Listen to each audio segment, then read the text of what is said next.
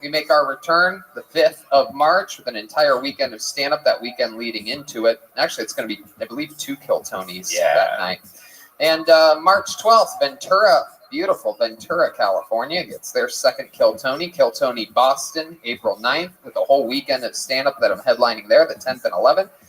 And after Kill Tony Boston, it's Kill Tony Austin. April 25th, Moon Tower Comedy Festival. We make our return there. You may remember our last time there, a gentleman on mushrooms attacked Jeremiah Watkins. So they gave us a couple years off of that festival. We were a little too crazy for them. We're Texas, but we don't like it that crazy. You know what I mean? Come on, give them a couple years off. It's crazy. It's been a calendar.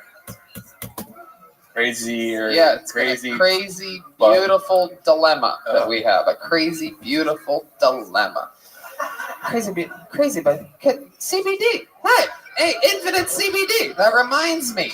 This episode's brought to you by Infinite CBD, which is here to help you stick to your New Year's resolution. If you're in the gym like Red Band and you're feeling sore, get their Freezing Point topical cream. It's great and easy to use. And I know from personal experience, whenever I apply the topical cream to any sore muscle, and I have lots of muscles, it immediately starts to feel better. Or if your resolution is to get more sleep or work on your anxiety, Infinite CBD has products for you. Yeah, not only they have lotions, they have gummy bears, they have a bunch of different kinds of products. I like the lotion. I like it when Tony rubs it on him and myself.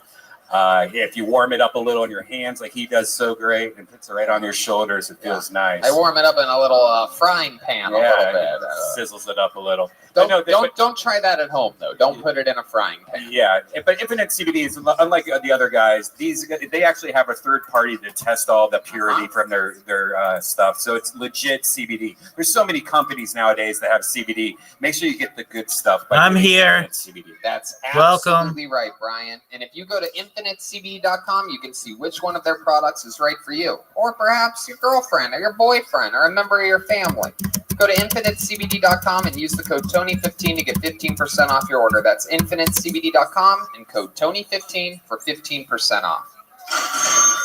And also a special shout out to the Lyric. This place is, I guess what we could say is they basically take major famous buildings and skyscrapers in major cities, and they turn them into luxury apartments. And we formed a little bit of a partnership with them. A guy named Michael hit us up from Lyric and hit us up on social media, and we followed up with him, and he said that he wanted to put us up to just try his place over a hotel or over a fancy Airbnb. And we tried it. We absolutely fell in love. We're staying at a Lyric right now. There's one in Houston, Texas. It is unbelievable. It's right next to the baseball stadium, too. So that you just go out on your balcony and you just see the high ceilings, giant windows from ceiling to floor. It's unbelievable. Highly recommended if you guys ever want to get out of your house or something like that and stay at a place like some type of like weird Houston honeymoon bullshit or something. Stay at the Lyric. Look it up. Go to lyric.com. There's no promo code or anything. We're just big fans of them. Not even an official sponsor, but where we just absolutely believe in their stuff. And it makes Airbnb look like an Air POS. That's what I always say. You know what I mean? And by the way, the barbecue we had makes a hotel look like a no-tel. And the barbecue we had was incredible. That was from the pier in Texas. The pit room. The pit room. Unbelievable. We are just as fat as we've ever been. Some of us more than others. Hey, I hear those joints cracking. Some Infinite CBD on those things. Anyway, we're here. This is about to go down. You guys ready to start the show? Very good. Well, there you go.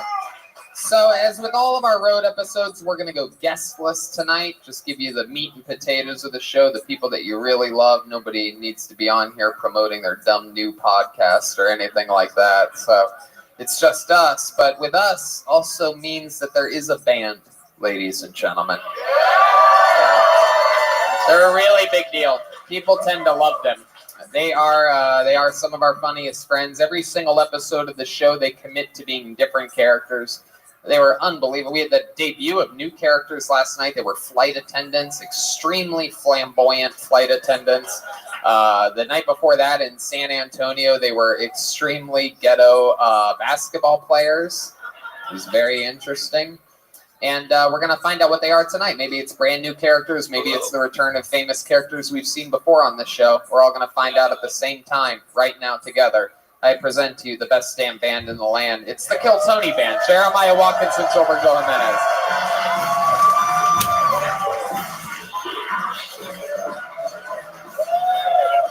Oh, look at this.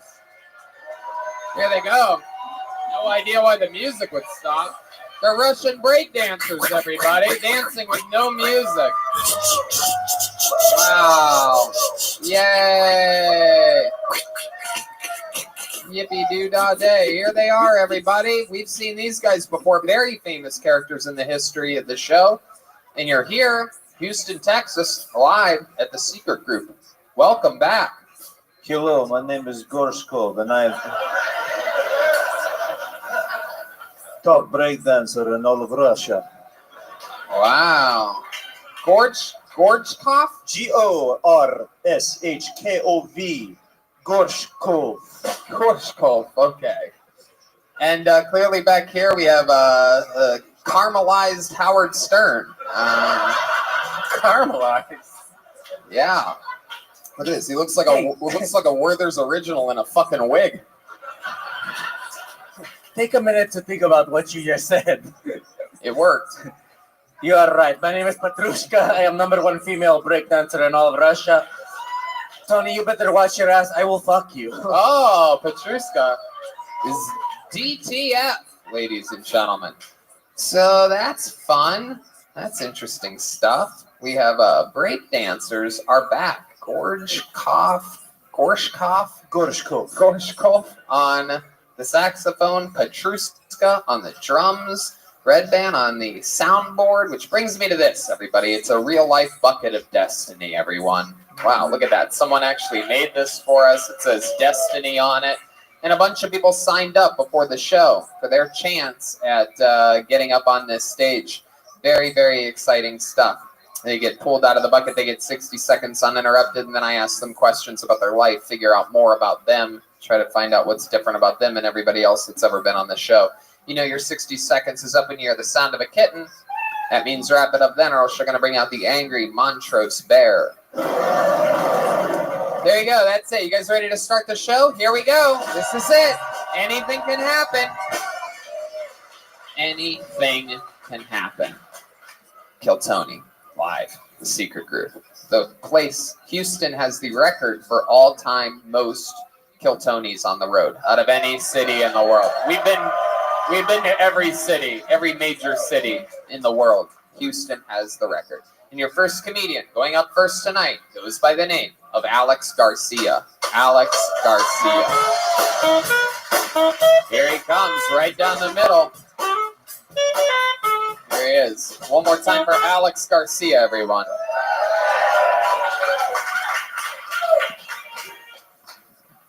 There is nothing worse in this world than when a girl tells you she has a boyfriend for no reason. When you're not even interested. It happens to me every day. It happened to me every day. I'm like, hi, nice to meet you. I'm Alex. She said, oh, hi, nice to meet you. I'm Kimberly. I said, oh, hi, Kimberly. It's nice to meet you. It's a nice day out. She said, oh, it is a nice day out. My boyfriend loves the wind.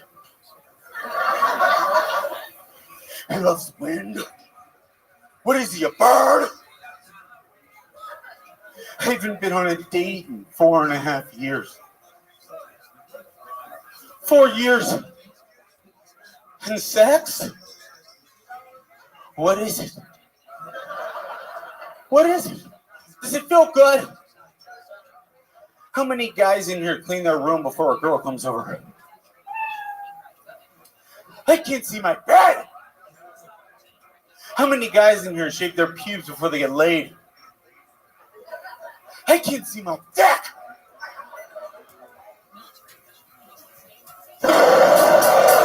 All right, Alex Garcia bringing out the Montrose Bear to start the show. Hell yeah. All right. So, Alex, let's talk about it here. Welcome. You wanna go first, Gorshkov? Yes, I don't know how to put this other than I am from Russia, and even me was sad during your set. Yeah, it's hard to make a Russian sad. I don't know if you know that. But We are always sad, resting sad face. Oh, that's right. You made me sadder.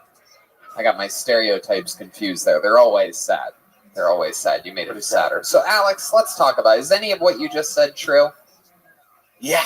Really? Yeah, I haven't been on a date in like 5 years. Why is that? Do you really think? Not trying to be funny, why do you really, in real life, think that is? Should be an easy answer. Yeah, I'm kind of awkward. So when it comes down to it, I just kind of always ruin it. Kind of awkward. That is the understatement of the century.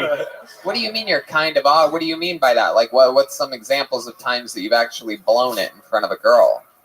Every time. So, like what? What do you do? What I don't has know. happened in the past? It gets awkward, and then I Like what? I Like never know what to fucking say. what? I'm I never asking know you what for to an say. example of what is awkward. You answered it by saying it gets awkward. You fucking fuck. Can I use last night? Last night. Here we go. What Yeah, happened last see, night? Are you pointing at a girl right now? Yeah, I was talking to someone. You pointing to the girl that's next to this fucking actual tough Russian guy? Whatever. So I don't real care. Russian here. Stand up, look I at don't these care. people. Take a bow. Wave to the audience. You, sir. Yes, Yeah. you. Yes, Football you. player. Look at this Yes. fucking guy. Big guy. You're pointing at the girl sitting next to that fucking guy. no, I was just someone around there. We Yeah. call But it's just like, okay, so Sitting next to Andrei Arlovsky from the UFC. we call him Bear Claw in Russia. So what happened last night with this girl? Tell me. no, about nothing. It was just like I was like, I don't know, should I walk away? She said, well, if I wanted you to walk away, I would tell you, or I'd go to the bathroom or something. And then I just said, well, I don't know. It just like kind of, I'm really awkward. I it. never. God, you're a fucking pussy, bro. My God. When's the last time you actually had sex with a girl? I have never had sex with a girl.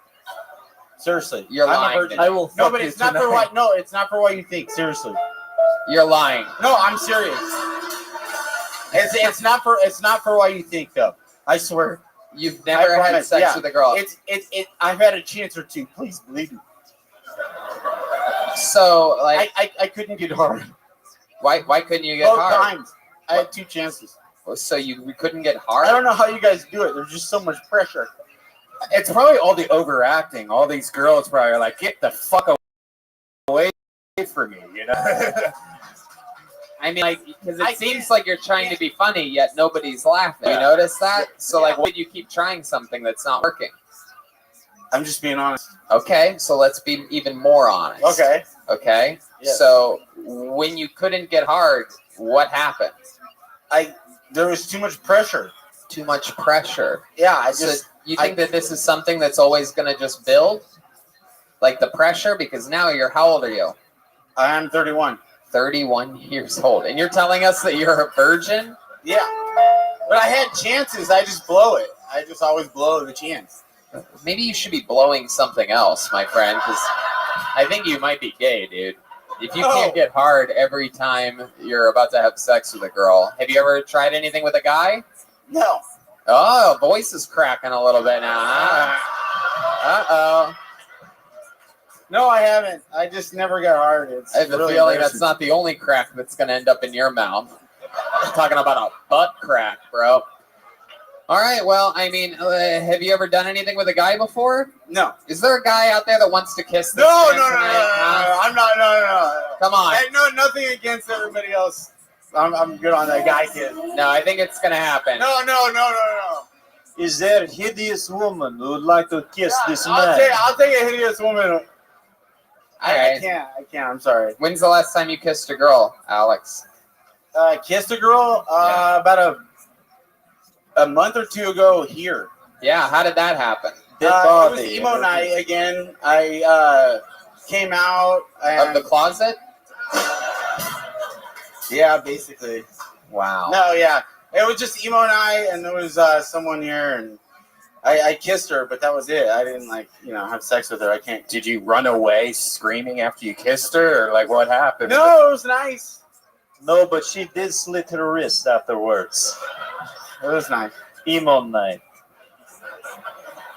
I can get close very good, but I just... Alex, are you from Houston? No, I'm actually from Glendora. From what? Glendora. California? Yes. Okay. What brings you to Houston?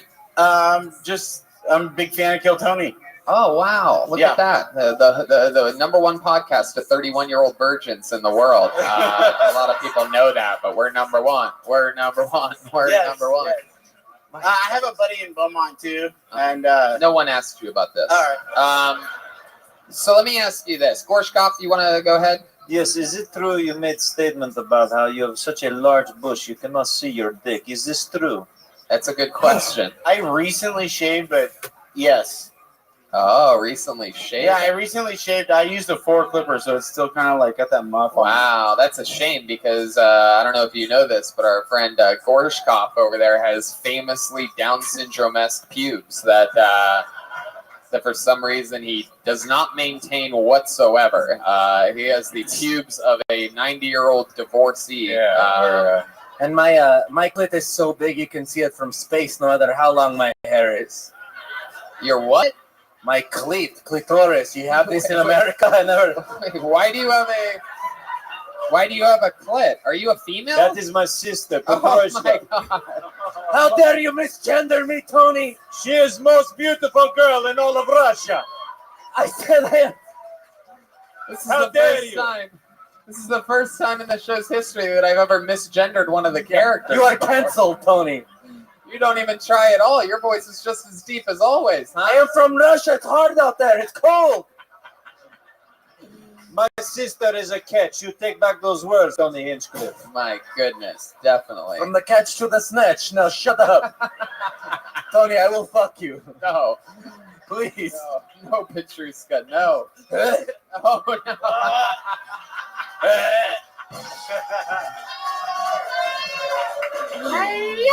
The crowd goes wild. Petrushka showing signs of old Daryl from North Carolina. You know this guy? I have no idea what you speak of. If I'm allowed to inform everyone, Alex, you shut the fuck up, dude.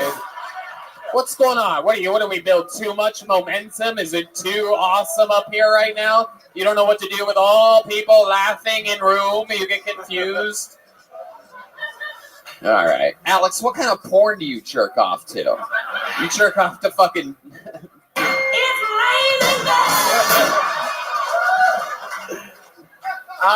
just, you You're know, thinking about it too hard. I don't believe anything you say. Jagger. Uh-huh. Yeah, okay. Yeah. I bet. Is that when people watch your stand-up comedy? Yeah, that's what gagging is, Alex, you fucking dimwit. You joke thief. All right, Alex. I Well, wrote that. well, you tried your best here today, Alex. I do believe that.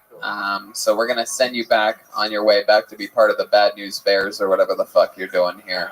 Thank you. But thanks for traveling all the way to Houston. I mean, you did it. We found out a lot about you. Let us know. Tag us in something if you ever end up losing your virginity. For sure, I will. Definitely. Thank There you. you go. There he goes, Alex All Garcia. right. Thank everybody. you. You guys have a nice night. He's on Instagram. Alex, Gurciv, all one word. Hey, look at that. That chick just gave you money. What the fuck? Look at that. That was wild. You owe me that for stealing my joke. The things women will do for you to never bother them again. It's incredible. All right. Hold another name out of the bucket. You guys having fun yet? All right. Put your hands together for your next comedian. He goes by the name of Ethan Felsky, everyone. Ethan Felsky. Here we go. Let's see what happens here. Oh, he's getting up. Here he comes. Come on, Houston. Good and loud for Ethan Felsky.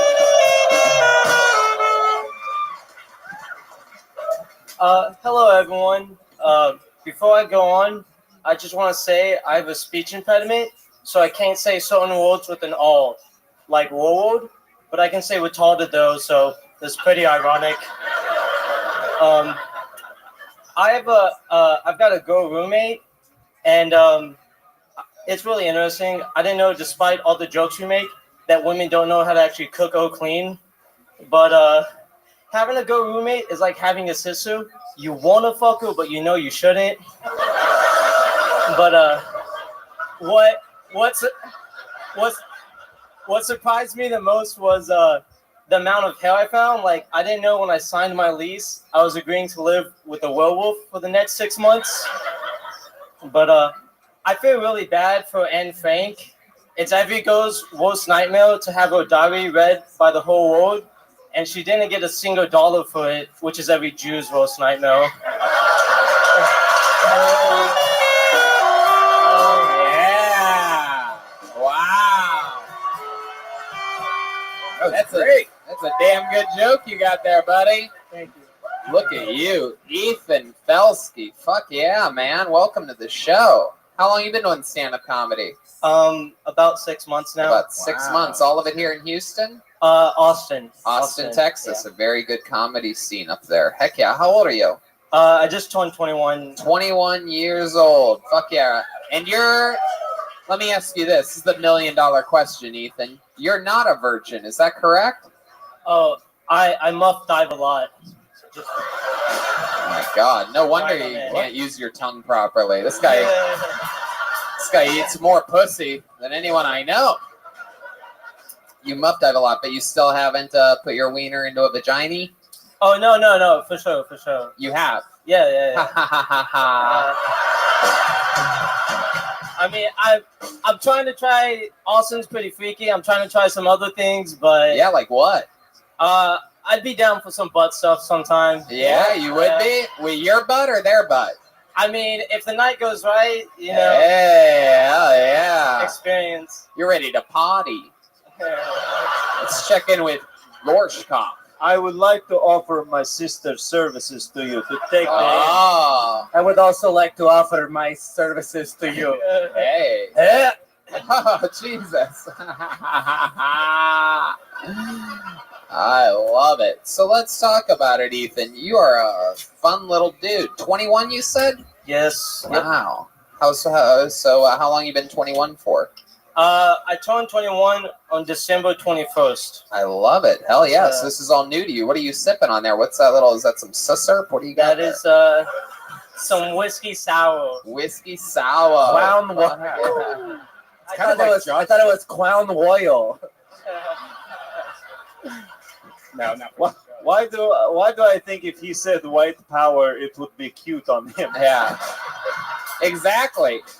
He can even say the N-word and get away with it. No hard R's going on over here at all. Yeah. You ever do it? You ever say the N-word before, Ethan? This is recorded, so I'm gonna say no. Oh, okay. Hell yeah. You're from Texas. I do. I've been trying to do some raps lately, though. Oh yeah, you do some rapping? Can we hear some of your raps? You want a beat? Yeah. You want Joel to lay down a beat? Oh, okay. Hey, it ain't no debate.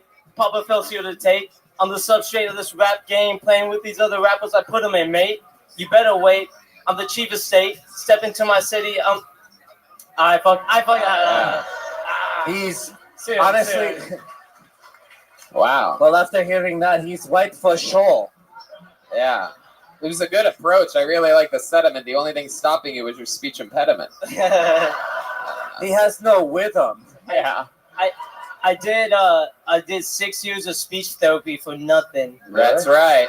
They Money in said, the give me bank. that money. Hell yeah. They used to call me a wiggle.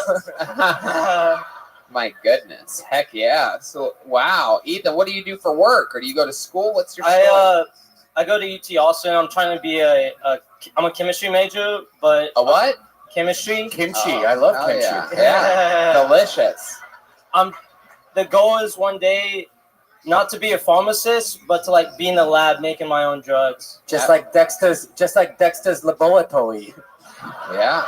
Absolutely. I love that show. My goodness, Ethan. Wow, how exciting is that?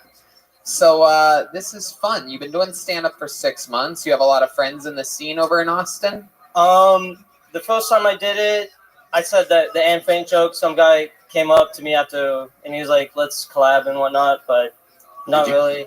Yeah. Not in the stand-up scene. Uh-huh. Do girls find your speech impediment like sexy? I bet it They- probably helps, right? They do. I usually say I'm from like England or Australia. Oh, like you're. And Hey, yeah. Look at you. You're a world traveler. Yeah. Who I are was these a- I was a retarded doctor. girls you're hitting on? My goodness gracious. Wow, this is so funny. Ethan, so 21 years old. What else are you doing with life? We very rarely get 21-year-olds on this show. I mean, hentai takes up a lot of my time. What does? Hentai? You familiar? I'm not familiar at all. Kind of. What is it? Say it again. Hentai? Hentai. Yeah, like Is that tentacles. Like like Asian cartoony porn? yeah, I'm just for the plot. You don't actually. I jerk off to other stuff. Oh, like what? What do you jerk off to? I actually don't like watching porn. Oh yeah, Not. you don't watch. You don't watch a lot of porn. I get pussy, so I don't. Damn, I I don't love really it. have to. You know what that's like. We just got word Alex Garcia has killed himself. Ethan and his accent pushed him over the ledge, my friend. There it is. He's in the bathroom. He's in the bathroom cutting off his tongue. You think this might help? I can't see my dick no more. I have so much pubic hair. I can't even see my bed no more, Moses. I thought I love everybody else was from Australia. I'm from Glendower. Fuck yeah, Ethan. So you have brothers and sisters? Yeah, my brother actually got me this ticket to come here for my birthday. Oh, that's cool. Fuck yeah. What a cool brother. Did he come with you? Nah, he's got a wife, so he's just. Hell yeah. You came solo from Austin? No, I live in Houston. I just go to Austin for school and Oh, shit. okay. Does your brother have a speech impediment as well? Well, I don't know if I just found out I don't know if I should say this, but I found out the other day I have a twin sister. We're both we're 21. Wait, you just found out that you have a twin sister? But my brother is actually like my half brother.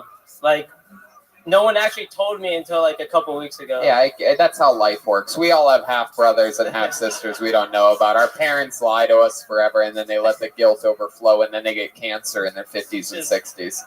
Let's check in with Gorshkov. Yes, what does your brother think of your sister incest joke? I haven't done any stand-up in front of my family, so when they see this, I don't know what to think. So you've always known that you've had a twin, right? See. But you just found out that your brother is only your half brother.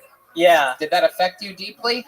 No, I didn't really care, to be honest. My mom was calling me crying and shit, and I thought like the dog had died, but I didn't really care. Like when she was like, "Oh, it's your half brother," whatever. Oh yeah, no one cares. But he came out of her vagina, right? Yeah. It's a different dad. Was she with your dad when that happened? Or was she cheating on him? Was it the milkman's baby or something? What are we talking about here? The way I see it is like she had the kid, and then my dad came from Chicago, and he was like, "I don't give a fuck." Like, right. I'll marry this. Let's just say it's my baby. How about that? And she's like, "Oh my god." That might be a little cuckish, but I don't know. Yeah. No, it is. Just kidding. Your father is cuck of the year. That's what they say. No. All right, Ethan. Well, unbelievable performance. Really good Anne Frank show. Thank you. Ethan Felsky, ladies and gentlemen. There you go. That's how the magic happens. Sometimes to get a ticket to kill Tony, you have to have your bastard half brother buy a ticket for you. 6 months. That's great. Yeah. Hey, it's a one-word name. Let's see what happens here. Put your hands together for Bronson, everyone. Bronson is next. Let's see what happens here. Oh, wow. Here he is. One more time for Bronson, everybody. So my cat needs a pill twice a day, and it's been that way a few years now. But early on in the process, this is how it went. I give him his pill. He'll fake swallow it, walk off, spit it behind the curtain, and then look at me like, "Go fuck your mother." And I could wear him down until he caved, but Now, he's on another level. I fear that I created what could only be described as a furry little David Blaine.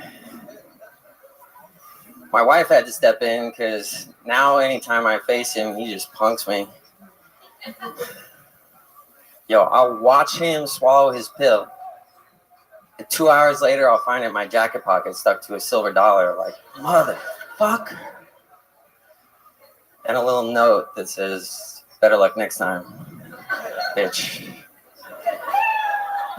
Wow, look at that, Bronson. Cute little joke you got there. Fuck yeah. Look at you. I like your style, dude. Thank you. It's not too often we have gay magicians on the show anymore. Wow, it looks like we have the flight attendants 2 nights in a row. Bronson. Gordon, what do you think about this guy? He's like a stretched out mortician. He does. He does sort of have that look to him. You had a good joke, though, man. I mean, you made that work for you. You're working beats in here. You're taking your time. You're executing it. How long have you been doing stand-up? First time. First time, everybody. Look at that. Wow. Very exciting. Sort of reminds me of me. Your appearance reminds me of me. You're like trying hard, even though the pieces don't fit at all together. You have like your shirt, you're like trying from the waist to the neck, and your pants don't fit properly. You have too much shit in your pockets. All shit you figure out as time goes on, but you tried hard from the waist to the neck. You have that cute little Michael Jackson nose going on. You have a little tiny nose. Has anyone ever told you have a tiny nose before? Can you smell things? Yeah, I can. You have a notoriously tiny nose. My nickname in middle school was Half Pipe. Half pipe? Because it looks like a half pipe. Oh, is that what it is? Let me see. Let's see your profile. Let me see. Whoa, look out, Tony Hawk. Here we go. Nah, that's fun. How adorable. That was your nickname in middle school. Did you get bullied? Yeah. Oh, you did? What else did they make fun of? Just that? Did you have any bastard half siblings or anything? Yes, give Tony more ammo. It was just one kid in middle school that like clung to that and his like crony friend. He's what? His like crony friend. Right, Like, right. bigger- Do you he's know, like let me ask you this. How old are you now? 31. 31. Do you know what now their lives turned out? Have you ever followed them or updates with them? You ever see them working at a Buc-ee's or anything like that? Or? No, I'm from the Bay, like up in California, but I wouldn't be surprised. Like our version of the Buc-ee's. Oh, okay, but you're 31, and these were your classmates? My guess is that maybe one of them's a fucking virgin. You know what I'm saying? Alex Garcia, 31 years old. Anyway, What is your cat sick with that you have to give it pills? His thyroid is all fucked up, so Okay. he takes methimazole. wow, everybody's having pussy problems up here tonight. You know what I'm saying? His thyroid's fucked up. What's your cat's name? Rocky. Rocky. You only have one cat? 2. My cat's name is Ivan Drago. All right. Okie dokie. What's your other cat's name? Bronson. Tiberius. But my fiance calls him, or my wife calls him Taco, and I call him Yos. Who calls him Taco? My wife. Oh, your wife. How long you been married for? My life. Just recently. But we've been together since 2012. Just recently, 2012. Very cool. Where'd you meet her at? New York. New York. What were you doing there? After college, I did a stint in San Francisco and then LA, and then I moved to New York. That's what the butler for the Addams family. And sorry, what was your question? I asked you what you were doing in New York, and then you Oh, told yeah. me that you lived in San Francisco and other places. I just moved there because I wanted to. Oh, Yeah. okay. How long did you live there for? A year, and then we met and we taught Asia in 2 years. Taught English in Asia for 2 years. You And taught then came back English to New in York. Asia Yeah. for 2 years. With her? Yeah. You guys went to Asia together to teach English. That's We awesome. did. Where? First in Korea for a year, and then in Thailand for a year. That's Oh, bad. wow. Look at you. Little Welcome, world Frosty. How are you, traveler big on dog? you, huh? Someone's not fucking half pipe anymore, am I right? Nope, just Well, about to go that's to bed. fun. What does she do for work? She's a high school teacher. She's a high school teacher. How's What your is she day going? teaching? World history, AP. Now, who had more trouble with ours, that last guy or the Asian kids you are teaching? That's a good question. Probably close. There you go. When you hear the word Asian, you know What you're going to get to percentage hear of the kids- amazing instrument of Asia. People That is do you a, think what do are they call buying that? themselves? No idea. Oh, there you go. Anyway, what ethnicity is your girlfriend or your wife? She's like Irish Catholic, Oh. like Scotch Irish and How about Italian. you? What's your ethnicity? Aiden A Ross Bronson? bunch is of fighting different things. On my 95% mom's side, of the I'm viewers right Scotch now. Irish and a little bit of Norwegian, and then on my dad's side, I'm Colombian, African American. Oh, shit. Look out. Big Cock Jenkins over here. That's right. And So, then let me ask you this. Any special skills or talents or any fun hobbies or anything that would surprise Right. us about you, Bronson? I'm rebuilding a 1972 Airstream that we picked up in Dallas. Just That's awesome. An Airstream? No way! All right. That's Most- awesome. Most of my like funny shit comes from like my time in Asia, though. Right. Weird shit that happens. Yeah. Like what? Did you do well on it? Like I went to a Korean bathhouse, which is pretty dope. Once you get over the like naked thing, Yeah. it's kind of weird at first. Uh-huh. But then they've got like all these like nice baths and shit, and They have baths? Yeah. At the bathhouse? yeah, Right. They but- also have Koreans there? Yeah. Was it in a house? All right. But I left my clothes on the bench, and I guess you're supposed to put them in a locker. Yeah, you Right. are. Came back out, No clothes. no. Oh, Yeah. shit. And Did they you got just spend those- the rest of your time in Korea butt naked? They got those little hand towels, so most of them are for the next like 5 minutes. I'm walking around with like one of those little hand towels. Right. Like, I can't even fucking read the signs and shit because it's Right. a whole nother. Oh. Oh, we've had a full power outage. Recording has stopped. This is the first power outage in Kiltony history. 2. So that says we're recording, but no audio is coming through the microphones. But we're just going to roll with it. We're going to reset the sound. We're going to reset the lights, and everything's going to be magical again. Very exciting. That's weird that we didn't have a power outage last night. There's no point in talking into the microphone because it doesn't work. No, but for later, for I when know, we I guess release so, it. but I'm still going to play to the live audience here. And we're back. Lights are out and sound is on, ladies and gentlemen. So I guess we are just a light board away from restarting the show. Should we do a special haunted house version of Here we are. Hello, everybody, and welcome to another episode of the show. Is the camera still rolling in the back? Look at this. The Yes. Kiltony Nation is lighting it up out there. This is incredible. It's like a bunch of little Peace. lightning bugs here Thank you, tonight. Big Dog. I very much appreciate How it. exciting is this? So, This is so cool. I've always wanted to perform during the purge.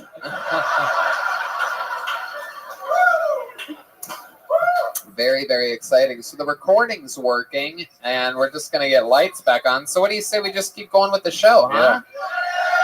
All right. How about one more time for Bronson, everybody? There goes Bronson. I like it like this. You guys just keep your phones up. This is actually a lot cooler than makes it interesting. Wow, this is actually pretty sweet. We should Yeah, that is do this awesome. all the time. Yeah, we should do this more often. Special lights out version of Kiltony. Yeah. You know what? If you want, just keep the lights out. We'll have them light the show for the rest of the episode. I'm kidding. I'm kidding. When you get the lights on, just turn it back on. All right, but we're going to keep it moving along since we have help from the A-team out there. Let's see what happens next. Put your hands together for Candy, ladies and gentlemen. Candy, everybody. Wow, she made the bucket, and she has gotten pulled up on Kiltony. Here she is. It's Candy, everyone. Yes, my name is Candy. It's spelled just like the stripper. Little about me. Diarrhea runs in my family. Girls aren't funny, guys say, so the only way I can get your attention is to talk about sex. So, here we go. My first orgasm, I was 7, and there was a tree in our front yard, and it didn't have any bark, and it was just like a smooth white trunk, and about 10 feet up, it was this Y, and it was my goal to always shimmy up and touch the Y, and then jump down. And one time I did it, my eyes went back, and it felt amazing in my happy place. And so I got off, and then I went to go play with my friends, and a couple times. That's officially our second ever power outage. Wow. Wow. How exciting is this? You know, I know you guys are used to it here in Houston, but this level of unprofessionalism is new to us. It's so exciting. I know that to like win baseball games, you guys have to hit trash cans and things like that. So, you know what I mean? Now I get it. That's fucking right, you cheaters. You fucking pieces of shit. Let's go, Dodgers. Wow, and we have sound now, and yet again no lights. This is incredible. I love it. Can I just say this is the funniest comedian I have ever seen? All right, I didn't Candy. finish my joke. You want Yeah, we want to finish you that wanna last finish joke. it? There you Yeah, go. I'll finish it. Yeah, So, it's all good. This is a memorable set, no matter what happens. woo! It's like Spirit Airlines in here. Damn. Ew. So anyways, couple times. Finish the joke you were Yes, doing. sir. No Yes, sir. riffing at this Sorry. part, Candy. Oh, go ahead. That was another Candy, joke, but no, go anyways. ahead. Go ahead. So sometimes that would happen every time I would climb this tree, and then I would roll my eyes back and have a happy feeling between my legs, and then I would go play with my friends, and man, I wonder what that tree's up to nowadays. That's it. Fuck yeah, Candy, ladies and gentlemen.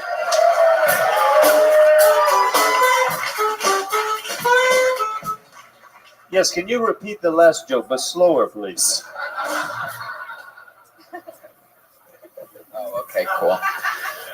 All right, Candy. So let's talk about it here. How long have you been doing stand-up? Tony, I've been waiting 3 years for you to pop my cherry. Whoa! Look at that, Candy talking dirty up First here.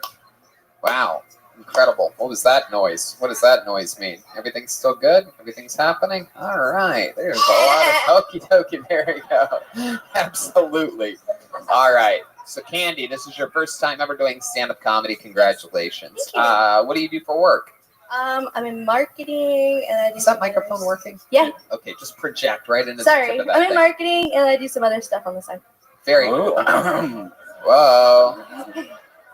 Uh-oh. Red Band would like to know your side hustle Yeah. immediately. If there's Yeah. anyone I know that fucking loves candy, it's this guy. So, Sweet, sweet Candy. I'm not a cam girl, sorry. oh, I look know, at that. That's fun, Candy. So, what else about your life? You married? Have a boyfriend? Anything like that? I'm divorced. Uh-oh, look at that. How exciting. How long were you Happily married for? Whoop, I was- whoop, whoop, whoop. Wow, our third ever. This is incredible. Everything is still rolling with the recorder. So for those of you listening to the show, listening to the pod, okay, and the sound is back on again. Wow, how exciting is this? This is a master class in what's called rolling with it. Is it- everybody? Is the power going out everywhere else, or just Yes. No, it's going out Okay. everywhere else. So went out in the green room for Oh, you just a just did? second, about 10 minutes before the show started. I noticed this, and I crossed my fingers that it wouldn't happen during the show. What is that? Another one? It appears as though we have a very extra special episode of either that's what's happening, or Alex Garcia is pulling the transformer out of the wall connected to the building. That really could be. This is so cool. I've always wanted to perform at a Backstreet Boys reunion concert. Tell Very me why. All right. So have you ever thought about becoming a cam girl? Okay, Yeah. Brian. There you go. It makes it so much worse in the dark when Red Yeah. Band asks these questions. So disgusting. fun stuff, Candy. You have kids? I do. Yeah? How old are they? I don't want to tell you. You don't want to tell me how old your kids are? No. Oh my goodness. Why is that? Because it'll give away my age. Oh, come on. In this lighting, you look young as hell. I look great in the dark. They're 17 and 18. 17 and 18. My goodness. Look at you. Someone was fucking 19 years ago. Let's just say our women do not age as well in Russia. Oh, yeah. Wow. So 17 and 18. That's awesome. And I just met this big guy like right outside. Oh, look at that. Hey. Bear Claw, way to go. Alex was really sweet. You kind of look like Daisy Duke from Dukes of Hazzard. There you go. I'm Red Mexican. Band's not afraid to show his age at all. Hey, you know, you look like the guy Booker from the Three Stooges. You know what Twilight's own character you remind me of? I've never seen a woman in color before.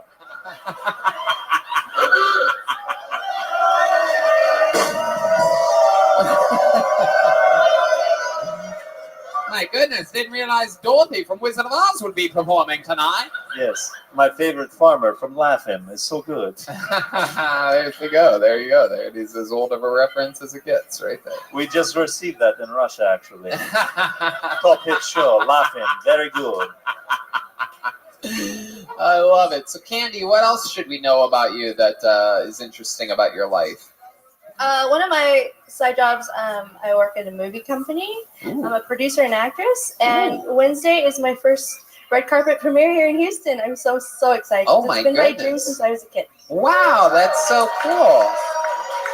My goodness, and let's face it, when you were a kid, they hadn't even started making movies yet. So, no, I'm kidding, Candy. It's funny because you showed vulnerability about your age. That's why it's funny. I'm proud. See, that's how life works. You show Yes. weakness, and then life attacks those weak points. Yes, Sith Lord Hinchcliffe, praise upon you. Yes. Only now in your final hour do you realize the true power of the dark side. Anyway. Candy, so much fun. We haven't had a lot of ladies up the last few days. They seem a little bit scared to sign up for a show like this, but not you. Fearless. You've been listening to the show, like you said, for years, and you signed up, you got up, you plowed through it, you went through trials and tribulations. You'll never forget your first time doing stand-up comedy. Power going out, sold-out crowd, Houston, Texas. There she goes, Candy, everybody. Wow.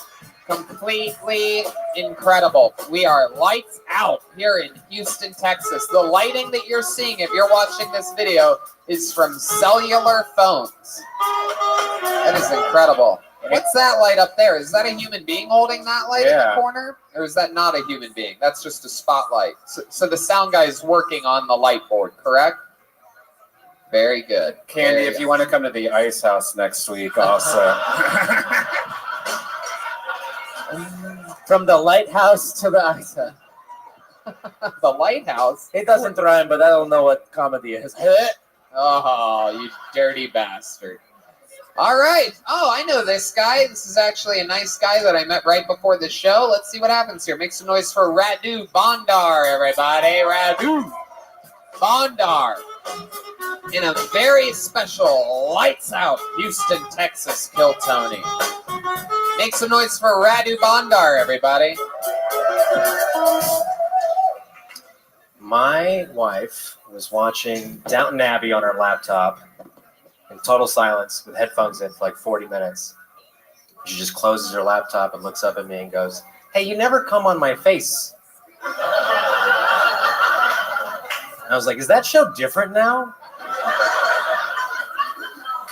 And she's like, "No, I was just thinking you're kind of a pervert and she's never really asked to do that. I thought it was kind of weird." And I was like, "No one's ever asked me to do that." And then she goes, "I thought when we first started dating, you came on my face once." And I was like, "No, wasn't me."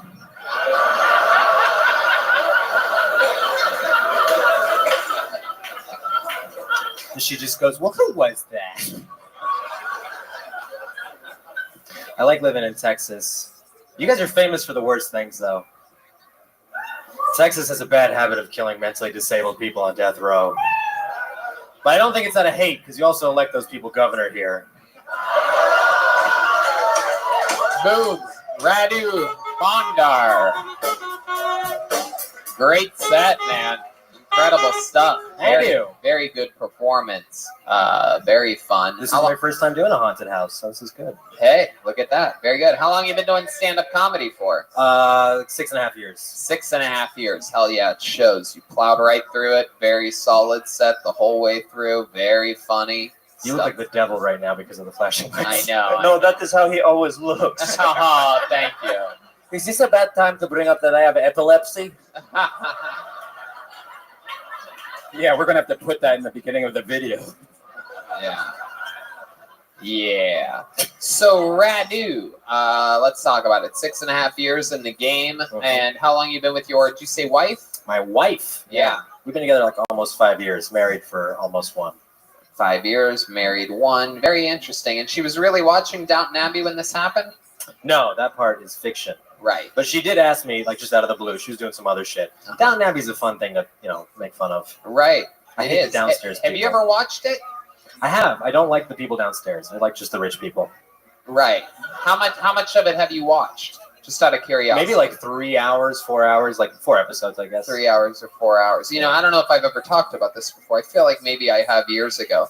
But a little fun fact is that the writer's room for the Comedy Central Roast, that's a little bit different now. It's evolved because of diversity and shit like that. But at least a few years ago, it was a room filled with the most monstrous, devastatingly hilarious, unbelievably edgy, crushing writers that you can imagine. It was these veteran writers that have only been writing mean jokes their entire lives. Yeah.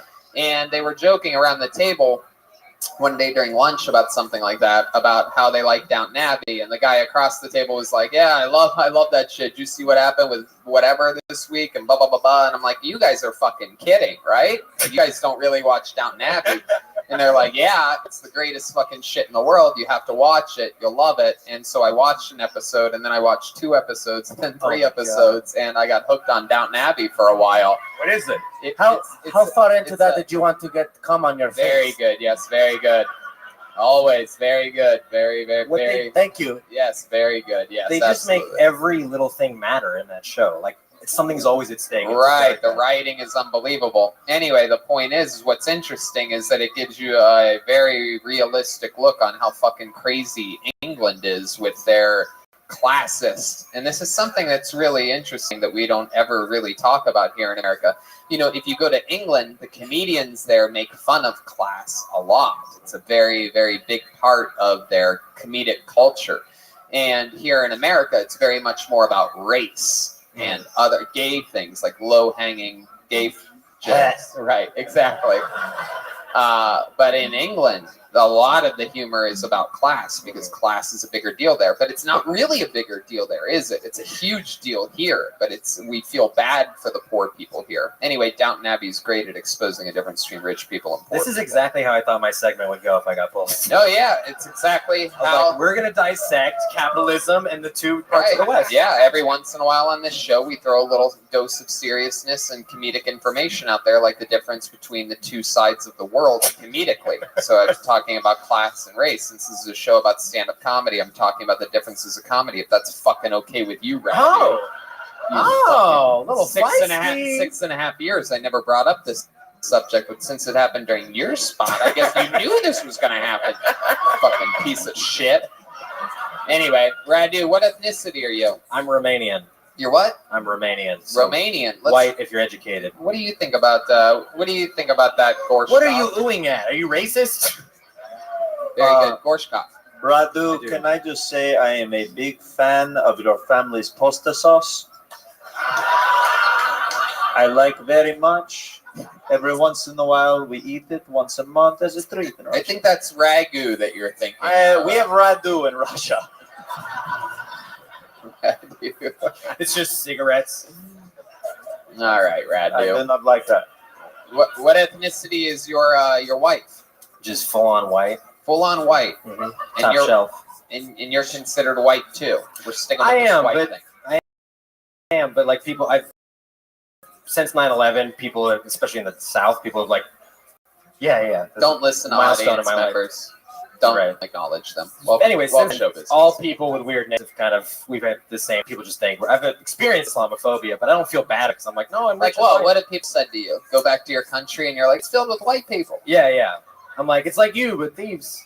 Right. I had, in 1 week, I had someone be Islamophobic and then anti-Semitic in the same week. Oh, someone thought you were Jewish. Yeah, which is Yeah. a What great did they compliment. say about you? What was the? I was being mean to a security guard, and he didn't know what to say, so he yelled, "Go back to Jew York" to me, which I'm not from New York or Jewish, but it was a nice compliment. I'm like, wow, thank you so much. Where are you from originally? Just Romania. Oh, you were born there. I was born in that shit, yeah. Oh, okay. How old were you when you moved here? 3. 3. And was that a weird transition, you think, for your parents, Romanians, straight to Houston, Texas? It was incredibly difficult. They came to a place where everyone's like, what the fuck are you? Look Right. at you. Right. Like, just talking, my parents felt like shy and weird all the time. What language do they speak in Romania? Romanian. It's their own language? Yeah, Wow. it's actually it's a Romance language. It's like Portuguese or Spanish or French. Can you speak a little bit of it to us Sí, here? pues, chibre sus pon. What? Chibre sus pon. That means, what do you want me to say? That was like a one word, dude. Say like a sentence. No, or it's just something. fast and ethnic, but it's a bunch of different things. Say like a full sentence. Wow, I love that. Who the fuck is that cool black guy over there? That was perfect. 99.999% of the time I hate audience members saying actual words during the show. That was the 0.00001%. Nothing beats that. You just can't beat that. A cool black guy in the corner going, he can't speak it, he lying. Do you speak Romanian? Shut the fuck. Don't speak to him like that. Don't you talk to my new best friend in the room like that. You go back to your country. Yeah. Now, I don't know much about geography, but is Romania near Hulkamania? Yes. Yes. Huh? Yes. Oh, what is that? Oh, Petrushka. Whoa. My sister is very attractive woman. Wow. We went from a ragu to Prego here real quick. All right, Radu Bondar. Well, very, very, very good set. Very impressive and great during the interview part, except for the moment where you got a little bit smarmy with That's me. how it goes. But there he goes. Radu Bondar, ladies and gentlemen. He's on social media at RADUBONDAR, all one word. And Candy is Music Girl. MUZIKGURLL. Yeah. Can't tell if the lights are on now or if they're just kind I of. think they're struggling with We the lights. we died 30 minutes ago. Yeah. This is like a zombie outbreak outside. That's right. That's what it could have been if Iranian missiles worked.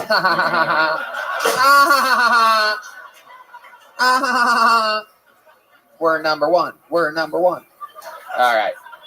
Pulled another name out of the bucket. Make some noise for Jared Hawley, everyone. Jared Hawley. Let's see what happens here. Is anybody out there? Jared Hawley. Oh, here he comes.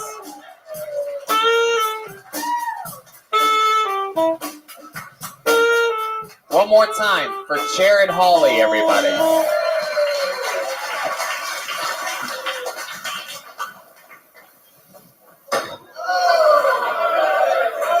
My bad.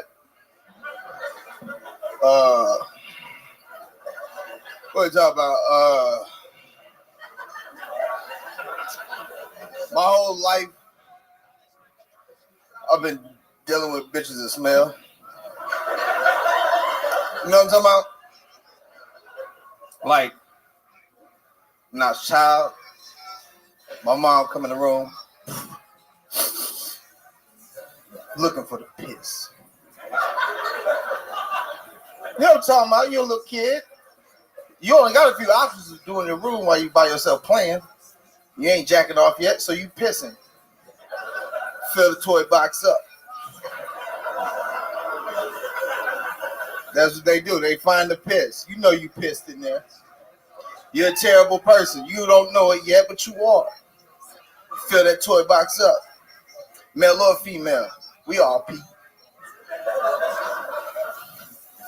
And then you become an adult. Jared Holy, ladies and gentlemen, he did it. Squoze a minute, 14 seconds into that set. Hell yeah. Just put that anywhere you want, Jared. Fuck yeah. Absolutely. Yeah, right. Hell yeah. Welcome to the show. The rare homeless man on Kill Tony. He's been out back standing next to his barrel of fire. He was able to come in. Welcome, Jared. How are you? Doing fantastic, Doing sir. fantastic. Welcome to the show. How long you been doing stand-up? You have a gun in that pocket? What's going on over there? Is that pointed at me right now? Yeah. Just kidding, Jared. How long you been doing stand-up, my friend? A couple years. Very cool. Well, okay, good enough for me. How old are you? 34. 34. What do you do for work? I don't got no job. I know, but I just wanted to ask. Why would I, look, if I had a job, why would I tell you? Why would you tell me? Exactly. Right. Why would you answer any question that I ask you at all? I'll answer most of them.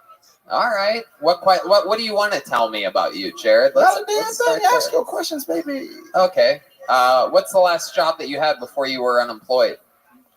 Shit, what I do? I sold cocaine. Oh, very good. Was that a good business for you? Did you get in trouble at all ever? No, it was cool. That's cool. How long did you do that for, if you had to guess? 10 years. 10 years. Damn. But you don't do it anymore, but you won't tell me what you would do if you did do it. Yeah, because it's like, that's the thing. I stopped a long time ago. All right. Hell Never yeah. did it again. We Hey, all believe you. we all fuck up. What? Hey, shit. Hey, look. I could have did better.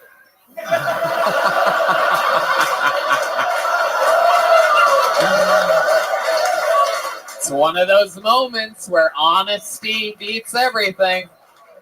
You could write and write and write. You can't come up with, no one could come up with anything funnier than I could have done better. That's great. Hell yeah. Hitting a vape pen. Absolutely. No.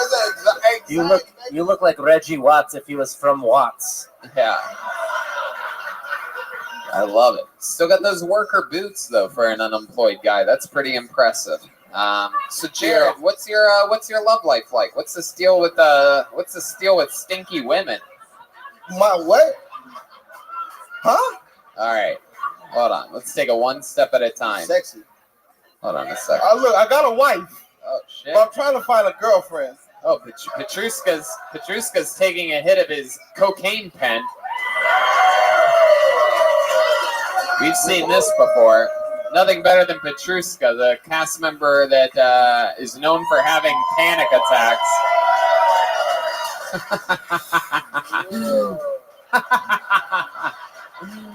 I love it. So, Jared, what's your love life like? You have a girlfriend? Oh, yeah, I got a wife. Oh, yeah? How long you been married for? Since August. That's cool. Where'd you meet this girl at? Fuck, when I meet this bitch. I don't know, I met her. It was cool, man. I met her in Austin, Texas. Yeah. This is shaping up to be a beautiful love story.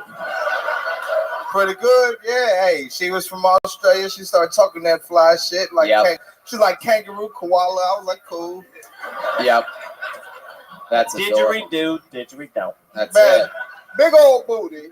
And that's when you visited Australia. You lit your typical fire in a dumpster. It fell over into a koala sanctuary, and then you came back here, right? Yeah. There I started that fire. Absolutely. There you go. That's what I was there for 6 months. When I left, the next thing I heard, this shit was on fire. Goddamn right. Absolutely, Jared. You have any special skills or talents? You play music or do any acting or anything like that? Or No. I mean, every now and then I smoke a bunch of weed with people. Oh, that is a very I'm special real good at skill. smoking weed with people. Like, you know, anybody next to me, if I got weed, they can smoke weed too. This is true. I just did it with him. That's true. This guy tells it like it is.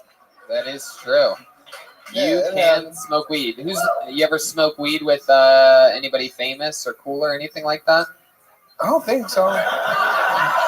Eric, wait. Eric, Petrushka's off the table on this one. Go ahead. Yeah. My sister is doing her mating call. What's it called? What's Danny Brown? Danny Brown, yeah, Smoke weed that's a with good Danny one. We Brown, smoked weed with Eric Danny Brown Andre. before. Eric Andre, good Actually, I one. don't know if that dude smoked weed with me. I just know I was smoking a lot of weed around him. That's right. That happened. He might have smoked. He might have not have. Who's the other one? The one Ron Funches. He owed me 50 cents for a blunt. Wow. You're holding him to that, huh? Yeah. Oh yeah, I'm petty. Wow. That's incredible. Actually, I don't care. One time I smoked near a TV. Yo, TV. A Cadillac's famous. All right. I love it. Wow, Jared. So you have yourself a little Australian wife, huh? Yeah. That's cool. Has she ever done anything different than anyone else that you've been with in the bedroom where you're like, whoa, Australia, they're crazy? Anything wacky like that? She wants to peg me. She what? She wants to peg me. She wants to peg you. Yeah, we she wants to actually peg learned me. what that was recently. on this show. Yeah. I told her no. Uh-huh. But I mean, look, man, I'm in for the long haul. If she can wear me down, good for her. Wow, look at that. You know? That's, again, brutal honesty from Jared Hawley, saying that perhaps over time she could convince you. Hey. Wow. Do you think that, what do you think about, maybe there's a way to do this where you would start small. Has she ever stuck like a pinky in your ass or anything like that? You got to wear me down. She's got to wear you down. Yeah, You can't yeah, even get yeah. near it yet. She gets Yeah. halfway down your gooch area and you're like, da-da-da-da-da. Yeah, like, no, look, you can lick my ass, I don't mind, that changed my life. But, Wait, she did that? She did do that? huh? She did that? I mean, every time my asshole been licked changed my life. My God. I bet. I can't imagine how dirty it must be back there. So, Actually, man, you'd be surprised. I don't know.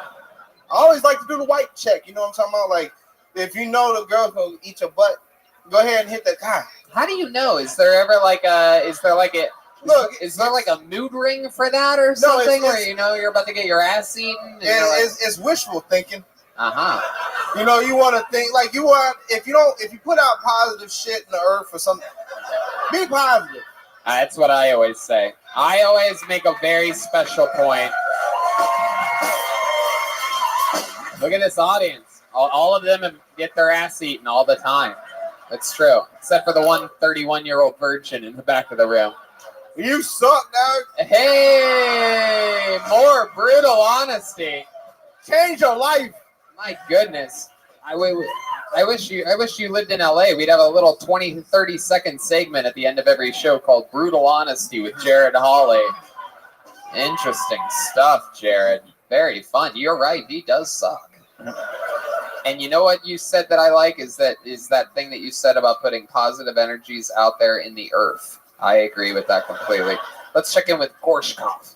Yes, there is an ancient Russian proverb that goes, if you put out positive energy into the universe, eternally you'll have your asshole licked.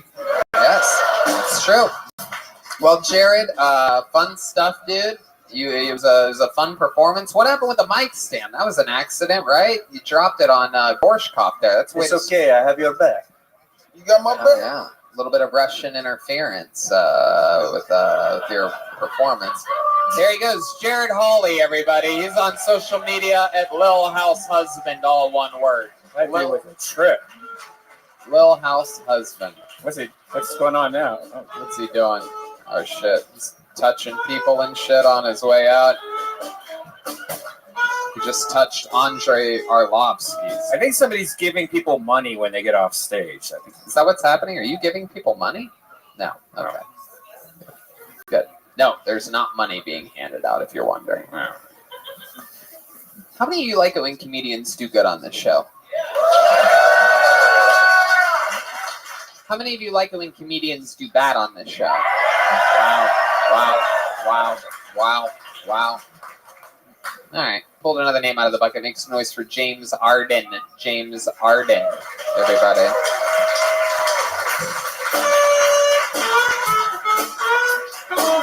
Where's James at? Is he coming? Is that him? Oh, shit. Look at this guy. Real Texas dude coming on stage. Fuck yeah. Here he is, everybody. One more time for James Arden.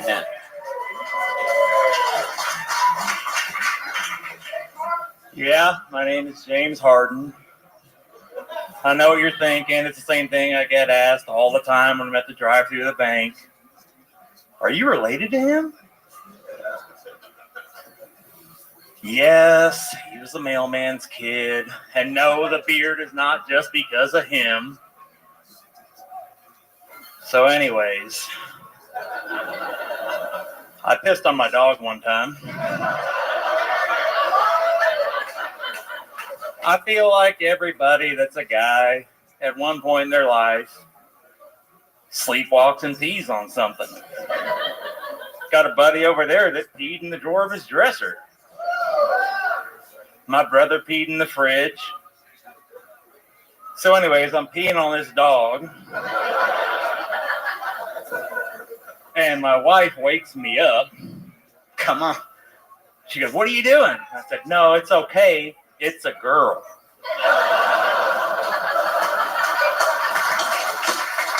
My goodness. Wow. You really peed on your dog, dude? Oh, yeah. A God. Great Dane. Wow. Look at that. Was the dog like licking it up, or was it just? Oh, The saddest part is he was literally just laying in his bed in the corner of our room, just Ooh, fucking he taking. liked it. He liked it. He's like Arf Kelly.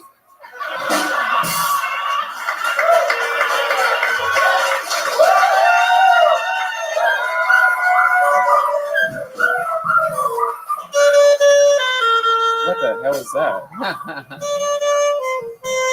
All right. Hey, think about it every night and day. Spread my legs and press away. All right, back to James Harden. And I messed up your name because your H looked a little bit like two A's back to back here, but that is interesting. James Harden in Houston, Texas. Except I spell it right. Right. Not like those people spell it. You know what I mean? No. I don't want to make my one friend mad at me, though. Be careful over here. I can't see him. Is he still there? All right.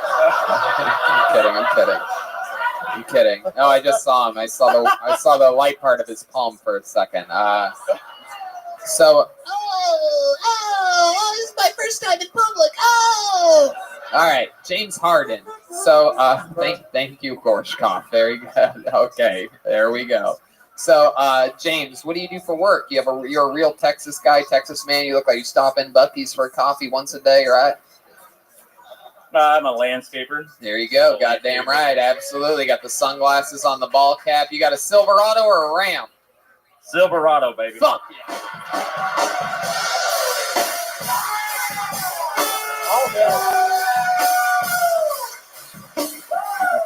Are you a Silverado guy? Goddamn right. You know, a lot of people don't know this, but I live a secret double life. I live in Texas sometimes. I just have a little place here. I got a Silverado. I got a couple black friends and float the river. You know what I mean? Sometimes I just do some window washing at a Buc-ee's and go about my rest of my day. You know what I mean? Piss on a dog. You know what I mean? It's kind of stuff Texas dudes do. You know what I mean? I go down to the pit, eat some brisket, put it on some cornbread, whatever the fuck. Anyway, so James Harden, what do you think's the most Texas thing about you? What's like you got the landscaping, you got the Silverado, but I want to know what you think because there must be a lot that we don't know about you. Like, what's the manliest man thing about you? Well, I like to say that I'm a real man of my word, and just wait. There's more to this. So it came to fruition one day when my buddy bet me that I wouldn't tattoo my nipple black. And you said you're a man of your word. But I said, I'll do that. Yeah. But you've got to get a black dick tattooed on your ass. Oh. And then what happened? No fucking way. No fucking way. No way. Oh my God. Baking soda. Wow. Wow. Look at you. Fucking Nipsey Hussle over here. Goodness. Old Yeah, well, is your friend here by any chance with the black dick on his ass? Oh, of course he is. He is? That's why Really? I brought it up. Bring this guy up here. What's his name, James? Cody Spears. Cody Spears, ladies and gentlemen. Here he comes. Be careful. Help him up. Help him up. Help him up. Help him up. Help him up. There you go. Hell yeah, Cody. Fuck yeah. God forbid. There you go. Thank you, Gorshkov. Thank you, Gorshkov. Thank you. Hell yeah. God forbid you leave your beard down by your seat for 1 second. But hell yeah. All right. Cody, I got bad news for you. We all need to see that black dick. You know what I'm saying? I know. Oh my God. You gotta be kidding me. You gotta be fucking kidding me. Wait, what's going on? What's this debate? What's this Tom Brady like huddle going on over here?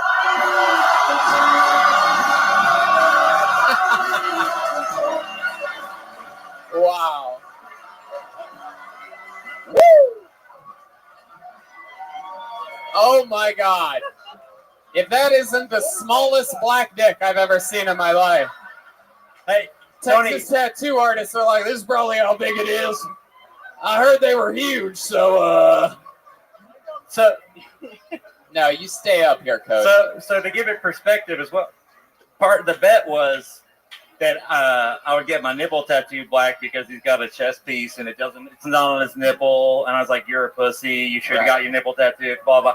So my thing was like, you're going to get a black dick. But then I was like, wait, let's put some rules to this. So that's actually 6 inches of shaft. Wow. With balls and a vein. Because that was all part of the bet. vein. I thought it was a circumcision scar. What, Cody? I want to hear what this fucking do. Face the audience, Cody. Cheat towards the audience. I thought the vein was a little much, but I agreed. Yeah. Because we were drunk under the conditions of the actual bet. Right. But the actual bet itself was stupid. Oh, this is But awesome. We made it completely official because we wrote it on the back of a CVS receipt and signed it.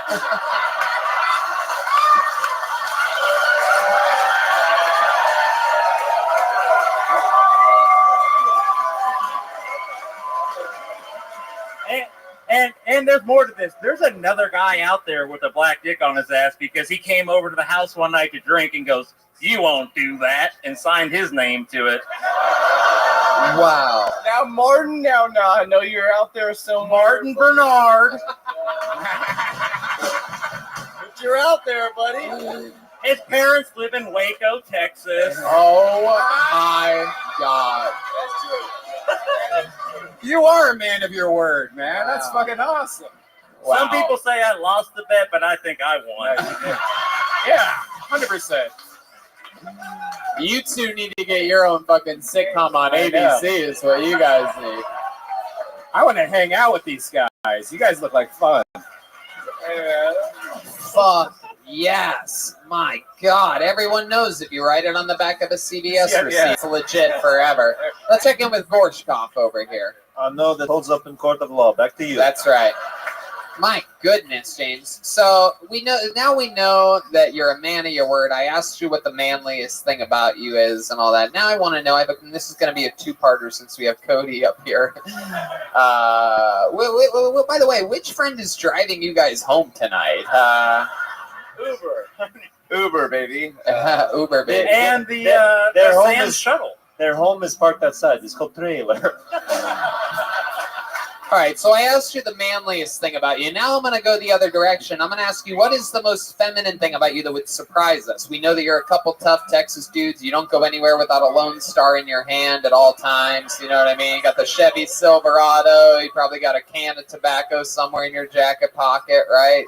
So what's something that would surprise us on the feminine side of you guys? What would we be shocked to know that you guys like to do, or something about you, or something that you've done before? Like an example for me is I've plowed through almost, oh, look at that. He's grabbing the mic. Like I said earlier that I watched every episode of Downton Abbey and enjoyed it. So like, what's your guys' version of that?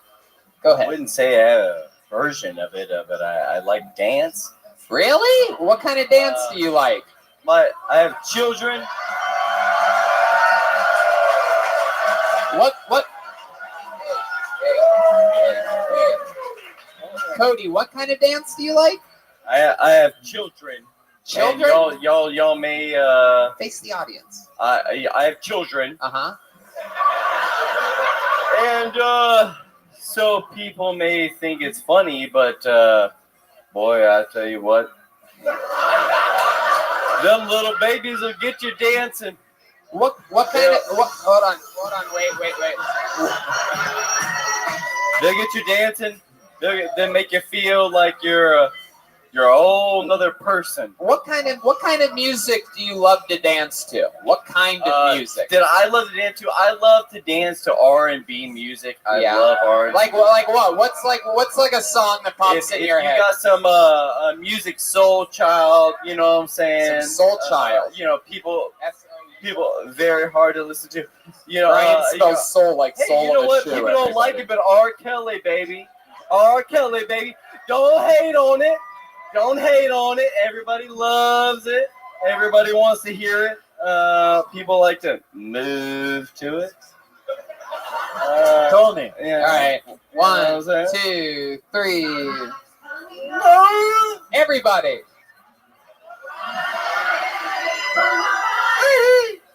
My body is telling me Oh.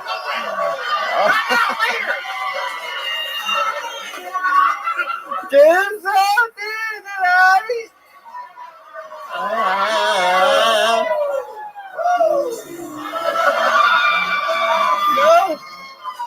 No. You don't like the ass eating? Hey, Tony. We want to see some of your dance moves. Yeah, dance. Let's check in with Gorshkov. Yes. My sister Petrushka and I would like to officially challenge you to Oh!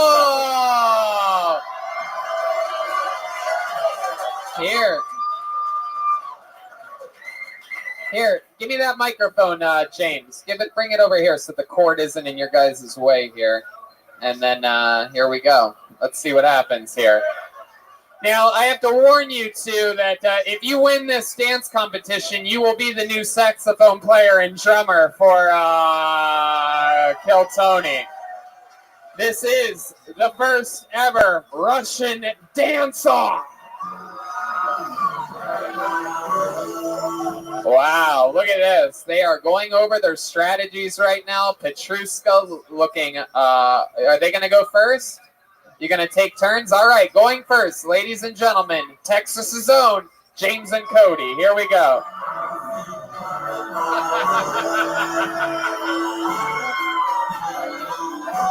Two Texas tough guys going at it right now. They're twirling each other around. Camouflage baseball caps. There's a beer. Whoa. Oh, they said it's your turn. 2, 2, 3, 4, 5. They just switched it up. They said it's their turn. All right, defending their throne. This is the first time we've ever actually seen the Russian breakdancers truly breakdance. We're here in Texas. The two Texas tough guys just put on a hell of a show. Let's see what happens. I present to you, defending the throne, Gorshkov and Petrushka.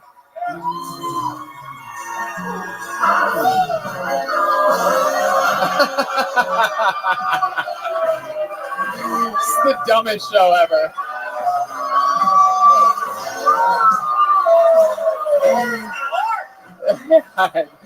Oh my God, wait a second. Oh, wow.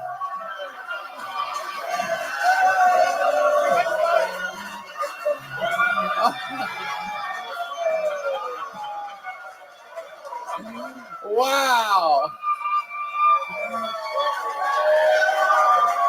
My goodness.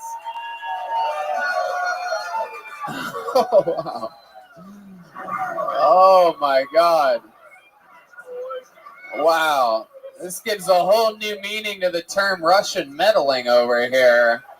My God. Incredible performance.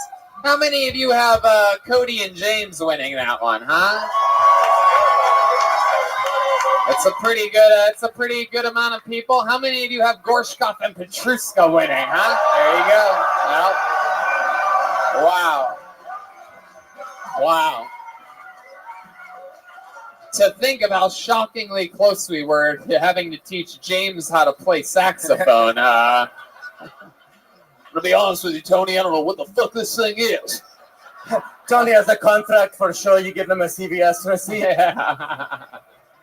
I love it. Can I just tell you from a logical standpoint what is going on with the talk before we started dancing is my sister Petrushka, when we were planning the dance, said to me, I'm going to pull my pants down and you start doing me doggy style.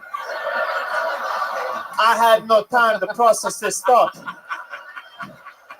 I started doing it and I brought shame to Russia immediately.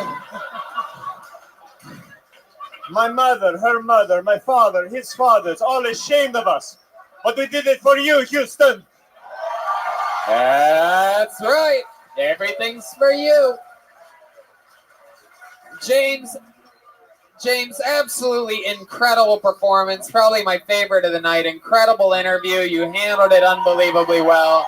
Cody, fucking beautiful, man. You guys are awesome. Thank you so much for coming out. How about another hand for Cody and James, everybody?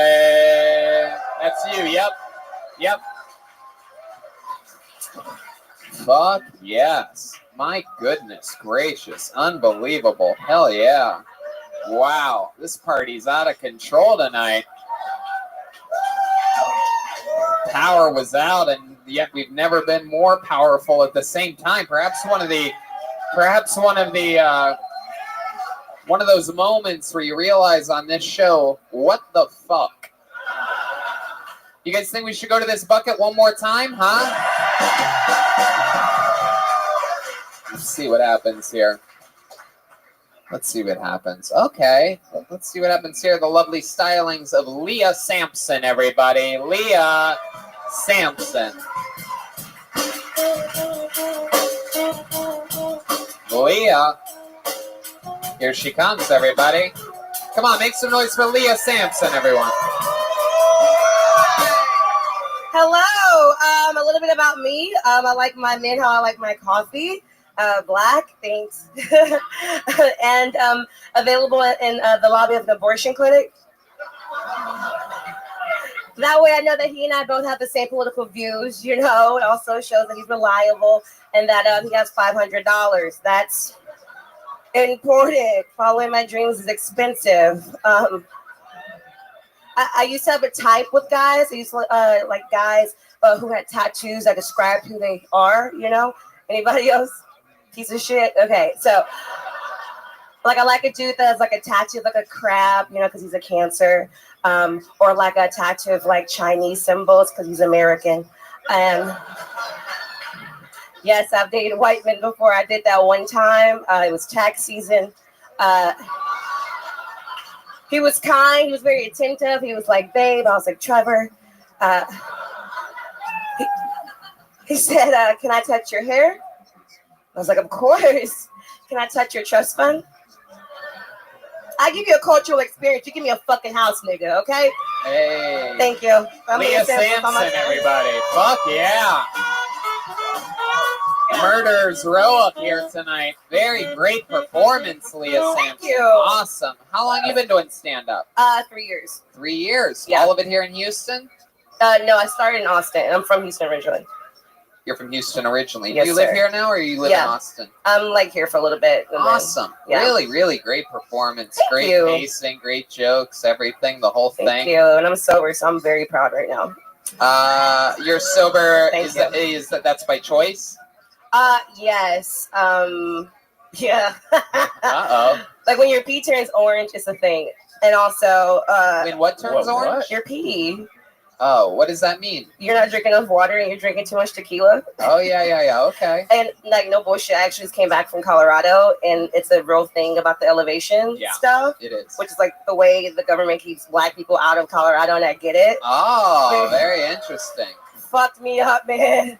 White girls are breathing, I'm dying. It was a mess. Like I drank like 3 glasses of wine in one shot of tequila, which is like a Monday, and I was done. Like, Yeah. fucked No, up. that Growing is- up, it was bad. That is an interesting theory about black people in It's very Colorado. true. It's true. There's only 5 black men in Denver. They call them the Nuggets. Oh. It's a hacky joke. It's as hacky. Aren't they as all it light skinned though? So it's like kind of. gets. I guess so. Yeah, you know, white people all think all black shades of black. Yeah. What kind of guys are you into? Just black? Dick. Whoa, look at that. Let me ask you this. How about dicks tattooed on asses? Are you into those? No, I'm kidding. Okay, that whole situation like took me back to like 2014, Leah. You know what I'm saying? Like, Was that your first abortion? Uh-oh. Call back. She's what do actually you mean? thinking about it. It doesn't But make there's so many. What are you talking about? it doesn't make sense. That's It what doesn't. That's what he does. Okay. So is that true though? Have you had an abortion? Well, You don't- define abortion. Fun abortion. Plan B. Oh hell yeah, that's like Tic Tacs for me. Hey, goddamn! Aren't But he you? pays for it.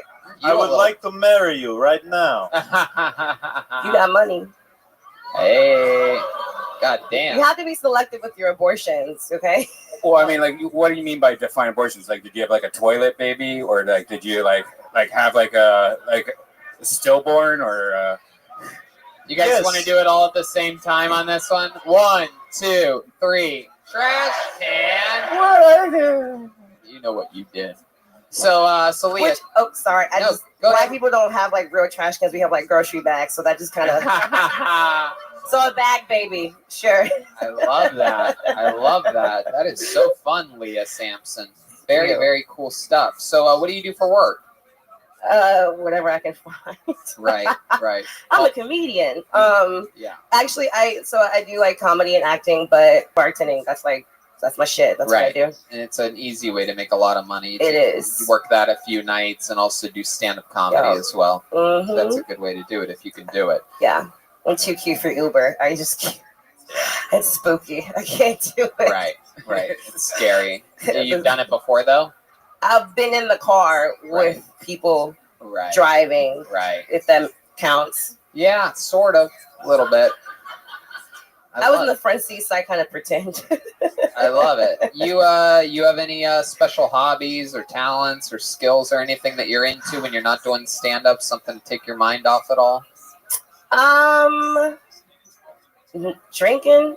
I don't know. I do weird shit. Like I do my own nails. You know, because like I'm poor. This girl Yeah. wild. I dance. Uh-oh.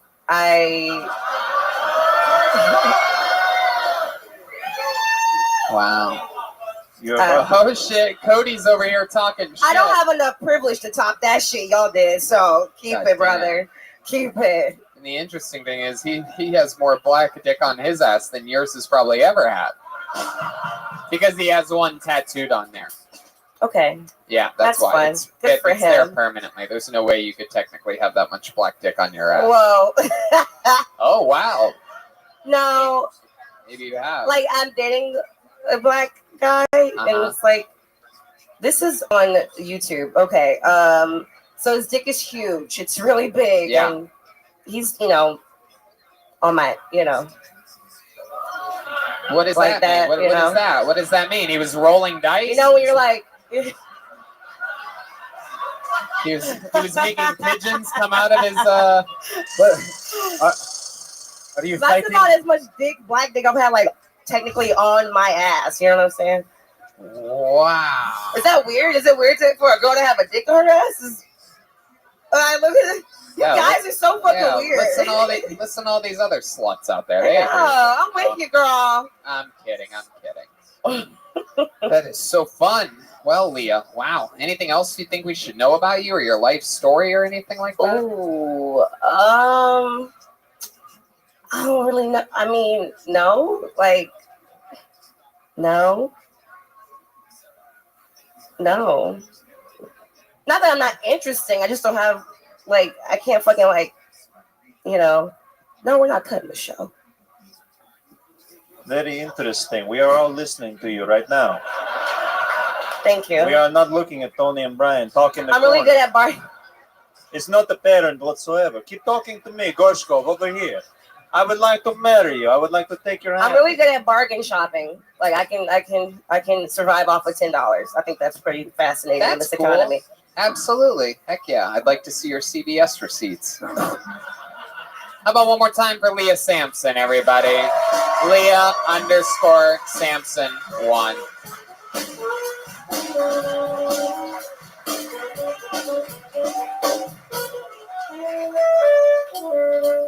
Normally that's where we would end this show, but we had an entire caravan of people fly out here this weekend from where they're from and respective places. And out of this giant group of people, I met a young lady last night who signed up for the bucket. They went to San Antonio and both shows here in Houston. She didn't get pulled out of the bucket, and I would just love to see her. She's very excited to try stand-up, I do believe, for her first time. What's that name? What? Banties? Brandy. Very good. Brandy what? Brandy what? Brandy Banties. Well, let's do it, ladies and gentlemen, shall we? Put your hands together for Brandy Banties, everyone. Here we go. Magic is about to go down. Here's music coming. The band is helping, I do believe. That awesome Baby Shark song that everybody loves so fucking much. Everybody loves it. Hell yeah. Here she comes. Ladies and gentlemen, Brandy Banties, everyone.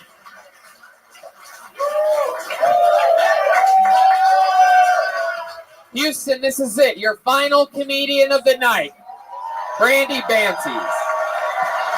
Give me a second.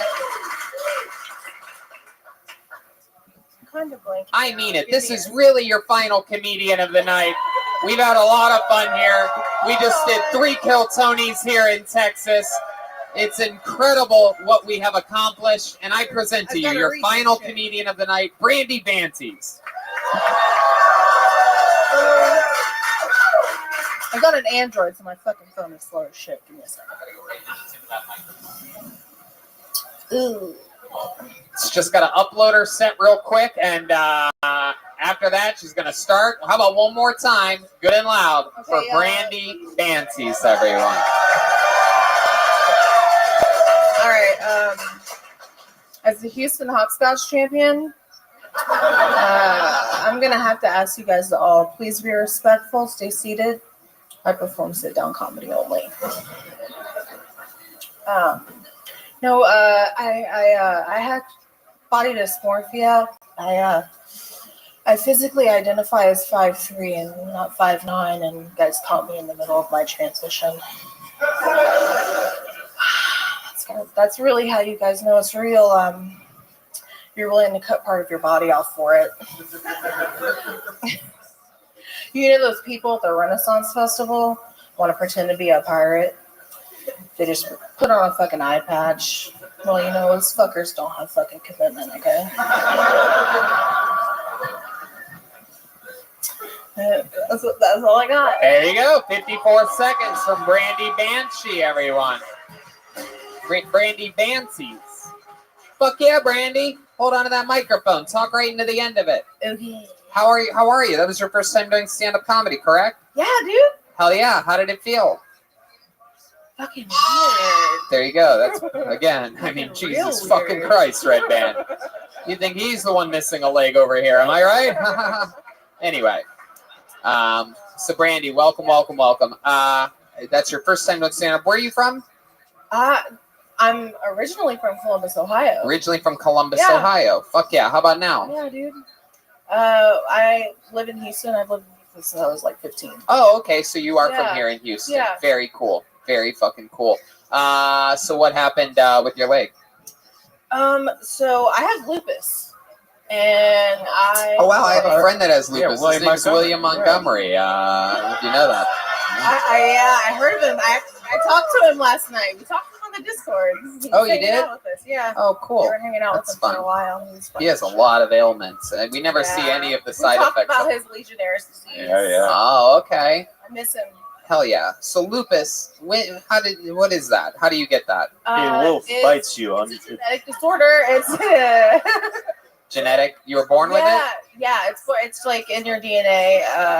And it'll show up for no reason. Uh-huh. It's an autoimmune disorder, so basically your autoimmune system attacks your body. Right. Yeah. Right. so- Hell yeah. That's interesting stuff. It's fucking cool. My body kills itself. Fuck yeah. Absolutely. Better your foot killing itself than other parts, right? Right? I've already got one foot in the grave. That's right. What did you do with your foot? What? What did you do with it?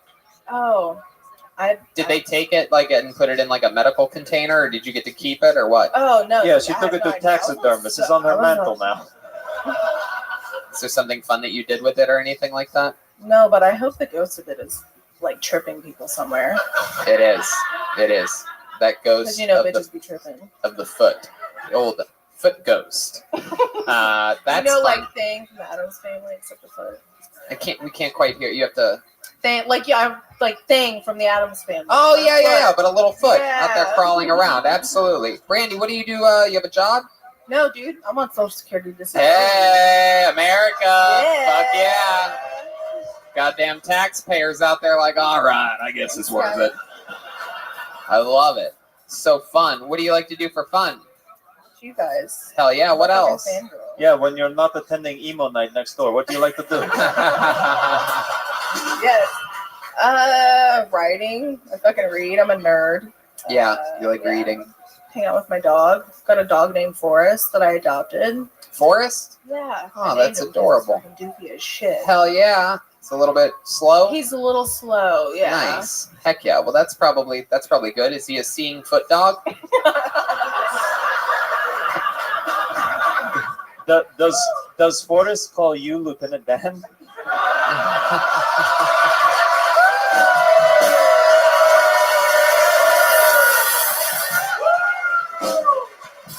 Yeah, and when I got my Social Security disability, he said I didn't have to worry about money no more. Fuck yeah. What's your love life like, Brandy? Is there someone? I am on Tinder. Whoa, on Tinder. Hell yeah. Look at this Catfish City over here. No, I'm kidding. I'm just kidding. Nothing better than some of that good old Houston catfish. You know what I'm saying? No, I love it. That's so fun. Is that an interesting thing that comes up like on dates and things like that? Like, I mostly just troll those fuckers, dude. You what? It's so fun to just troll those fuckers. right. Like, Absolutely. it's really just. But you meet up sometimes, right? Yeah, sometimes. What happens? You just sort of like, you're like, just come to my place. I'm already under the covers in bed. Just come on over and fuck the foot out of me. You know what I'm saying? They're like, I noticed you only have only left shoes on your doormat out front. She's laughing. You fuckers better be. If she's laughing. Okay. Typical Kill Tony diehard fan. The best senses of humors. And you guys, they run a whole thing. They're super, super, super extreme Kill Tony fans. This whole group that has been hanging out, that have been coming to all the shows here in Texas together. You're with the group that some of them flew from, what is it? North Carolina and a bunch of other places, right? You guys have been having fun together. And that's why I wanted to get a chance to get you up here for your very first time, giving it a try. You told me, I met you last night. You told me that you wanted to try it. So we figured, why not? You know? Yeah, and if you guys watch Kill Tony, like if you ever watch us live, check out the Discord app, check out the Kill Tony group. It's a There really you go. good group of Absolutely. people, and it's Come fun. hang out with us. Heck yeah. It's like a watch party. Hell yeah. You guys have a leg up on all the other Kill Tony fans. You know what I mean? Let's check in with Gorshkov real quick. Yes, my favorite dirty website in Russian is pornnub.com. Hey, poor no. Oh my goodness gracious. There's guys that are into things like that, right? Yes, his name is Gorshkov. Hey. I love it. Well, Brandy, thank you so much for coming up here. You're amazing. We're so happy to have you. Brandy Fancies, everyone, closing out tonight's episode.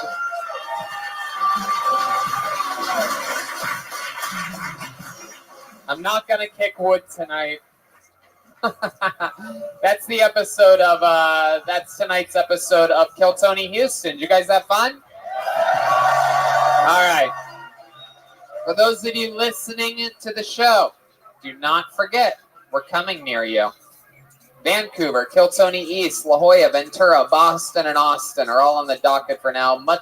Many more announcements coming up for 2020, and the state of Kill Tony is strong. Strong as a bull. How about one more time for the great Jeremiah Watkins, everybody? He's headlining now. He's a fucking headliner. Catch Jeremiah Watkins headlining shows in Buffalo, Syracuse, Alabama, all in the month of February. JeremyWatkins.com for tickets. He's also going Tahoe, January 16th. He's got a new episode of Jeremiah Wonders out with Pete Holmes. Of course, he's Jeremiah's stand-up on social media, but you know that because you listen to every episode of the fucking show. He's Jeremiah Watkins on YouTube. Anything else, Jeremiah? Thank you for the opportunity to be here. There you go. Absolutely. And is there a lovelier lady in this world than the beautiful Petrushka? How about one more time for the great Joelberg Joel Jimenez, huh? He's mostly sorry on social media, all one word. He's an official Ludwig artist. Anything else, Joel? Close out this Texas weekend? Houston, it's been fucking so much fun. We love you. Thank you for coming out. We love you. We love you. We love you.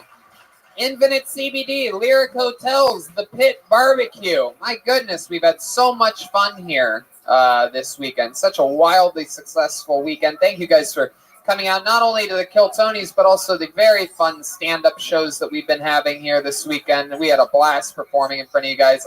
It's no secret, I absolutely love Texas. We come to Dallas, Houston, Austin, San Antonio multiple times a year, many times more than we go anywhere else. And that's because you people are real fucking people, real Americans, real good human beings of all different shapes, sizes, colors, smells, everything. Gorshkov? Do we want to tell them how we're doing the meet and greet? Yeah, sure. Ryan J. Ebelt drew specific Texas Kill Tony posters. If you weren't here last night and didn't get one, you can buy them. You can get a picture with us. We are also selling Kill Tony pins and Tony Hinchcliffe pins. If you want to take a black Sharpie and draw a mustache on the pin for no additional cost. And we're going to be doing that meet and greet on this stage. So it's immediately after the show. Make a single file line, and we're going to do it that way or something like that. And we're going to get through it all together. If you don't want to, go out that way. But if you do want to, we'll see in a bit. Get a picture and a handshake and whatever. Yeah, and I want to give a shout out to our regulars, William Montgomery and David Lucas. They have a new podcast together that I produced called Brothers in Cursive. So check it out, deathsquad.tv. Thanks a lot. That's right. And we also have a third regular, Michael Lehrer, who has his first ever regular spot tomorrow night live at the Comedy Store with Pauly Shore. So keep listening, and that episode's going to start right now. Good night, Houston.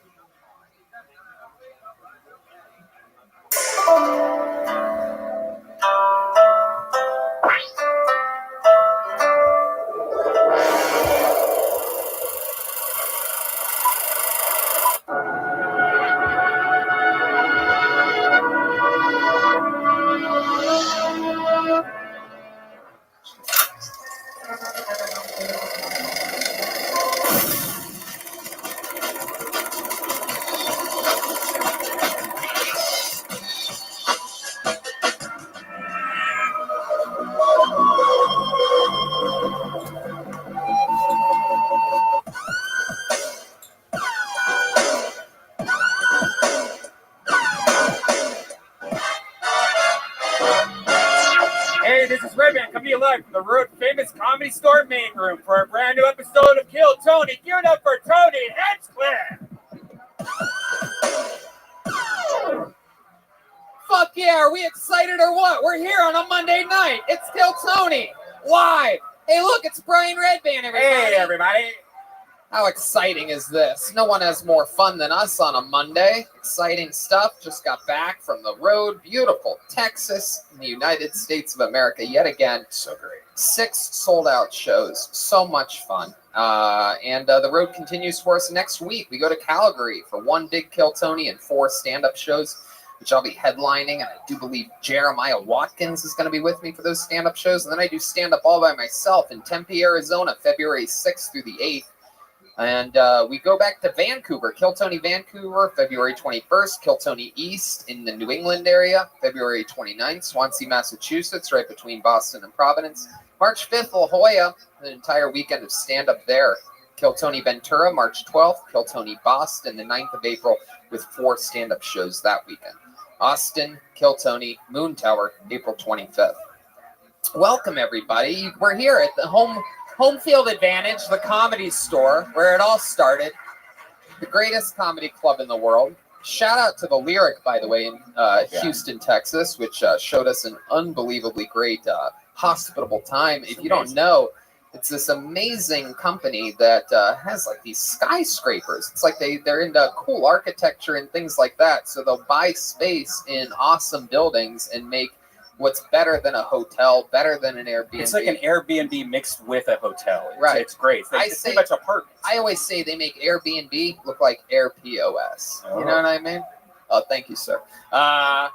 Vito's Pizza, keeping us stuffed up here on Mondays. I'm going to tell you, I'm going to be honest with you. I'm a little Italian boy from a little Italian neighborhood, and I really, I love pizza, of course, but here in LA, very hard to find. Everybody always says this Joe's down the street is great. Oh, it says New York on this sign. It must be great.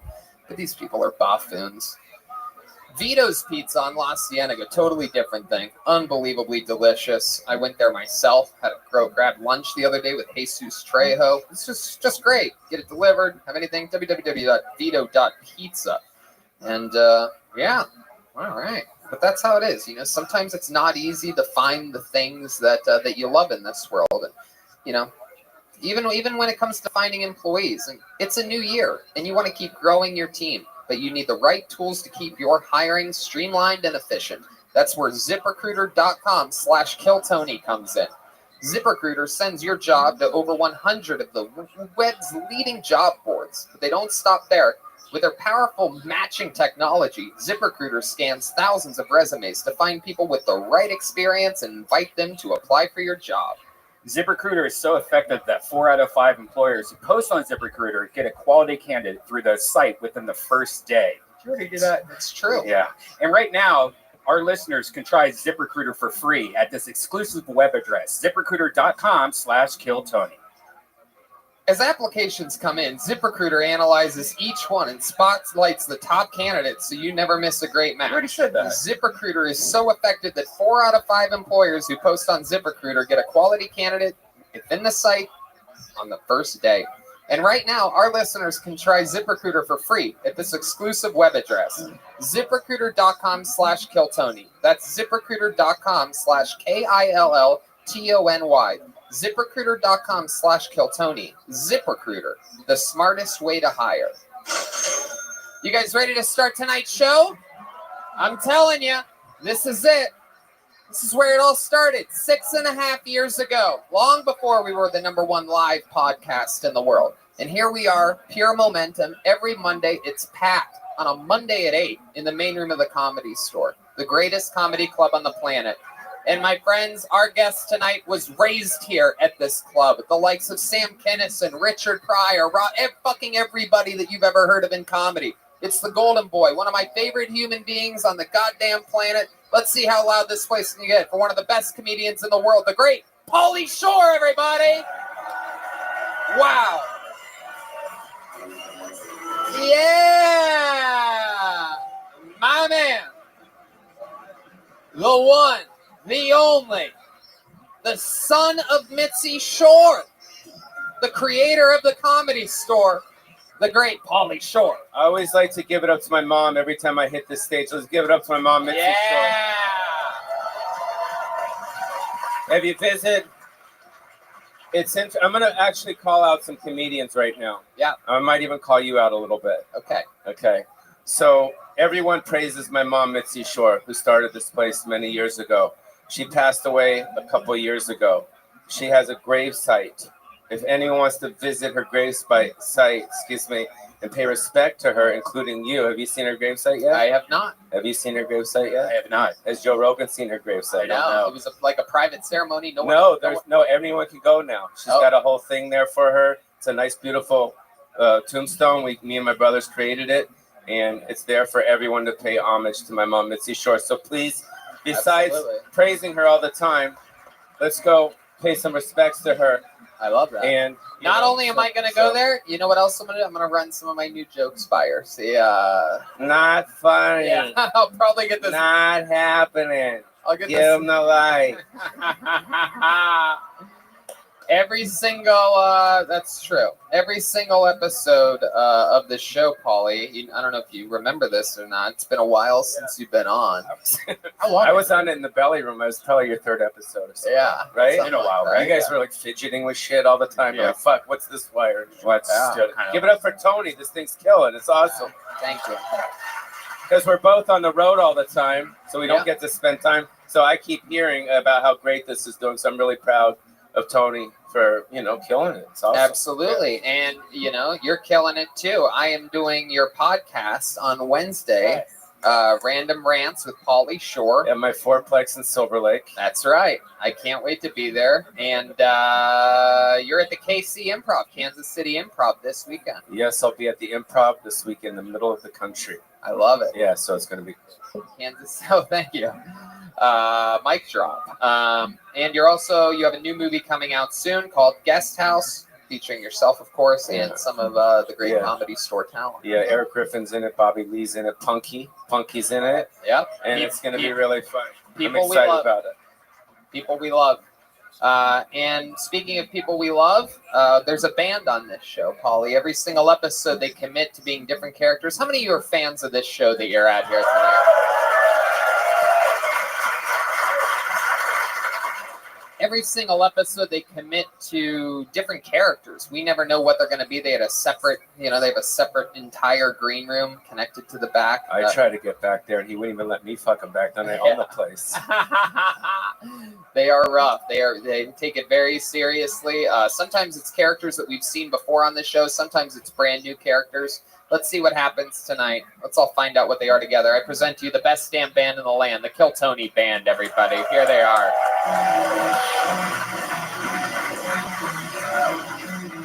All right. Whoa!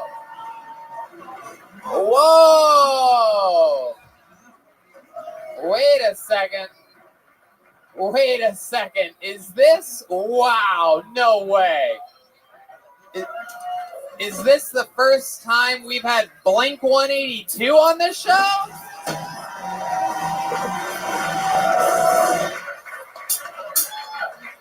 What? This is hilarious. I'm gonna be honest with you.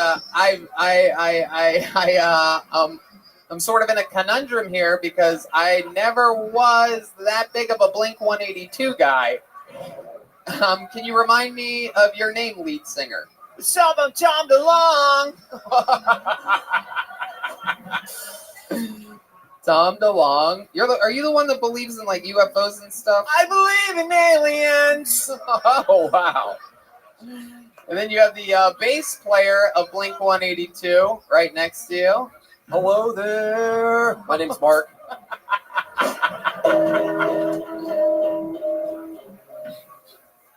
Okay. Bart? Nope. Name's Mark. Mark. Hello there. It's a song I wrote. And then, well, look who it is back here. Your typical Dodger fan. What's your name? What is it, LA? Yep. Name's Travis Barker. Tony. Oh, that's right. I know you, Travis. I heard you want to be a pilot. I survived a plane crash. I already don't like you, dude. Very good. 80% of my body was burned. Wow, is that true? Yeah, I wrote a book about it. Oh my goodness. I can't even read either, so it's like pretty big accomplishment. All right. So we have Blink 182, Pauly Shore, Red Band, and his wacky soundboard, which Like the best of the 90s, bro. I love it. Absolutely. We love you, Pauly. Special best of the 90s episode. I remember when I was a kid, I actually played drums in this room before the Comedy Store Players. Years ago, the Comedy Store Players with Robin Williams and all these different comedians. I used to play in a band right there, and we used to play My Sharona. Wow. Think I'm turning Japanese.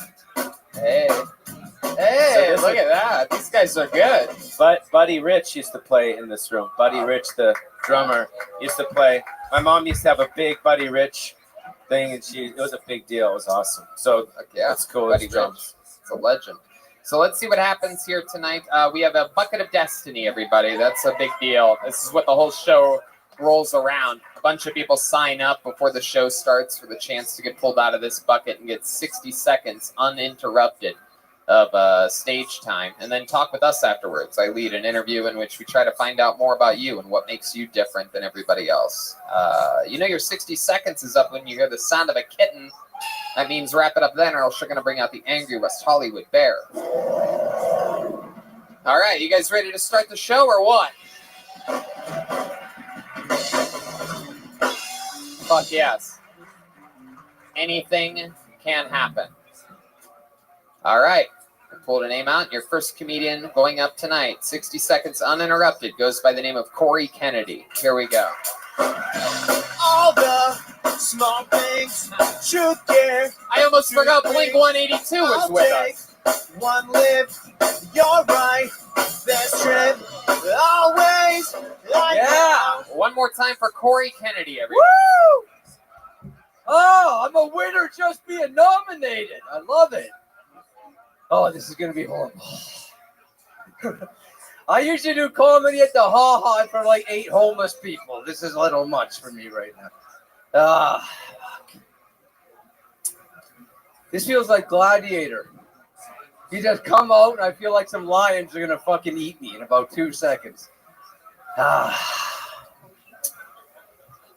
one of the comedians, obviously. It's all comics back there. I waited like half an hour for a drink and nothing. It's like we're huddled masses. It's terrible. Oh, I know. I'm shocked, man. I'm actually shocked. Like I said, I don't do that much comedy, and I come out here. Yeah. But I come out here, and it's like there's like 10,000 comedians. I'm like, thank God I'm an electrician. I didn't know there were so many. I didn't know there were so many. There you go, Corey Kennedy. So I will not go. Turn the lights off. Carry me home. Fuck yeah. I think I want to sell my merchandise on the road. Hey, you like Can you this sell my guy. merch on the road, bro? Where do I sit? What No, do I I'm do? just Stand here? You just stand there, yeah. All right. Yeah. All right. Wow. So Corey, my goodness. Let's just relax. Let's before making noises into this thing, just make sure you have the right time for it and everything like Tony, that. I survived a plane crash, and somehow this was the worst thing I've ever been through. All right. Okay. There you go, Joelberg. All right. Misfits. Okay, very good. So go ahead. Go. This guy looks like a retarded Street Fighter character. Face that way, Corey. Face them. Do I Face just your have face. to stand face here your and body. listen to it? Okay. He looks like Mongoloid Brian Callen, dude.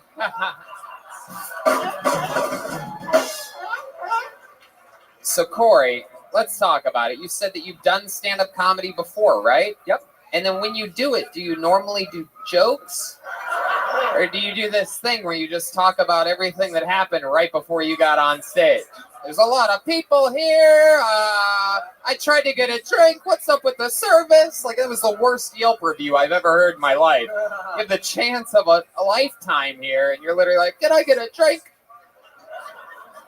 It's number 2. It's Number exactly what 2. just So you said. did it once at Flappers. Yes. And then here you are at the Mecca of comedy. I didn't want to get called up first. If you called me up 8th, I would have been good. You wouldn't have been good, buddy. You wouldn't have been good. I would have been better, man. You wouldn't have been better, man. Okay, fair I enough. promise you. Fair enough. You had a whole clean slate. We know what you would have done if 8 people were up before you. You would have talked more bullshit about other things that happened right before you got up here. So what did you do at your set at Flappers? How much time did you have on that stage that time? I don't know, like 2 minutes or something. 3 minutes, maybe. Right. Uh-huh. And what did you talk about there? Talk about my job. Yeah, is that what you talked about? I did. What about your job? What did you say? Do you want to hear the story? Is it a story? It is a story, and 1 minute's not very long. Do you have any jokes? Have you written? Okay, here's a joke. You wrote this? Yes. Okay, go ahead. Okay. The way you said that made me feel like Get ready. It's gonna be no good. All right, let's do it. Can I tell you something before you do No, this, I thought Corey? I was gonna do my joke. Corey, shut the fuck up. You're in a fucking live interview right This now. is fun. This Corey, is a great time. Well, Okay, then you what? shouldn't sign up for things you don't know what the fuck you're signing What's up your for. Now, question? should you? What's your question? Let's do it. Okay, so let me just say, you have a serious problem. I don't know if anyone's given you this note yet, but you over foreshadow everything before you do it. You say, this is going to be bad. This isn't going to go well. All these people, all this shit. You just did it again with one little joke. Just do the joke. I'm gonna do the joke right now. But don't. I don't want the lecture. I'm doing the joke now. Corey. I'll show you a fucking lecture. That's not even a lecture. It's a note. Clearly, no one's given you one, so you don't know how to recognize what a note is. Let me tell it. Let me tell you something. When you say that, it makes me not want to let you even fucking tell it. Well, then I should. I'm in charge. Ready? Ready for what? The joke? Tell the joke without saying you're going to Okay. do the joke. Without saying okay, go straight into the joke. When I was a kid, I used to want to be a cop. And I realized I don't want to go and beat up my wife every night. You don't have a joke. You see what I'm talking about? That's a joke. No, that's not a joke. It's not a joke. I don't This know. is good. We're Can you finding do out that you don't squatting have a joke and I'll tell it? Well, I guess it doesn't work. Never mind. Go ahead, Travis Barker. Can you do that squat again that you just did? You look like those like little monkeys that steal coins in Romania. Jesus Christ, I can't wait. Oh my You god. look like Aladdin's best friend, dude. He could sell my merch though. Could we still? I don't think he can sell your merch, dude. I don't trust this guy for a second. He's got fucking wackadoodle energies to him. Tell us about your life. What have you been doing with your life up until this point? What are you, 43? Close enough. What's your age again?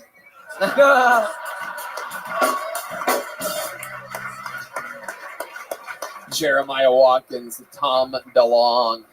What is your age? You gonna tell us? 46. 46 years old. So what have you been doing up to this point? Military? No, I'm Canadian. Oh, okay, right. So how? No. Did you? No. So Vancouver Island. what have you been doing in Canada this whole time? I buy land, Huh? I subdivide it, and I build homes on it. I sell all the houses. A Canadian. Real estate developer, basically. Canadian slumlord. That's what you are. No, I sell them. I sell the houses. A slumlord keeps the property. What kind of house? Slumlords. Where are these houses at? These Vancouver Island. Oh wow, that's nice. A lot of Chinese people buying your property. Am I correct? Yes. Yes, I know. I know a lot about Vancouver. I go there once every few months, and my next time there is February 21st. We're doing a Kill Tony, and I think it's a 1,400 seat venue. Where is it? Sorry. What? It's a Kill So what's the Tony. name of it? It's the show that you're on, you fucking idiot. No. Where's the venue you're doing it in? It's just in Vancouver. The question that you're really asking is what website can they get tickets at? And that's at TonyHinchcliffe.com. I Deathsquad.tv. That's what Yes, you really want you to are know. correct. Let's check in with Tom DeLong. So are you basically like a landlord or what? I buy the land. I cut it up. I build a bunch of houses. I sell the houses. That's not a landlord. It's a developer. Well, don't talk down to my dude, man. Well, he's ripping on me. I'm up here getting sliced, dude. I don't like the cut of your jib, dude. I know. I know. It kind of sounds like you're a landlord, It is dude. Like, and a tenant calls you in the middle of the night. They're like, "Where are you?" And I'm so sorry. I cannot sleep. I cannot eat tonight. This is beautiful. It's true. My goodness. Don't waste your time Okay, on all right, me. Tom. The voice inside my All right, head. Tom. Okay, Tom. Step away from the sword, you fuck. No, it's okay. So, Corey, what else? When you're not doing that, what else? Do you have any special skills or talents? You good at making snowballs or something like that? Canadian hobbies? I don't know. You know Hockey. Played hockey. You played- Wrestled for a long time. Oh, you did? Things like that. With what? Your sexuality? Oh. Oh. Why did I come on this thing? This is brutal. You're so gay. Why did you? It's so funny. Oh, man. So, Corey. Yes. Yeah. You have no idea what you signed up for, huh? Not so much. You know, it goes good if the set goes good. The whole thing's Sure, different. agreed. Do you have any redeeming qualities about you that might make you come across as likable right before we end this interview? Does not seem promising. Nothing at all in the world? I don't think so. I don't know. I'm good at chess. You're good at chess? Sure. Is that redeeming? I don't know. Who do you play chess with? I don't know. My parents? Are your parents alive? Yes. Do you live with them? Do I live with them? Yeah. No. You have your own place. You have a girlfriend? Yes. How long you been with her? 6 years. Is it Jenny? 6 years. I don't know what that means. It's playing it's the theme from Forrest Gump. Good. There you go. So there you go. That's good. All right. Well, Corey, so nice to meet you. I would always do a little investigating about what you're signing up for when you go places and sign up for shows, because you seem a little bit shocked and appalled at what's happening to you up here. You literally didn't have a minute. This is a show where you do 60 seconds and then you get interviewed, and you're telling us that the one story that you have is longer than a minute. Absolutely. So that's a conundrum. Where you're trying to put a square peg into a circle hole or something like that. Whatever that's saying. You are correct. Yes. All right. Well, the only Kennedy that I wish got shot in the head. Ladies and gentlemen, Corey Kennedy, everybody. Oh, this was There you go. great night. Corey Kennedy. Work sucks. I know you left me roses. No. Unbelievable. Jesus Christ. And we should have known That was when he scary. did. And that was the first impressions are really everything. He's the first person ever to try to look cool jumping up here. Meanwhile, there's just so much equipment and cords up here. I cannot recommend any more highly to anybody to never do that for the rest of the history of the show. It's just the most moronic thing. But that's really it. And he's drawing too. You don't want to fuck that up. Yeah. Exactly. Ryan J. Eva's drawing the episode. Right? That's right. He's sitting right there. My goodness, I forget about that. He missed last week, and I fucking forgot all about him. Look at that. He's right there. He's huddled in. He blends in well. He's camouflaged in with the tripod of the camera. You were nice to him. Huh? You were nice to that guy that was on stage. I was. Yeah, It took right? everything He was pretty inside of nice me. to him. He could have been right. The only reason I was that nice was because he did get picked first. I had to show about 60% restraint there. For those of you that might be new, because I didn't want to light him up too much. These are the types of things I think about when I'm back here hosting a thankless job. I pulled her name out of the bucket. We know this young lady very well. She signs up every week. She's always in the front row. She's a huge supporter of the show. Comedy Store employee. Make some noise for Joy Eileen, everybody. I just can't wait. You up on your very first day. About fucking time. So I think we need to stop making conspiracies. Anybody else? There's too many. Somebody tried to convince me that there was only one bullet shot in the Vegas shooting. They said it just ricocheted off of the belt buckles.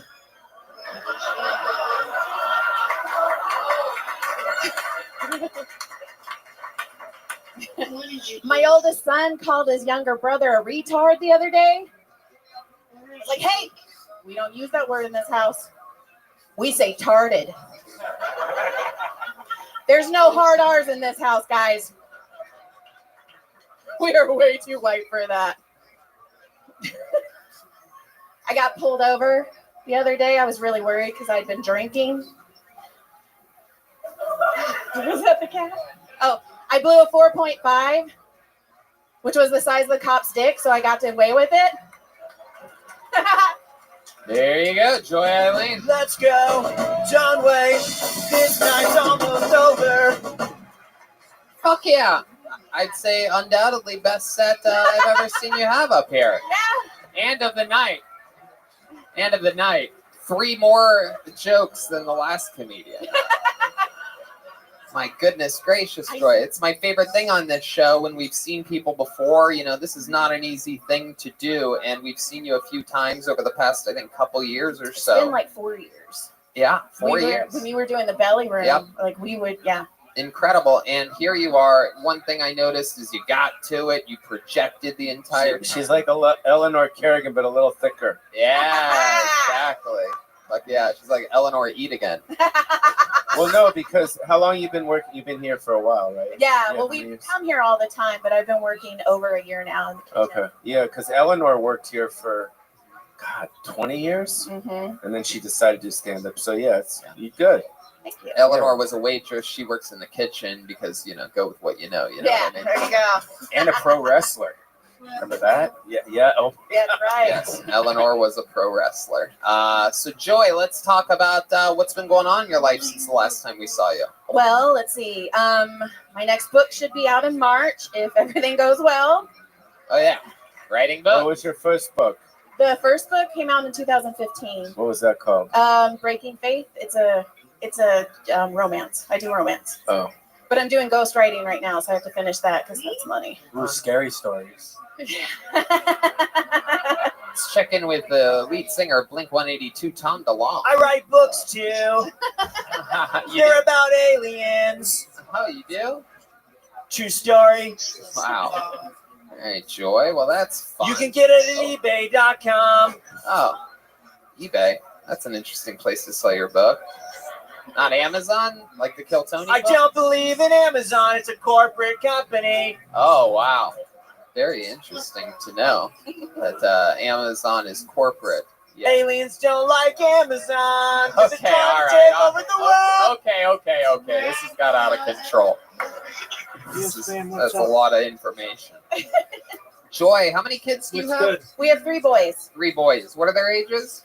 19, 13, and Brody Odie will be 9 on the 25th. Wow, look at that. Very, very exciting stuff. He's And- watching right now. Oh, he is? The 9-year-old is? The 9-year-old. Go fuck yourself, Brody. Wow. Look at that. Yeah, Wow. Don't talk to Freckle Dick like that.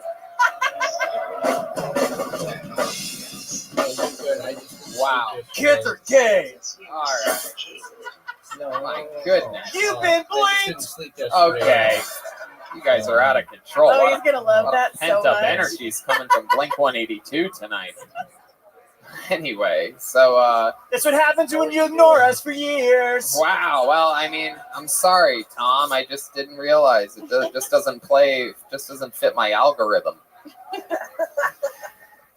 Anyway, We're on Spotify too. Okie dokie, Tom. So we're gonna keep it moving now with the yes, nah, Tom. Fuck yeah. So, Joy, these kids of yours, these 3 boys, they ever anything crazy ever happen over there? Not really. Like I said, Brody is the biggest comedy fan, so Right. he's cool. My middle son, he likes to play Magic at the Gathering and Dungeons and Dragons, so that's This that kid one. Brody, this kid of yours, Brody, he doesn't ever play in the closet with ropes around his neck, does he? It's like, No, we keep the belts. We have our old friend, very close to the show, I think 15-time guest, Stephen Brody Stevens, is our most famous Brody in our life. And every time you say Brody, you have an enjoy it tattoo. I Look do. at that. Enjoy it. There you go. Here's the Brody soundboard. Always depressing. Well, Joy, you got up tonight. Yes. Congratulations. Thank you. And there you go. A new minute from Joy Eileen, everybody. She's on social Way to media. go. Oh, yeah. I'm sorry. Did you have Don't wait. This night's almost over. Honest, let's make life last forever. Wow. All right. You fucking animals. Jesus Christ. Blink-182. having Very aggressive. I almost died in a fiery plane crash, you idiot. So I've Let me heard. live my dreams. All right, pulled another name out of the bucket. You guys having fun out there yet? You get it? How about on that big back level back there? You guys good? Everybody comfortable? Jesus, half-ass, fucking tired-ass Monday audience we have here tonight. All right, pulled another name out of the bucket. Let's see what happens. Put your hands together for Chris Keene. Chris Keene. Chris Keene.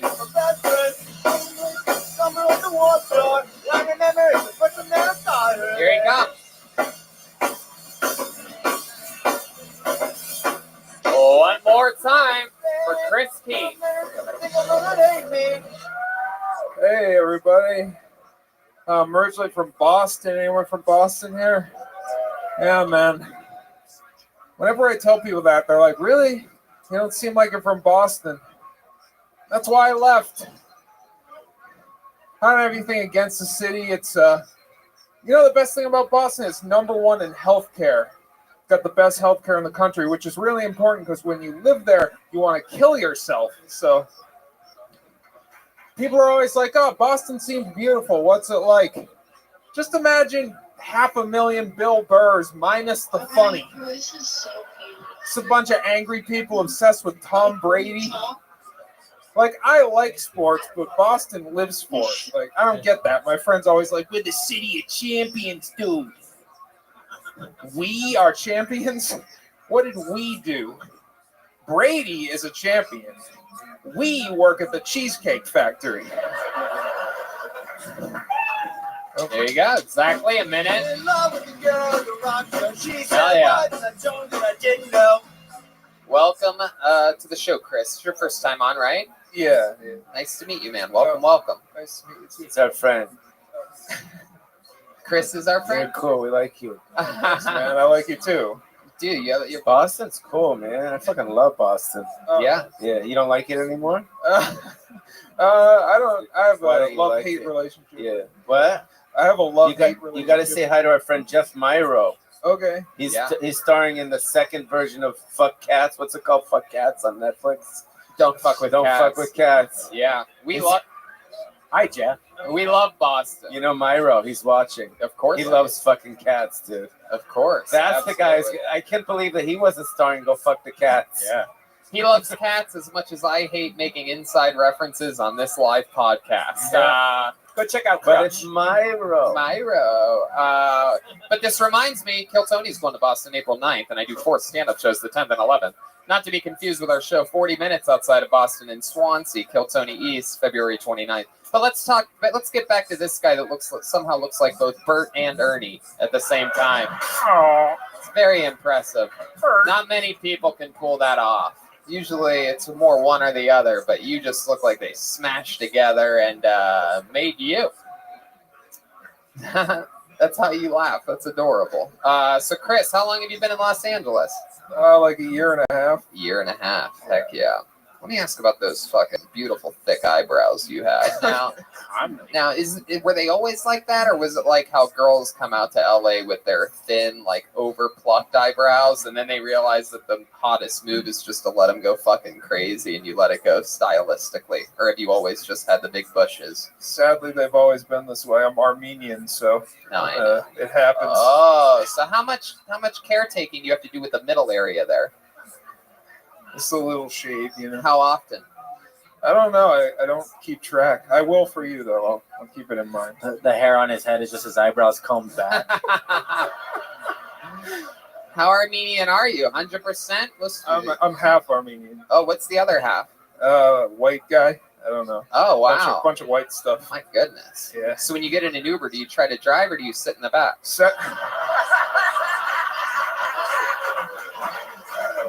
Man, it seems you probably have a lot of buddies. Buddy, friend. All right, never mind. Back to you in the studio, Tony. Wow. I almost died in a fiery plane crash. Okay, we know, Travis. Do you speak Armenian? I don't. No, I suck. I do. Do you live in Glendale? No, I don't. No? You work at Pasadena? Sears?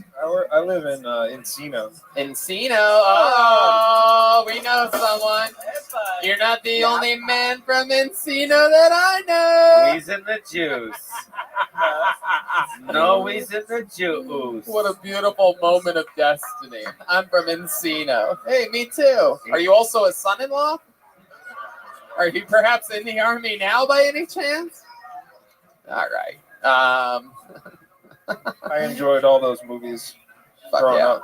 Hell yeah. Is it true that you work at the Cheesecake Factory? No, he works No. in Jay Leno's garage. Some hand-me-downs from the... I drive for Uber, man. I'm Armenian. Ah, Yeah. there you go. Hell yeah. Uber X?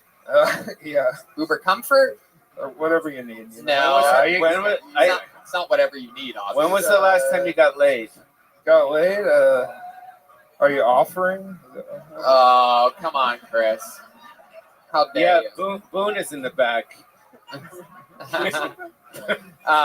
So No, for real. When was the last time you got laid? I don't know. I don't keep track. Okay, well, why don't you It's sort been of a give while. a guess there, Chris? Why don't you Yes. sort of give a guesstimate at all? New Year's. New Year's. New Year's. Was Cool. that- That wasn't that long ago. Yeah. Was that a girl that you met that night? No, I have a girlfriend somehow. I don't know. How long have you been with this girlfriend of yours? 6 years. 6 years. So Yeah. what happened on New Year's? That was her? Yeah. Oh, What okay. else would it be? Boy, that's weird. That was a weird way of getting there. Okay, let's check in with Tom DeLong. Yeah, does your girlfriend of 6 years want you to propose? And she's like, where do we go from here? All I'm right. feeling this. Yep. Yeah. Turn off the lights right now. There you go. All I'm right. smiling from ear to ear. Yep.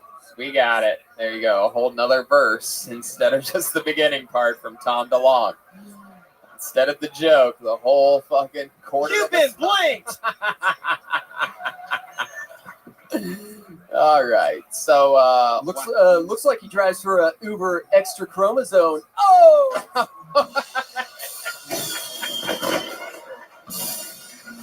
Chroma Chris usually silent over there on the bass guitar. Can I say something serious to him though? Yo, Yes. so do you take comedy serious, or you just fucking around like the fucking first guy that came up here? How Like, long? Yes or no? Yeah. I try to take You're it serious, good. You're yes. fucking funny, dude. But be more confident and fucking attack this shit. Stop being a little bitch. Yeah. Idiot. For real. You're funny. Yep. You're funny. You're funny. We like You just got called bitch by a weasel. Yeah, buddy. just do it more. That's all. Do more stuff. I mean, go on stage more. Yeah. Okay, I will. I promise. Why do you think you're like that? Was your Armenian dad rough on you? I got. That was his name. Rough on you. Uh, Rough on you, Dardashian, dude. All right. I got. You got what? Tell us. Tell us the truth. I we was like just truth. We I like was truth. just a weird fat kid. People beat me up a lot. You know what happens. I don't believe it. You? what do you mean was? There you go. Yeah. This is the behind the comedy or something. No, I like it. It's good to be Armenian in Hollywood right now. Is it? Yeah, dude. For real. You can get a Netflix special, It's true. right? You can. You can get absolutely 100%. That's cool. How long you been doing stand up? A year and a half. Oh, a year and a half. Yeah. Goodness. So you think that this little like shy quality about you think that's from getting beat up as a fat kid? I don't know. I don't fucking know. How do I know, man? Is your dad supportive of your stand up comedy? Unfortunately for him, yeah. How much time can you do? How much time can I Yeah. do? I don't know. Well, Why don't you 10 I mean, you minutes. have some good jokes, so how much time can you do? The most I've ever done is 10 minutes. That's good. You can open. There you go. Paulie wants you to open for him sometime. Okay. I got the guy over there, her, right? I think you're fine. There you go. Thank Chris Keene, ladies and gentlemen.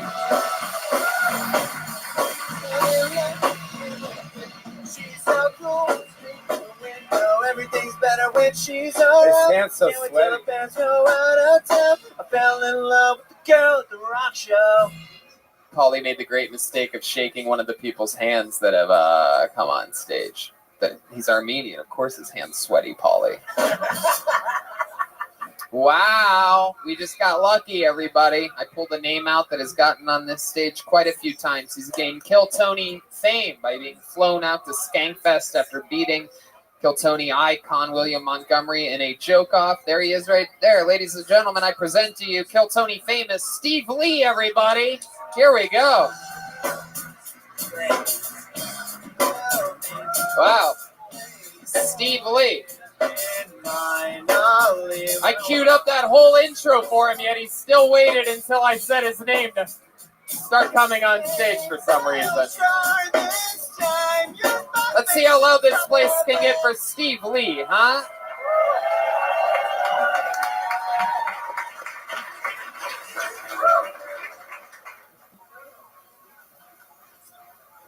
Give me 5 more minutes.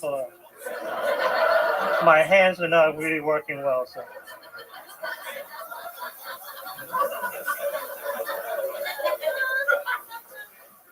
So I went to China a month ago, and turned out stand-up comedy in Chinese is blowing up there. So I tried like some open mic, and some of the comics were like, dude, I mean, you know, Chinese, dangerous driver, short penis, these jokes are not working. I think you got a point, like, you know, like I'm in America making fun of Chinese people. I can't do these jokes in China. So I realized, so the guy gave me some advice. Oh, maybe how about you making fun of Americans? Okay, so I came up with some jokes about making fun of Americans. Are you guys ready? So I'm gonna translate a Chinese joke into American. These are new, so give me some time. Just go. We're gonna let you go for as long as you want, since that whole handicap thing or whatever. Let's keep going for Steve Lee, everybody. So Chinese jokes in America. It's like disabled parking, right? Like, okay, you guys ready? Okay, hold on. Americans so dumb. You voted for Donald Trump. So it's like if I were doing Chinese comedy, so I have to use the word they.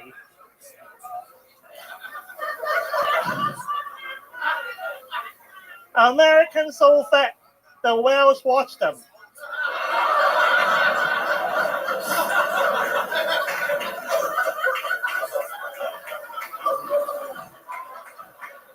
Americans so fat, they go to Comic Con to cosplay as Death Star. Okay, I fucked this joke up. There you go, Steve Lee.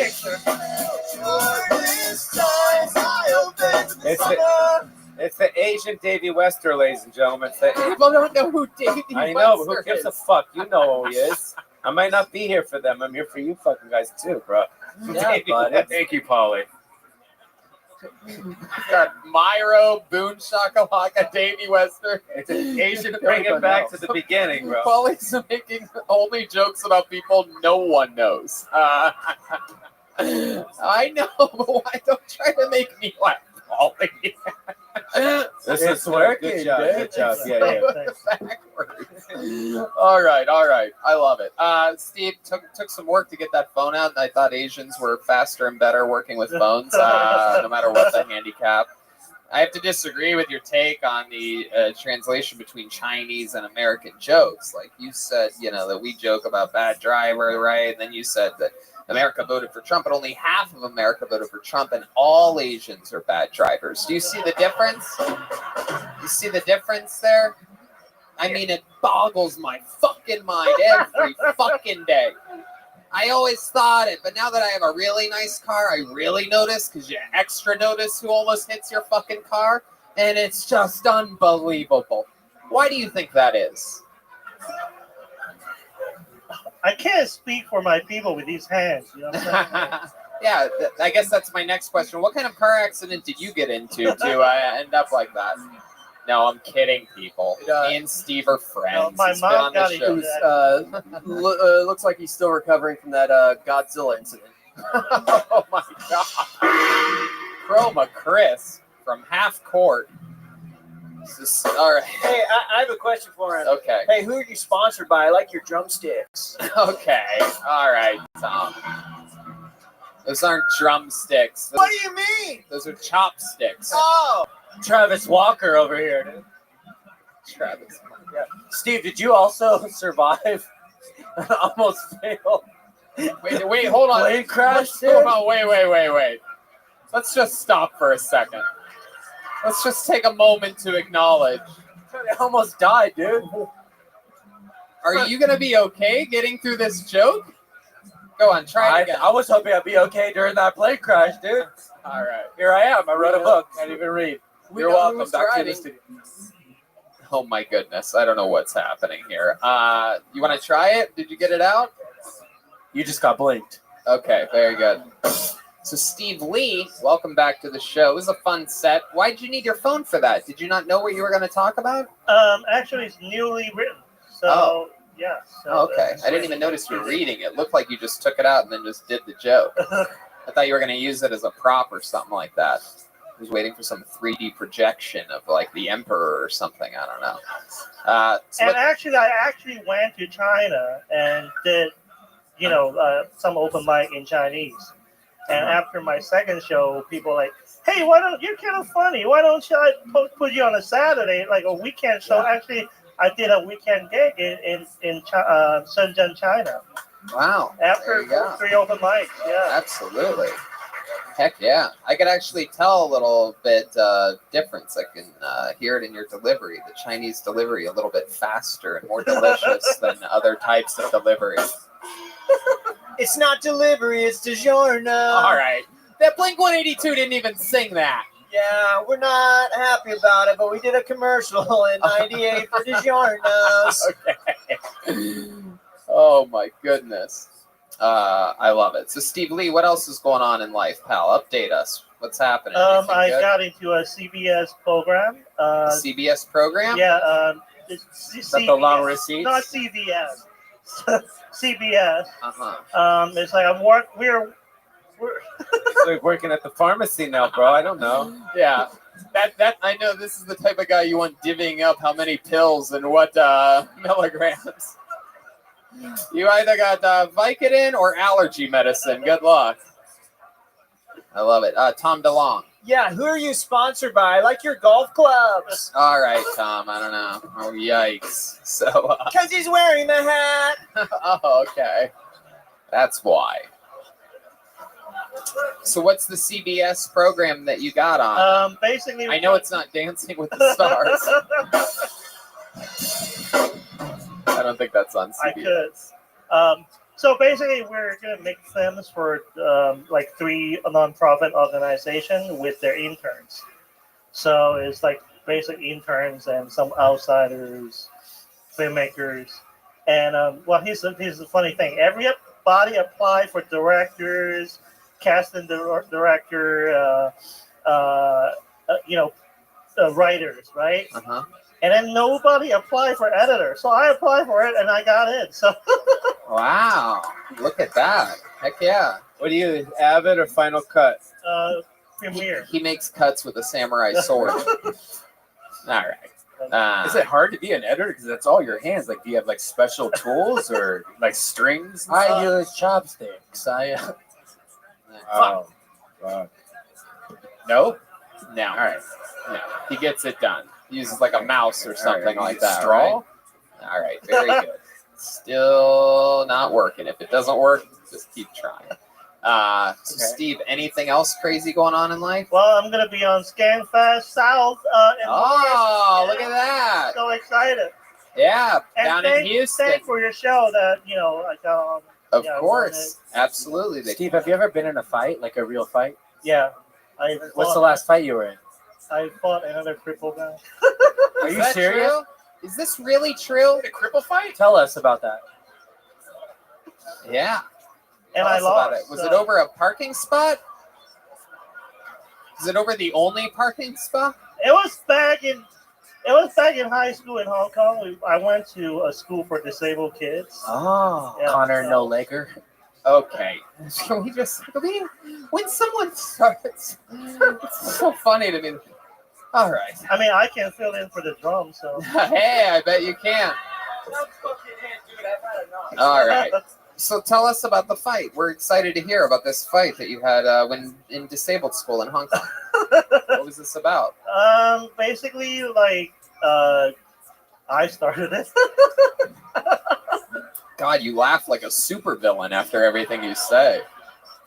I started the fight. I'm not proud of it. Looking back.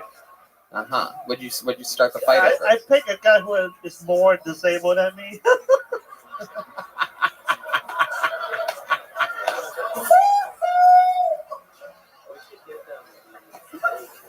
World star. Paulie just came up with a good idea. He says that we should have cripple fights on the main stage in the comedy store. I mean, we got a I think that would go viral, bro, for real. Absolutely. 100%. Josh's wrestling thing, your wrestling thing. Yeah. Speaking of viral, did you get sick when you were in China? What? I don't get the joke. Oh, okay. You're Chinese, right? Yeah. See, oh, okay, forget it. Yeah, jokes suck too, dude. Why? Keep trying. That's right. That's right. I try once. I don't try the same thing over and over. Dude, I almost died, dude. This guy was the driver of the plane, dude. It's kung fu fighting. Back in. Why do the Asians, when you walk through the airports, they wear those masks? I mean, other people do, but mostly Asians, for real. I mean, that you guys fucking started that trend, for real. And now there's white people doing it. What's up with that? It's a good question. That's another good Asian question. Why do they wear the masks? I guess the SARS thing happened 10 years ago. They have SARS? You want to know what my theory is? I feel like they wear that so that the white people at the airport don't recognize the Asian person that started that car accident that they were in. Do the old hit and run, and then they get to the airport. They're like, oh, we all have the same eyes. They will not know. Is SARS still around? No. It's because of the pollution in most of the countries. Yeah, actually, also like in China, they're like, you know. So it's germs. Polluted. Germs. Yeah, because of the fucking factory that we have making shit for you guys. Right. So when they come here, But they I'm wear. talking about LAX though. Yeah, exactly. It's a whole different thing, and it has nothing to do with pollution. Wearing a mask here would not help with pollution in China. What? Wearing a You mask. don't see that around here as much as you do in the other countries where everybody wears. I heard it was because they don't want to infect other people. Like if they're sick, they wear them so they don't get you sick. That's exactly what it is, right? And you don't know this because Chinese people aren't aware that they're sicker than other I people. never wear the mask, so I don't give a fuck. Right, because you know what? Who gives a fuck? Because you can't possibly get any sicker than you are. That's from your I perspective. mean, it's kind of true. We love you, Steve. Every Thank time you you very come much. on, it's so much fun. Steve Lee is at Steve Lee Comedy. Look at this. Pauly Shore. What a gentleman. Look at that. How about a hand for Pauly helping Steve Lee down? Yeah.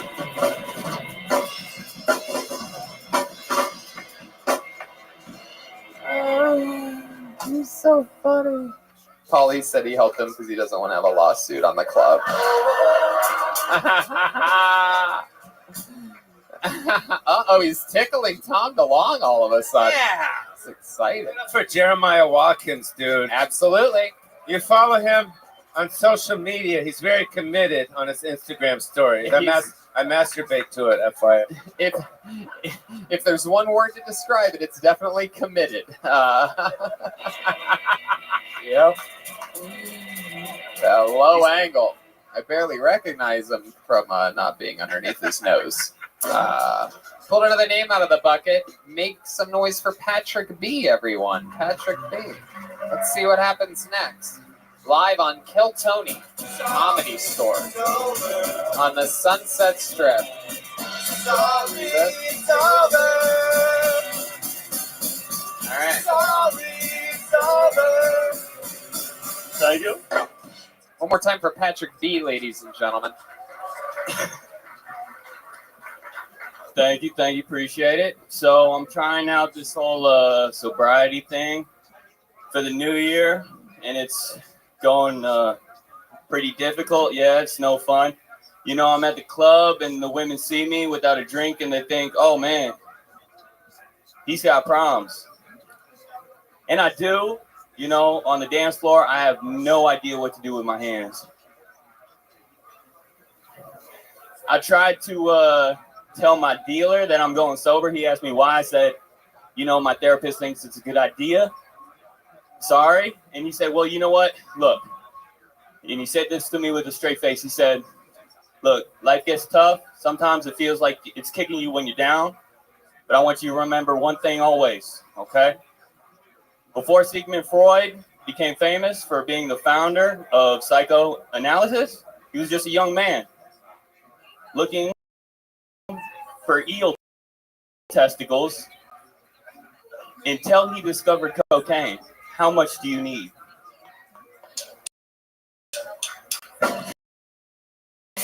All right.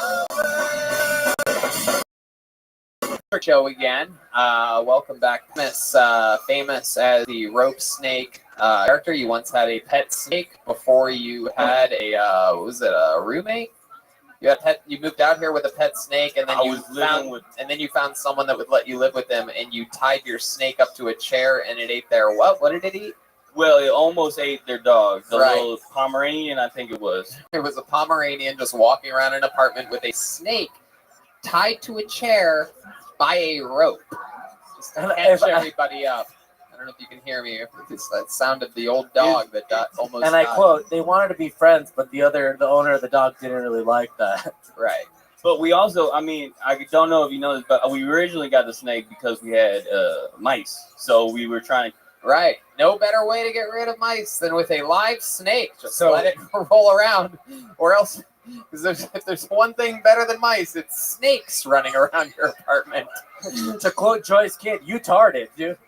So was he drunk? Are you really sober? So far. You should tell your hair first. Since January 1st? Yeah. Did you used to get fucked up? Oh, yeah. Yes. So you should probably start getting fucked up again. I've been thinking about it. Yeah. Well, I don't know. I mean, I think I'm going to disagree with Paulie on this one. You should have seen him the other times he was here, Paulie. This is another situation where even though the set wasn't that great, he's still a lot better than he used to be on the show. Oh, shit. So we should bring him to the Ding Dong Show. Yeah, that might You'd be actually good on matter. the Ding Dong Yeah, Show. He's that- perfect. I But think- then again, no one knows the fucking Ding Dong Show either. Right. There you go. I mean, Yeah, I'm some fine with that. people that. He'd be great on the Ding Dong. Yeah, no, he would be. Let me know. Yeah, well, we're letting you know. Embarrassed. We're letting you know right now. In fact, Oh, yeah. yeah, that's it. You should sit in and watch it. It's in the Belly Room tonight. I believe it starts at 10 p.m. Right after the show. Yep. I'll be there. On that, Paulie Shore said you can be on the Ding Dong Show. Yep. And Don Barris will get it. Yeah, they'll get it. Oh, shit. He They'll might, thank me. he might not have put you on immediately tonight, but he'll have you sit in on the lower level and start your training. I would be relieved. Yeah. There you Cool. go. Bob Aprovaya will be with you. Yes, there you go. For those of you with your Kill Tony inside jokes bingo cards, I just got bingo. I got Bob Everbaya, Myra, and Boone all in a straight line. Okay, so let's catch up, Patrick. What's been going on in life? You always have unbelievable real life stories about your actual life. You don't even realize how ridiculous they are when you're saying them. So let's find out what's been happening the past few months. I got a new job. What's that? And I'm helping pay people who don't have for their child care. So we send money to the person who takes care of their kid. There's a lot of big words. Ah, he's wiping the sweat off your head. Okay, it's just a napkin. Okay. Yeah. What do you think it was? It's just, indeed, it's just a napkin. Oh, all right. What? That was uncomfortable. That napkin just turned into a sheet of acid. I love it. No, I got it. Paulie's being a nice guy. Wipe the sweat off of his forehead. Appreciate that. Am I glistening? You're given, so now your job, you're responsible for making sure that the people that take care of other people's kids are getting paid. Yeah, exactly. And what do you do? What's exactly your role in that process? I try to keep all the pieces of paper in the folder. It's really in the folder? What does he do? I missed it. Keeps pieces of paper in a folder. Have you tried a Trapper Keeper? It helps. I would have graduated high school if that was my only job, dude. Dude, it's tough without those rings in there. It's tough without what? The rings. Oh yes, without the in the folder. So, what do you sit behind at this job? A desk? Cubicle. A cubicle. How many other people in cubicles are there at this job? There's a lot. Like I've met like 45. Okay, you've met 45 of them. Yeah, and that's not even everybody.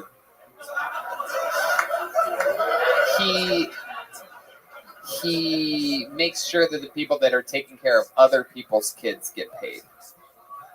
This is why they always get their payments late. I think he looks like the lead singer of Alice in Chains. Ah. Lane Stanley, dude. Oh. You know Alice in Chains? I've never seen a picture, but I know who that is. Yeah. Yeah. I always thought you were more of like a Beavis to me. I never tell you that. I think he looks like the guy who invented the beanbag. What do your parents do? I never asked you this. I want to know if someone like this with blonde dreads gets created exactly. What type of what are they into? They're both retired military people. Ah, you close with them? More now than recently. More now than recently. Well, we're cool now. You see what I mean by he doesn't understand how ridiculous the real things that he says are? I'm gonna pass out. More now than recently. You need to make a shirt for that. Yeah. Yeah. Which is cool because he looks like he makes his own shirts. So there you go. Absolutely. Sweating bullets up here. Oh. Very naturally funny you are and always have been. It's when you try that things start to really come unglued. Wow. Patrick, what's your love life like right now? What are you doing? I thought getting a job would make that better, but it has not. Wow. So I've been at a hostel, so it should have gotten better. But it's hard when you have no room on the bunk bed, and you're on a bunk bed now? Well, yeah, it's a hostel, so they're not giving you so much square footage. Wow. How many people in this hostel with you? The place I'm at now, I just got there. That's like 12 people. Jesus, how many snakes are in there? So you have 12 people in a hostel. What are we talking about? One big room? Bunk beds? Yeah. Oh, you gotta be. It's like sardines. It smells like sardines, actually. Oh, Jesus Sardines. Christ. Yeah, it was gnarly. Smells like sardines more now than recently. Goodness gracious. Sardines. How long you been living in this situation, Patrick? I've been going from hostel to hostel right now because my last landlord's making it real tough for me to find a place. And they only let you stay so long at a hostel. So I gotta make like fake plane tickets and tell them. Oh shit! And then I tell all the European kids like, no, I'm just traveling. I haven't been living in LA with a snake for 3 years.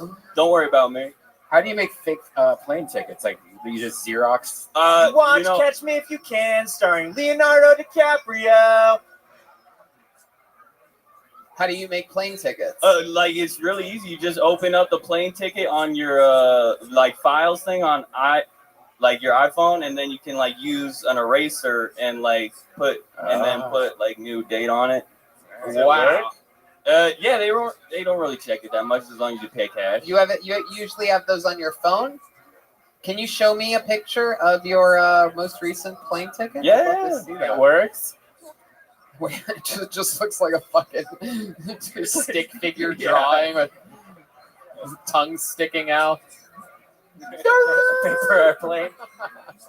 It's just the movie poster to Snakes on a Plane. Turns out your landlord doesn't look at it because he's from Canada. So the 115 was I put that in, and then there were like dates down below that. Yeah, that's pretty good. Looks pretty good. I mean, that says that you're flying to Austin, but but I guess that works for them. If I remember, one of the first times we met you, you were already in trouble with the law. How did that end up? So that got resolved. That was the albino dude who stole the golf cart. And the recent one with my previous job, yeah, that's been difficult too. I don't. Yeah, that one was. That's why I'm at where I'm at now in cubicles, and it's not working so well with sobriety. You can sleep in the back of the main room like Don Barris used to. No, he can't. They Why don't allow not? that anymore, Paulie. I'm gonna veto you on that one. Even though 3 more people just got bingo with that Don Barris reference. There's a shower back there. No, dude. Paulie, stop inviting him to sleep in the main room of the Comedy Store. Give the management something to do around here.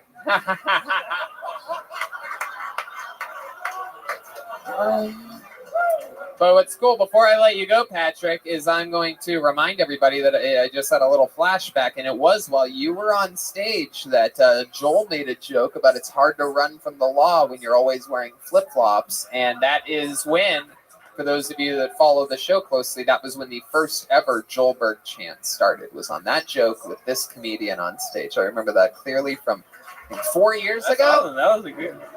Yeah. And there you go, ladies and gentlemen, the comic Hey. stylings of Patrick B, everyone. My goodness gracious. It's over. Sorry, it's over. He's going to the Ding Dong Show. Yeah. That is one of the first people, I do believe the first comedian ever immediately that has graduated onto the Ding Dong Show straight from Kiltony. I think it's going to be a perfect fit. That's going to be great. Don's got to be around here somewhere. Yeah, he's usually getting ready right about now. Speaking of wild characters, we have regulars on this show. We're going to get back to the bucket in just a moment here, but let's see what they're up to nowadays. This first comedian, he's got a very wild style, improvisational guru. A lot of people say you either love him or you hate him. I love him. I'm excited to see what he's going to talk about this week. Make some noise for the unorthodox stylings of William Montgomery. Woo!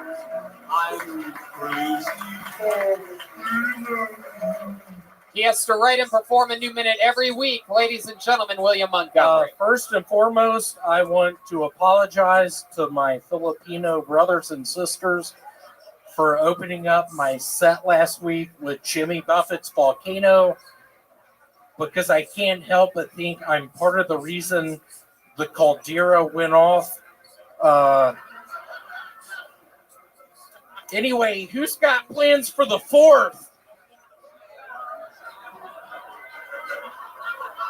So people always say the book is better than the movie, but how many of y'all have ever read Mortal Kombat?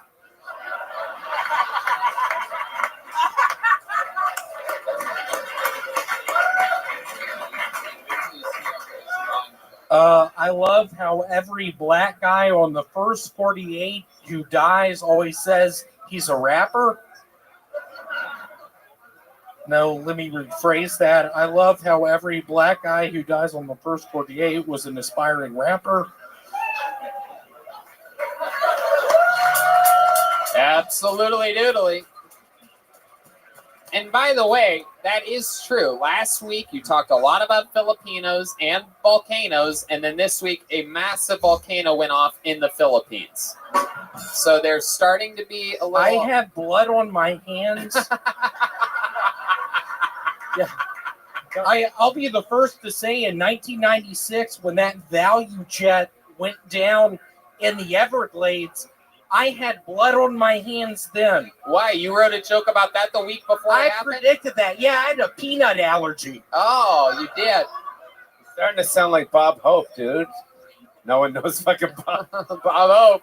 Again, get back to your hard references bingo cards on this one. You know the joke I didn't say, but it was sort of geared towards you?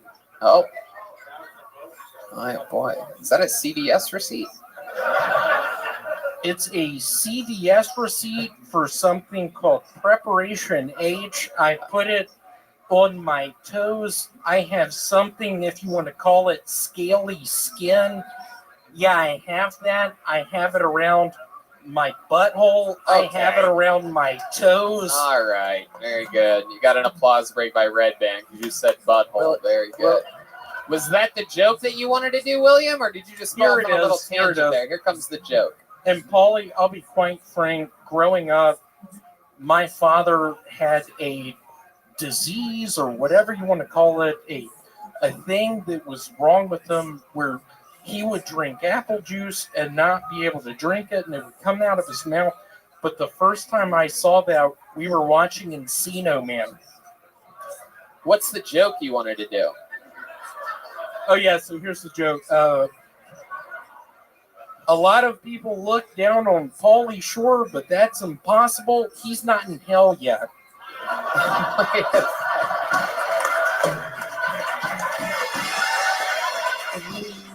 Paulie's getting up and giving him a hug.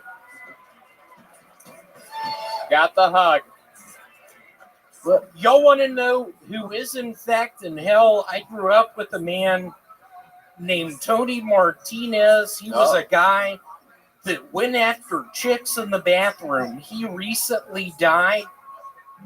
And I just promise y'all this, I'm a big Jesus believer. And being that kind of guy, I truly believe he's in hell right now. My cousin Grace, on my mother's sister's side, the youngest of the cousins, she was a sweetheart. She's now a nurse in Dallas, Texas, has red hair, you name it, she's got it. There was one evening, we were all at the gas station. Hey, Red Band, was that you? Stupid. William, did you see that Justin Bieber was officially diagnosed with Lyme disease this week? What do you think Can you about that? please talk a little slower? No, seriously, what were you saying? Did you see that this It's okay. week? You would have to repeat it. Justin Bieber has Lyme disease, William. What are your thoughts on that? My thoughts are last week, I had what I guess people call a nightmare. I was in a dream. I was in my parents' attic. It was bigger than my parents' attic, but I knew I was there. And there was a ghost, and someone walked up the steps, and I pointed to a ribbon on the door handle, and I was like, watch, it's going to be able to be tied into a ribbon. And it was.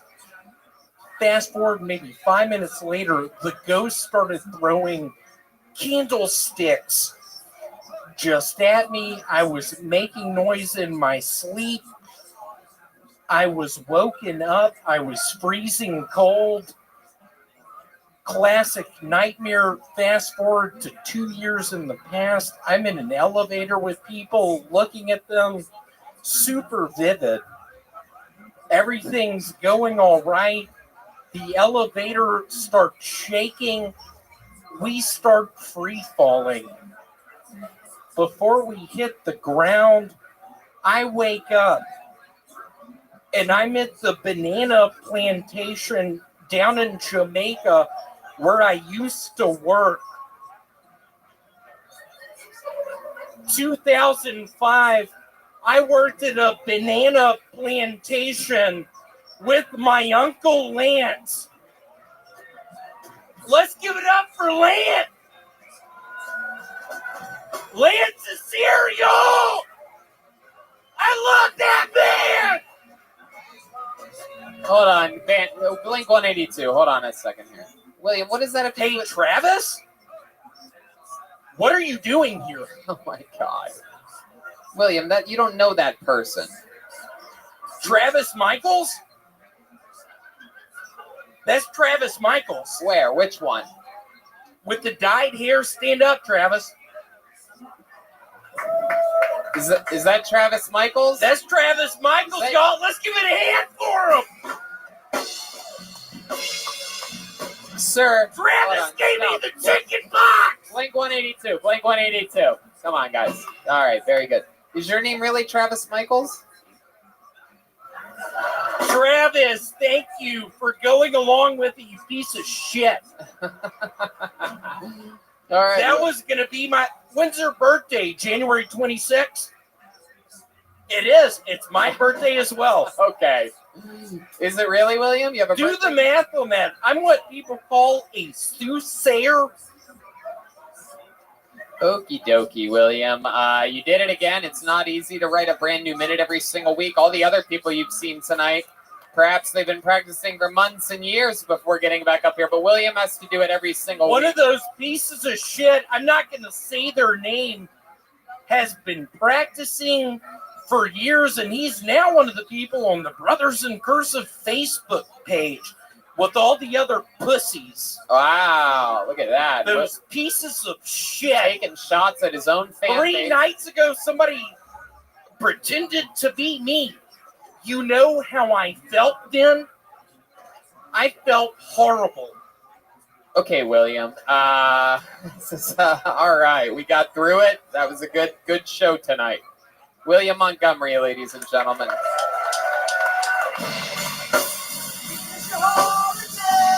Listen to his new podcast, Brothers in Cursive, with the other regular, David Lucas. We have another regular on the show, ladies and gentlemen. He's also on the show, Brothers in Cursive. Yeah, does he? Yeah, yes, he does. He's a regular on this show, but not a paid regular yet at the Comedy Store. No, I think Adam's seen him, but I don't think he's seen quite enough of them just yet. And this other guy, I think, is very close to becoming a paid regular here as well. He just took the position of a door guy here at the Comedy Store. One of the more, I think, overqualified door guys I've ever seen, because this guy's hilarious. Every single week writes and performs a brand new minute. This guy is known for roasting the guests of the show sometimes, and me pretty harshly. But not during his minute. That's during the interview part. Always a well-written joke in his new 60 seconds. Ladies and gentlemen, I present to you David Lucas.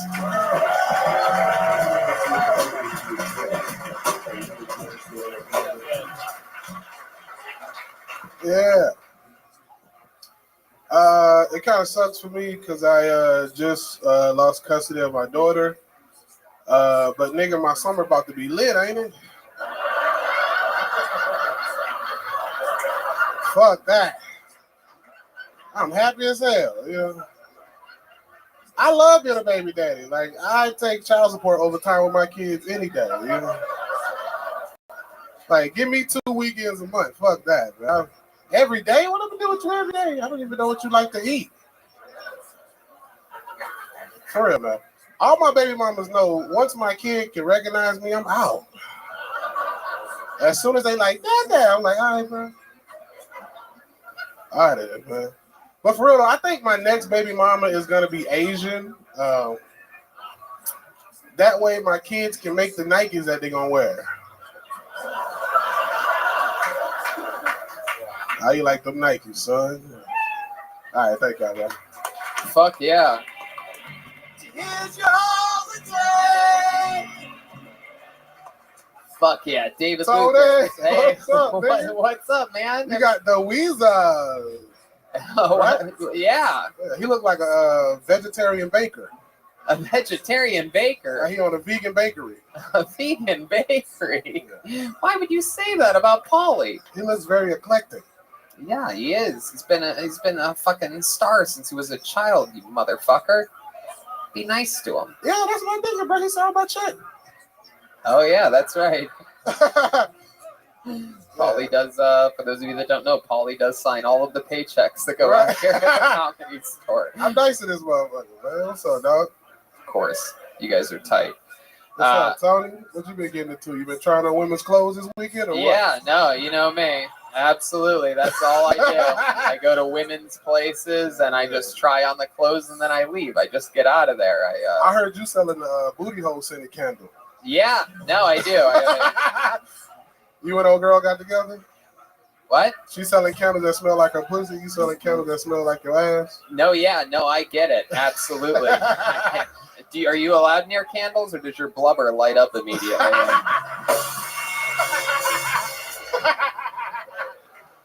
Man, get your potpourri smelling ass up out of here, bro. Dude, if we're talking about smells, I can't even imagine what kind of fucking shady car air freshener you spray yourself with. I got a chicken and waffle candle coming out this year. You do? That shit smell like Roscoe's. Yeah? What does it taste like, though? I don't know, bro. Shit. You look like you eat candles. That's the joke there. Let's check in with Tom DeLong. When are you two gonna have sex already? Your sexual chemistry, it's pulsating off every word that comes out of your lips every week. When you look deep into each other's eyes, I know you think about each other every week. Can everybody just laugh at once so that he stops? Good God. Jeremiah, if you the first sound- beat doesn't work, he just keeps going. For those of you that haven't figured out Jeremiah's trick yet. Right, that shit sounds like he gonna narrate Tony Hawk's biography. There once was a skater who had a video game that came in a box of pizza. I didn't know that you had this much knowledge about me. All right, guys. I grew up around nothing but white people until I was 13. What do you expect, dude? You're blacker than the grit tape on my skateboard. Hey, there you go. There you go. Absolutely doodly. Well, what else has been going on, David? Shit. Let's see. Not much, dog. Just, the dates coming up. Working on new shit like always, bruh. Just striving to be one of the greatest comedians ever. You know what I'm saying? Right. So that's. I don't really care about the. You're fame. definitely on your way to being one of the biggest comedians ever. Goddamn, Tony. How long you been doing stand-up? Seriously, for like the last 7 years, but I started when I was 16. And how long you been here for? In LA? At the store. I just got hired 2 months ago, but I've been coming to the store for like 8 years. But the consistency that helped me get the door job was like 10 months straight is when I just dedicated my Mondays to potluck and Kill Tony. Hell yeah! Like in February of not 7 months. I mean, you've been doing potluck 7 days a week for long before you. What do you take the potluck? You make a fucking tuna casserole. Man. Wow. Get your quiche eating ass up out of here. What are you doing, bro? He's poking you with a You're microphone. my friend now too. Oh yeah, hell yeah, that's my nigga, bro. Like the Arabic guy. What's his name? The Armenian. Oh yeah. Oh, the Armenian guy, Chris. You look like a Silver Lake fighter pilot. What the fuck is this guy doing? Is that what white people do to black people when they don't know what they are? Like the Pillsbury Go Black guy. Let me poke this nigga. Let me see if he. Oh, you got the little uppercut there. You got the uppercut on the belly. Hey, bro, since you poking me, I'm gonna need you on my podcast Wednesday. You can't say no in front of all these people. He's already. I gotta be in Kansas City.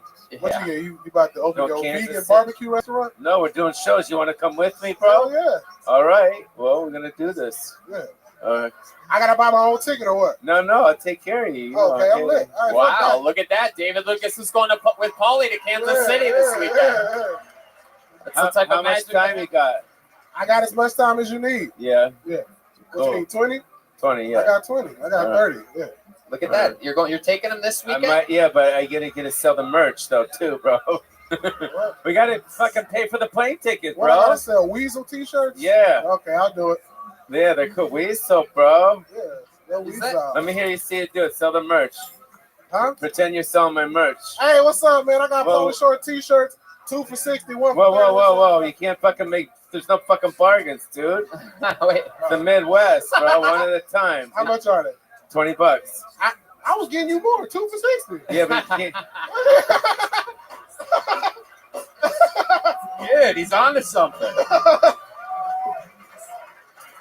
What kind of Jew are you, Paulie? Right, bro. I was getting you more. He an honest one. Like, nigga, you selling them for too much. Oh, well. I'm gonna take the $10 for me. Is that a tattoo you have on your hand there? Yeah, it's my anchor, and I'm a writer, so my hands hold me down. Because, like, on some real shit, bro, like, even though I did grow up, pretty affluent, like, I had a lot of bullshit going on in my life, and I got involved a lot with the wrong crowds. And when I started doing comedy, it kind of took my energy and transformed it into comedy. Because, like, when I was, like, 17, 18, I was a... Red Band, you fucking kitty litter smelling motherfucker.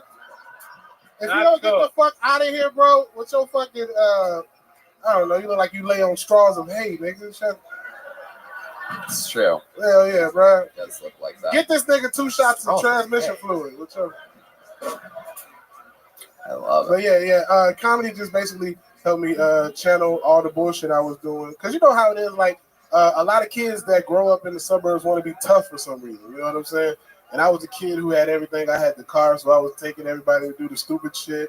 And I got arrested one time. My mom got me out of it. So that was kind of like, I need to change everything into comedy. You know what I'm saying? Wow, that's beautiful, Channel, David. yeah. Look at you. Wow. Yeah. That's why you have the anchor on your Yeah, hand? because my hands hold me down. Oh, Don't say see, I thought you had an anchor on your hand because that's what happens when you get into water. You just sink to the bottom. Tony, you up Not here because looking you can't swim, but because You're you're not looking like buoyant at all. You're up here looking like an anorexic killer whale. All right, well, I mean, Free Willy, face ass.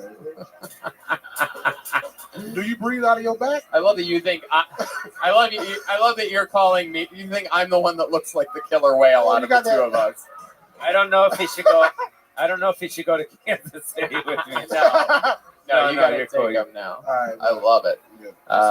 It's fun. You doing shows there Friday and Saturday? Thursday, Friday, Saturday? Just Friday, Saturday. We in there. Heck yeah. Fucking barbecue. They're gonna take care of that. I'm a shit or- pescatarian. He only eats fish. Oh yeah, so some smoked salmon I'll do. Oh, that was a Jew fucking thing you just threw at me. I eat smoked salmon and capers. Really? You like smoked salmon? Hell yeah, I'm a pescatarian. I don't know what a fucking pescatarian is. Pescatarian. It's a new religion. Oh, it's a religion? Yeah, I religiously You eat used to- fish. You used to eat barbecue. I used to. No more? Nah. Come on, bro. You wouldn't, if I gave you a fucking rib, you wouldn't tear that shit up? No. That's not cool. If I gave you a dreidel, would you spin it? Oh my god. No, bring the bucket back.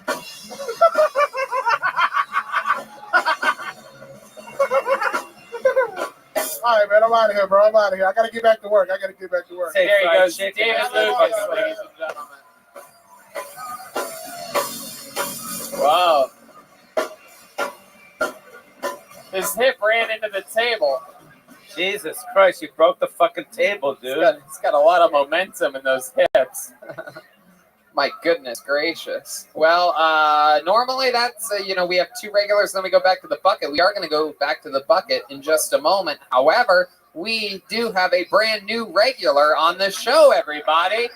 First time in a very long time that we've had three regulars, but we just couldn't help ourselves when we pulled this guy out of the bucket a month and a half ago. We absolutely fell in love with his completely different style, his story, everything about him. He was diagnosed a couple of years ago with Lou Gehrig's disease, and he writes and performs a brand new minute every single week on this show. Just started stand-up about 6, 7, 8 months ago, but has 20 years of training in the improv game in Chicago. But the way he's transitioned with stand-up so far, quite incredible. Can't wait to see what his new minute's like this week. Ladies and gentlemen, I present to you the brand spanking new regular on Kill Tony. Ladies and gentlemen, Michael Lehrer, everybody.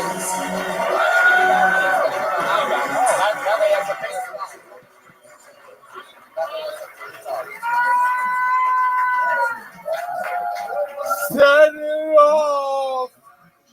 Set it off! Yeah. Oh, hey, everybody. Everyone always has the same question for me. The answer is yes. I fuck on the first date. Alright? But I can't be a fuckboy no more. I'm kicking it to this chick, wondering if she has stairs. I can't do that. I can't even watch porno no more. It makes me too sad that I can't bone like that. I need an orderly to even try to fuck a glory hole. Hey, and I'm not gay. I just got a really wicked itch deep inside my asshole that can only be scratched by a big black cock.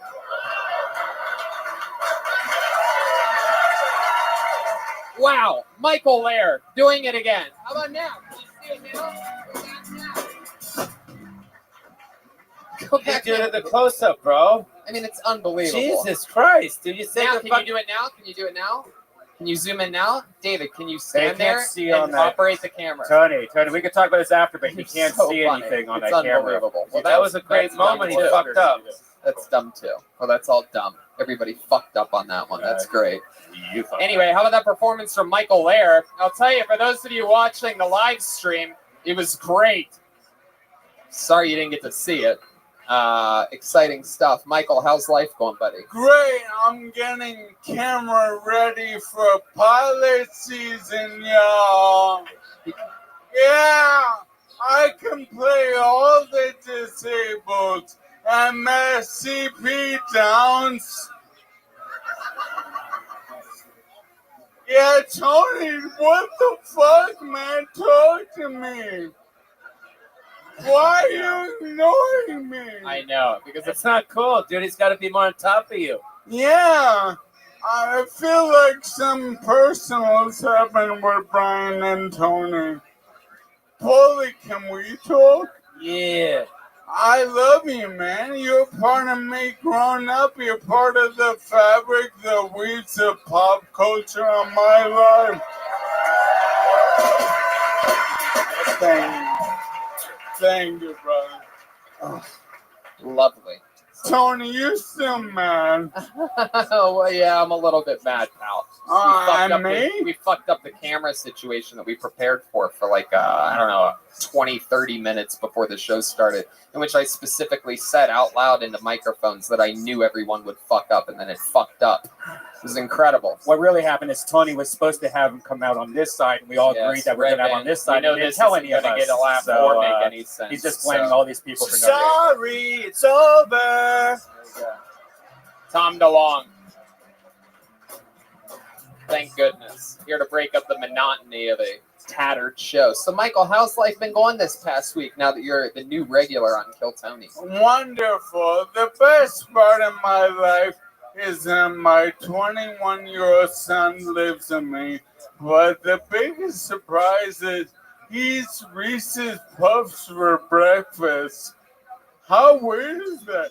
You're too old to eat Reese's Puffs for breakfast, Colin. It's Reese's Puffs? Reese's Puffs and Fruity Pebbles. Oh my God. He drinks milk too. Who drinks milk anymore? What's his age again? Whole milk. These are all good things to be disappointed in your 21-year-old son about. Yeah, no doubt, no doubt. Well, he steals too, but that's another story. Wow. I'm kidding. What has he stolen from you? Anything? My heart, but no, it was my fault because I made him and then left for 21 years. There you go. Absolutely. Say it ain't so, I will not go. So, what have you been learning about your son that other things that you didn't know? Is that wild? And does he live with you and your nurse/girlfriend? Yeah, he lives with my nurse and my /girlfriend and me. And I learned that he's really fucking messy. He's super messy, but he's a young man winking his way in a busy Los Angeles town. Can we meet him for a second? I know he's backstage. come Do you guys want to meet him? He's a beautiful kid. Sure, You let's come do here. it. Absolutely. I don't want to mess up your show. Where's Colin at? Colin. Hey, here he is, everybody. Go over there. Say hi to everyone. Yeah, talk to him. Did he really leave you for 21 years? Yes. Wow, look at that. And look how you turned out. Just absolutely adorable. Yeah. You have your mom's hair, and luckily you don't have your father's legs. I love it. Why don't you step up? deserve that and so much worse. Why don't you step up to the microphone for a second, Colin? We'll get to meet you a little bit. You've never done comedy or anything like that before, have you? No.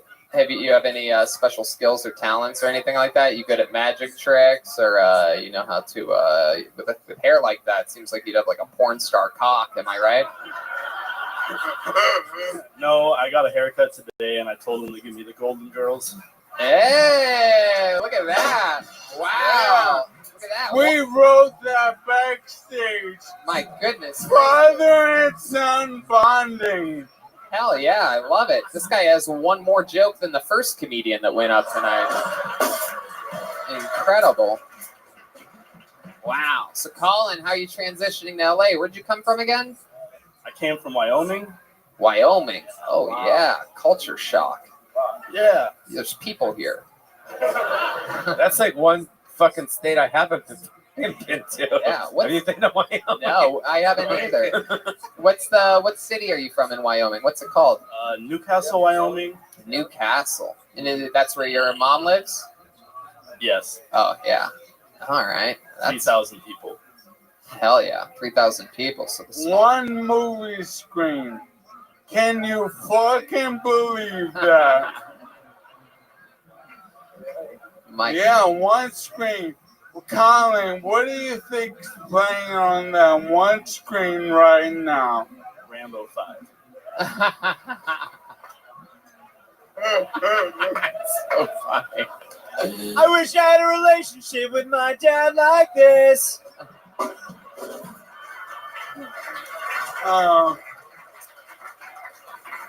I love Colin, you want to do any shout outs to the Cowboys back home?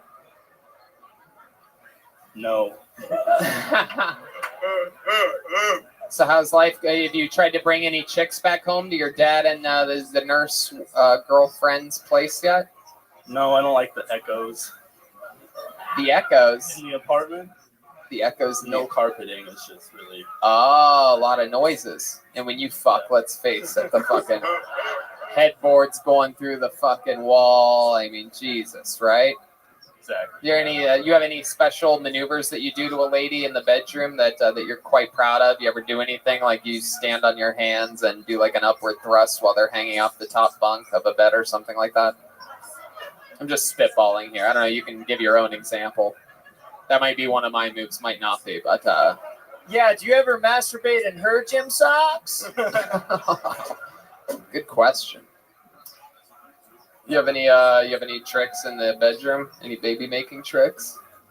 I do.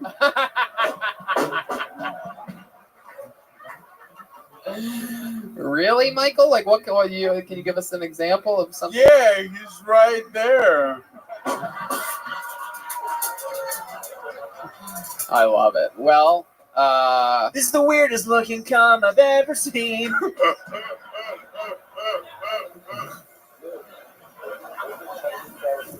the Chinese guy's Steve Lee. Steve, they should do that fucking. They should practice. Oh, the cripple fight. This is Polly wants perfect. to. Polly has a good idea. Michael Lair. I think we versus should throw Steve down. Lee. What do you guys think? Makes sense? Or No, I don't a little think too gnarly, right? I don't think we really want to see that, Polly. But Wait, there was another guy in a wheelchair here? no, you don't want to know. He had actual walkers. He has the little walking sticks. Bullshit. Yeah. But let's put it this way. I'm happier this way because last thing we want is that guy driving around in a fucking wheelchair just running over everything. You know, a lot of comics are in wheelchairs, and they come up to me and they give me a fist bump, and they think I'm gonna fuck with them just because I'm in a wheelchair. No. Let me see those bits first, motherfucker. Let me see the what first? Bits. Jokes. He judges comedians by their jokes, not by their Oh, wheelchairs. bits. Okay. Hell yeah. I have trouble enunciating. It's the old Lou Gehrig's disease, right? Yeah. Batter up. Batter up. Ladies and gentlemen, the brand new regular with his first regular minute, Michael Lair, everybody. Wow. Wow. Wow. I'll take. My goodness gracious. You're right. Best How trick. exciting is that? You guys want to go back to that bucket one more time, huh? All right. Let's see what happens here. Okay, put your hands together for Ishmael Gaynor, ladies and gentlemen. Ishmael Gaynor. Say so, I will not go. Turn the lights off. Carry me home on the na na na na na na na. Come on, everybody. One more time for Ishmael Gaynor. What's up? What's up? What's up, everybody? How y'all doing? How y'all doing? I used to work at Walgreens. Horrible place. I hated working there. Mostly because everybody stole. That was like the worst thing about Walgreens. I'm not saying all of y'all in here are stealing, but I'm saying you're definitely related to some people that are definitely stealing. You know what I'm saying? Like, it's weird because I work in the community. So, like, I'll be seeing people and they'll come in. And, you know, like, we'll try to have a conversation or whatever. Like, I'll just be like, yo, what's up, Carl? He'd be like, what up, Ish? I'm like, you buying something today? He like, nah. Fuck you think I got this trash bag for, fam? You know what I'm saying? Like, I'm clearing out all aisle 12. Like, all your soap, all your Tide. I'm like, all right, Carl, you got it, you know, whatever. And so my boss, he'll be like, Ishmael, you have to say something to him because this is 10th time stealing from us this year. You know what I'm saying? Like, you have to say something to him. So I walk outside. I'm like, Carl, like, why are you stealing, bro? Like, you're 45. Like, why don't you get a job like everybody else? And then he looked me dead in my soul. He was like, if I steal this shit and I go outside and I sell it on a corner, that's 100% profit. You can't beat that in Los Angeles. And I was like, you know what, Dad? Go ahead. There you go. Coming in a little bit long. Ishmael Gaynor, welcome to the show. Thank you. It's your first time on, right? Yes. How long you been doing stand-up? 5 years. 5 years. How old are you? I'm 29. 29. Yeah. You from here? No, I'm from New York. New York. You live there now? Yeah, I live in New York. Yeah, I live in Yonkers, New York. Oh, cool. You're just visiting? Yeah, just for the week. Sweet. What do you do for work? Well, I used to work at Dwayne Reed. I'm sorry, I lied to everybody in here. No, I work at LOL Comedy Club, New York. Oh, cool. So that's the only thing I do. Oh yeah. Yeah. Work at a comedy club. That's fun. Yeah, what do you like to do for fun out in New York? I mean, you know, You're not doing stand-up. I mean, go to parties like everybody else, you know. Parties? You know. What kind of parties?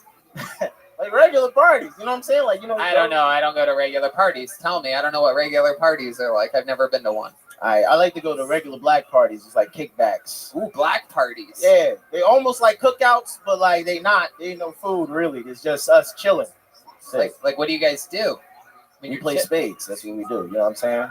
Sis, let them know. Let them know. Spades. You know what I'm saying? That's it. You play spades? Yeah, you never played spades before, Tony? It's been a long time. I was like in. You look like an Aces High type of person, and I don't know if that. I don't know what the fuck that's supposed to mean. Cool. I'm deeply offended. It's all right. It's all right. Why you count aces one? Oh, there's The one other black guy is like, nah, not at all. Actually, not at all. No, you don't. You normally people who are not from the East Coast play Aces High. Most people from the East Coast play Deuces Wild. That's what that means. Like the deuces.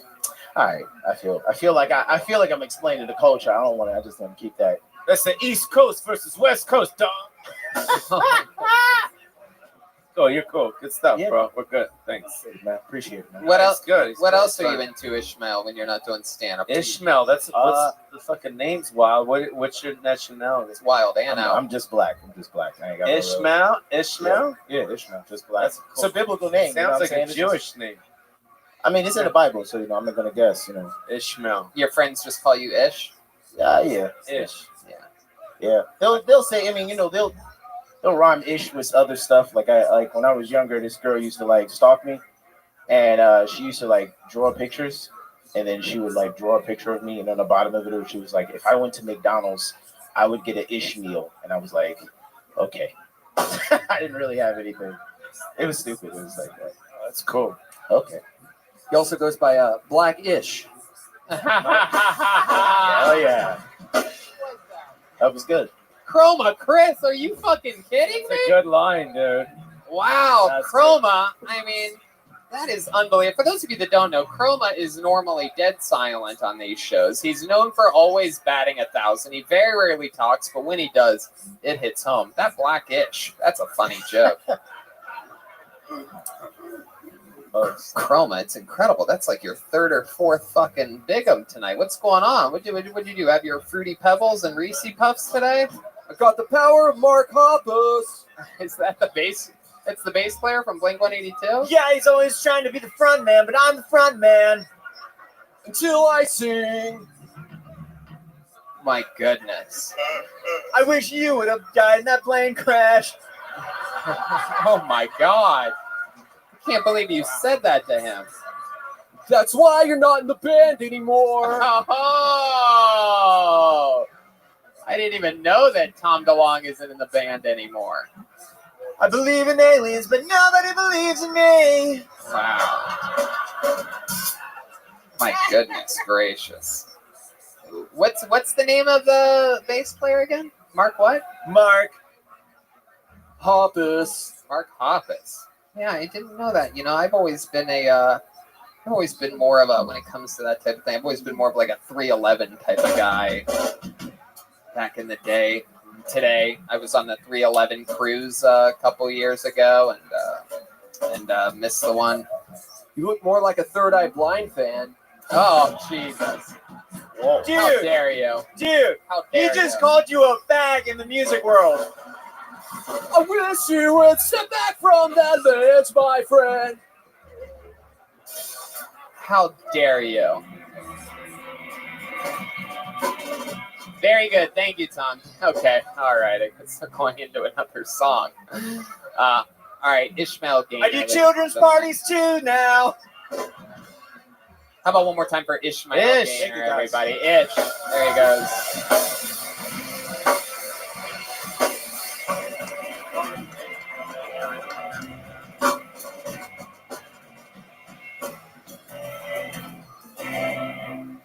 All right. Well, I guess we could end it there, right? That's probably the right move.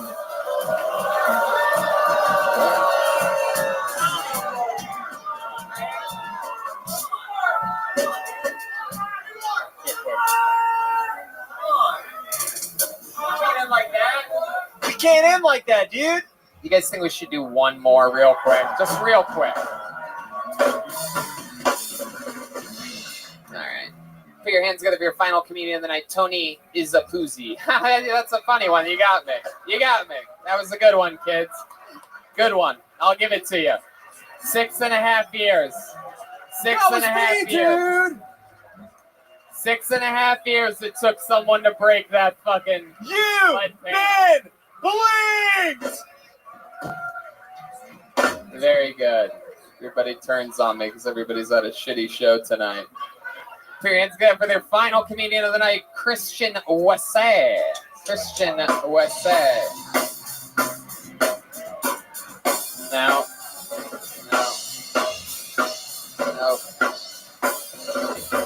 All right, there's no Christian, guys. No Christian. I was gonna say, you know, my theory is that I think the only interesting way to end a show like this would be to have, you know, we've had in the past drum offs and we've had in the past saxophone offs. I was wondering if there's anybody out there that would want to challenge Chroma Chris for the first time ever to perhaps a bass off to end the show. Is there anyone out there that knows how to play the bass guitar by any chance? If not, no big deal. But if so, just figuring taking a chance. Is there anyone? Is that a human being that might want to play the bass over there? Who is that guy? Is that no, he's not. He doesn't want to play the bass. Okay. Anyone else? Can I pick the person and we end with one person? Sure. Yeah, we could do that. Whoever you pull out of that bucket is playing this bass. Player? Wait, hold on 1 second. What did Chroma Chris say? Whoever you pull out of that bucket is going to play this bass. Okay, no. I don't think I'll win. Pauly Shore is going to pick the final. Am I allowed? I don't want to be in your fucking bucket if no one is there. Has a guest ever picked your bucket? Just pull a name out. But I'll tell you this: if it starts with Tony, be careful about the. Oh shit! Is Penn here? There's a pen. Penn, come on up. Oh, and Teller.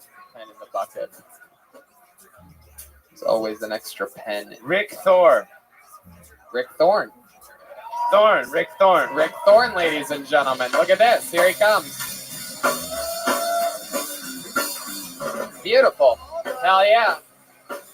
This guy looks like he actually knows how to play the bass. How about one more time for Rick Thorne, everybody? I'm in the fucking band. I was the fourth member and shit. What the fuck? Make some noise for your final comedian of Hey, the what's night, up, Rick guys? Thorne, everybody. Hey guys, how's it going? I'm a professional BMX bike rider, one of the best in the world. I started doing stand-up about 8 months ago, so here we go. All right, I'm a single dad. I got 2 kids. All right, raising kids on your own isn't easy because especially nowadays, they learn shit so quick. Like the other day, I was at the mall with my son. We're walking, and he's all excited. It's Christmas time. I'm thinking he's seeing something he wants to buy. He's like, Dad, I'm going to tell you something. I'm gonna ask you something. I was like, what? He's like, you ever kissed a woman's titty? True story. And I'm like, what the fuck's going on? You guys are learning shit way too fast. So I was like, yeah, no, just come on, son. Like, let's just keep going. He's like, no, Dad, I want to ask you something else. But he asked me like he was like a pro at it. Like, hey, Tony, huh? No, not you, Tony, but that's just how I talk. Tony's this guy I got going on. He's like, hey, Tony, huh? You ever been to a strip joint? And I'm like, what the fuck is going on in society? How does my son know about strip joints and titties? So I look at him and I say, son, do I look like the kind of guy that would go to a strip joint? He's like, isn't that where you met Mom? Thanks, guys. See ya. Fuck yeah, Rick Thorne. What's up, buddy? Travis, I know Travis real well, actually. You know Travis Barker? Yeah, I wrote for his company. In real life? Yeah. You work for his company? Yeah, No. Famous Stars and Stripes. We sponsored Rick years ago, you know. Yeah, they did, like 6 Rick, years. didn't you got injured a few months ago, right? How you doing after that, recovering from that injury? Oh my gosh. Okay, here's the deal. I fell. I did the last Warped Tour, right? Rick Thorne is indeed one of the best BMX riders Thanks, of all Tony. time. Is rider the right word? I'll take it. Yeah, BMXer or like, you know, shredder, ripper, whatever. Fuck yeah. Yeah, One of the dude. best shredders of all time since Teenage Mutant Ninja Turtles. Look, I'm 50 years old. I started riding when I was 11. So this is like early 80s and shit. I'm still riding. So yeah, man. I used to skate pools then. I interviewed you for a TV show. You don't remember. But you I get it. You do a lot of shit. You're badass. It was a show called 54321. It was on Fox. And I was like a brief interview. We were at an event, and I did a lot of TV shit. So, anyways, good to see you again. Yeah, you're badass. Do you have like metal because in your body from falling? I do. You do, Okay. right? Can you see it? Can we see it? Give me your finger like this. I'm not gonna get weird with it. Ready? Feel that screw right there? Yeah, dude. Oh my god. And then right here. Oh my there's some God, Screws dude. here. I tore my urethra and shit before. Whoa. Yeah, he's got Man, metal, it a was lot fun. of metal. How'd you tear your urethra? Okay, I was riding and my chain broke, right? And I went to pedal. I was at a contest and like, fucking my chain broke and I slammed and I racked myself. Okay, it's a crazy story. So I racked myself and I was like, fuck. And I used to ride for Matt Hoffman. Matt Hoffman's like the best fucking badass ever. The Dude, Condor. fucking shred, dude. The Condor. Oh, fuck yeah. So I was like, yo, Matt, like fucking, like I went to the bathroom and I'm pissing blood and shit. He's like, dude, go back to the hotel, just chill, relax. And I was like, all right, this is back in the day where we were making no money. We drove in an Astro van from fucking, by the way, I'm from Kansas City. Yeah. So You want to open for me too? fucking, dude, I could come out with my bike and shit, do a couple little tricks and this and that, you know? Yeah, that's cool. Let's barbecue all day. Yeah. But what's your T-shirt sales like? They're through the roof. So anyways, listen, so where was I? I go back to the hotel and I fall asleep. And I was like, fuck, dude. All right, I just passed out, right? I woke up about 2 a.m. Matt's next to me and the whole bed is full of blood. Like my dick had just been bleeding. Bang, bang, bang, bang. And I was like, fuck. Oh, wait, were we talking about the torn It's like urethra? my dick all the time.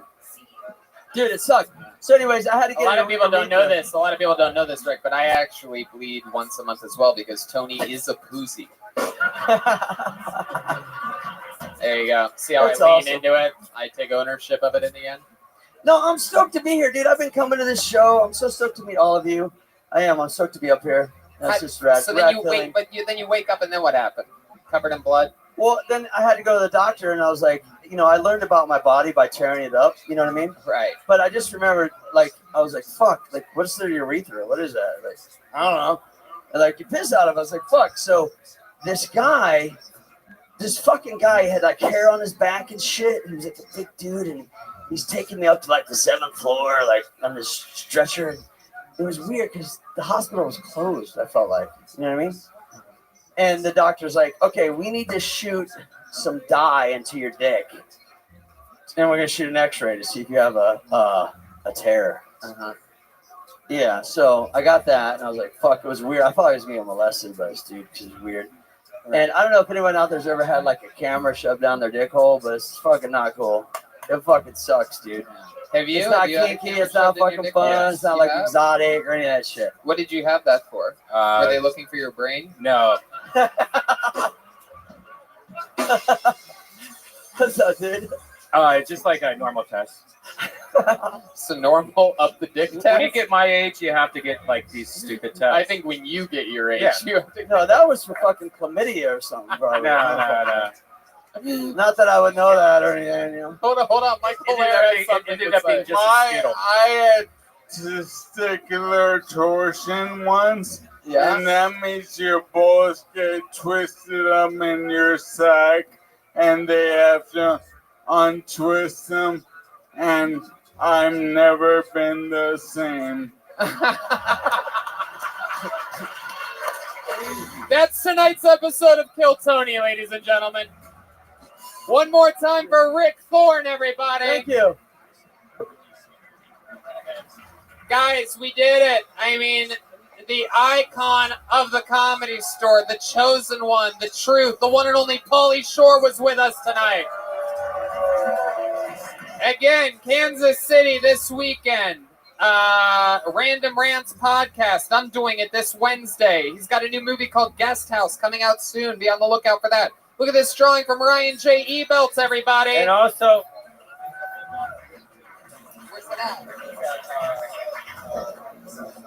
and go visit the newly public grave site of the all-powerful, all of the people on this stage and yourselves owe it to her. Without her, the world would be a completely different, much less laughter on this planet. The great Mitzi Shore, who designed and created not only the Comedy Store, but every inch of color, art, who's been in it, how it happens, how they work, where their careers go, changed all of comedy entertainment, changed which coast that it happened on. And she's here right now, so give it up to her, my mom. Mitzi Shore, ladies and gentlemen. And that's at Mount Sinai here in Los Angeles, the cemetery. How about one more time for Tom DeLong, the one and only Jeremiah Watkins, everybody. Fuck yeah. Did it again. He's on Lights Out with David Spade tonight. That's coming on at 11:35 on Comedy Central. So if you still have cable, tune it up for Comedy Central with Lights Out. That's so awesome. He also has, of course, Jeremiah Wonders on YouTube. A new episode out now with another powerful woman of the Comedy Store, the great Eleanor Kerrigan. Oh, and Pauly's in the famous music video with Reagan and Watkins, your stepdad Rabbi. And Jeremiah, of course, is on social media at Jeremiah Stand Up, YouTube at Jeremiah Watkins, and tickets for his upcoming shows are at jeremiahwatkins.com. If you live near Tahoe, Buffalo, Syracuse, or Albany, New York, check out jeremiahwatkins.com for tickets. And at Pauly Shore on social media, of course, for Pauly, PAULY. SHORE. Anything else, Jeremiah? I just want to give a shout out and thank you to Brian Redband, Tony Hinchcliffe for giving us an awesome platform like this to play on. Thanks so much, guys. Thank you. How about one more time? Silent but Deadly, batted 1,000 over there from the band Blink 182. It's Mark Hoppus, Chroma Chris, everybody. Thanks. You can also check out my other band, Drac and the Swamp Rats, at The Smell this Friday on the 17th of January. Fuck yeah. And how about one more time? Ludwig, sponsored artist. You know him as Mostly Sorry. It's Joelberg Joel Jimenez, everybody.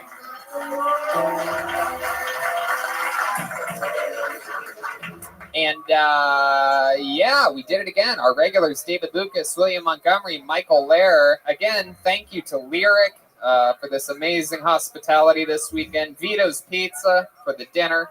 We're going all around the world still. Calgary, Tempe, Vancouver, Kiltony, Easton, Swansea, La Jolla, Ventura, Boston, and Austin. It's all happening. Nitro Caveman Coffee. Go to cavemancoffee.com. Use the promo code KillTony and get 20% off there.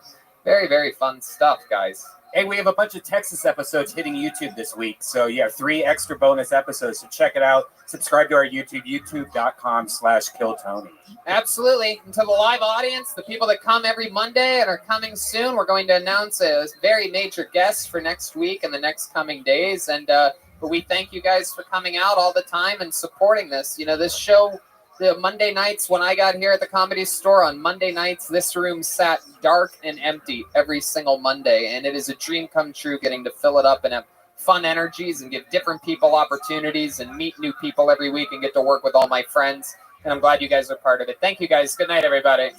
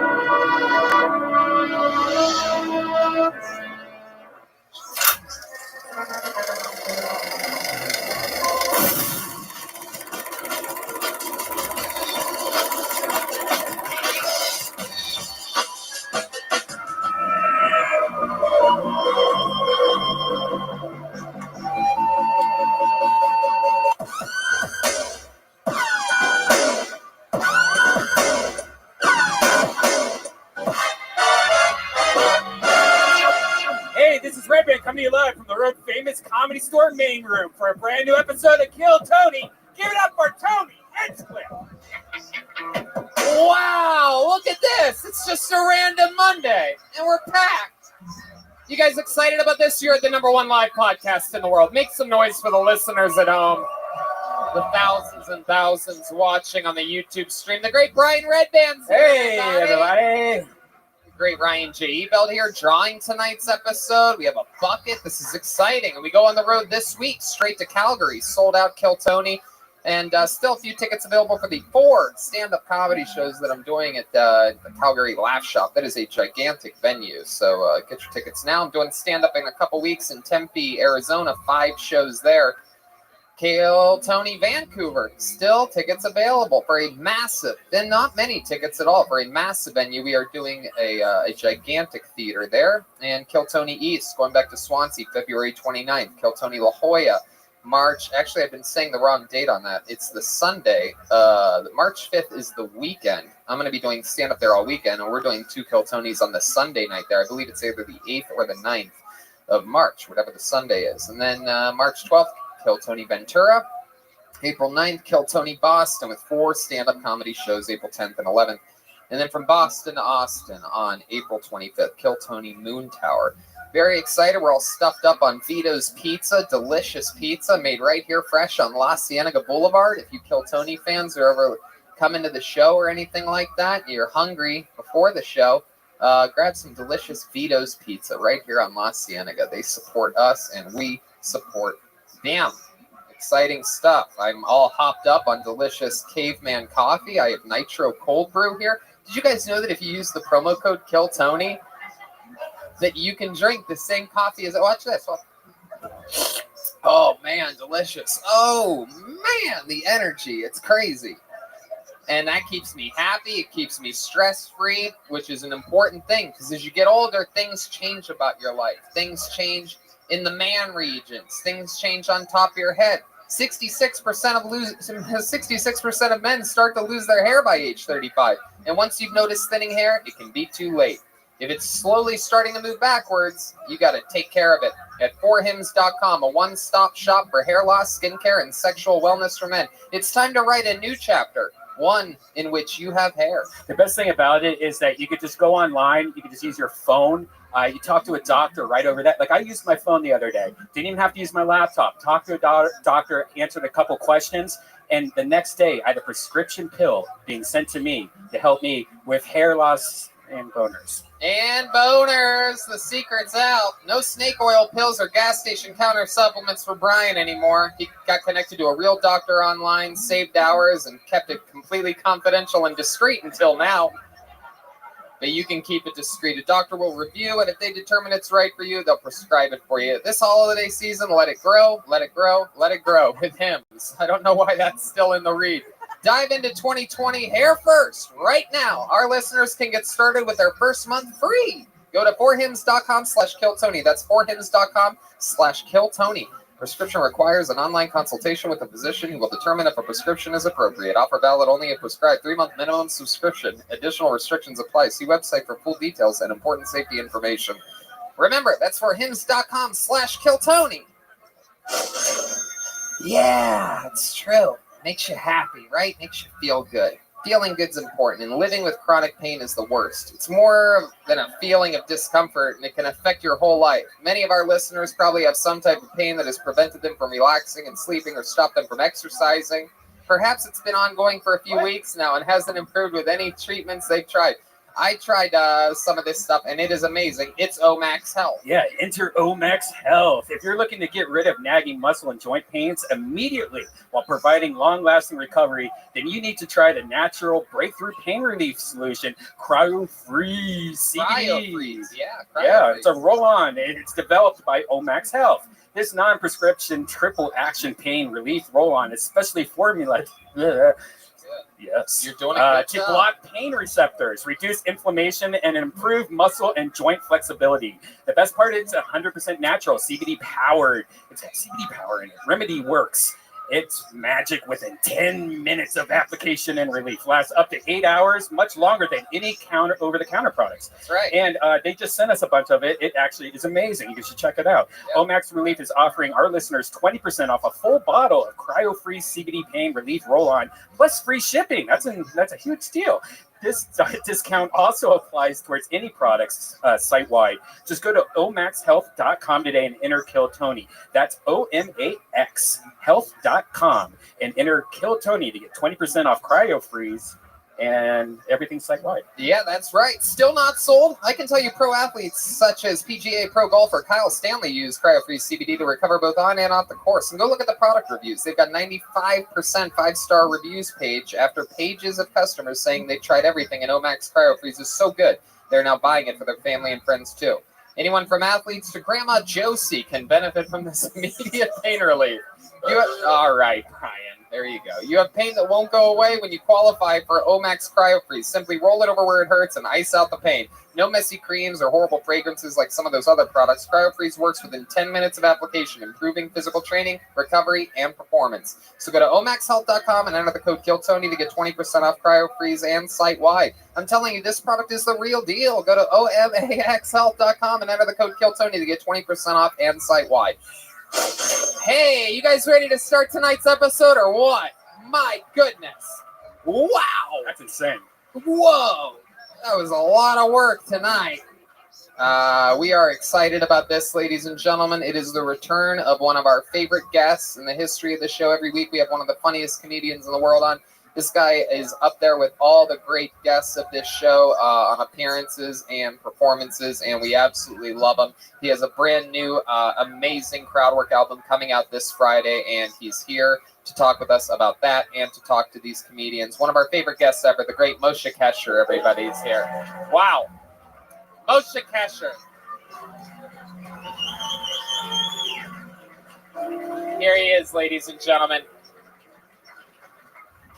Welcome back, Moshe Kasher. Thank you. Very exciting. This weekend, you're going to be at Sketchfest for a special release of your new crowd work album called Crowd Surfing this Friday, the 24th. And you're also recording a podcast with the great and powerful Natasha Leggero this Saturday. That's Friday and Saturday at SF Sketchfest. Yeah, and you can get the album on Friday. It's a crowd work album. It's a concept album. It's not what do you do, who are you with. It's a very specific set of questions I ask the crowd. So we're kind of like it's kind of a play on the crowd work album.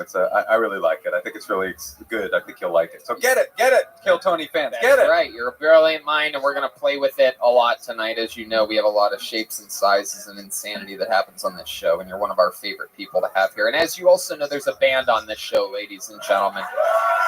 Every single week, they commit to being different characters. They're in a separated green room from us. We never know what they're going to be. However, we do have a very full band tonight. So maybe it's the return of some of our favorite characters. Maybe it's brand new characters. Let's all find out what they are together when I introduce the best damn band in the land, the Kill Tony Band. Jeremiah Watkins, Jesse Johnson, Joelberg, Joel Jimenez, and Chroma Chris. Here we go. Let's see what they are. Oh,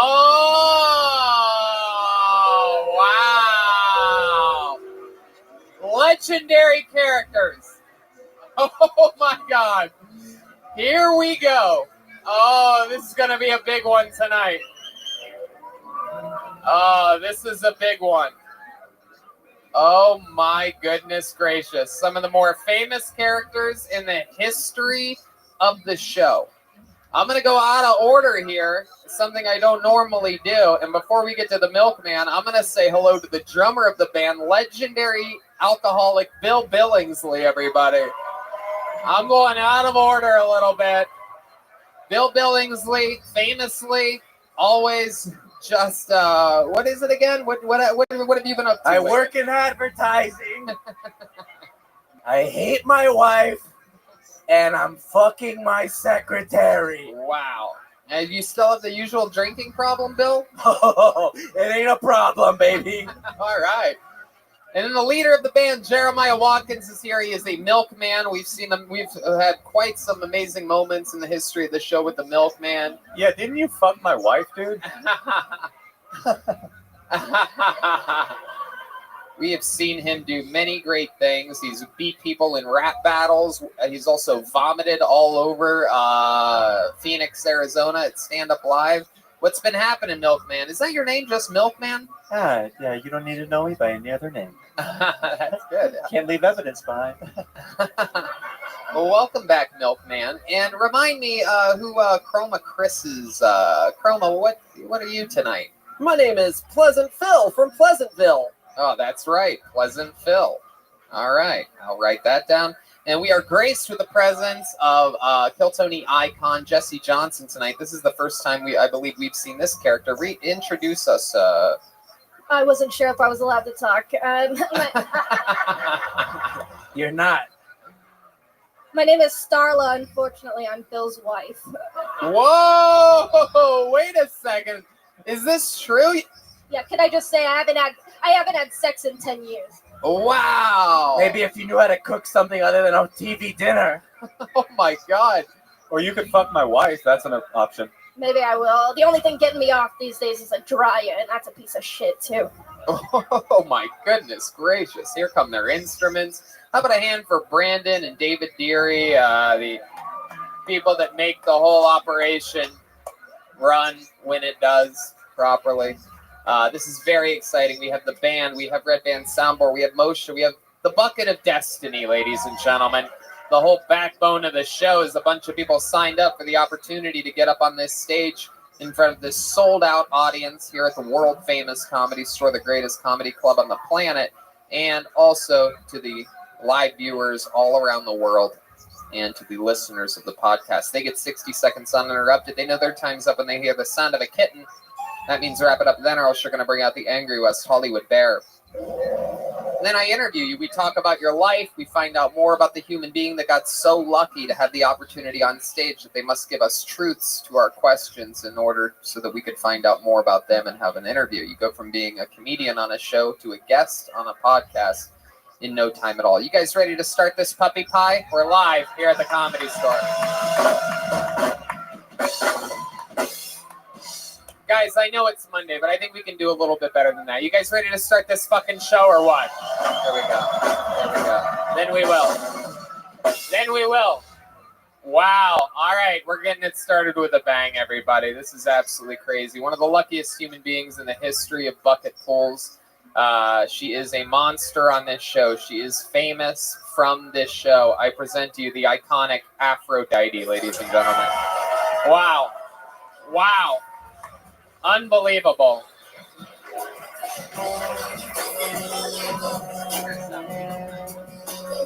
Wow. Here she is. Ladies and gentlemen, the real deal. Make some noise for Aphrodite, everybody. Asanya. That's my new favorite Asian song. I'm in love with Asian music now. I'm celebrating. I got a new job, everybody. A new job. Yeah. Don't you feel good when you get a new job? My new job is with this amazing company. It's called KillYourWholeFuckingFamily.com. Yeah. I know there's people in here. I know there's got to be at least half of the people in this fucking audience that wants to kill your whole fucking family. Your uncle, your fucking mom, your sister, your brother. You know those motherfuckers you hate to see on holidays. Yeah, I'm talking about them. Kill your whole fucking family. Like for your mom, if you kill your mom, he'll give you a nickel. Yeah. He'll give you 25 cents for killing your dad. 10 cents for siblings. Just kill them motherfuckers. We'll help you. Aphrodite. Wow. All right. Aphrodite, everybody. Coming in with a lot of anger. Not only does she want to kill her family, she wants you to kill your family? What's going on, Aphrodite? A lot of anger tonight. Yeah, well, people want to kill their fucking families. I'm just trying to be helpful. I just like that you started off with that hardcore anti-Asian racism, and it had nothing to do with anything else you talked about. I was like, oh, where's this going? Oh, that's it. We're here. Okay. What happened? Sing a little bit more of that Asian song to us. How does that go again? Isn't that our friend? My favorite Asian song. Where did you hear that? Some Asian show. I don't know what they're saying, but I like it. It was called Kill Tony. You know that, right? Oh, really? Yeah, it's our friend that's been on here many times, and she starts off her song in an Asian accent and sings. I've heard Asian accents, but I haven't heard that song Wait, before. it's an Asian woman that sings "I'm So Young." Isn't No, that your girlfriend, Red Band? Is that? That's Red Band's I got it off of Asian radio. I thought I'm so young, he's so old. I just want to feel like an Asian person and listen to some Well, you do. You are like an Asian person because you are tremendously lucky. You get pulled out of this bucket more than anyone. I don't know how you do it. And also, you have more milk inside of you than the milkman here. This is incredible. Oh, that was spoiled a long time ago. You know, all the young women cannot have all the titties and they cannot have all the ass. Oh my goodness, that is true, Aphrodite. You know your brand. Blink, blink, 182, blink, blink. Oh my God, Jesus Christ! There are people vomiting in the audience right now. Martin Luther King is proud. I got to say something about this getting older shit because I'm really tired of people thinking getting older is a downhill thing. Right. It's not. You can fuck, get your pussy sucked. Oh, I love sucking pussy. That's like my favorite thing. I'm one of the best. But all right, not every one of them. Afro. Oh my God. Don't be saying that shit. No, I'll be out on the block in West Hollywood just offering pussy sucks for like $5. Damn. I think you need a shop vac to suck that. That's all right. I get my ass sucked too. All right, Aphrodite. My goodness. Does that look like the chocolate tunnel from Willy Wonka's factory? Did a little German boy get stuck inside of it? I told you I'd be getting that plantation fucking. Hey. Oh Jesus! Come on, Afro. It's Martin Luther King Day. Why are you doing this? Martin would want me to fuck. Okay. Oh my God. I also like that you're wearing gold sequins in the front and camouflage in the back. Yeah. It's like mixed messages. Yeah. It just turns around when the cops get near. Oh yeah. But don't worry, I'm not gonna kill nobody because it's hard getting rid of them damn bodies. Yeah, what do you do? Yeah, you just get mad and leave, go away. Because if you kill the motherfuckers, you got to figure out what to do with those bodies. All right. Just when you thought that Aphrodite couldn't get any darker. Wait, aren't you the pleasant one? You're supposed to be pleasant. Whenever there's a company that figures out how to get rid of bodies, it's gonna be on. We're gonna all kill our fucking families, right? Why don't you just suck them into your pussy? I want to use it. I don't need them stuck in there. This is an interesting tone that you have this week of kill your whole fucking family. Yeah, I thought of it when my sister pissed me off, so I figured, I've thought of it before too. Right on. I like you already. Let me ask you something, Pleasant Phil. I rarely get to ask you a question. Is this the type of person that you would like to see move into your neighborhood? I've never seen one of these before in my life. Oh, that's all right. Yeah. Aphrodite, you get pulled out of this bucket so much. We've talked to you so much lately. Can I leave just a couple things really quick? A couple things? Just really quick. It's only a few seconds. I promise you. Sure. I found out something really interesting. My family on my father's side. Oh, boy. One of our relatives is Nearest Green. He just got recognized for teaching Jack Daniels how to make whiskey. Oh, I'd like to meet this guy. One of my family members on my dad's side. I thought you'd like to know that. That's cool. Yeah. What was the other thing? And the other thing is, I want to sing that I'm So Young if song anybody again. wants to see after the show, I found out right before I turned 64 that my real eye color is dark blue, which is very rare. Okay, Aphrodite. I can't believe this is what you had Real to squeeze in. hey. There you go, Aphrodite, everybody. I love you. There she goes. Wow. Tony, before I go, I must let you know that my original eye color is blue. Had to squeeze that in. There she is. That was so necessary. Absolutely. You know what? Before we go to the bucket, let's do something fun here. It is crazy that she came up and did an impression of someone singing Asian music, because it just so happens that someone made a special trip here today. She made a long drive from where Moshe's from, the beautiful San Francisco area. She gained fame on this show by singing her Asian song. We fell in love with her, and she kicked off a couple Kill Tony Manias with us for our special annual event in San Francisco. Ladies and gentlemen, I present to you here on a special road trip today, Nicole Tran, everyone. Here we go.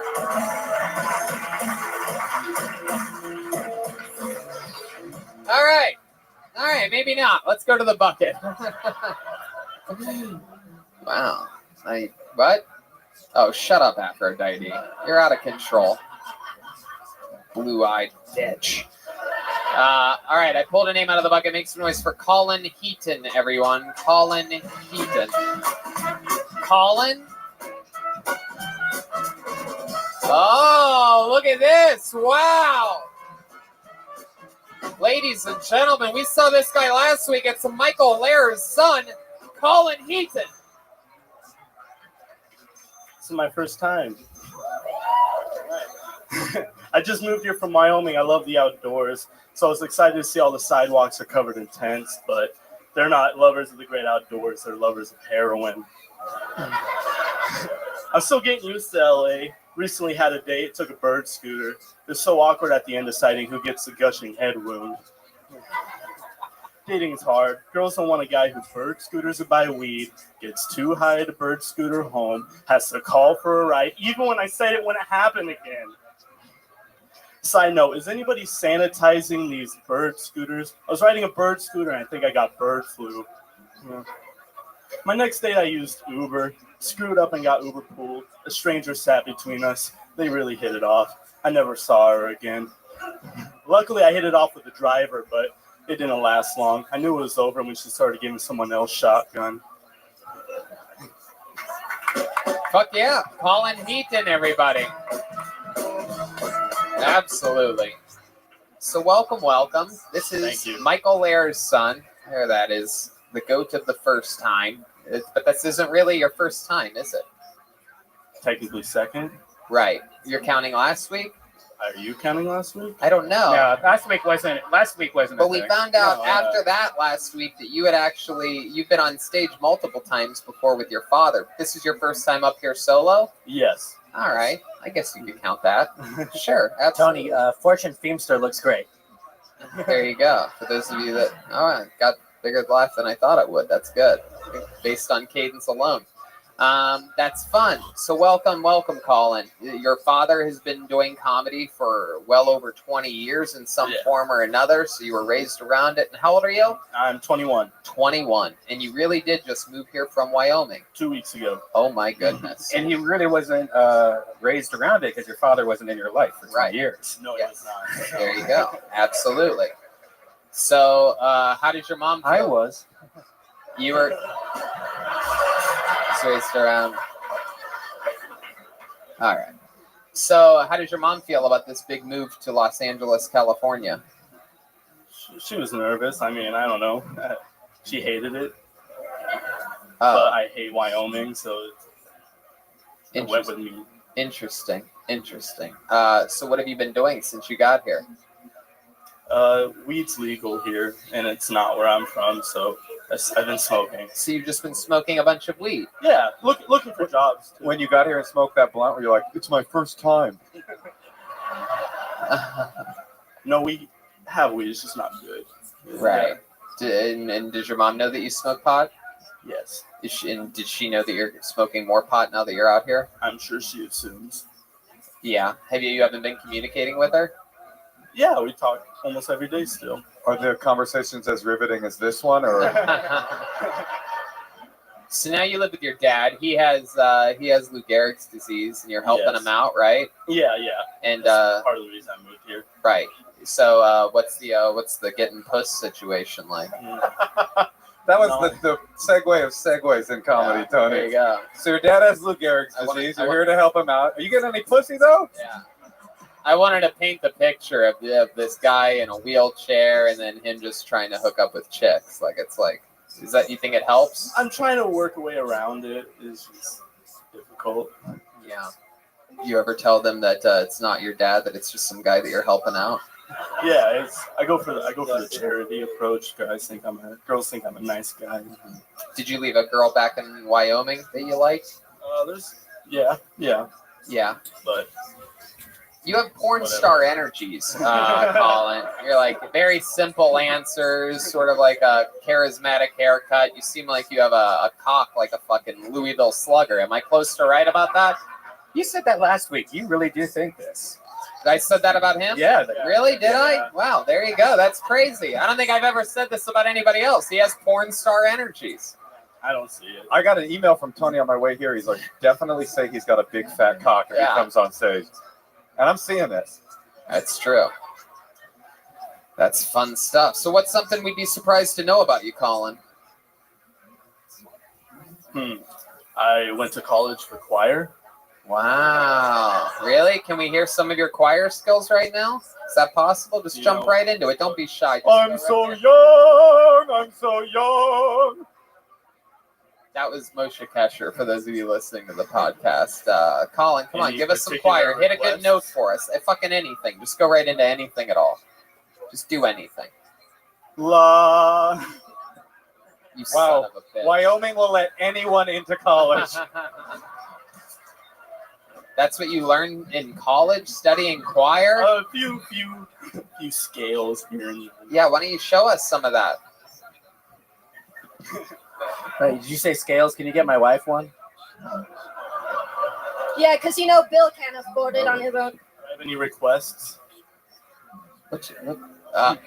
Colin, do you know any songs at all? Didn't you just do anything? Why do you need requests? What do they sing in Wyoming? Like Deutschland über alles or something? No, you're not. No, we're not going to do Seal. Very good. Clearly, Jeremiah learned a new song on saxophone this week.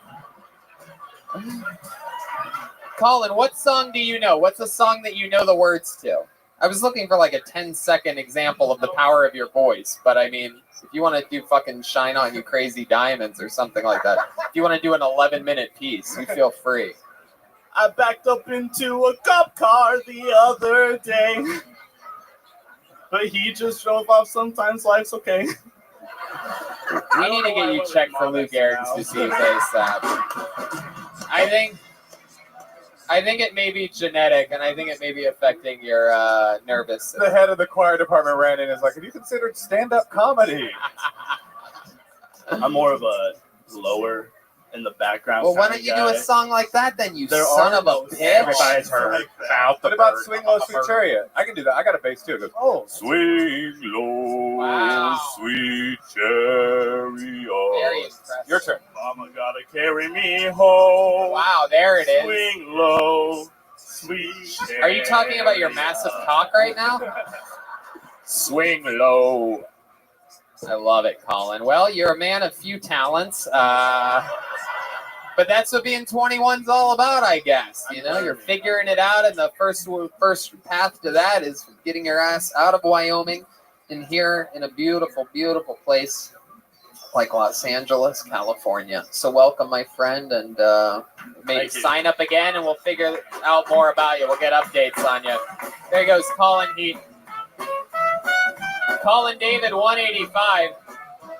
You can also follow his massive cock on Snapchat. God damn, that saxophone sounds good. That's a big one tonight. Got a what is with you? That saxophone. That's a Colin-sized saxophone I know, right that there. is. My saxophone has porn stars. It does. It really does. It also has the voice of a choir as well. Makes a noise for Mohammed Aslam. Is this a real name? Either that or someone's about to... There's a terrorist attack about to happen. Here we go. Wow, this is exciting. This is this guy's first time. I would remember him if we've seen him before. Make some noise, ladies and gentlemen. Mohammed Aslam. Thank you so much. Thanks. How was Black Friday? It's a little late. That's okay. The reason I mentioned it, I just got this. And I went to a store. I'm not going to say the name. It was Macy's store. But I walked away without paying. But God punished me when I was waiting for the bus. I was trying to get on the bus, and they threw me out of the bus. They said, you are supposed to let us go first. So I fell at the bus stop, and I was there for 4 hours. I couldn't move. And then there was a homeless guy, and we exchanged some Budweisers. So I stayed there. Really, it was nice, not bad. I stayed there for a couple of days. So I'm planning to move there soon. So hopefully I'll have my podcast from there. It's Alvarado and yeah. Oh, what? Oh. Wow, Mohammed Aslam. Wow. Wow, this is incredible. By far my new favorite comedian of 2020. This is mind-boggling. I appreciate it. I wish I was coming so I could have a haircut. No, you look great, dude. I've always wanted an Indian Joe Pesci on this show. This is very, very exciting. Yeah, they call me Brad Pitt. I have to bleach my hair. Really? They call Indian you breast. Brad Pitt? Yeah, Indian. Where in India? Yes. They call you Brad Pitt? Yes. My God. Wow. Yeah, like Brad Armpit. My goodness gracious. Now, Wow. You see me? The last guy had porn star energy. You got hardcore Uber driver energy. I like that. dude. You look like you don't even, you've never used a GPS before. You just use your instincts. Yeah, the last guy could use your beanie as a condom, dude. You also look a little bit like a fisherman, like an old crab fisherman. And also like kind of one of Santa's elves in a weird way. Yeah, right. You got it all. Yeah. I didn't know he had an elf named Muhammad. Yeah. Gandhi, he was Santa. Is that right? He's my grandfather. Really. He's my grandfather. Gandhiji. Namaste. Wow, that's believable on this show. We actually probably believe you, most of the listeners. So welcome, Muhammad. Don't be afraid. That's just a normal white guy. He's not gonna kick you out or anything. Oh, he should be afraid. It's a big saxophone, so. It is. That is a big saxophone. You are right, Muhammad. So you're from India? Yes, sir. And how long have you been in America? I came here in 91. 91. 28 years. Yeah. Very good. Absolutely. The math works out. Don't worry. Again, we're not going to deport you today. So 28 years. What have you been doing this whole time? I'm a nurse. Yeah? But I think I was born to be a comedian. I want to be next Mr. Moshe. You want to be the next me? Why me? Mr. Moshe? Is that what you said? You want to be the next Mr. Moshe? And you. Oh, it's okay. No, I like that. I wasn't offended. I just like the way I'm going to start calling you that, Mr. Moshe. I love it. How long have you been doing comedy? 3 months. 3 months. Yes. You've been doing open mics and whatnot? Yes, sir. And do you really ride the bus? I do. And do you ride on top of it or inside of it? Sometimes Is that the sound of your bus? I have a Mercedes back home. I'm Brad Pitt from India. Oh, Brad Pitt from India. Oh, let me clear it to everybody. The reason I take the buses because they say if you ride the bus, you can find the best material. Oh, I see. So what you're doing is you're explaining to the audience who you assumed would absolutely not believe that a man in that outfit were riding the bus. He's like, I know this is gonna blow your mind, but I'm a bus driver. You do have interesting style for an Indian Brad Pitt. Do you have a stylist, or is this your own like sort of get up yourself? You came up with this? I'm like that. Yeah, I was born like that. Why do I feel like you have a closet filled with all the same outfits? Yeah. And this is really this is your Batman. That's all I have, the black and the gray. That's it. Right. Absolutely. I love it. Not only are you the Brad Pitt of India, you're also their Dave Attell. You're like Dave Attell Aviv or something like that. What kind of nurse are you? I do all kind of nursing. I'm the kind that kills patients, Moshe. Mostly ER. Yeah. Really? Yes. My goodness gracious, that is impressive. Now, do you have to have something? Do you have to go to school for that, or are you just Indian and they just let you be a doctor here in America? Yeah, I did over there. I made a like phony certificate that I have PhD. Oh, I see. I see. No, that I didn't. hope there are not people from nursing licenses. No, I like it. Very good. Very good. So, Mohammed, you have a family? No, I'm divorced. Divorced? Wow, that was hard. No, I don't. I'm divorced. Nada. Zero. No kids, though? No. Oh, wow. Why'd you get divorced? What happened? She said I eat pieces too slow. I'm passive aggressive. I told her it burns if I eat fast. She was a social worker. She was a sushi maker? No, social worker. Social worker. Sushi maker. What were you eating? Monkey brain soup? Oh, come on. Red Band. He wasn't eating monkey brains. Did you just confess to getting a divorce over pizza? She did, yes. Wow. Should have had vetoes. Yeah. There were one other thing, but I can't say it in front of you. Why? One other thing, it was the pizza, and also she found me with an underage prostitute, but I can't. Oh, she wanted sex every night. I couldn't do it. What? Your knees hurt? Oh, my goodness. And that's what I'm there for. My goodness. How would you have sex with her? Slum doggy style?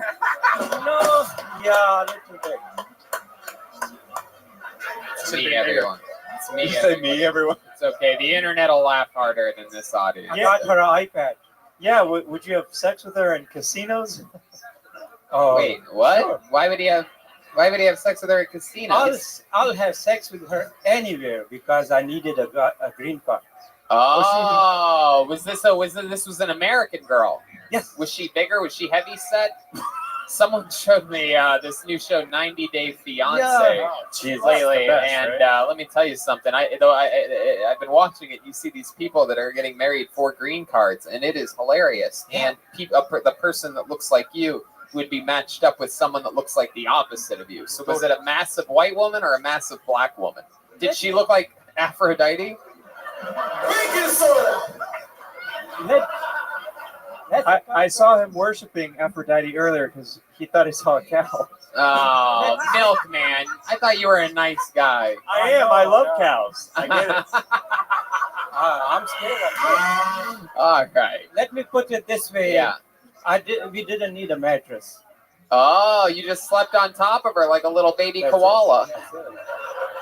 Look at you. You are adorable. Oh, thanks. You are just a sweet thing. It looks like the koalas after the fire. Little toasty. Schulberg is here, and the chants have begun. Thank you. Thank you, sir. Wow. Do you have any other special skills or talents? Yeah, he's a house elf. He helps out Harry Potter, right? Yeah. Anything else that you do for fun or hobbies? Something that would surprise us? You know any magic tricks, or you can sing a song or something like that? No, all I think is comedy. All you think is comedy. That's it. That's my life. Hell yeah, you're about this business, huh, son? Fuck yeah. Day and night. I Comedy in these streets, bitch. ride these buses. Oh, Say these it right pussies? right in the tip of the microphone. I ride these buses just to get the material. Yeah. And I get thrown. Yeah. Budweiser is not too bad if you don't have to pay the rent and stuff. You only know a few key comedy words, don't you? Budweiser kills once. Yeah, no, it's good. Wow. So you're riding the bus, you're doing spots at night. This is exciting stuff. You're only a few months in. How old are you, Mohammed? I am 59. 59. Aren't you adorable? Thanks. There you are. You're single and you're starting to do the thing that Yes. gives you the most joy, which is stand-up comedy in front of real audiences. Have you ever, Mohammed, have you performed in front of an audience this big before? No. No? I'm going to die. Do you have a phone? Call 911. No, we can't do Call that. the big one. No dying at the comedy store, Mohammed. He's from India. An open mic is this size where he comes from. Yeah, it's like a straw. There's a lot of people in India, I guess is what I'm trying to say. There is like a lot straw. of people. Is a goal of yours to go back to India and perform sometime? No, I don't want to go there. Anybody from India? What is? No one's from India No. here, Oh, Mohammed. thanks God. You're They the only use too one. much curry masala This is now. America. This is the greatest country on the planet. You're at right now. I don't want to go back. They use too much curry masala. My cousin, he visited me on Thanksgiving and he ate everything. He put curry masala. When I woke up, I had fart-induced brain damage. Oh my God. This side doesn't work. When's the last time you took that hat off until tonight?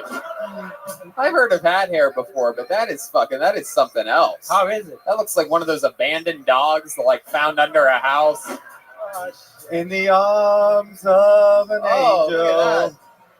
Oh my God, he's combing it out. Oh my God, is that Brad Pitt?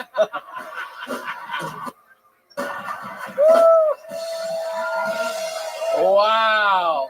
Ladies and gentlemen, one more time, his Kill Tony debut. Please come back. Mohammed Aslam, everybody. Thank you. Mohammed Aslam, everyone. Living his dream here on Kill Tony, where anything can happen. Absolutely, Mohammed. Definitely, buddy. There you go. Okay, let's shake hands. You got it.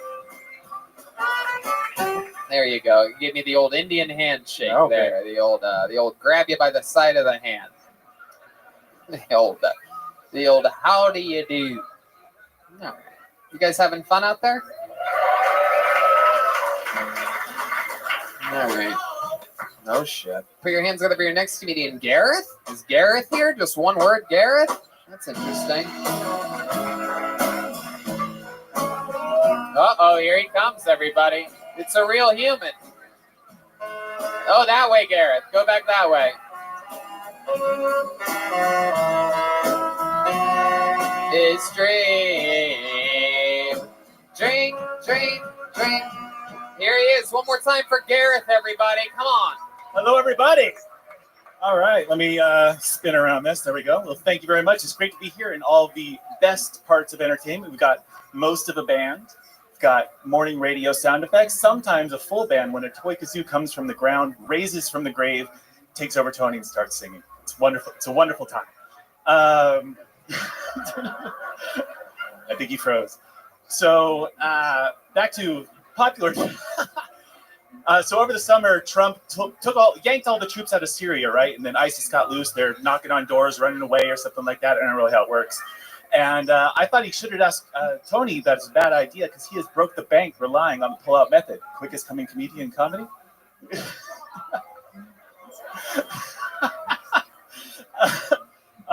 Anyway, so I have bad news for the entertainers over there. No, okay.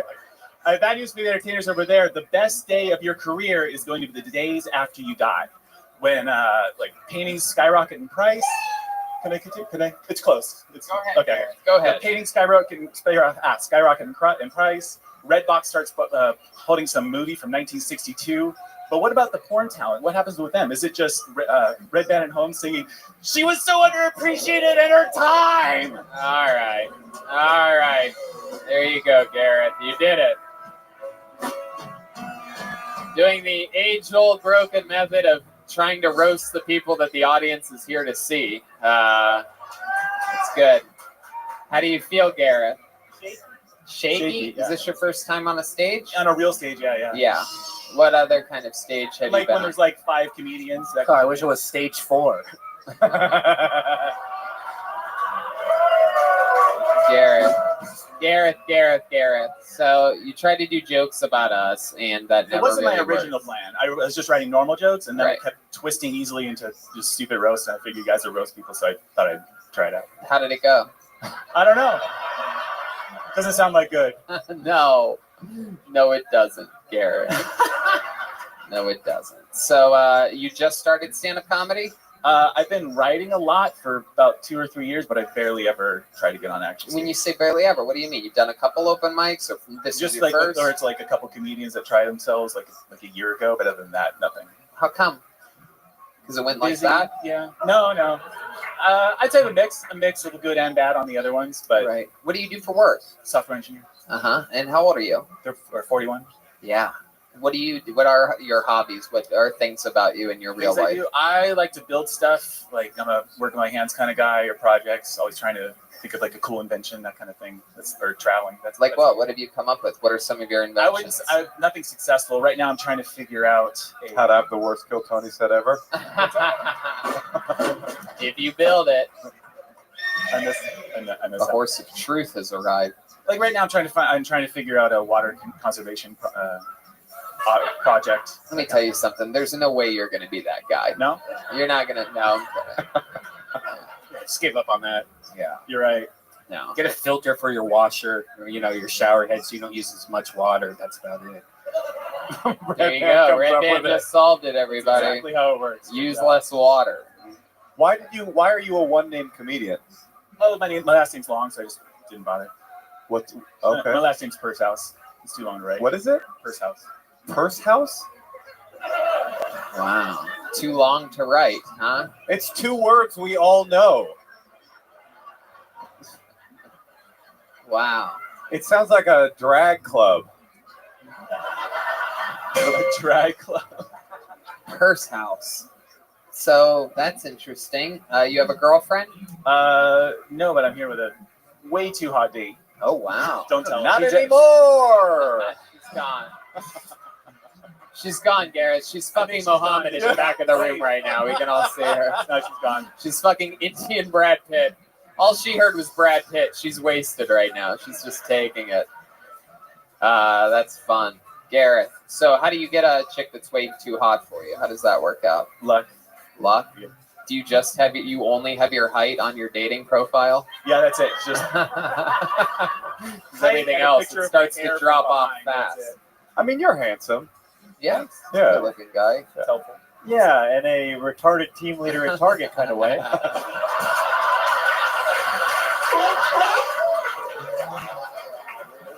I love it. Fucking looks like if Clark Kent went into a phone booth just to call his grandmother.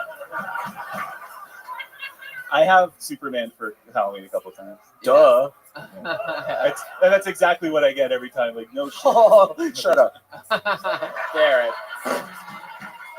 I'm drunk. I swear to God, send me drinks, everybody. All right. The whole unit gets defensive when people take shots with their 60 seconds. Yeah, no, I like what you guys do. I just thought it'd be fun. But... You're a fan of the show? You ever watch or listen Yeah, to I've it? come here a couple times, but of course I kept here the date I have. Like, give us an example of a joke you were going to say before we all lost respect for you. I'd have do to. one normal joke. I don't have everything. Your best joke. My best, yeah, I don't Come on. think so. Come on. You have one fucking joke that doesn't have to do with me or Red Band or whatever you did. I had one today where I've been told by I was talking to an ex from a long time ago, and she told me that before. Talking to a what? I was talking to an ex, Uh-huh. and she told me that when we first met, she thought my personality meant I had a small dick. And then I talked to another ex, and she told me the same exact thing. And I just want to make it perfectly clear right now that my dick size is private. Wow. What a wild swing you took on. Don't boo him. I don't have any memory. Yeah. What a wild swing you took bringing up hot date for the first time to this. Just like, I hope I'm any good at stand-up comedy. She's a real hot date now because she just lit herself on fire in the corner there. I can see. It's the hottest date, dude. Well, I'm really glad you came up here because I didn't think it was possible for me to hate a man as much as I hate my husband. Well, Gareth, you gave it a shot. I would love to see you come back sometime if this is something that you actually think that you might enjoy doing when it goes well. Yeah, I write literally constantly. I just don't memorize it. Right. I'm pretty sure the first kid to use the phrase "I'm way to go Einstein" was a bully on the playground. Way to go Einstein. Yeah, it's a bully on the joke. playground. But why? Why would that? Why would that? Bully? A bully on the playground in 1880. So Okay, so that's so important to the joke. Yeah, it didn't work. I mean, I don't think it would have made it work, but it would have made it make sense. Yeah. I would say that joke is 2% there. Hey, milkman. All right, there goes Gareth, everybody. We're going to keep moving. There goes Gareth. There we go.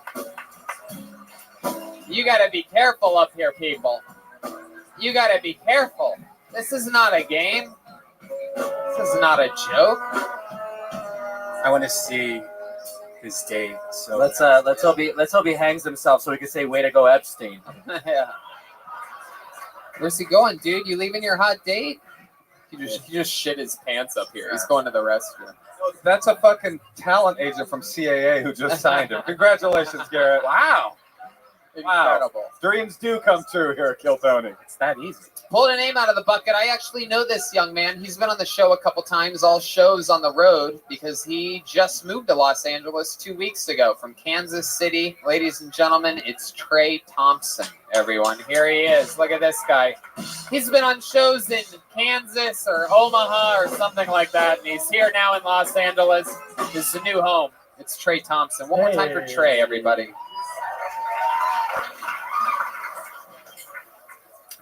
I don't like dancing. If you watch me fuck, you'll see how I dance. Against my will. People give me shit for wearing a hat backwards, but I wear a hat like I wear sunglasses for its function. If the sun's not in my eyes, the visor's not going to be in my field of view. Plus, every time I put my hat on backwards, I get so much pussy. I almost lost my job as a lifeguard. I learned from the movie Waterworld, if you see someone struggling in the water, you have to punch them in the face to save them. But instead of knocking them out, I just broke their nose, and they drowned. Oddly enough, they didn't fire me for that, though. They just wouldn't let me teach the kids swimming class anymore. I'm in boxing now because I found out I can't KO a 5-year-old. I'll end it with this, or not. There you go, Trey Thompson, everybody. Very rarely is there a gigantic 7-year-old that can get into the 21 and over comedy store, but somehow Trey manages to do it. Yeah, you look like all the stoners came together to make a super stoner. Yeah. You look like you switched bodies with Tom Hanks in the movie Big. Did you go to Zoltar? All right. He looks like one of those gays at the hardware store. Wait a second. What do you mean a gay at the hardware store, Milkman? Not in my town. Wow. So Trey, welcome back. You've been on shows before on the road, right? What cities were those in? Houston, Austin, Lawrence, and Des Moines. Wow. You've had quite a few appearances. I've been to a lot more, but I didn't get up in This is your first one at the Comedy Store. Correct. And you just moved to Los Angeles a couple weeks New ago. Year's Eve, yeah. Right. And what's your job situation or living? Still looking for a job. Still looking for a job. I got lucky and got a spot that I'm living at. But Yeah. What's that like? Roommates? Yeah, roommate. One roommate? Yeah. And in a 2-bedroom? 1 bedroom? 1 bedroom. I live in the living room. You're in the living room. I just got a room divider today, so I'm pretty. Wow, all the pussies just got wet. That's awesome. Yeah, dude. You are the first guy to live in a living room, though. I need a drink. Somebody send me Wow, Bill Billingsley. a fucking slipping drink away. right now. I'm serious. There you go. So Trey, what kind of job are you looking for? I had some delivery driver jobs lined up, but my car blew up halfway here. Oh. So that all fell apart. So What city did your car break down in? The middle of Iowa, or not Iowa, sorry, Utah. On the way here. Is it good? Like gone forever? When The transmission, $6,000 repair. It's not worth it. What was that like being broken down on the side of a road? I thought I was going to die. Yeah. I had no signal on my phone. I bought a backup track phone that had signal and culture. Did you turn your hat all the way forward so that no one would rape you? Since you get all the pussy when it goes backwards, does it work that way? No. Okie dokie. Was there a part of you that thought maybe moving to LA was a bad idea when your car exploded? Like it was a sign? If I didn't move, my car would have exploded in Kansas City, and I wouldn't have been able to move out here. I buy that. Wow. So I'm kind of glad it happened when it happened. How'd you get the rest out here? I rented a car and realized I should have just flown because it cost me $405. Yeah. And you realized that you should have just flown? Yeah. Because it cost you $405. It would have been like $350 to fly from St. George. Right, and it's totally free to check all the bags with your entire life in them. How many bags do you have? Like, did you had a whole I car? had a TV, I had a computer, so I had to rent a car. Yeah, exactly. You still have the TV and the computer? Yeah. You say you had, like they also passed away on the trip out here. I got all the essentials. Yeah, so essential. What kind of computer are we talking about? You brought an actual It's like computer? a desktop. I built it for cheaper. You built it? Yeah. Jeez. Wait, you can't believe that guy can build a desktop computer? My goodness, have you met another genius by the name of Gareth over there? He's a software engineer. Are you the hot date that he brought with him? I wish. That guy was You guys way look- too good looking to be straight. You guys look like a before and after for being a software engineer. So Trey, you have any special skills, talents, hobbies, anything like that? Is there anything interesting about you? You're about to give a hard no on this, I aren't you? podcast and I play poker. Wow, what I haven't been able to play poker here because I'm broke. Right. Yeah. Why would you be able to play poker? I mean, I know how if you were good at poker, wouldn't you have money to play poker? I play poker, but only with other people's wives. Hey, Milkman, you son of a bitch. Interesting. So Trey, have you been with a woman since being here in Los Angeles? Why don't we not give it a timeline? Have you been with a woman? July 12th. That just felt like an unfair question to give it a date. I think so. You are the opposite of Colin, by the way. This is the opposite of porn star energy. So I got you having a dick 8 times too small for your body. Tony, this guy's great and all, but I want to interview the kid whose shoulders this guy's sitting on right now. Schulberg. Wow. That's hilarious. So, you haven't been with a woman since being here in LA. Have you kissed a girl since being in Los Angeles? Really? Not one? Not a single girl? Don't embarrass me by. You know what I think we should do, everybody? I think we should see this guy get his first ever kiss in Los Angeles. Am I right? Wow. Is there a woman out there? Is there a Kill Tony fan gracious enough to Is there a blind woman out there that would like to? Is there someone from the audience willing to do this? She's so cute too. Is there anyone from the audience willing to do Oh, is that a this? person? No. It's a comedian, but I guess if no one else, you'll do it? Come on. I think she said no. I'll do it. No. Oh my goodness. Look how hot this chick is. Yes! That's Garrett's thing. Wow. She threw her jacket. This is incredible. Dreams come true. Trey.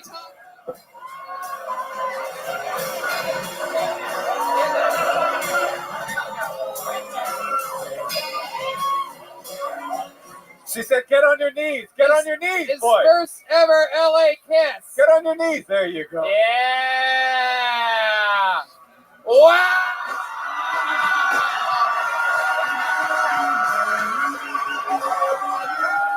Wow! Unbelievable!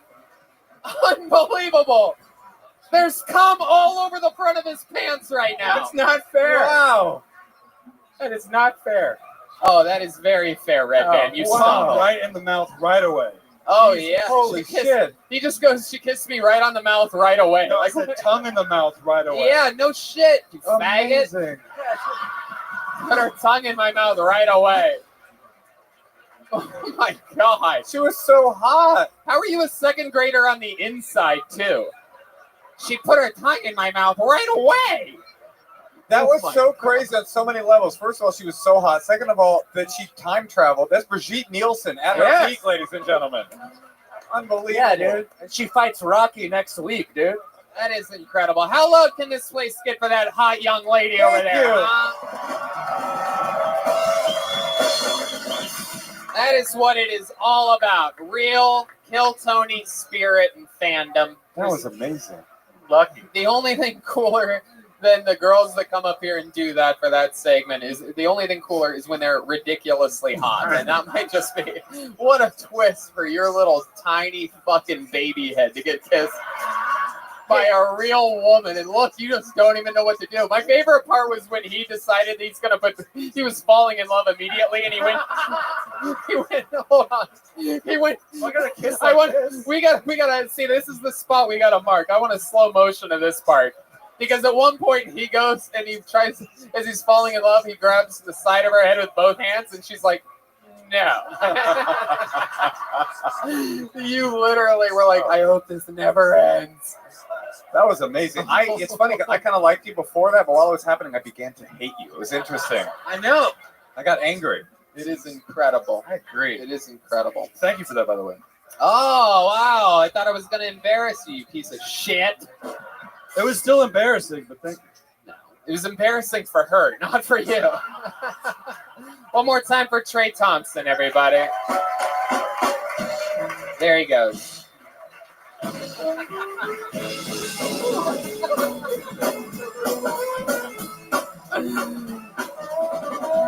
my favorite thing to turn around and see the guest having as much fun as Moshe's having right now. I had a lot of emotions during that. I know. Kiss. Jealousy, anger, arousal, ejaculation. Is that an emotion? I don't know. I want to interview that girl. Don't you want to know what she does for a living? No, Brian, no. No one wants to be on your dirty I know it. podcast. God, you are. You guys want to do it all at the same time? 1, 2, 3. Trash can. Wow, I can't believe the whole audience knows about this. She's an artist, I can tell.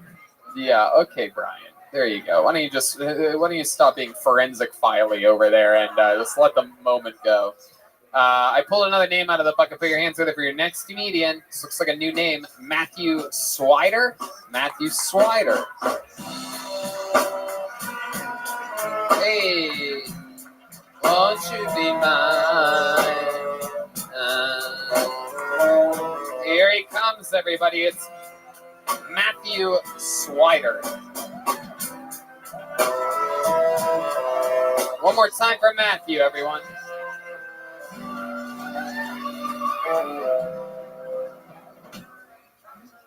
Howdy. So I'm going to open with something a little controversial.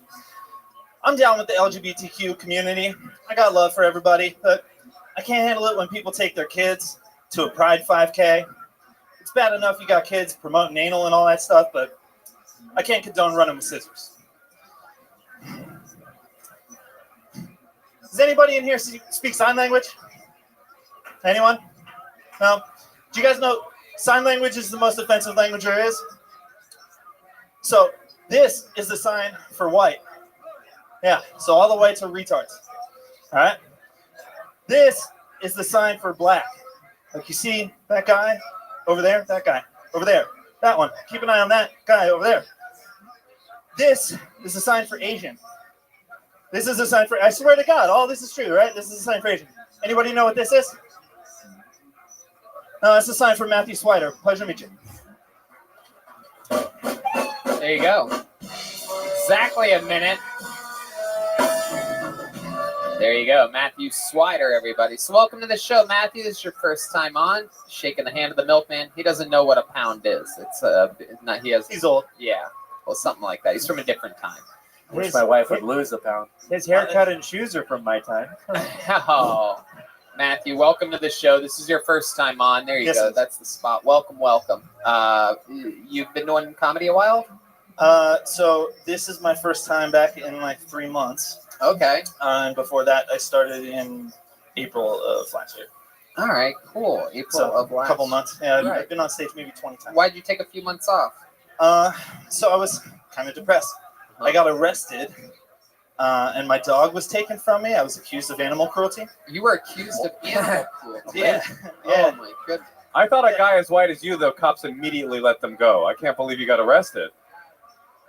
So I was in Santa Barbara. Yeah. I was at the beach. I left the beach. I went down the road.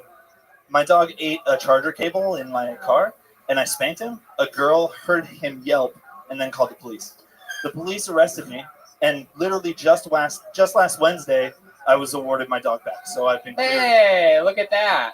My goodness gracious. Some mixed, Look, mixed sometimes reaction from the legal crowd. system works. All right. What kind of dog is this? It's a wiener dog. Oh my God! You smacked a wiener dog? Son of a bitch. How many you think we? Look, How look. many? How many you think we should go save this dog right now? Huh? No, look. I I'm was kidding. cleared of We can't wrongdoing. get your dog from. I was cleared of wrongdoing. I didn't do anything. So was OJ, to be fair. Just saying. Look, dude. Look, there isn't a man in here that doesn't spank his wiener, all right? So give me a break. Wait a second. Was that all set up for that bad joke? No, it wasn't. Oh, No, okay. no. Wait, not at all. I'm just confused. You spanked him hard enough to make him scream? No, he's 4 months old. Did he first of scream all. like a He's human 4 being? months Was he old. like, oh, fuck? No. Wait, he's 4 months old? 4 months old, and I literally spanked him a couple How many times? 3. 3 times? Swear to God. Yeah. Swear to God? Swear to God. Swear to dog? I swear to dog. All right. Yeah, no, look, dude, I've grown up with animals in my house my whole life. I've never heard an animal. I would never hurt an Let's animal. check in with the great Jesse Johnson. To be fair, he just ate a phone charger, so the dog is at 100% battery. Very good. I fucking hate my wife, and she's so much funnier than you, dude. You suck.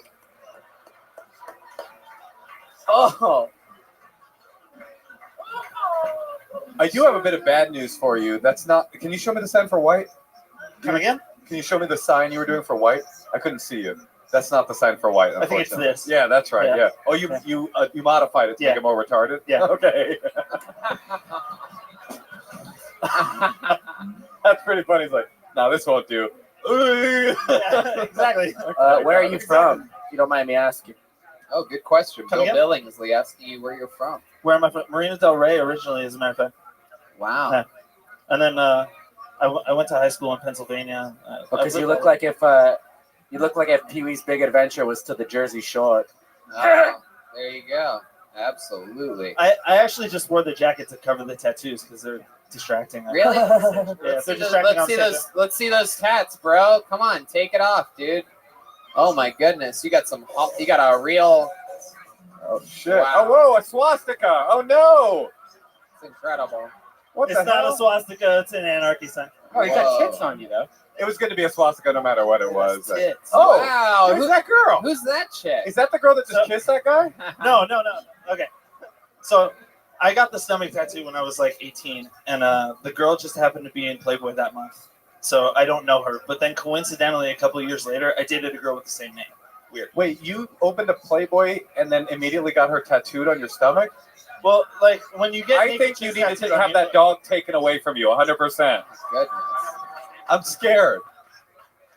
So like I worked in a tattoo shop, and when you work in a tattoo shop, you get talked into dumb tattoos when you're young. So Hey, let me ask you Yeah. this: have you noticed since you chose Playboy, at least it's a good quality tattoo. a random tattoo out of a Playboy? Have you noticed that sometimes when you take your shirt off, random guys start jerking off near you? Oh shit! Okay, so check this out. I got arrested in Phoenix once, and like No, it's not what you think. It was a chihuahua. It was a chihuahua.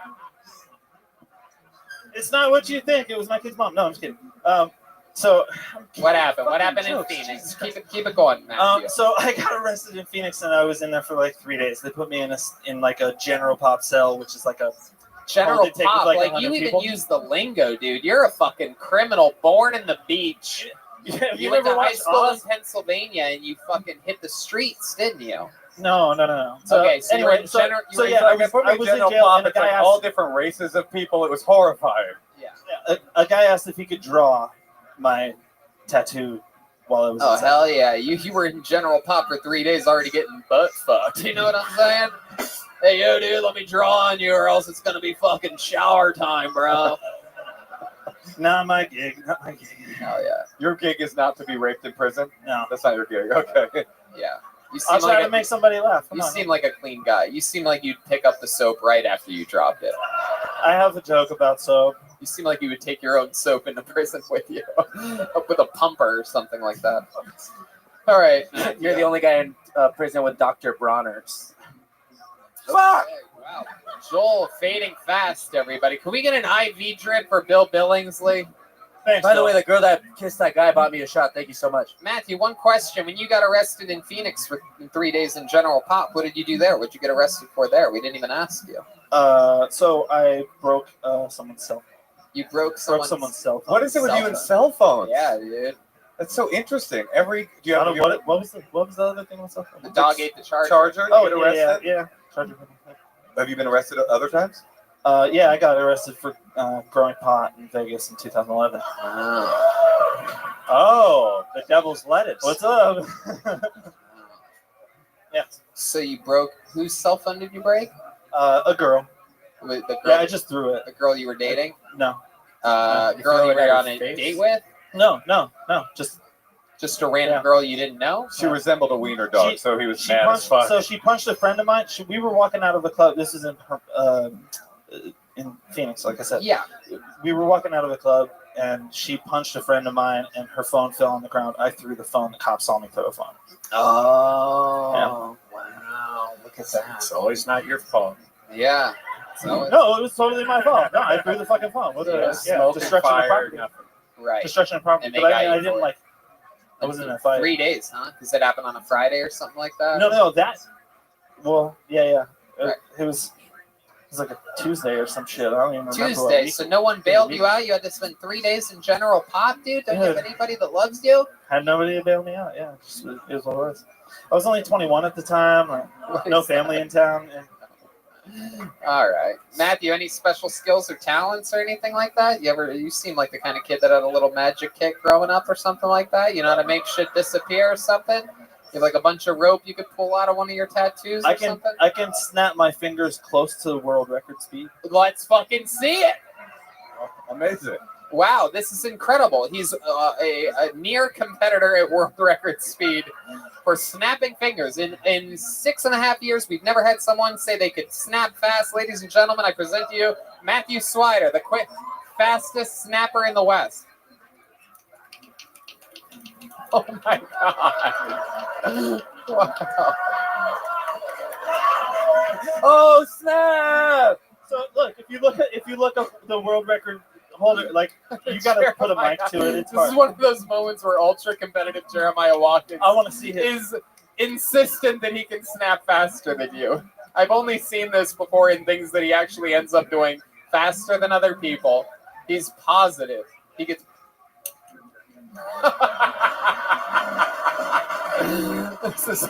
This is the dumbest thing in the history of the show.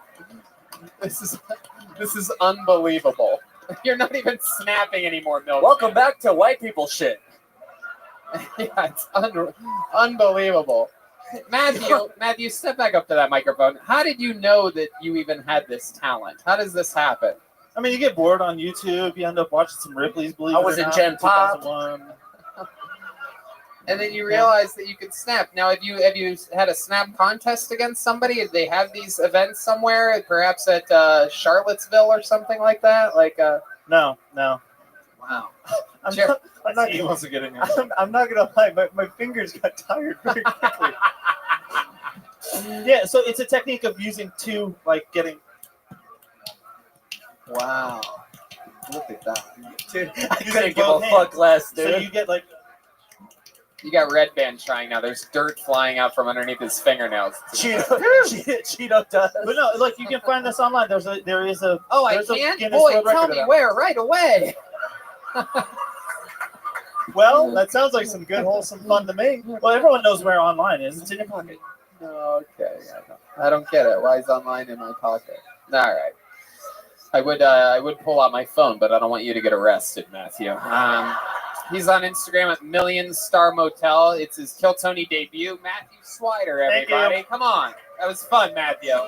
Very fun.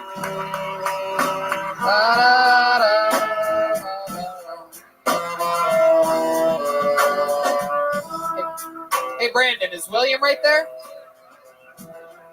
He is? All right, we'll go back to the bucket right after William. We're going to start to slowly separate our regulars a little bit, but we're going to go with our first regular right now. You know him, you love him, a very controversial character. A lot of people say he leans on his devices during his stand-up comedy, that he found a rhythm and a tone and just repeats it every week. Let's see what happens this week. It's the one and only William Montgomery, everybody.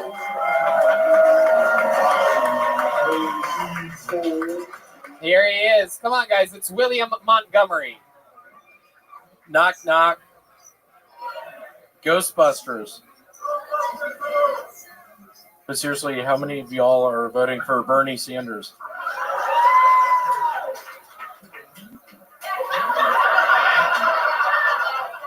You're going to love this next one. If I were a cartel leader, I'd approach the owners of Instagram and say, hey, we'd like to buy your app. We're going to take it in a different direction. We work for Bennigan's.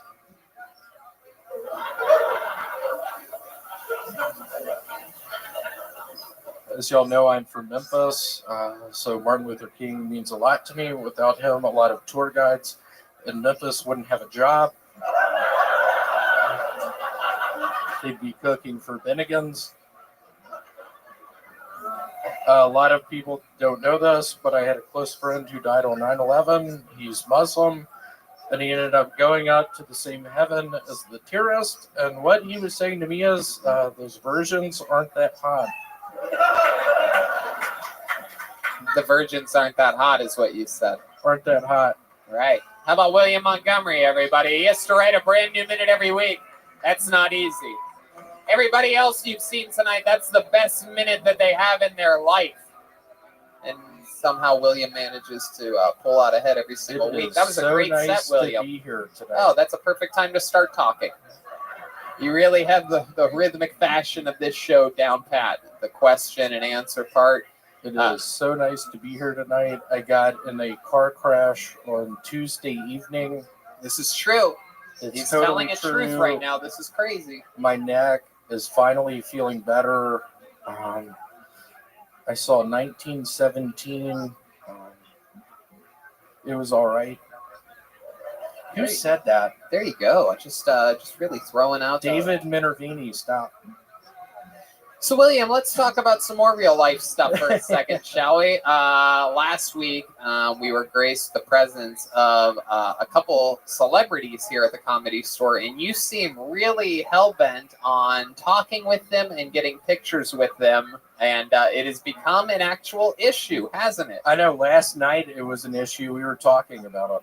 Yeah, you and I were talking about it because I had to stop you from doing what? You want to tell the people what you almost did right before he went on stage? Yeah, last week. Wait, I wasn't done. Right before he went on stage, not you, but the guy that you were about to bother.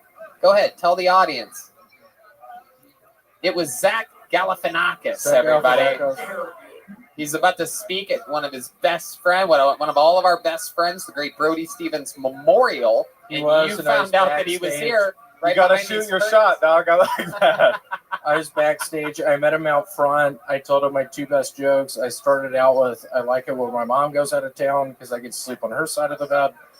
Oh, yeah, we all know these ones. Really. He laughed at that one, Still and works then every I yelled, I'm going to lose the fucking caboose. That is the train conductor with a gambling problem.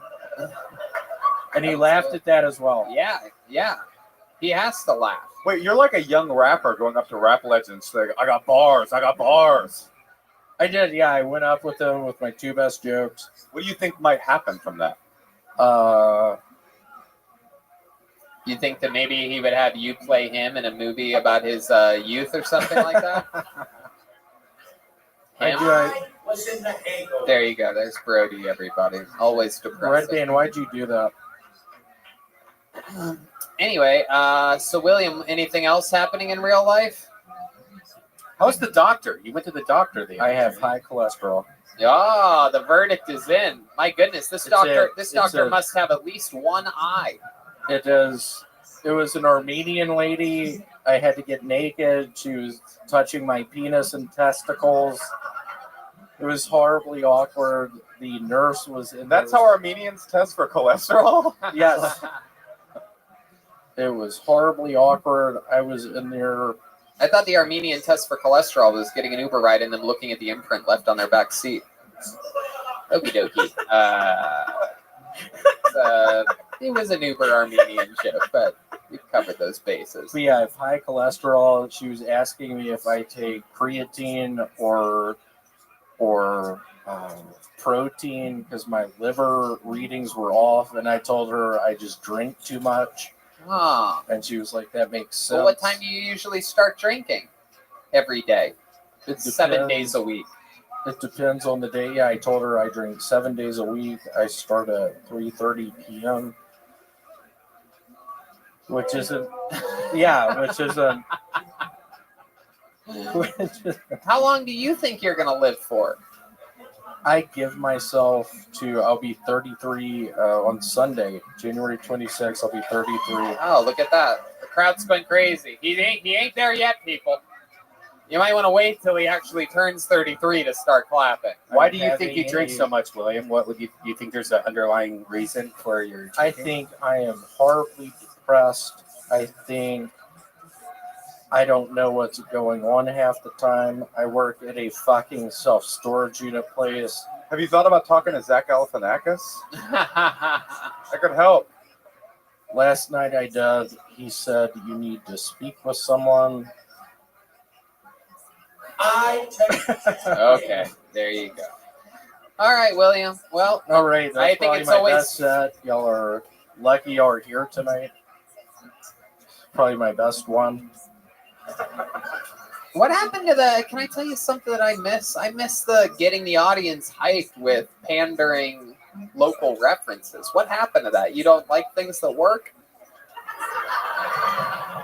I was in Phoenix 2 weeks ago. I got really sick. No, yeah, Tony, why didn't I start out with that tonight? Why not? Why didn't I start out with that tonight? Well, that's your smoke slot. Why? Why didn't I There you go. start All out? right. William Montgomery, No, everybody. There he goes. Another fun update. William Montgomery. All right, we're going to the bucket. We got to keep them separated. That's what we're going to do. We're going to go with another regular after this next bucket pool. But now we go back to the bucket. So many people signing up. So much hope filling this room. Let's see what happens here. Make some noise for your next comedian, Liam Sullivan, everyone. Liam Sullivan. Here he comes. Yeah, it is.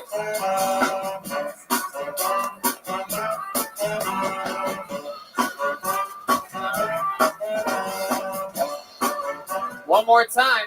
Liam Sullivan, everybody. Hey, guys.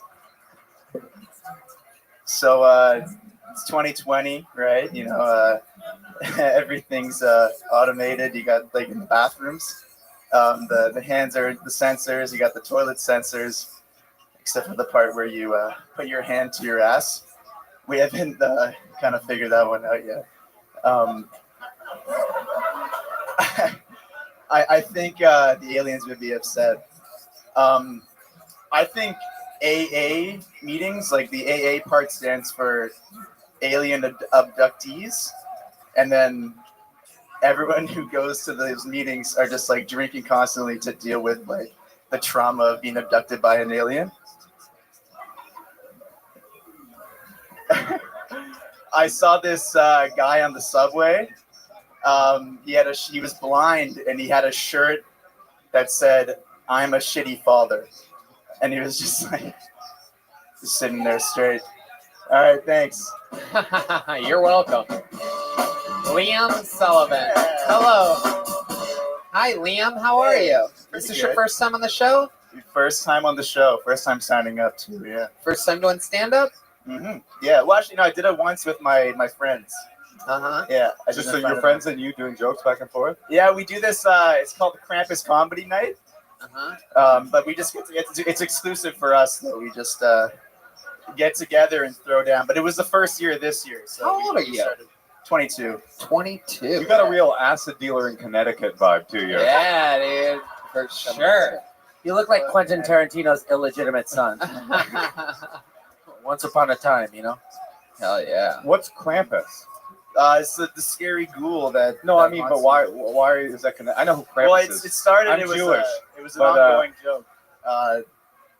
Early in our days when the movie came out, we got scared by that movie and we made it. We dressed up in like cloaks and we wore a bunch of blankets, but it didn't turn into a comedy thing until. But who are we? That's what I'm trying to get to. Who is this clandestine group of white people that you tell jokes to? Oh no, it's ever since we do something on Christmas every time, and this year we decided to make. You just keep saying we. Yeah. Oh my good friends. We go back. It's like. Where do you go back to? Where are you from? Early days in Toronto, Canada. Oh, Yeah, Toronto. yeah. Those are those way too excited to be here energies we're feeling. Hell We have, yeah. the No, old- it's the really old exciting. Canadian It's really voice good. crack going on here. You're Hell yeah. Canadian.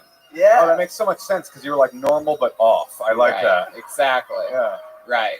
Serious question. Where'd you get this wig? The band's always looking for costumes. You want a little? You guys got some pretty good ones. That's good. Very good. Good question, Bill Billingsley. So Liam, tell us more about you. What have you been doing with your life up until this point? Bill Billingsley's Go getting drink mad. some more, dude. Bill That's not Billingsley's working. getting mad at me back here. This ends up happening. No, Bill, don't do it.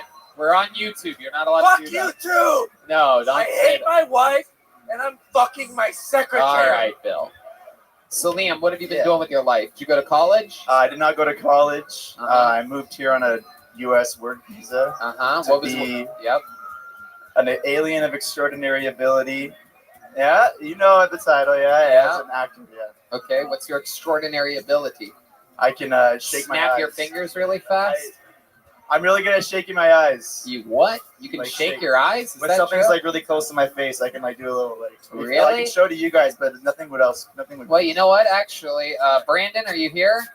Or David Deary? Yeah, just go right to that Yeah, camera this right guy there. right We're gonna here. zoom in, but just Little wait shake. until I give you. Wait until I tell you. I'm Go about to ahead. put a hand in front of my Go face. step as well. closer. Yeah. To the camera. There you go. Just like that. Look right into the lens. There you go. That's very good. Get closer, a little bit closer. Zoom in a little bit, Brandon. Yeah, that looks good right there. Yep, just like that. All right, do it. Oh my God. Oh my God. He just spilled milk. Making me shake my eyes, man. I'm sorry, guys. Listen up, you asshole! Nobody spills the milkman's milk. Jeremiah. This is Jeremiah. How dare you? Jeremiah, there's a rule. You're not supposed to cry over that. Liam. Liam is genuinely Liam, don't worry about the fucking milk. I'm not worried about the milk. It's a joke. He's a comedian. He's not really. Liam looks so upset that he spilled this milk, people. There is no way that he can act this well. No, I can still shake my eyes though. I can Yes, still do Liam, that. look at the camera and shake your eyes. I actually know how to do this too. I'm excited to see how good you are. No, Jeremiah, no. Jeremiah, get back. This is his time. Get back. All right, shake your eyes, Liam. Here we go. Yeah, that's pretty good. Yeah. Wait, you can shake? Yeah, I can do that too. Can I I'm see not it? going to No, do it, but I it's can fine. do Okay. it. I'm a man of a few talents. I can gleek. But wait, I bet you can. Liam, what did qualify you for the visa for real? It was acting. Are you a famous actor in Canada? I did some theater. Wouldn't say famous though. Oh wow! Can you So show us? excited. Can you show us an example of like a line that you've done in like a movie? You can show us a little theater line. Little theater, Hey, yeah. Danny, can we maybe get a single spot on this? So we have a thespian here. By the way, he fingered his asshole right now, just so you all know. That's how he gets I in the just stopped character. It was experimental theater, okay? Ugh. He thought I said lesbian. Yeah. All right, there you go. Who just made that fucking noise? Not me. Billingsley, get your shit That's together. gross. All right, giving us a line. What's this play or something? What's this from? Give us a good. It's from. It's from. Which one should I do? Is this from Romeo and Juliet? All right, we don't need John Mayer for this, Brian. We'll do. Brian thinks that's what theater is like. We'll do. It's from Concord, Florida. About a bunch of teens chilling in an abandoned greenhouse. I don't know why. Telling their stories about each other. Just go straight into the thing, All right, ladies and gentlemen. Liam Sullivan with a little bit of theater. So I was in the greenhouse, and he just said, "Okay, pull your pants down. Then I guess let's get this started." And then the reality ensued, and there was a fox watching us the entire time. Wow. And the Tony Award goes to not you. You suck, dude. I wasn't facing to you. Liam, that may have been some of the worst acting I've ever seen. Yeah, what the in my fuck entire was life. that? And he spilled my milk. You have a lot more milk. The context. What are you gonna do with all this extra milk anyway? Are you gonna drink it, dude? Are you gonna drink the milk? The rest of the band is shaking their head no, but Jeremiah has this look on his face like he wants to do something that he doesn't want to do. Little known fact about the milk, it was expired before it got here. You were sipping it.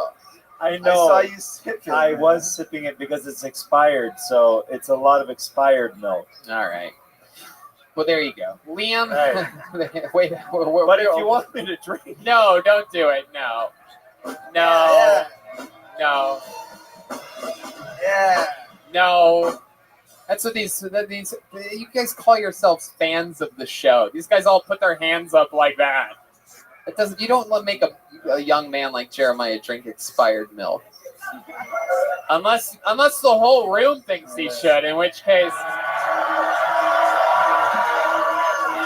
I mean, nobody knows this song from Kings of Leon. Just because it's called Milk doesn't mean you should. You guys are fucking animals, dude. Don't You do do? this, Jeremiah. All right, Don't. play this song. Play Don't Milk. do it, please. All right. This is a song from. No, okay. Lower this. If we get this milk is older than Aphrodite. Just so oh my God. What kind of milk? Oh Jesus! If you're gonna do it, you got to do it fast. And he poured Comedy Store sink water into it to like make it bigger or whatever. Oh God! Oh no! Oh, it's gonna be one of those. No, Jeremiah! Hey! Go!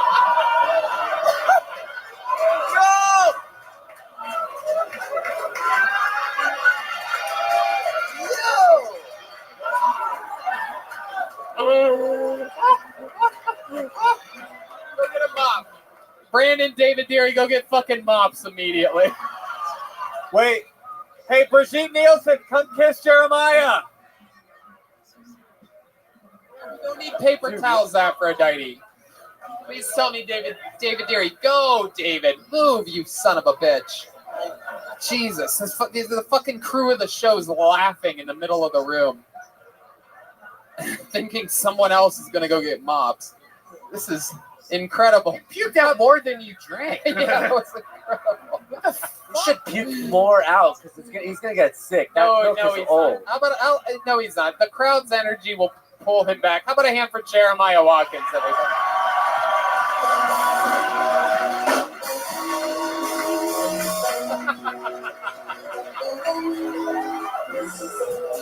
It's so funny.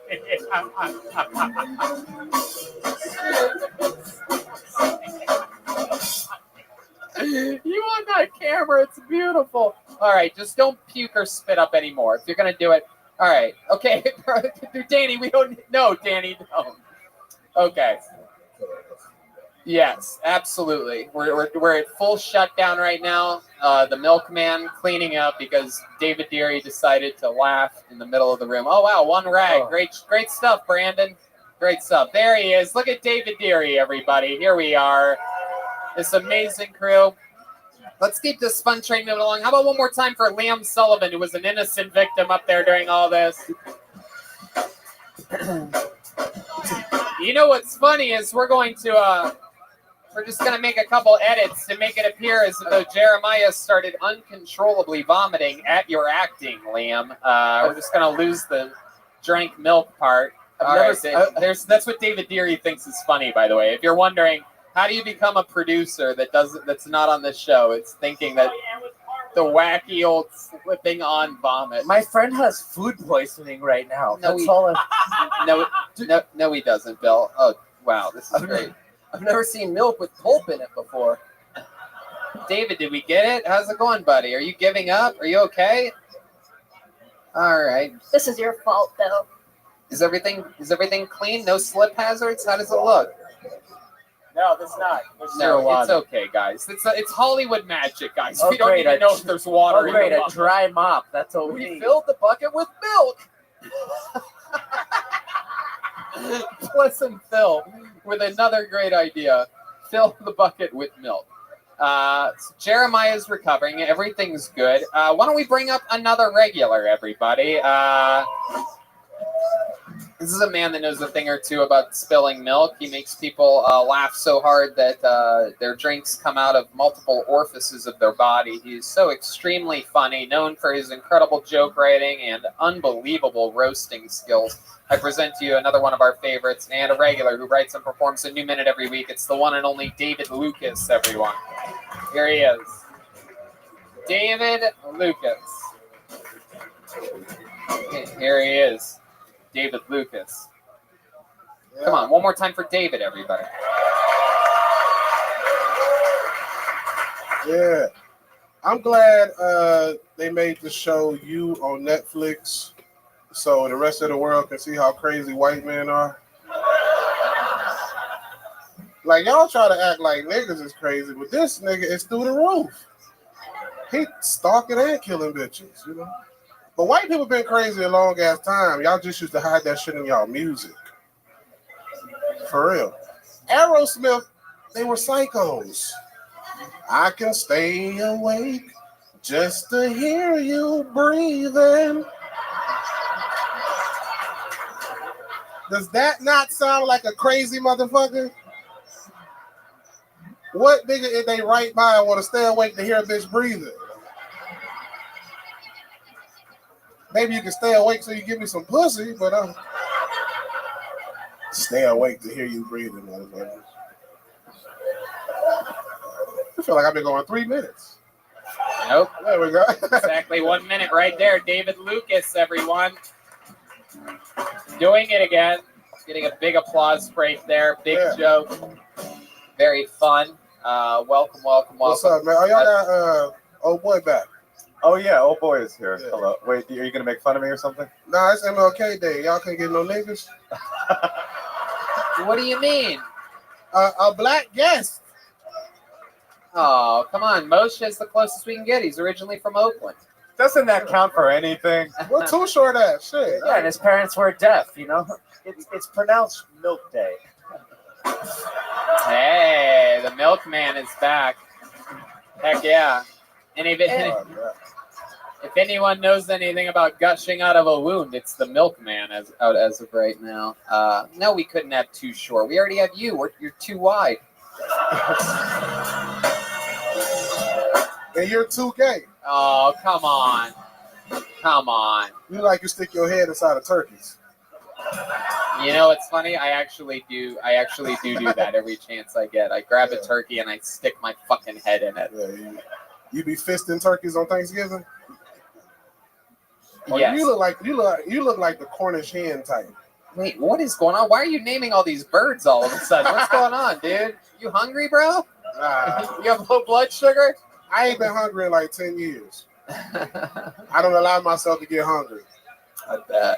How long do you hibernate for? The same amount of time you stick your head in sand. Oh, shit. God damn it. That is an ostrich joke. These are all bird jokes tonight. I don't know what is happening here. At least it's a flightless bird. Look at it. Expect the gadget. Go gadget neck. All right. Thank you. You look like you should be somewhere rubbing on a cat. Oh, you're back to me? You look like Bruce when he's thin enough to just be called Bruce. That was all right, bro. I was just sitting here. I don't know why I'm being victimized. Just because I'm not black? Oh, Can a white man not get a break in this town? Just like a white guy to say victimizing. My goodness. Were you in the movie Don't Fuck with Cats? I think I recognize. What are you keeping all 4 of those zippers? Twinkies or what? It is true. David is You one got of the shirt Martin Luther King got shot in.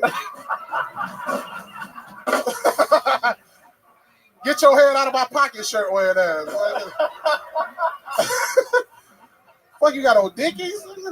No, this is what nice clothes look like. That's how rich white people dress. No, you'll get there someday. Fucking janitor clothes, man. You're wearing literally the clothes at the company you work at. Duh! It's called a uniform, motherfucker. Yeah, well.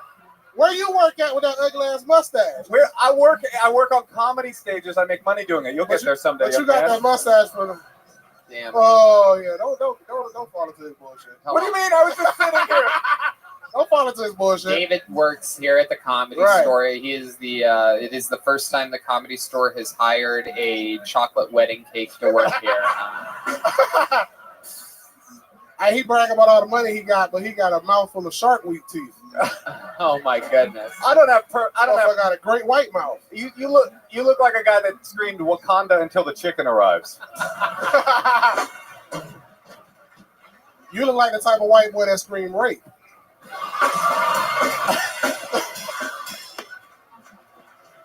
Now get your Me Too ass out of here. Wow. My goodness. Wow.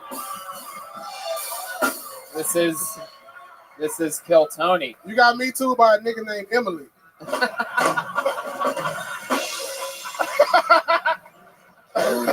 Oh my God. You want to keep going, Sandman? No. Well, I'm happy to keep going. I don't know if you can because the diabetes might kick in at some point. When you go over people's house, they kids fake sleep.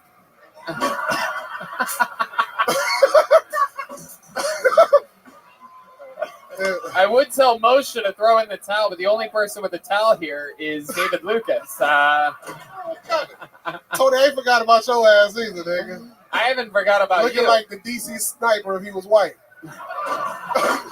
It's true. You mentioned it earlier, but David actually is part of the Me Too movement, except he spells it MEAT. It's meat. Ooh. You call the police on kids skateboarding. I don't think I look like I skateboard. I don't think that quite makes You look sense. like you asked for a manager. You look like you got kicked out of the Nation of Islam for eating all the bean pies. Not only is he a member of Me Too, but David Lucas is also a member of Let's go, Tony.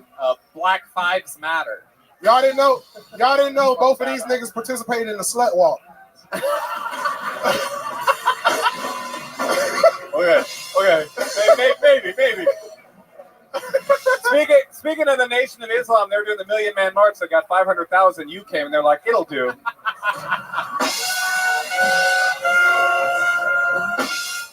The only march this guy does is no exercising in the month of March.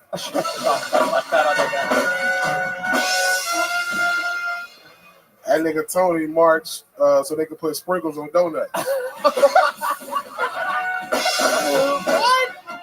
Why would I do that? Why would I Tony, march for that? Tony made it a law that you got to sit down when you pee. You son of a bitch. That nigga Tony signed up for a self-abortion. Nigga. Oh my God. What is going on here? We're not even taking turns anymore. You go get AIDS test for fun. Nigga. All right. Keep going. All right. This is unbelievable. This is unbelievable. I mean, I don't know. I don't know what to do. What can I say? I got to get back to work, though. You're right. He's working the back door tonight. I've never felt safer in my life knowing that We have a door Hey. guy that actually can just stand in front of it and not When- let anyone in. Hey, when you work the back door, a nigga end up with his pants All off. right, you son of a bitch. Son of a bitch. You got another one before I get on stage? There you go. He's working the back door and the deep fryer here at the Comedy Store at the same time. Tony's in charge of all the catering at the Comedy Store. No, That nigga make wedding cookies. That's not true. That is not true. Yes, it is. That is not true. But when David clocks out, he has to have someone else do it because his fingers are too fat for the computer.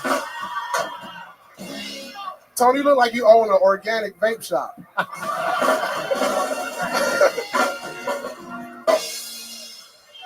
And you look like you take edibles just with CBD in them. Oh God! Just for the carbs. You like to eat anything that busts in your mouth. Oh my God!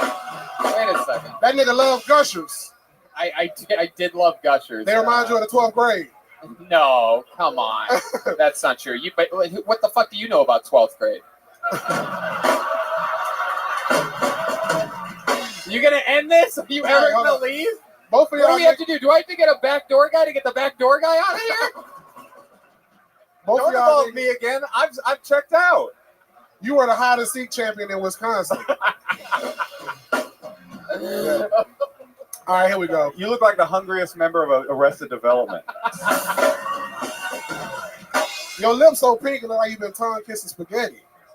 Oh my All right, God! it's running out. This All is right. what happens when you flash back too fast between the Cooking Network and BET. Jeez. No more drums, please. I can't take the drums. Oh, All right, the great David Lucas, right, everybody, thank come y'all. on. You can watch a whole season of Comedy Central's roast battle, and you won't see as many jokes as just happened here in 10 minutes. Unbelievable. Yeah, that's not normally how comedy works. We all make it look a little bit easier than it actually is. That reminded me so much of 8th grade in Oakland Public Schools. I Yeah. cannot tell you. Exactly.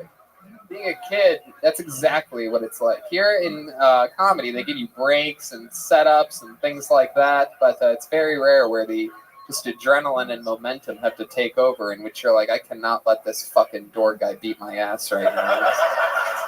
Anyway, get my brand new album, Crowd Surfing.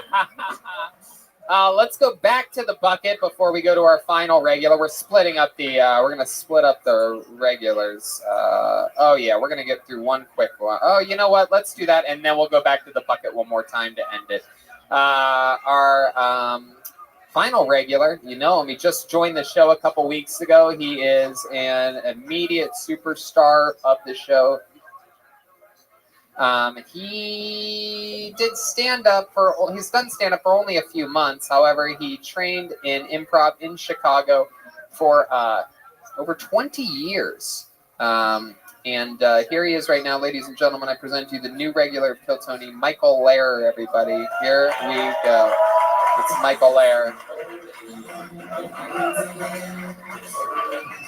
Wow.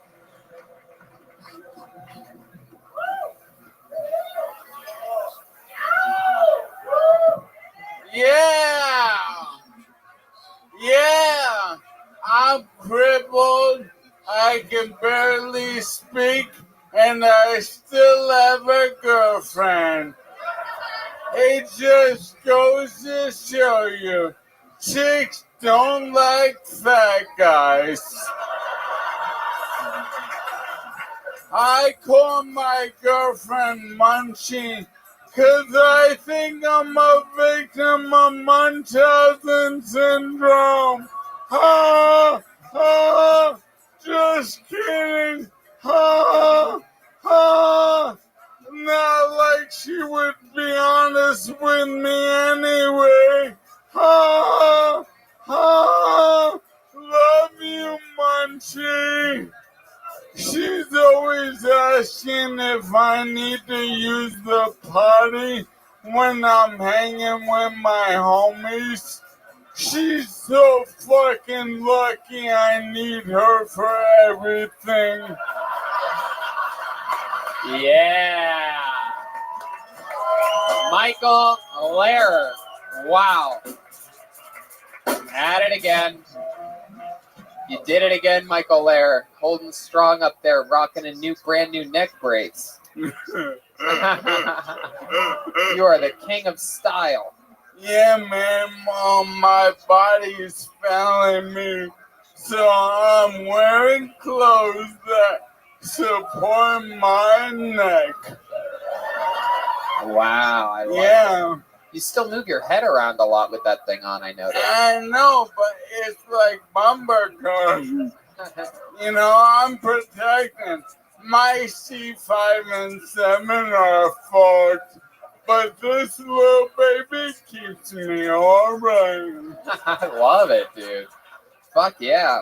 Hell yeah. Exciting stuff, dude. No doubt, I'm also really concentrating on my physical therapy and focusing on my fupa. It's my fat upper penis area. Wow. Yeah, it's like the hinge of the body, the fupa. Uh-huh. Very lovely. And how has life with your nurse/girlfriend been? It's rough. She sneaks stool softener into my daily medication without telling me. I feel violated. I've called the police. You hear that, Nurse Cosby? Your crimes won't go unpunished. Oh my goodness gracious. That is incredible. Yeah. Hopefully your stool's the only thing that's soft in that relationship. Oh yeah, man. No, the best part about ALS is it's neurological. So my nerves are like boing. So, dude, my heart on is like, you know, Mountain from Game of Thrones. Yeah. You know, after he's transformed. Yeah. That's my cock. My goodness gracious. Yeah, dude, it's ridiculous. That's why they call it Lou Gehrig's, because it makes you have a little baseball bat in your pants. Oh yeah, batter Wow. Mind blowing. Moshe Kesher, this is your first time getting to see a set from Michael Lair, right? Yeah, I'm still thinking about his cock right now. I'm sorry. Yeah, man. It's awesome. It's so big. It also, his cock's so amazing, it has its own neck brace. Yeah. Yeah. Except it's a gold ring. I wear a cock ring at all times. Why do I feel like that thing looks like a Super Bowl ring? Yeah. It's a class ring. From high school, my glory days, when I made another person. That's true. We saw your son earlier. What are your thoughts about that? Were you listening from backstage? I could hardly, but I wanted to let all the online trolls know he came here an hour early to put his name in the bucket, and I made sure he picked up my heroin before he did. He's a good boy. Multitasking. Yeah. Now you have two things in common with Lieutenant Dan. Heroin. Yeah. It's incredible. No doubt. I love it. And no doubt. That is exciting stuff. Well, yeah, you had trouble hearing him, or were you just listening Yeah. for the audience's laughter? Because we were had trouble hearing that during his set too. Yeah, I was really nervous to listen. Yeah. Because his mom, for 21 years, has been threatening to cut my balls off. Wow. So, I mean, after tonight. You were like, too late. God already did that. Yeah, exactly. She's like, no, I'm with you. We're riffing. This is lovely. Yeah, man. Is that a UFO on your necklace? Yeah. Wow. Yeah, your outfit looks like it could be yours or Snoop Dogg's, including the chair. No, I'm a middle-aged hype beast. You look dope. Yeah. True. It's Yeah. true. I'm the middle-aged hypebeast. Look for it on merch soon. Yeah, I love it. Absolutely. And follow him on Instagram. Michael's been posting a lot of hilarious videos from back when he did a lot more videos. When I could walk. Yeah, when he was a day walker. Say it, you fucking asshole. Yeah, he's being so Why polite. not? What, Brian? So he was being so polite about it. Like, Yeah, for politeness. There was a time where I could walk. That time is not now. Well, here we go.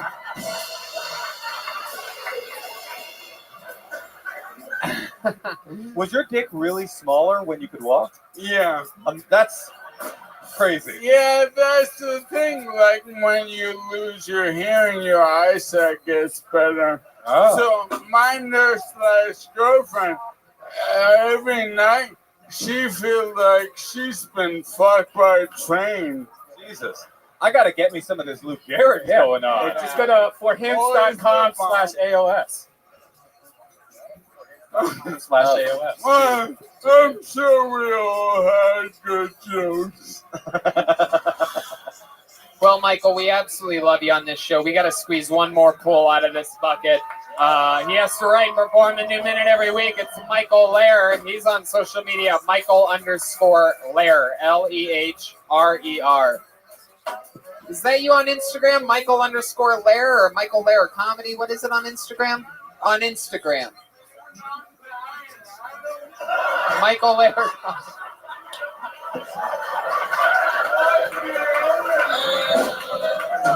He said, dude, I'm dying. I don't know my Instagram handle. Hey, he's TikToking right now. Look at it. Unbelievable.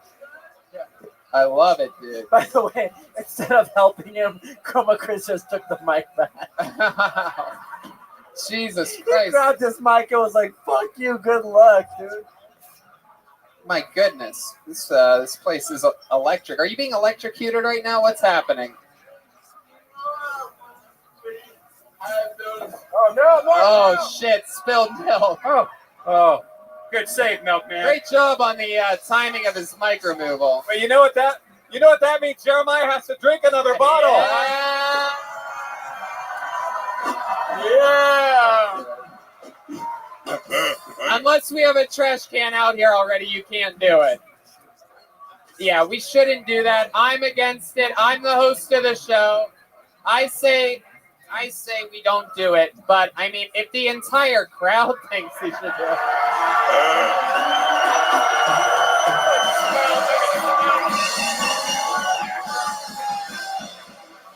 You don't have to if you don't want to. You know you don't have to. Hey, I want to say this is all because I got the microphone and I didn't even need it. Yeah! Yeah! Come on, how about one more time for Michael Lehr, everybody? Yeah! Guys, this is an incredible episode of this show. I think everybody forgot that you were going to drink milk. You don't want to do that, right? Don't do it, Jeremiah. Drink the... I mean, by the way, it smells like sour milk on stage right There's now. a Latino guy that just walked by with a black hoodie on over his ball cap that literally goes, he's walking back to his seat. Just trying to get back to his seat. A guy who looks like he's made a lot of bad decisions, telling Jeremiah not to. Oh, he's grabbing the milk, everybody!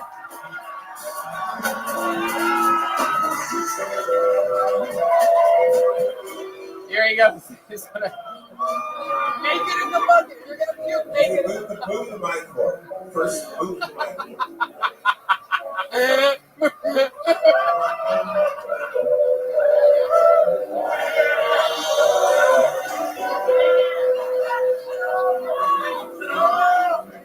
Oh my God. Here he is. Guys, if you're gonna do this, you have to make some fucking noise. I mean, here he is. He's drinking the milk, ladies and gentlemen. Oh, he's a disgusting boy.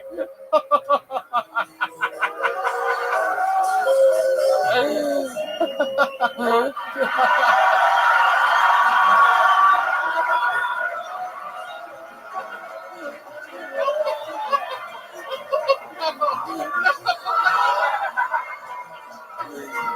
in, Brandon, zoom in.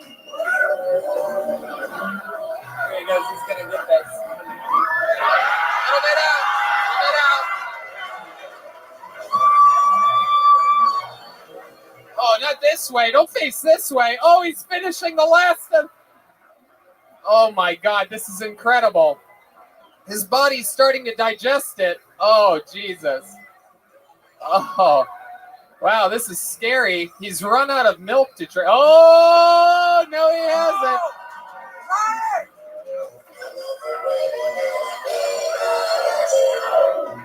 This is incredible what's happening here.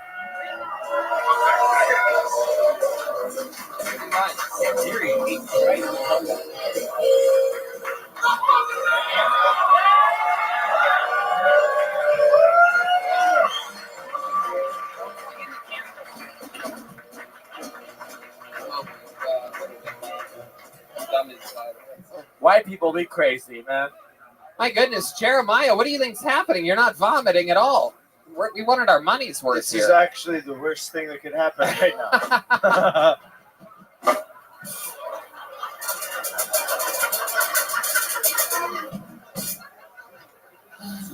Wow, this is incredible. So, what are we going to do about this, do you think?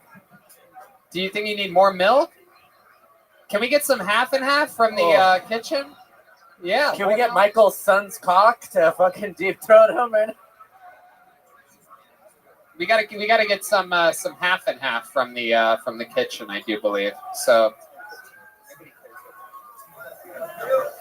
Oh wait, he's putting a finger in his mouth. This is very exciting. Oh wait, some Go Girl. Oh, shout out to Gino from Speedweed. We've seen this before. Should we go to the bucket one more time and just see what happens? All right. Oh, I actually pulled a name out. I pulled a name out before that. Your final comedian of the night who's going to be performing with a chance of Jeremiah vomiting while he's performing. Ladies and gentlemen, put your hands together for Steve Lardner. Steve Lardner.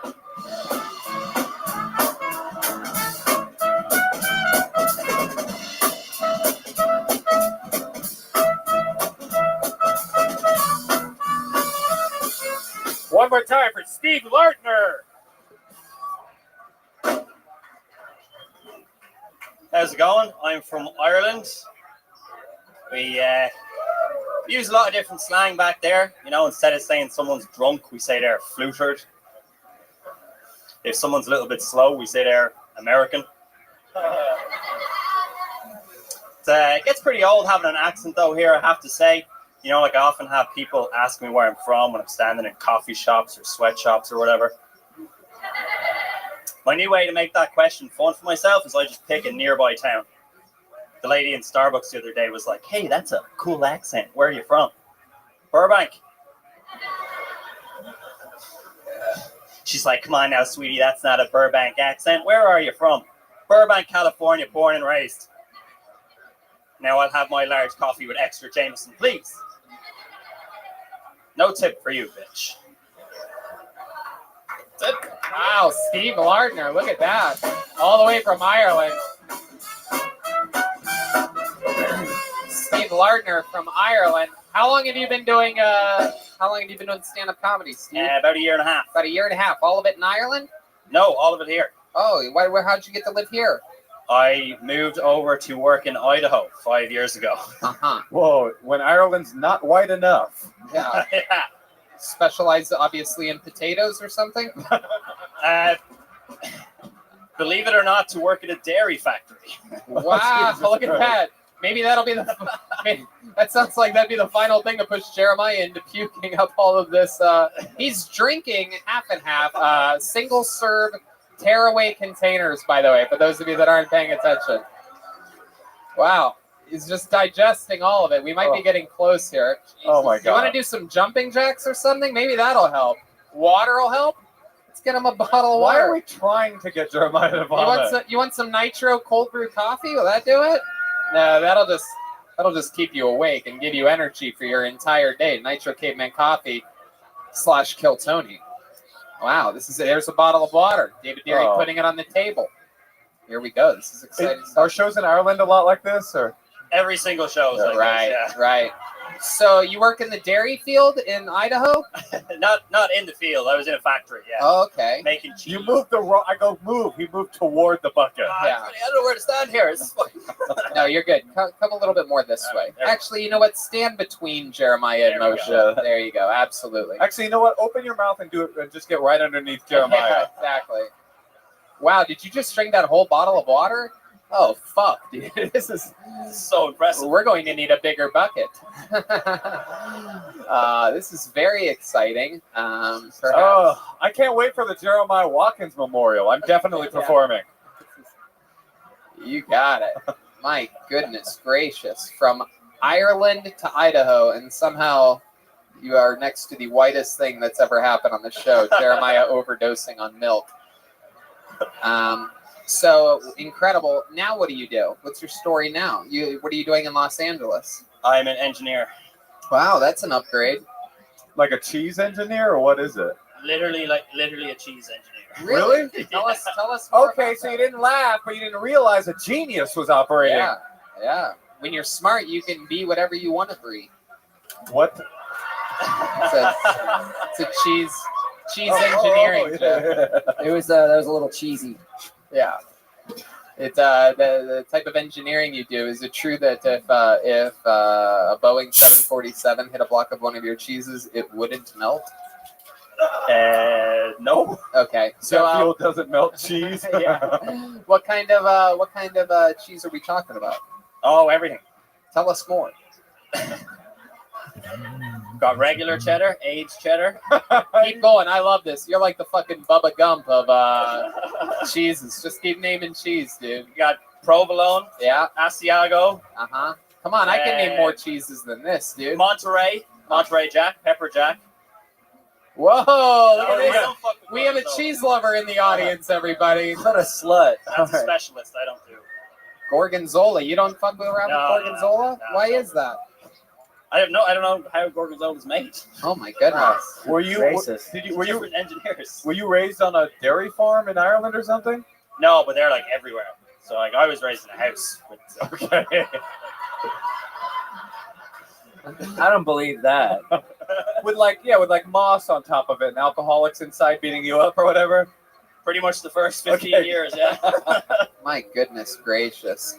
So let me ask you this: is there a way to make cheese out of expired milk?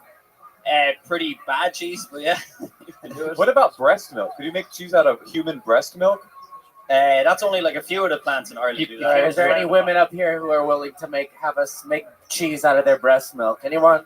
We're running out of milk. We might need someone's breast milk to get Jeremiah to vomit at some point. He's still downing half and halves. This guy. Are there any moms in the crowd?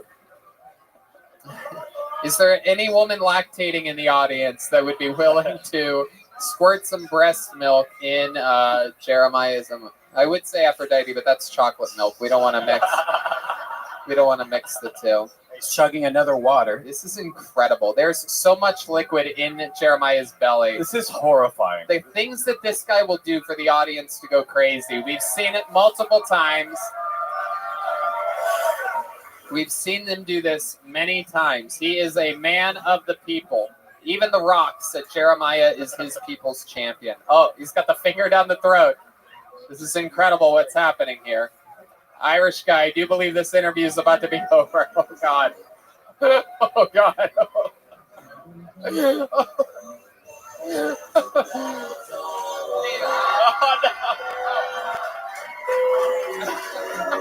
Oh, my God. Where's the guys at?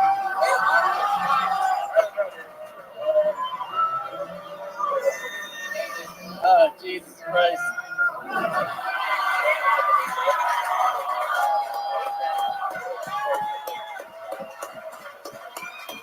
Wow. Oh my God. He's done it again. The milkman is a legend. And that is this episode of Kill Tony, ladies and gentlemen. One more time for Steve Lardner, everybody. There goes Steve, everybody. You can just put that anywhere. There you go. Jeremiah is leaking from oh my god, I'm gonna throw up. Look at this drawing from Ryan J. Ebelt, everyone. Look at that. While you all sat there doing nothing, Ryan J. Ebelt drew that amazing drawing. Every print's available at ryanjebelt.com and all the tour posters, and we're taking some art to Calgary with us that he drew for us there. How about one more time for the great Moshe Kesher, everybody? Come on. His new Crowdworks album, Crowd Surfing, comes out this Friday, January 25th. It is available absolutely everywhere. Oh, the Friday the 24th. It's available everywhere. And catch him at Sketchfest in San Fran this Friday and Saturday. Release on Friday, podcast taping with Natasha. Also, the DC Improv at the end of this month. MosheKesher.com, Moshekasher.com for tickets and everything else. Moshe, we love you. Love you too, Tony. Thank hell you. yeah. How loud can this place get for the one and only Jeremiah Watkins? He did it again, everybody. Willing to put his soul and his stomach out there on the line for this show. He's got new episodes of Jeremiah Wonders, Jeremiah Watkins on YouTube, Jeremiah stand-up on social media.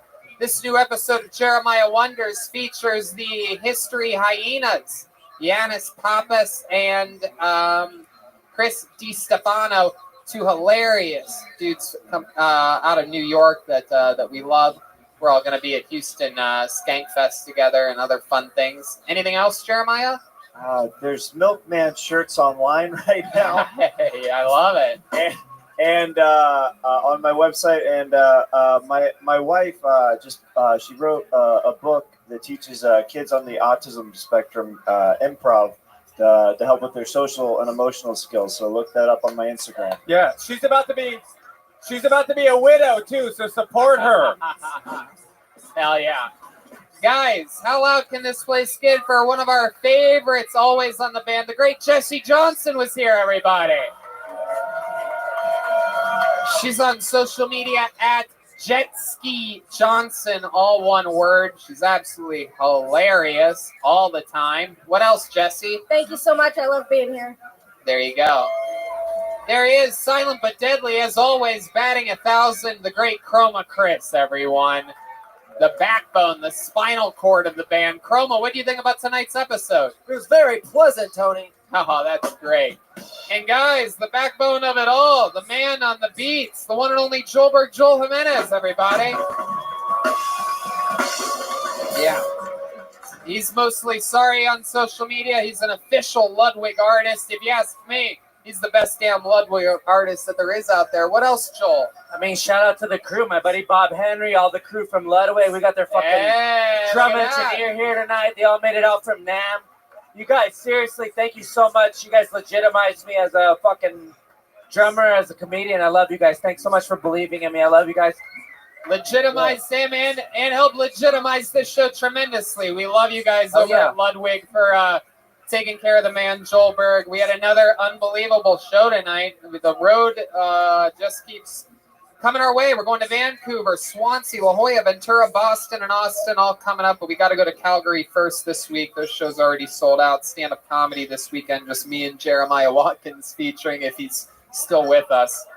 And yeah, that's Tony, it. can I do one more shout out? Yeah, absolutely. Shout out to my buddy Dustin from the Dirty Heads. You guys out here feeling good with Dirty, my podcast. Check it out. I love you guys. Peace. I love that. Oh, and also just one more thing. Aphrodite's original eye color, dark blue, everyone. Red Band? Thanks a lot, guys. Love you. Good night, everybody. Thank you.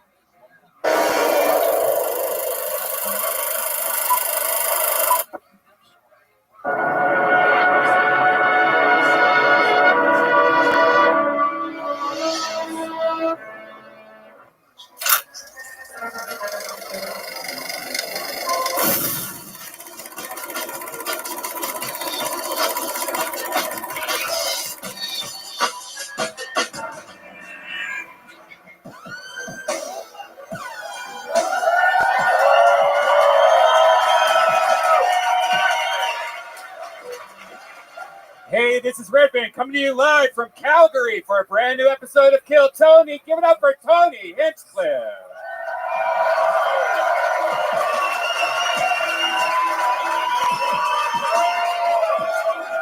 Calgary, Canada, make some noise, people. Fuck yeah. Hey, look, everybody, Brian Redband's here. Hey,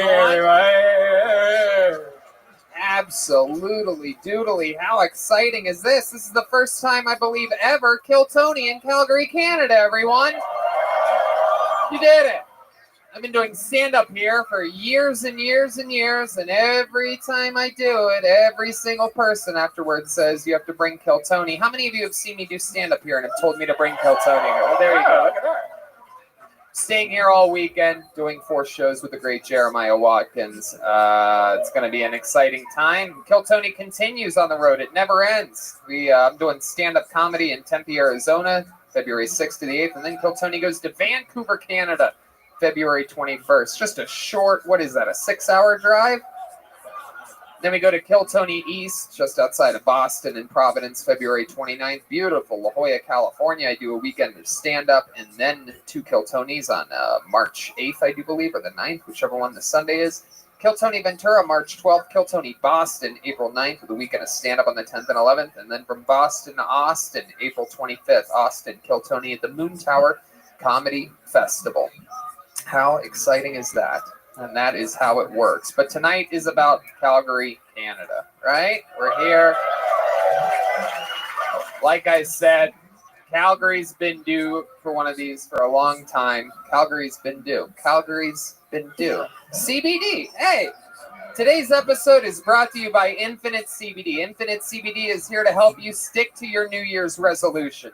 If you're in the gym and feeling sore, get their Freezing Point Topical Cream. It's great and easy to use. I know from personal experience, whenever I apply the topical cream to any sore muscle, it immediately starts to feel better. Or if your resolution is to get more sleep or work on your anxiety, Infinite CBD has products for you. If you don't know what CBD is, it gives you all the benefits of marijuana without getting you high. And Infinite CBD offers the cleanest and purest forms available. Other companies use CBD oil, not Infinite CBD.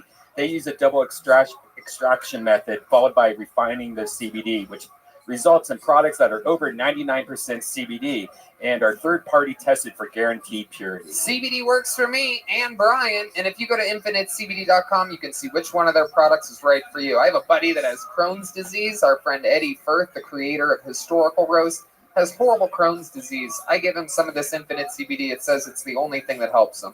So if you have any ailment or depression or anxiety, go to infinitecbd.com, use the code Tony15 and get 15% off your order. That's infinitecbd.com. Use the code Tony15 for 15% off. You guys ready to start tonight's show? This is it. We're here. This is as real as it gets, people. We're live. We're way too close to you people. This is a dangerous situation. And it goes way back over there. Look at that. That's most of the audience is right there. Yeah, look at that. Look at that. Look at that. A bunch of people back there in the darkness. Well, we go no guests with these shows on the road as always. However, ladies and gentlemen, you'll never believe this, but we do have a band with us tonight. Yeah. I figured you guys would be excited about that because Canadians are known for their politeness and good manners, and so is the band, actually. They are very good people. This past week, they really had a flex off. The milkman vomited up a lot of milk. It was insanity. They're willing to do anything. Every single episode, they commit to being different characters. We never know what they're going to be. While we were in a back secret location on the other side of this incredible hotel they call the Blackfoot. They've been getting ready in this janitor's closet right behind the stage. So let's all find out what they are tonight. Maybe it's a brand new character we've never seen before. Maybe it's the return of some of their famous characters. Ladies and gentlemen, I present to you the best damn band in the land, the Kill Tony Band, Jeremiah Watkins and Joel Jimenez. Let's see what we have tonight.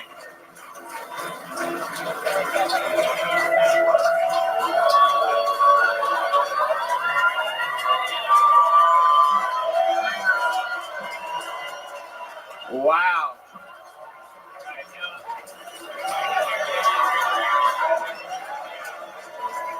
Just incredible. My mind is completely blown. This is incredible. This is very, very exciting. I know who they are. This is Ellen DeGeneres' wedding picture. No, this is incredible. This is Prince Harry. Am I correct? Oh, hold on a second here. We're having a little bit. This might be the royal family might be sabotaging our show. Hello, it is I, Prince Harry. Oh, wow. And my beautiful bride, Meghan Markle, Canada's newest residence here. Wow, that's right. They are moving to Canada. They didn't. I don't think you guys did your homework because there's no fucking way they're moving to Calgary. I think they're moving to one of the fancier, schmancier parts. But this is great. We have the great Pocahontas is here, everybody. Clearly, no, Meghan Markle, if she was Chiquita Banana Lady for Halloween. This is great. How you doing, Meghan? Happy to be here, Tony. Wow. She's as lovely as the day I married her. Shout out to the people that made buckets for us. This was a half an effort right here, and from the nice people over at Rebel State Designs. Look at this bad boy, huh? It says Kill Tony. It says Bucket of Destiny. I liked it, so we put the names in that one. And a bunch of people signed up for their chance to get up here and make history. A lot of people that perhaps are not allowed in the United States of America or perhaps can't afford it. This is their big opportunity to be on the #1 live pod. You know what? It's okay, Meghan. You really don't need to touch anything on this table for the rest of the show. So they signed up, and if your name gets pulled out of the bucket, there's only one way up here, and it's right here. There's a secret stairway right here in the dead center. You can't miss it. So if you come from that way, come this way. If you come from that way, come that way. Don't go in between people's tables or anything stupid. Don't try to jump over anything. You get 60 seconds uninterrupted. You know your time is up when you hear the sound of a kitten. That means wrap it up then, or else you're going to bring out the angry, twisted element bear. Very good.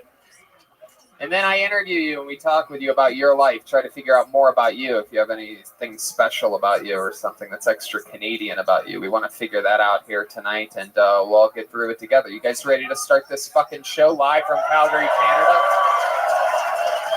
All right. Then let's do it. We have the royal family. We have Red Band. We have the Bucket of Destiny. I'm pulling out the first name, and the show will begin with the comedy stylings of Brian Dyke. Could be real. Let's see what happens. Here he is.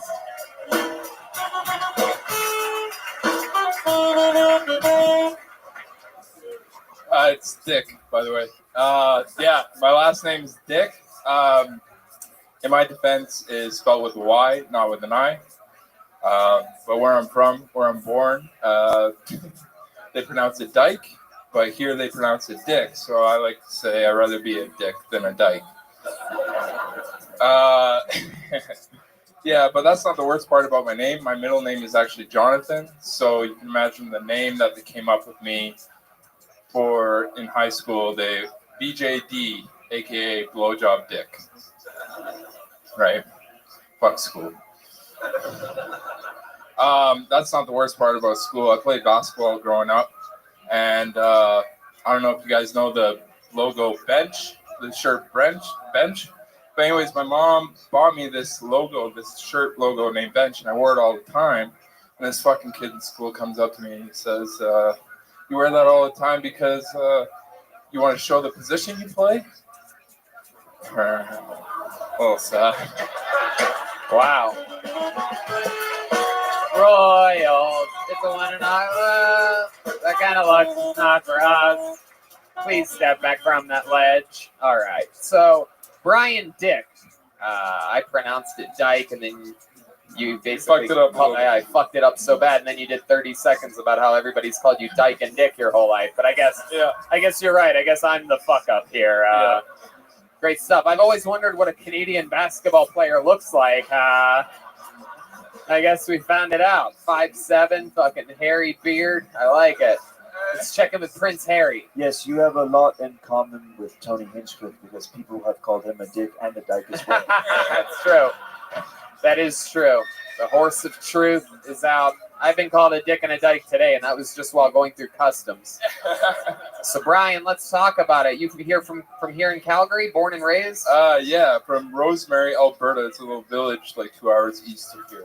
Is that anywhere near Stu Hart and his entire setup? Hart's the Hart Dungeon, or Bret Hart? Bret the Hitman Hart? Perhaps Owen Hart? No? All right. So, Rosemary, what's that known for? Is there a lot of people that live there? A lot of Mormons and Mennonites there. Mormons and what? Mennonites. Another Christianity, Mennonites. Amish. What do you do? What do you do for work? I work at Save On Foods as a delivery driver for obese and rich and fat and obese, rich, and fat people. Wow. Yeah. My goodness. Yeah. Wow. So you deliver to a lot of people like that, huh? Yeah, mostly rich and obese. Yeah. Right. At the same time, they're both rich and obese. Yeah. Do you just think they're rich because you're delivering their groceries? Yeah. You think there's a chance they're just middle class, but since you're the delivery driver, you're like, oh, these rich fucks. Yeah. Their 2-bedroom apartment. Yeah. The way they look at me, you know. How long you been delivering groceries for? For about 2 months now. 2 months. What did you do before that? I worked at a trailer park company building modular homes. Modular homes. Jesus Christ. This is the same story as the beginning of a documentary about Kid Rock or something like that. Dude, I built trailers. I fucking worked my way up to grocery store delivery driver. Had the ball with the ball, dude. So, Brian, what do you do when you're not working? These extremely brain using jobs that you have. These must be draining. I'm trying to figure out what I'm going to do. How old are you? I'm 27. But what do you like to do for fun? Do you have any special skills or talents or anything like that? I have big calves. You do? Let's see. Let's see what Canadian big calves look like. Let's see what's going on. Blow me down. Baby got back. Oh my goodness. How do you think you got calves like that? Genetics, and I walk on my toes, I think. You walk on your toes? Yeah, it's weird. What the fuck are you doing, dude? I don't try to, it's just how I walk. Oh my god, bro. You ever try high heels? No. It sounds like you're a cross-dresser and you wear heels all the time. There you go. There's a little act out for you. Wow, that is interesting. Is walking on your toes something that you've always done? Yeah. Is it? Are you trying to like sneak around or something? No. Did you have a father that beat you if you were made any noise around the house? No. Just been on your tippy toes your whole life? Yeah. People think their groceries are being delivered by a ghost. My goodness. We don't hear the guy. Wow. Very interesting, Brian. So your special skills and talents is that you walk on your tippy toes. Therefore, due to that, you have larger than normal calf muscles. Yeah. Do the ladies ever compliment that? Are they ever like, oh, Brian, my God, your calf muscles? My girlfriend does sometimes. Yeah. How long you been with your girlfriend? About 2 years. Wow. You throw your dick in that dike? Good joke, yeah. I guess so. It's right there. It's on the surface. It's not that good. Do you think you're a glass half full or a half empty type of guy? So, how long you been with her? Pardon? How long you been with this girl? About 2 years. Where'd you meet her at? Australia. Wow. What were you doing in Australia? Working holiday visa for 2 years. You were what? Working holiday visa for 2 years. What were you doing out there? Working and partying. I understand that you were working, Brian. What kind of what kind of job were you doing in Australia? Just like labor jobs, hostel jobs, anything to make the money. Oh, you do labor job. I'm very familiar. So you did that, and then you fell in love with her. And now she lives with you out here? Is it a long distance relationship? It was long distance for 9 months. Yeah. She's from Colombia, I met. Whoa, damn. Look at that. This chick's... Now I know how you got those calves. You're smuggling coke in them. Yeah, I just walk on my tippy toes a lot. No big deal. Is she feisty? Do you get in a lot of fights with her? No. Now, Colombians are cool. They are the more mild mannered. They have they are the smarter. I don't think that's the word. They are the more mild mannered of the Latinos, I would say. From my own research, let's check in with our senior Latino correspondent, Megan Markle, for confirmation there. No comment. Yeah, I've never heard that before. No, it is. I used to date a girl that was half Colombian, half Chinese. Well, that's why. That's why. Yeah, that balanced it out pretty nice. But I knew the Colombian side of her family. Anyway, it doesn't matter. I just know these things because I'm well worldly rounded. Yeah. She's the reason I kind of have my life together right now. Oh wow! What was not together with your life before? I just didn't have a game plan. Okay, now what's your game plan now? Comedy and maybe film and video production. That's a lot. That's a lot of things you just named. How long have you been doing comedy for? I started on the 7th of January, and this is my third time. Right up. Well, here we are. Here we are, 20 days later, and you're still at it. Fucking incredible. How did it go your first time? What was that like? It was good, but I said like the majority of the time. So. You what? I said majority of the time. Oh, that's okay. There's nothing wrong with that. Is that how you talk in real life? Yeah.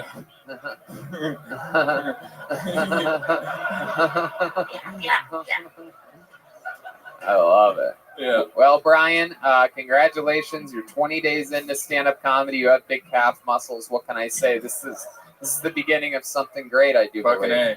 Fucking A. How about a hand for Brian Dick, everybody? Royals. Wow. Oh my goodness. I can't even hear him walking back to his seat. It's incredible. He actually was walking on his tippy toes. My goodness gracious. It's from all right. Let's see what happens here. Are already getting a lovely young lady up here. Make some noise for Ashley Boutelier. Ashley Boutelier. Landon, Missy home. Oh, Canada. One more time for Ashley, everybody. Hi, guys. What's up? Okay, so you want to get Canadian. I'm like the most Canadian because I'm so nice. I was voted most nice in high school. You run into me and I will tell you I'm sorry. What else? I'm sorry. No. At my first job, I had like this really crazy boss that was like super intimidating. And one time I knew I was too nice because he ended up telling me, stop saying I'm sorry. And I was like, okay. I was like, what am I supposed to say to that? What do I say about it? I'm sorry. I can't help it. Anyways, crickets. I'm sorry. I told you. There you go. That's exactly a minute right there. Welcome, Ashley. Thank you. So, wow, that was as Canadian as it gets right there. I told you right off the bat. My goodness, this is your first time doing stand-up comedy, please? Yeah. Okay, thank you so much. You're welcome. Wow, and you gave it a shot tonight. Was this your idea? Yeah. Oh, that's great. I'm your biggest fan. Is that true? Yep. I don't know about that. For example, these two people I know for a fact. I remember they've been here almost every time I've been here for the last 5 years. But you're telling me you're my biggest fan? I think so. Am I right? You guys have seen me multiple times. You always sit at that table, right? Oh, just last year? Oh, well, my memory has it all different. I have different fans. They all look like you. So, Ashley, let's find out more stuff about you other than the fact that you're nice. What's the meanest thing you've ever done to somebody? There must be something that's once happened. You once caught a girl trying to jerk off your boyfriend or something, and you're like, oh, I'm sorry, but you're not allowed to do that. Thank you. Something like that. Great technique, though. Great technique. Oh, there's the Joelberg chant. It has begun. So, Ashley, what's the meanest thing you've ever done to somebody? Tell the truth here. You ever? Called my mother-in-law a whore. Whoa! Sorry. What did she do to deserve that? She's just not nice. Come on, try to take yourself back Honestly, to the that's time. the meanest thing I've ever done. Yeah, but why? What made you do that? There must have been a time. You called her that to her face? You didn't even tell her to her face? You do it in your pillow? You called her a whore behind her back? That's the meanest thing you've ever done? I did it in my mind. Oh my God. Did you even say it out loud? Yeah. You did. You told your husband this? Yep. You said your mother's a whore? And he's like, oh my God, is that your husband? Jesus Christ. Well, that's how you got here, sir. You should be happy about that. All right. So is there something that she's done in particular that you can talk about that'll convince us all of how big of a whore this guy's mother is? No. It's just a defense mechanism. It's just a defense mechanism. Ashley Boutillier, am I pronouncing that correctly? Boutelier. Oh, Boutelier. Boutelier. Oh yeah, you really fucking Canada that up. That's a real French last name, just white trash to the devil. It's just Boutelier. Boutelier. It's not written that way at all. All you guys are like, that's really not my name, how it's written. Actually, I'm a dyke. No, I'm kidding. Last person's last name was dyke. Anyway, Ashley, so you've been from Calgary your whole life? Crossfield. Crossview, where's that at? Half an hour away, little town. North? Awesome. Yep. You were raised in an igloo? Kinda. Okay, what do you do for work? I deliver mail. You deliver mail? Wow, we've had two people that deliver everything so far except for jokes. This is incredible. So you're a real Canadian Post woman? And I think I'll keep my job delivering mail. I'm not going to do comedy, promise. Aw, come on. No, we know that. We know that. You must be the nicest little mail lady in the world, huh? Yeah, I'm so nice that one time I delivered to a really old lady on the toilet. She was taking a poop. I'm not kidding.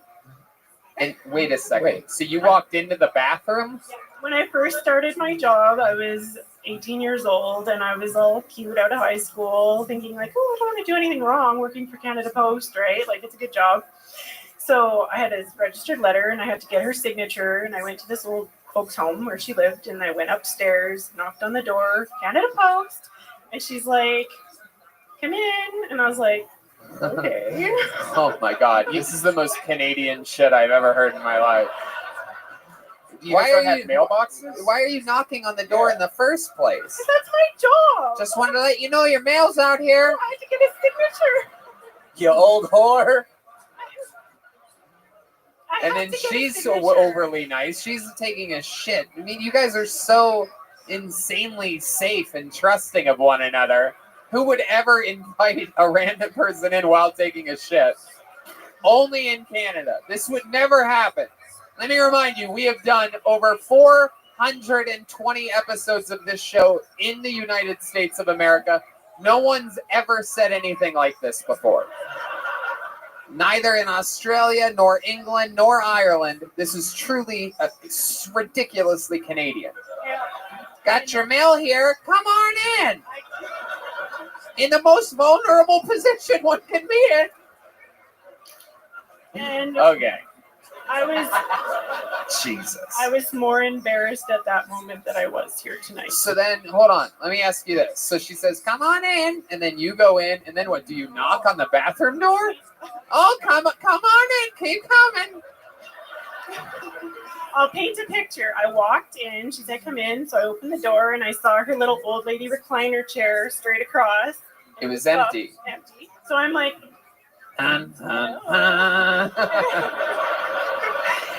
And there was a light shining to my left, and she's like, I'm in here. And I just was like, okay. So I like walked in, and I was just like, oh. And then I turned around, and she was just like, it's okay, dear. She's like, I'm sorry. And I was like, no, I'm sorry. Like, what the hell is going on? And you're like, no, I'm sorry. Yeah, seriously, I am sorry. So is it common to deliver the mail inside the house? Why didn't you just be like, hey, I got your mail, and I left it on the front door? I mean, there was a flag sticking up on the bathroom door, so she figured she could go in. Normally we don't go inside, but this old lady, like I was brand new, I was 18, I had just started, so I didn't want to do anything wrong, so I went in. Isn't that wrong though? I found out it was very, very wrong. You found out later that it was wrong. How did you know it was a poop? You could smell it. It stunk. Oh my goodness gracious. So did you hand her mail still? You gave it hand to hand? Here you go now, thank you. Back then, like this is 16 years ago. No, we know, we get it. You were 18, we get it. Yeah. We get that part. So it was pen and paper, which is even worse because it's not like just giving her the scanner. I had to give her the paper and then my pen, and then she's like trying to. Did she make you bend over and sign on your back? She could have because I was turned around, but no. And then anyway, so she just signed it, and I was like, okay, thank you, bye. And she was like, oh, bills, and then she wiped her ass with it. Wow. Well, Ashley, you gave it a shot here, and it's clearly not that easy. You know, you blanked out a little bit, but you definitely know you came up with sort of a brand. I'll tell you that, and I'll give you this. In the history of this show, you won nicest in high school. I'll tell you right now, in Kill Tony history, you are definitely the nicest person that's ever been on this show. Thank you. Still the nicest. Ashley Baudelaire.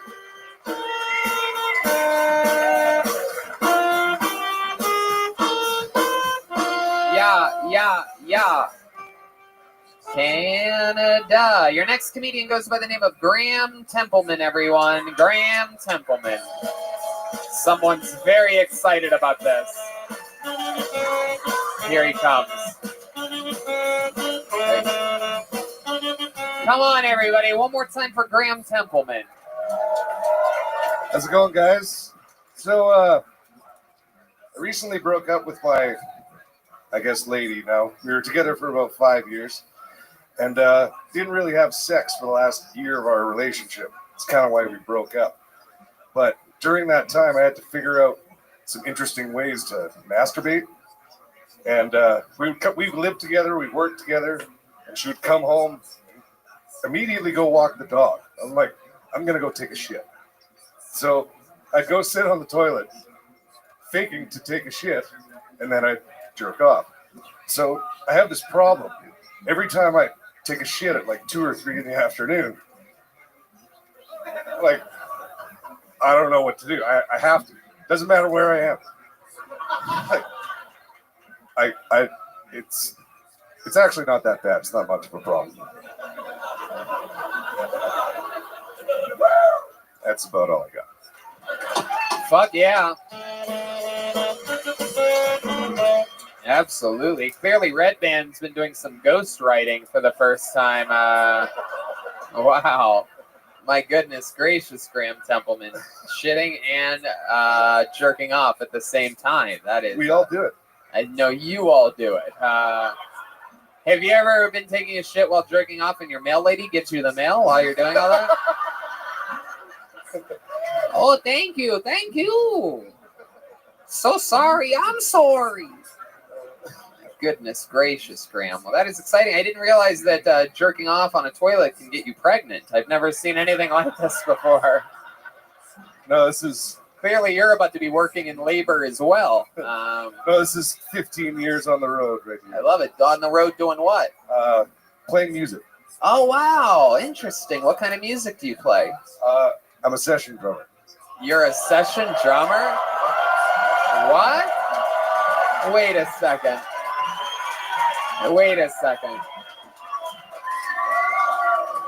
Graham, are you a fan of this show? Do you know what that means? Yeah, I am. So you understand.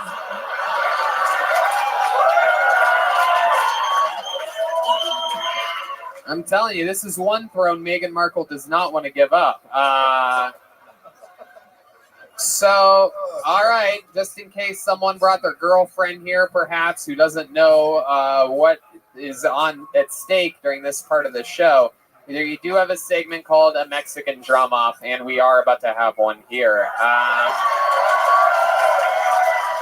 Now, Graham, sure, get back there. Graham, just to let you know, now it's a drum solo versus a drum solo. I don't know how much you listen to the show, because we've seen this before. We've had people, have their friend who plays drums. They bring their friend and they say, look, I'll help you with 60 seconds. All you have to do is fucking nothing. Just talk about jerking off and shitting at the same time, and then you end up doing it. But one thing that a lot of these people, I don't know how much you pay attention to the show, because not only is it about a drum solo, it's also about comedic effect, going for it, utilizing any tricks you have up your sleeve or anything like that. Because I'll tell you right now, all time in Mexican drum offs, Joel Jimenez is undefeated all time. He's never been beaten before, not in Australia, not in America, not in Europe. He's all-time undefeated. However, if you win, you are the new drummer of Kill Tony. You have to be in Los Angeles this Monday for our next episode with Doug Benson and a big top secret guest who is, I will just say this, a bucket list guest on the Kill Tony's history. It's going to be a massive episode for us. And if you win this drum off here at the Hotel Blackfoot, you will be the new drummer of Kill Tony. That means you also have to get ready to keep going on that road, because we're going to Vancouver, Kill Tony East, La Jolla, Ventura, Boston, and Austin. So if you think you're pregnant now, you're going to be looking like you're going to have triplets by the time March comes around. But before we do this, let's check in with Prince Harry. Yes, he will also be having sex with me later tonight as my wife. You will be the new Meghan Markle. It's going to be Prince Harry meets Prince Scary over here.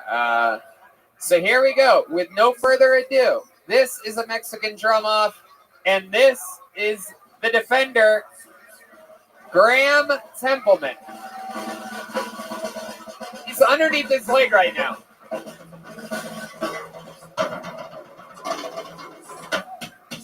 Whoa, whoa, whoa.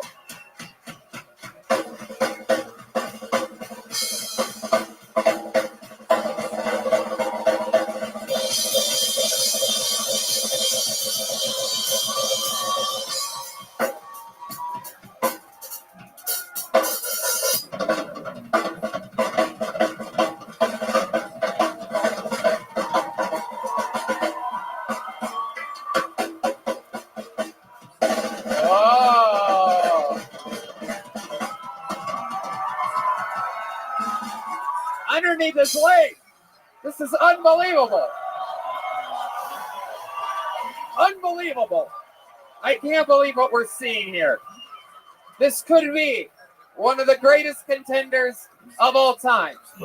Not much comedically. However, he started underneath his leg. He ended underneath his leg. A lot of people, I don't think, from multiple camera angles perhaps, could even tell that. He was literally playing between his legs. An unbelievable performance. You brought the room to a climax. You've changed what the stage smells like completely. Here, come up here. Stand up here, Graham. It's okay. Don't worry about it. It's okay. Here, why don't you just have a seat? Just have a seat right there on that stoop. Yep, perfect. There you go. Still like a good little boy. No shitting or jerking off while you're there. All right. With no further ado, ladies and gentlemen, I present to you, undefeated all time, here to defend her throne as Meghan Markle herself, the true, the undeniable drummer of Kill Tony, Joel Jimenez.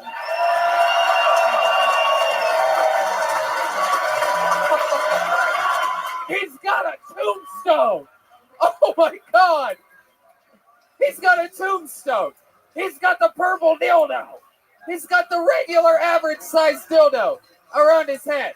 He's You're going to have to hold on to this, you cuck. Oh, he just called Graham a cuck. Well, I've never battled a homeless before. He's got the unicorn style average size dildo around his head. He's wearing all the way from Hollywood.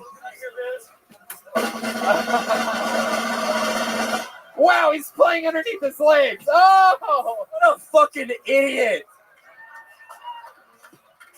He brought out a tombstone, ladies and gentlemen. It's the first time we've ever seen Joelberg bring out a tombstone before.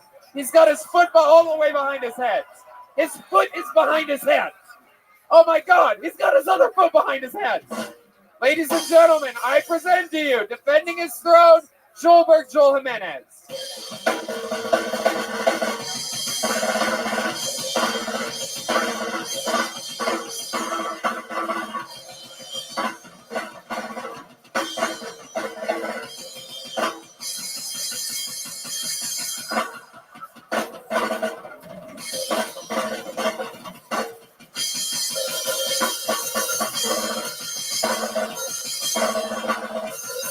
Wow. There's the finger. Oh, he's taking off the straps.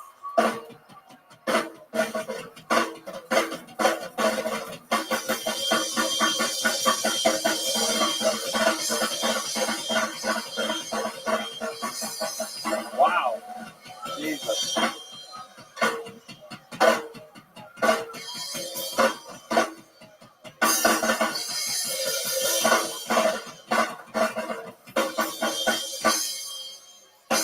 Wow. Oh, here comes the stairs. His asshole's in his face. He's got a real, oh, he's putting it on him. He's putting it on him. His asshole is on Graham Templeman. Be careful with these wires. He's got it. He's got it. He's got an eye on it. He's doing actual jujitsu. This is mind-boggling, ladies and gentlemen. I don't think we've, wait, what's he doing? Oh, he's doing jujitsu on him. This is real. We've never seen this before. He's got him in some type of leg lock. There you go. Wow. How about a hand for Joelberg Joel Jimenez? Let's check in with Prince Harry real quick. I'm starting to wonder whether I made the right decision marrying an American. An American legend. All right, so here we go. Everybody, I have to go through this. This could be a close one. Who knows what can happen here? Joel did make quite a mockery. It was impressive that he came out guns a-blazing and did a couple of the things that Graham did with almost seamlessly. However, I have to ask, how many of you have Canada's own Graham Templeman winning that?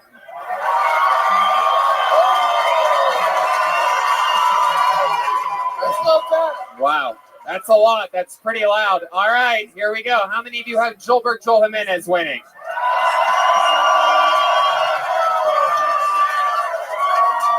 Wow. And still, your drummer of Kill Tony, Joelberg Joel Jimenez, ladies and gentlemen. Thanks for the opportunity. However, I will tell you, Graham, all time in the history of the show, that could be one of the better performances, and probably, definitely, according to the audience, we know how Canadians like their own a lot.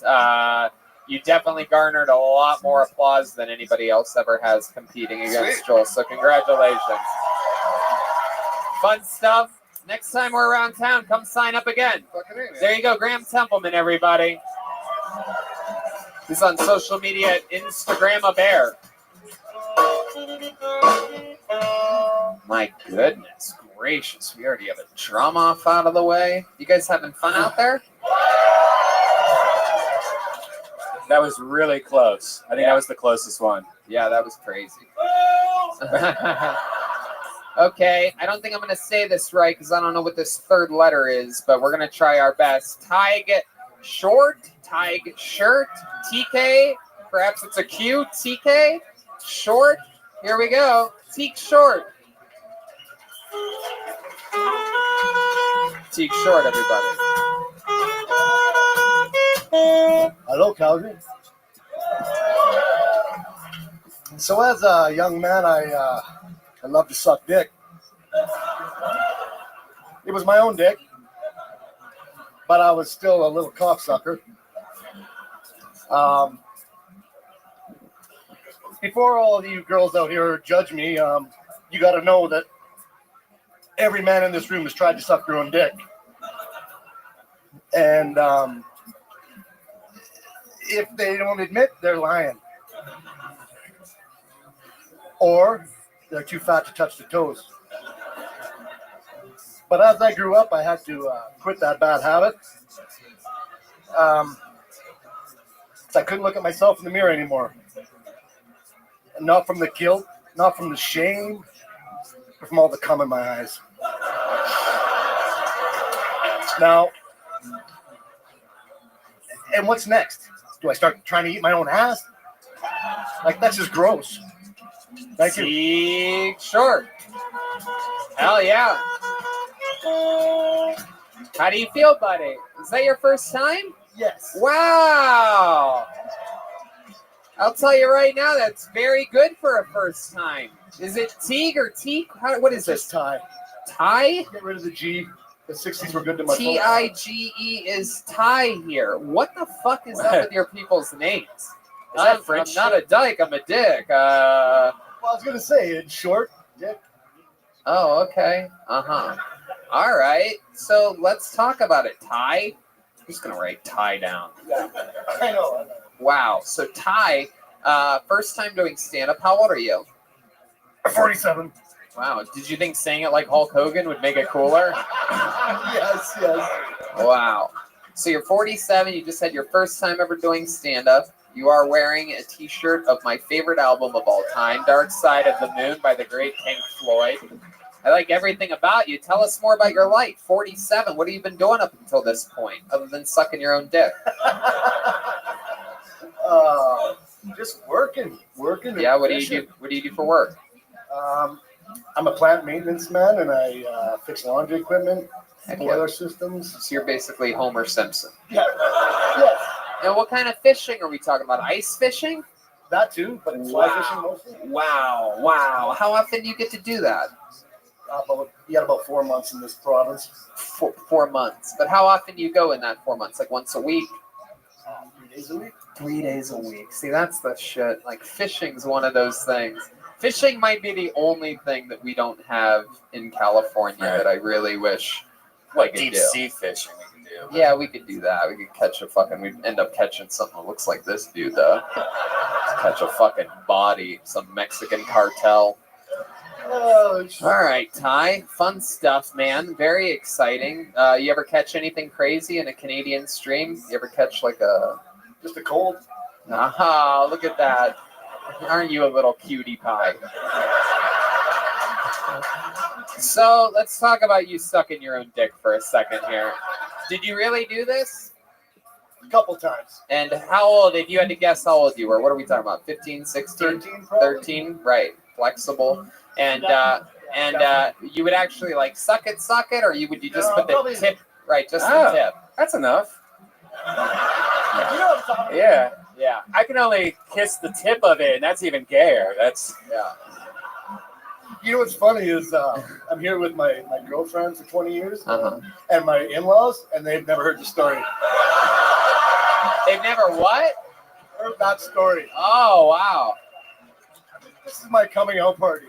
My goodness, that's very exciting. Well, you might be single now. That's great. No, I'm just kidding. She loves you. She just sucks the tip of your dick too, doesn't she? So you would do that. Did you ever really come on your own face? Actually, no. I was too young. I was just shooting blanks. Right. Really? Wait, shooting blanks. A late bloomer. Wow.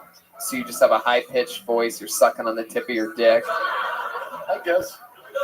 My goodness, that is a late bloomer. That's interesting. When was the last time you actually succeeded in sucking your own dick? Probably 13 or 14. Yeah. I don't think he had a long career at it. No, it was kind of shameful. I was like... They don't have your number and last name retired somewhere in a... 30 years ago, it's a different time. Right. Now everybody can suck their own dick like it's nothing. Right. Now they have Instagram filters for that. Wow. So Ty, where'd you meet your girlfriend at, or your wife at? How long you been married for? Not married, just... Oh, you said in-laws. Oh, yeah, okay, sorry. They're in-laws, but we're not married, but... We we just call them in-laws here in Canada. Just make shit up, whatever. Right. So you've been with her for how long? 20 years. 20 years. Yeah, they're in-laws. Yeah. It's all good. Wow. 20 the years. reason? So that's almost fresh off of you sucking your own cock. Actually, I knew her at the time. Uh-huh. My goodness. You guys went to school together? Yeah, junior high. Wow. And is that when did you guys first kiss? Like right around then? A long time ago? Yeah. More than 20 years ago. Yeah, exactly. And you've never been with anyone else? Well, yeah, but we weren't together the whole time. We met, dated, and then went away for 10 years and got back together. Let's check in with Prince Harry. Did you quit sucking your dick cold turkey or? Yeah, yes. I think they have a patch for that if you struggle with it. Dicotine or something like that. Dickorette. So Ty, what other than fishing and whatnot? What any other fun facts about you or your life or your family or? No fun facts. Just I like to listen to music. Yep. You smoke pot? You excited the pot's now legal here in Actually, Canada? Once it became legal, I stopped smoking it because it just wasn't fun anymore. Wow, my goodness. What are you doing now? Heroin? Or are you? No, that's fun. Was that your wife over there? Seems like everybody here in Canada, the people, it seems like if you know the person that got pulled out of the bucket, these people here in Canada think you're allowed to yell out whatever you want if your friend's on stage. Is that why you're not marrying her? She won't shut the fuck up? Whoa! Yeah. Yeah, my mic's fixed. Yeah, you need to shove the tip of your dick back in her mouth. You know what I'm saying? Keep that mouth full. Yeah, there you go. You still got it, Ty. All right. Well, man, I'll tell you this. Congratulations. It's not just that you told a silly, dorky suck on your own dick thing. The material itself was sort of wah-wah to me, but you delivered it like a fucking champion. I wasn't even gonna guess that this was your first time ever doing it until as soon as the 60 seconds was up, you looked at me like that. You just accomplished something insane because you did. It was a great first time. You should be very proud of yourself. Getting up here is the scariest thing I've ever done. Like I don't get in front of people. That's my biggest. Well, you should try drum battling homeless people. I'm glad that you faced your fears here tonight and a great performance, perhaps even the set of the night so far. How about a hand for Ty Short, everybody?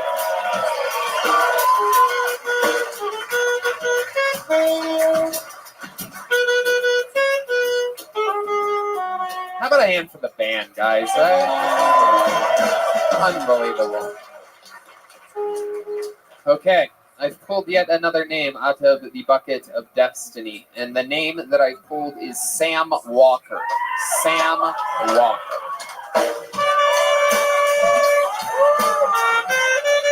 Hey, put a gun against his head, pull that trigger, now he's dead. Come on, guys, Sam Walker, everybody.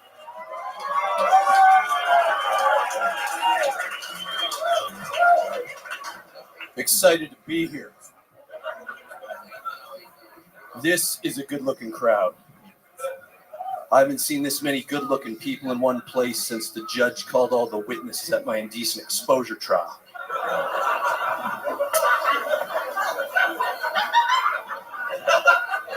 Don't worry, I got off.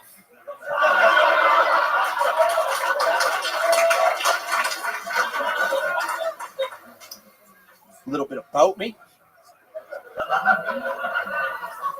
I like to walk the streets at night and pleasantly surprise people by not attacking them.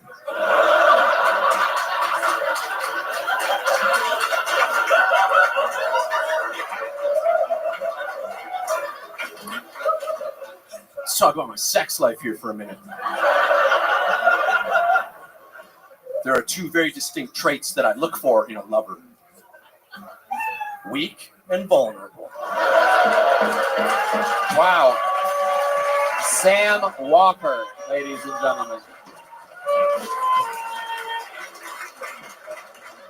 Ty Shore, you can forget about that set of the night thing so far that I told you 2 minutes ago. Wow, Sam Walker, very impressive. What a funny fucking character you are, sir. How long you been doing stand-up? Be 5 years in March. Damn right, it shows, my man. Let's check in with, we're going to check in with Prince Harry. It's nice to finally know that OJ did not actually murder that woman. Yeah. Wow. Only Sam, one glove. So let's talk about it. With your character seems very much like who you are. How close are the two? It's just the volume turned up to 100.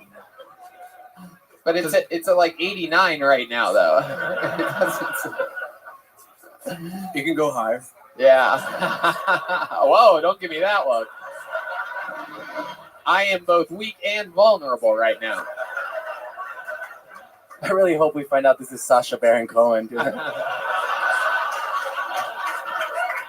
My goodness, you have a real fanny pack there, Sam. What's inside of it? Condoms and Vicodin.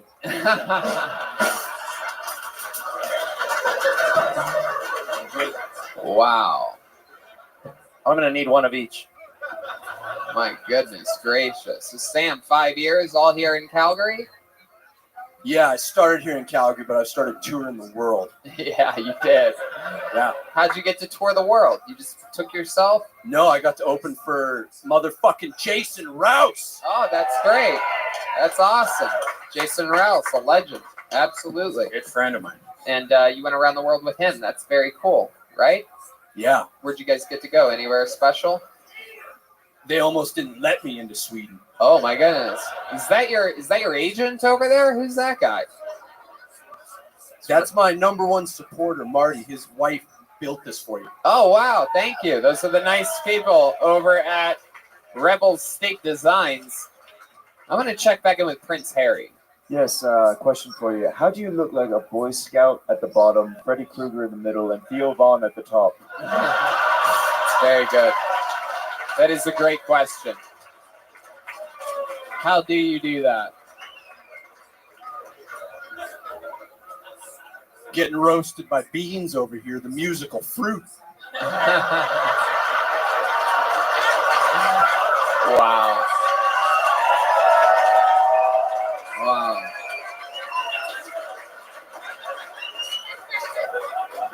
My goodness, Scott. So you live here in Calgary? Yeah, born and raised. Very cool. What else? What else should we know about you? Anything else interesting about Sam Walker that this sold out capacity audience here in your hometown should know? I used to be married. Yeah. To a woman. What happened there? Where is her body?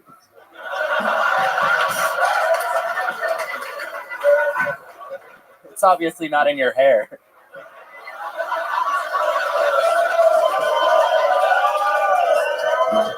No one talks to my man like that. Wow. You come at beans, you come at the royal couple. My goodness. It's a revolutionary war happening up here right now. Fair's fair.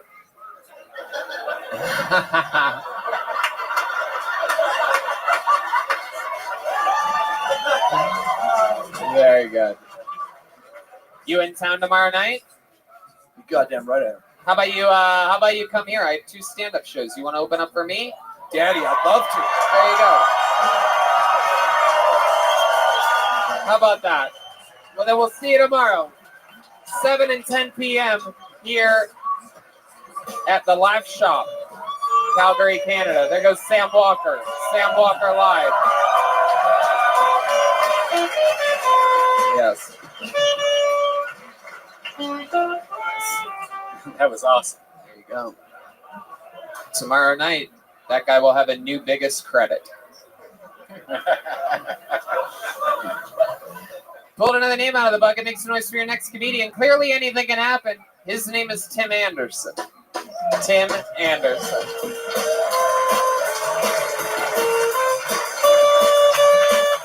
Here we go. From far back in the room. Oh, wait, no. Stunt double. Maybe. Here he is. Tim Anderson, ladies and gentlemen. Here we go.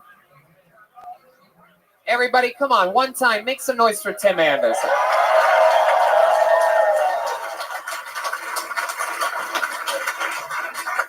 I gotta tell you about my ex-girlfriend. She had crazy eye. Left eye was normal.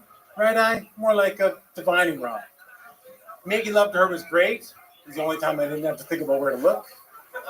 When she orgasmed, the eye would straighten out. Then we could lock eyes. All 4 of them.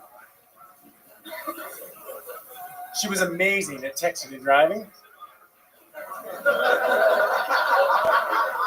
Not so good at directions, though. She'd point left. Just take the next 3 rights.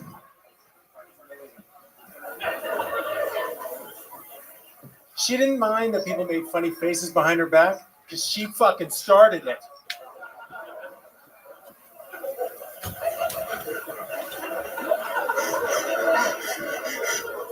He liked that one. That was good.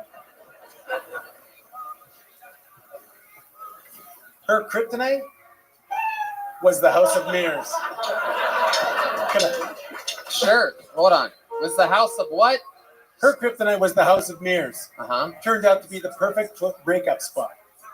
I got her lost inside and I fucked off and yelled, "I'm breaking up with you." I just left her there. I know dick moved, but I just couldn't fucking look her in the eye. Eyes. Eye. There you go. There you go. Tim Anderson. You were finished. You were finished when the cat meowed. You just didn't know it. I like your style, Tim. You're well put together, yet somehow out of this crazy crew, you're the creepiest guy that's been up here all night. I get that a lot. Somehow. I mean, the last guy was clearly doing a little bit of an exaggerated character, but you look like you have literal skeletons in your closet. What's the name of the high school you hang out in front of?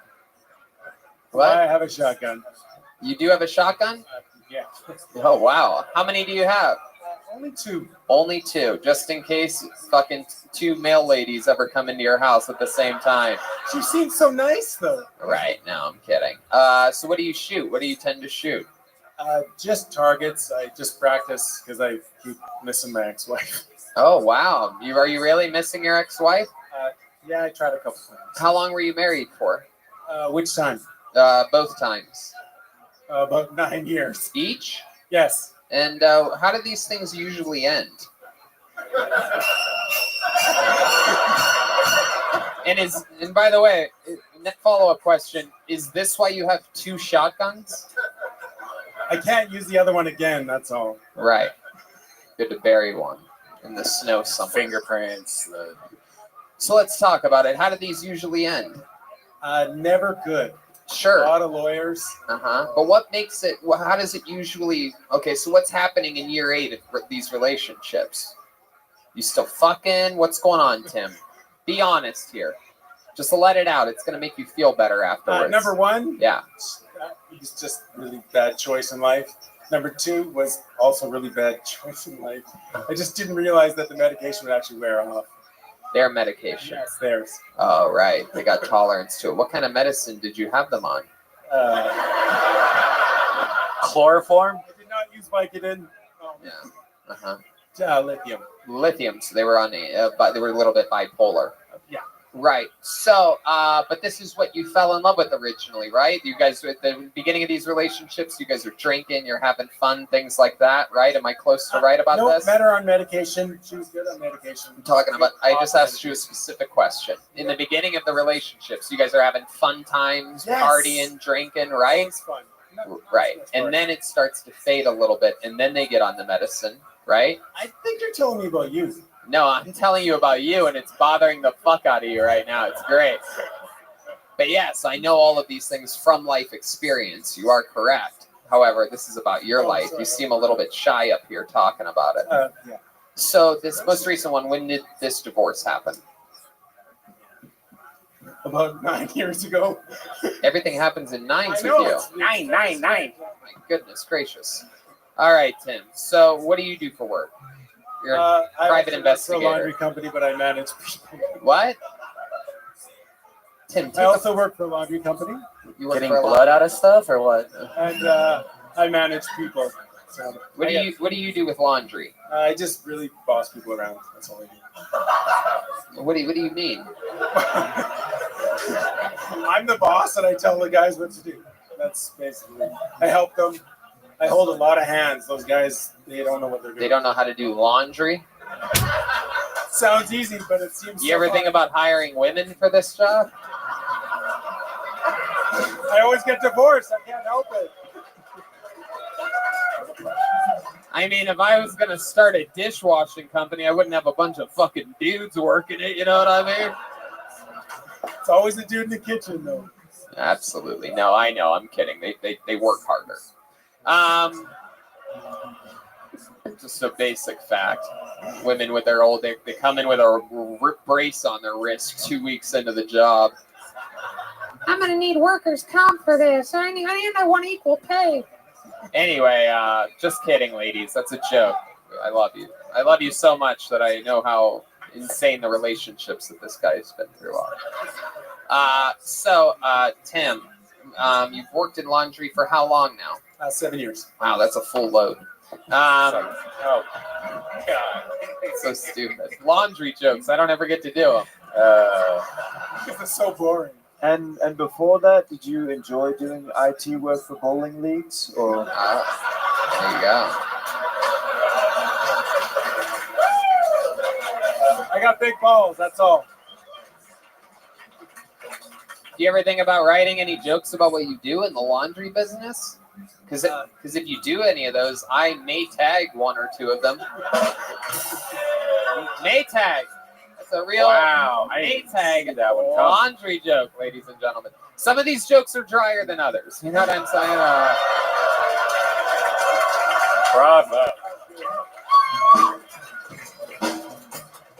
I almost passed out trying to think of more laundry jokes just then.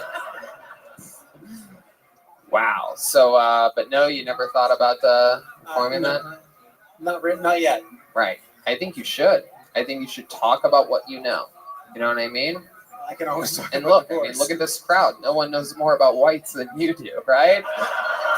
It's very. Perhaps you could go to Vancouver and perform in front of some colored loads. Hey. So stupid. Oh wow. I didn't realize that who is that? The Migos? Baking soda? No. Who is that? This is baking soda. Don't ask me. It's just mumbling. It's the Migos? OC Genesis. Huh? OT Genesis. Wow, I didn't realize he's yelling through a tin can on this episode. Can you hit that again? Wow. The sound here at the Hotel Blackfoot is Anyway, Tim, anything else crazy that we should know about you? Any fun facts about you or your life? Anything that you've ever accomplished or done? Any special skills or talents? Any crazy story about your family that you think makes you different than anybody that's ever been on this show before? It doesn't make me any different, but, families are the worst. Mm-hmm. That's why I live in Calgary. They live in Vancouver. It's very safe distance. Wow. How long did you hang out with them? Till you were 9? Why do you not like your family? What's the first thing that pops in your head when I ask that question? Because we're related, and they are terrible people. Why? What makes them so terrible? Can you give us one example? Because I'm the youngest, and I have to do everything. You have to do everything? No matter what it is. Like what? Other than the laundry. We know you're doing the laundry, but what else? Definitely doing the laundry. Right. But I have 3 sisters, and they're all older, so they just treated me like... And they just hung you out to dry, huh? Damn. Come on. Come on, guys. Come on. What are the older sisters like? They've never done anything nice for you? Yes, they were. I was a spoiled, rotten, stupid little kid until I was 9. And then, but then they just, I don't know, they just weren't very nice to me. Then the tides changed. Hey, yeah. That's right. The laughs were set to low on that one. It's better than the color load. It doesn't work when you do it. Maybe that's why. But hey, you know what, Tim? This is what it's all about. It's about giving it a shot, getting out of your comfort zone, doing something. This was your first time ever doing stand-up, right? 3rd time. Oh, okay. Well. Sorry. No, I'm kidding. It's fun times, Tim. Like I said, talk about what you know. You know what I mean? To give us some real substance. What the fuck did you talk about? Good morning, Mr. Aquarius. How are Nothing. you? I wrote down nothing. Crazy-eyed girl. Yeah. You know what I mean? Get out there and I got be. some sleep, some much-needed sleep, and now I'm just working on my robots.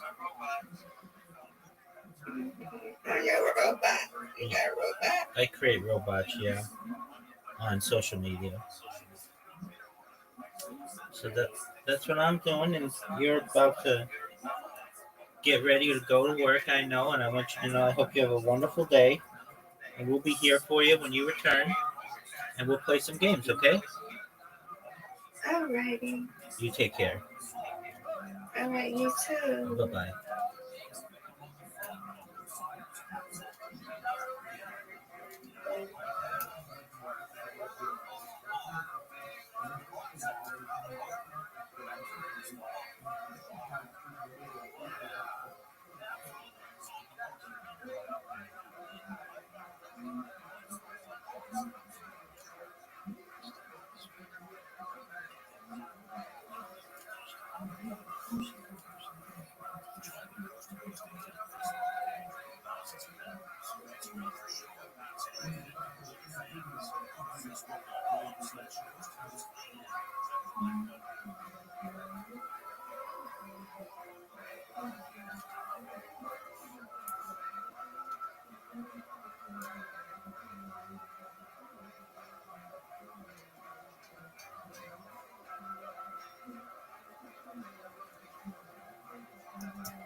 Be you, Tim. You're a special guy. Talk about what you look like or whatever the fuck. You know what I mean? You look like a goddamn Canadian newscaster or something like that. Whatever that means. I'm not exactly sure. We have a guy where we're from called Fritz Coleman that nobody here would know, but he would kill at the Comedy Store in LA if I called you Fritz Coleman.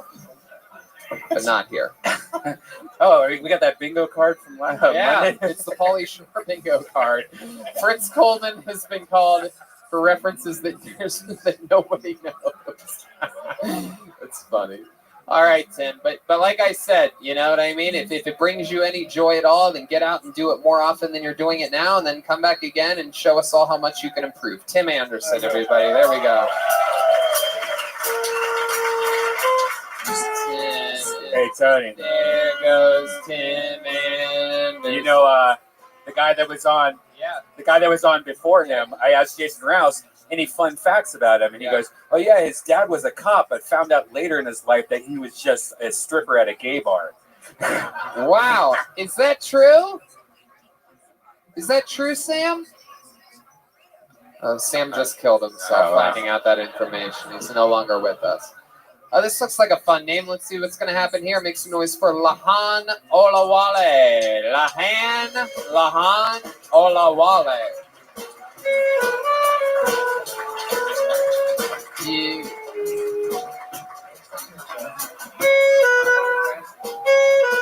Make some noise for Lahan Olawale.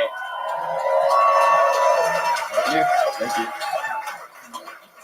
So I recently surveyed 100 women with the question, do you pee in the when you take a shower? And 100 of them said, what are you doing in my shower? And then pee. So I'm African, West African actually, and I have a lot of white friends. And all my white friends ask me, hey, Lahan, how do you tell the difference between Africans? And I tell them just count the flies. I can make that joke, all right? I can make that joke.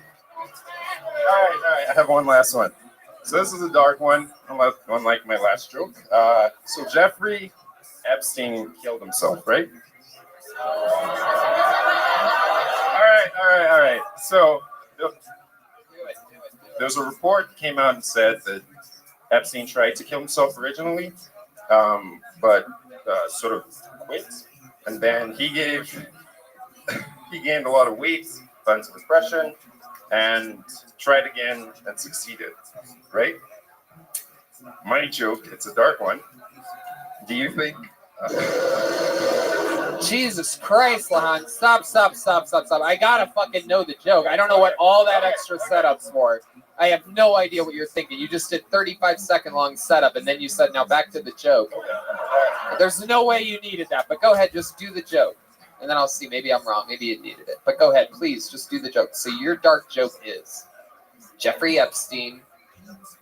Do you ever wonder if fat people choke out faster? I guess so. All right. I'm sorry. That was so unnice. Sorry. Lahan, absolutely, you were killing throughout that entire set, and then you decided to squeeze in that wackadoodle joke at the end. So let's talk. I was not expecting to see someone that looks like you up here tonight. Really? Yeah, no, I didn't realize that here in Canada they still make you guys sit in the back or something like that. It's true, he wasn't up here. I don't see anybody black up here.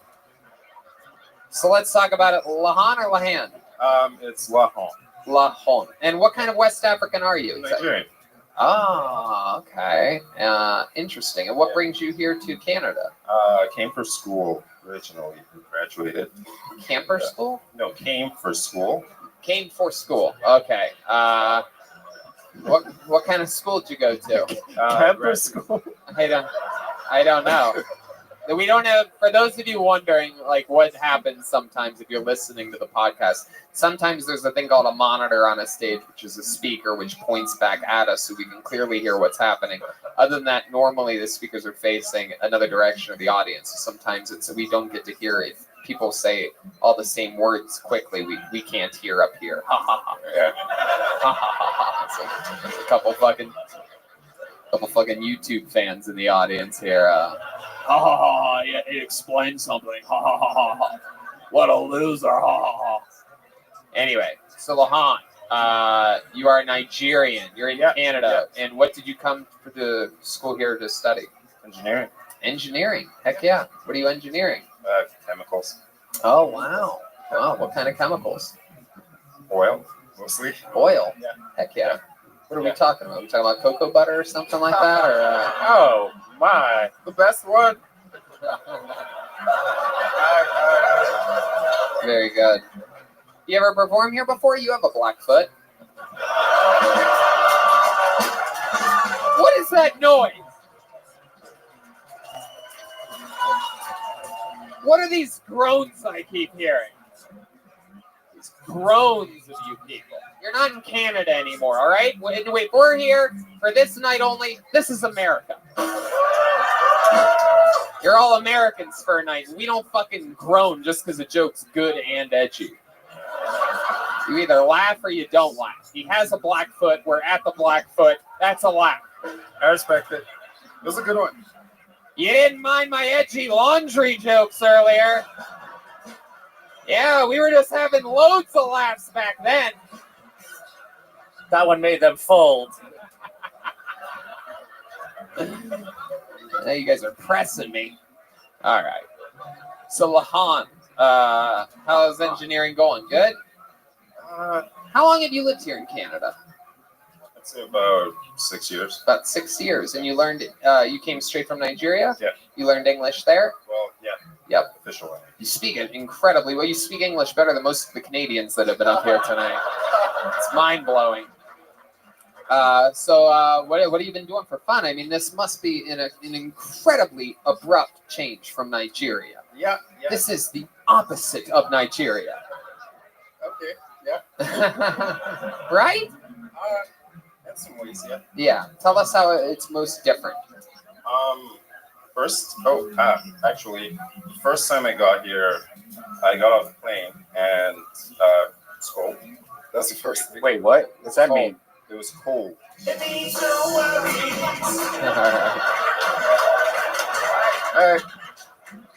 Classic. Yeah. I'll take it. Classic indeed. Shit. So, it was cold. Doesn't get that cold in Nigeria. Yeah. What else? And at the airport, what really freaked me out was someone opened the door for me. Oh, someone opened the door for you. Was it the mail lady from earlier? Have you never seen a door before? Nigeria, they just have openings. Right? Nothing. They just have mosquito nets raised. You do. Yeah, I know. So in what ways is it the same? Let me ask you that. In which ways is Calgary like Nigeria? Just so that all the racists in the room can really hate themselves for a little bit. There's no way we're the same as them. We got better blood running through our veins. That's my impression of you guys, not me, by the way. Let me remind you, that's me as a Calgary manly man.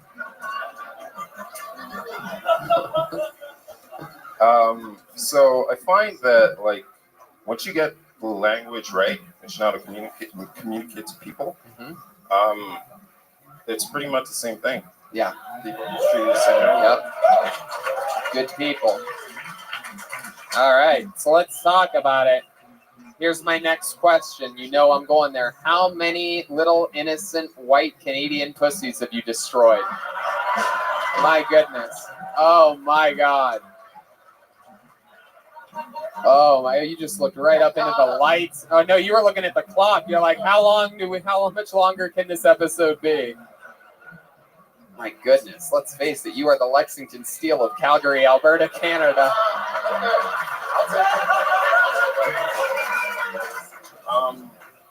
I mean, because let's just be honest here. I mean, it can't be easy even trying to find a black woman in these parts. Am I right? I mean, there can't be a ton of them. We all huddle together, so. Oh, you are? It's pretty easy to find them in the snow.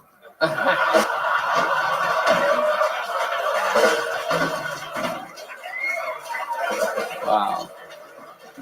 My goodness. When you say you guys are all huddled up together, what are we talking about? You live near Forest Lawn or something like that? Or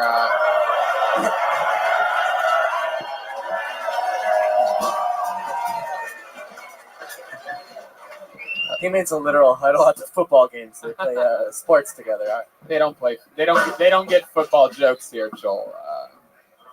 This is no. Even though they're Americans for the night, it's not going to work. It's hockey or nothing at all. So, what are we talking about here? What's the ratio white women to black women that you've had in the last 6 years since you've come to Canada? Just be honest. Just be honest. None of these people are going to hurt you. It's like 10 to 1. 10 to 1. The sound of a normal white guy being like, "Oh shit!" Yeah, dude. That's why all these women stop fucking their boyfriends and husbands here. Lahan moved into town.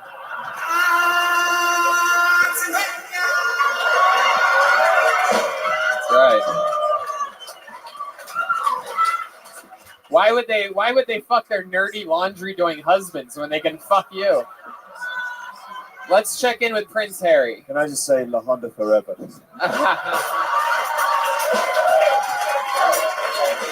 Wow. I like that. My goodness. So have you been in a relationship with any of these girls? Shortly. Yeah, shortly. About 30 minutes in the bedroom, that's it.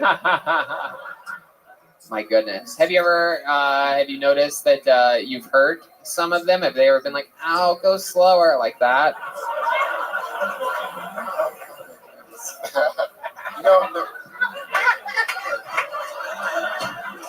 Okay.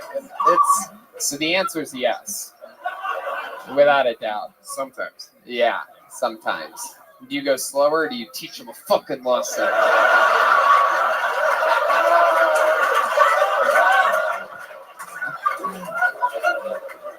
You have any special tricks when you're poutine it in them? Oh, come on, Joel.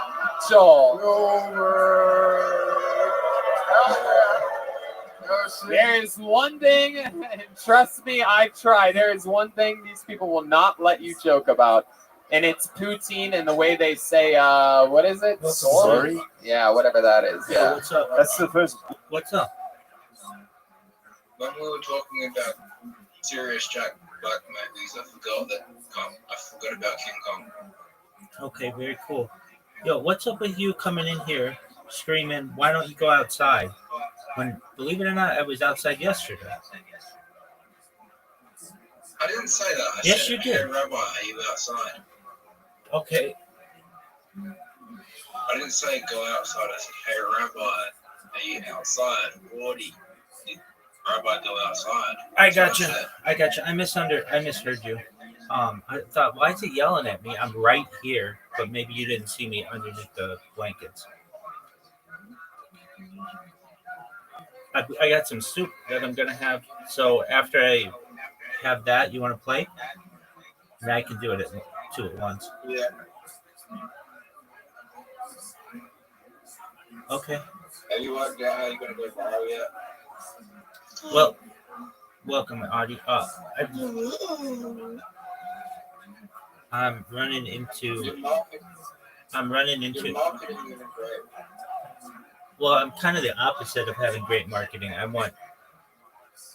just want everybody to know about me. I'm running into an issue with captchas right now, so I'm trying to figure out a captcha solver. I've been trying to do that for the last 18 hours, and Well, everyone knows you on Kick. I go to Kick and I say Rabbi Rothschild and I get banned immediately.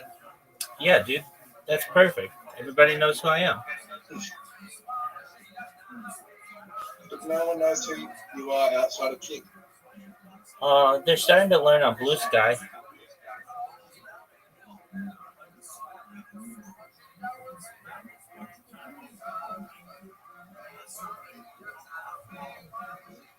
Okay. All right, are you ready for an invitation? Okay. Let me say something.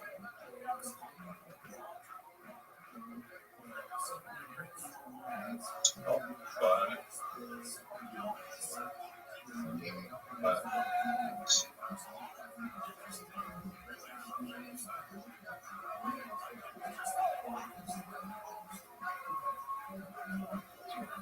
you know what would be a hard platform to get everyone to know you? YouTube. No, even harder. What is it? OnlyFans. Yeah, that's probably a difficult one. You go financially fucking fucked in about like 2 hours. Why is it so hard? Sorry? Why is it so hard to go viral on OnlyFans? Because you'd be financially fucked. Doing what you do on OnlyFans, you'd be financially fucked in about 2 hours. Does it cost you to stream on OnlyFans? I don't even think you can stream on OnlyFans.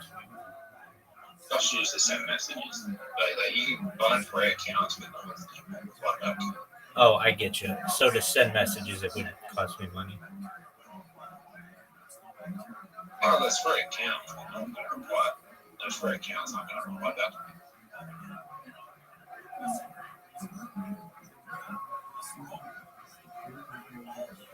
I'm trying to figure out these captchas, and it's like whenever I get a good system, they change it, and it just makes it difficult. There are like even paid services that are hard to use, and I don't want to use that just because it would just cost me too much. What's Tencent? Yeah. Tencent, they own. What did they own? They own all those mini games.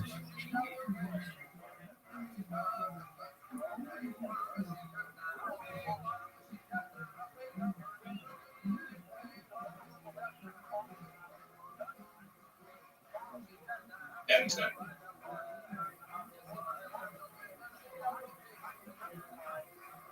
Oh. You know what game? PUBG. Yeah, that one. Okay, you know Tencent has a streaming platform called Trove that's trying to compete with Robo that's trying to compete with PUBG. No.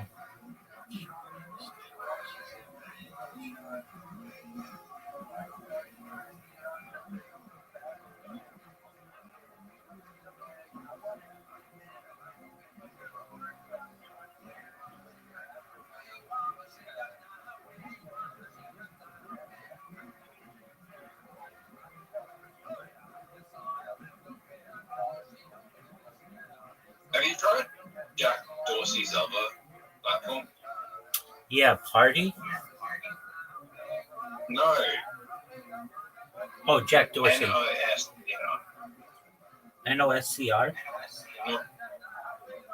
NOSTR. No, is it good? It's trying to be a Web3 platform and they're using Bitcoin on the Lightning Network.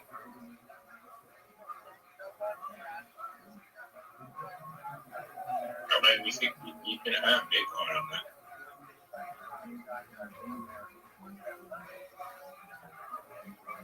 Very small amount of Lightning Network. Did you send me an invite? I can't remember.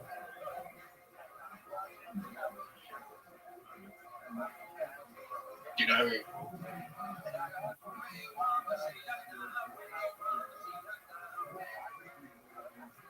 Booberg chant I've ever heard. Yeah, Booberg. I don't give a fuck. Oh, all right. So, you have plans to go back home anytime? Yeah. It costs a lot of money. It does. What kind of price are we talking about? What kind of price? In the You don't even have to answer. I did the joke. It was just for the joke. I said Wakanda price are we talking? Anyway, Lahan, so much fun, man. Anything else we should know about you before we let you go? Any fun facts about you? This was my first time on stage. Get the fuck out of here. Get the fuck out of here. Really? Wow. I almost didn't sign up. Wow. I literally was not going to. And when you called my name, I literally was not going to come up, but I just, my God. fuck it. Wow. Hell yeah. Great job. Magical. And that's why the Bucket of Destiny is called the Bucket of Destiny, because of moments and cool things like this. Lahan, you are an incredibly great spirit and very, very, very naturally funny. You mean like Congratulations to you. Oh, come on. Come back. Hell yeah. Come back again anytime. Lahan Olawale, everybody. There he goes. Wow. I know you And love me. he just Now I need to disappeared. shut off the thing. Yeah, it's gone. Oh, the dancing queen. Interesting. Dude, people Hell yeah. play that soccer game, I think, more than they play any other game I've seen. It's like I see people play 60,000 games, just like ridiculous numbers when it comes to how many times they play. Like, I don't even know how you play that many without using a bot, or they have 60,000 wins. They don't have 60,000 games, they have 60,000 wins. I think it's because you can't go play. I don't think there's many other minigame apps where you can play table stuff. That's true. And you can play it in a bunch of different ways. You can play like 4v or 2-on-2 with like 2 real people, or like 4 real people. But I don't know. I just feel like, I mean, I know a lot of people have a lot of time on their hands, but there are probably like people who, I mean, we play this game just about as much as I feel like is healthy, and we're not even close to those numbers. Oh my. Nice shot.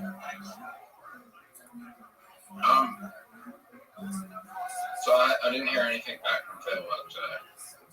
Okay, were you expecting to? Hopefully I know that they were going to speak to them today, so maybe I get a phone call from them tomorrow. You're a better man than I am. I would, at a certain point, create some kind of fake account and say to that guy, yo, dude, pay me my money. Well, the legal team told me not to do that. Oh, okay. If they advised me not to do it, then I wouldn't contact them. Now, if they don't get, if the Fair Work office doesn't give me, the Fair Work won't give, like, If they make me go to Civic Court, I'm not going for Civic Court. Then I'm gonna like get a payphone, get his number, and call him up on a payphone. Right, I understand that. There's only so much. There's going to be only so much you can do. If anything, you hurt his reputation with the local government. Oh, stop! Too hard. I'm not going to Civic Court. Stop that. I understand. I don't understand why, like, an absolute perfect shot here, like, just barely. No, that's not even good. I don't know. Like, when even you just. I don't understand how someone can claim to be a multi-millionaire on Instagram and not even give me $1,300 for the work I did for them. So. Yeah, I mean, I see this a lot, especially online.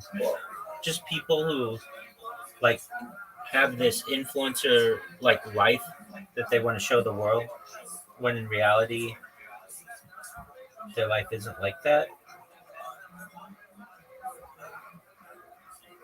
All right, I got you. Okay, now a game of literati, and then a game of soccer, and then I've got to focus on these bots. Oh, it's very easy. Yeah. Very. It's very easy. Definitely. All you need are like 10 pictures. It's very hard to fake rich if you aren't rich when you have a lot of content, because it's really easy to pick holes and things.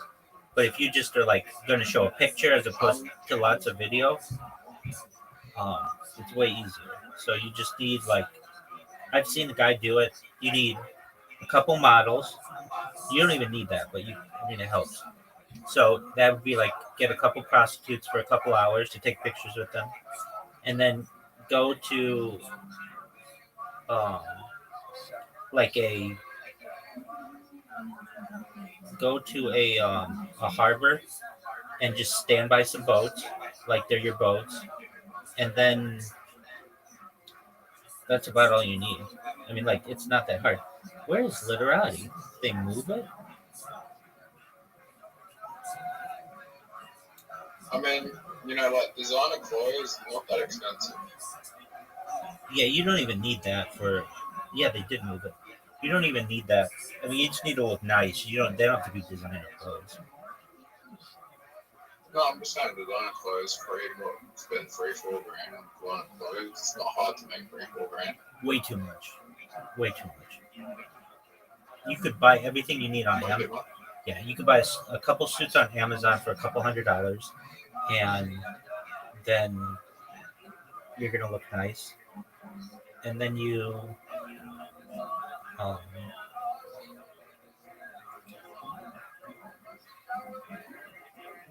couple suits, some girls, and nice locations, and you'll be fine.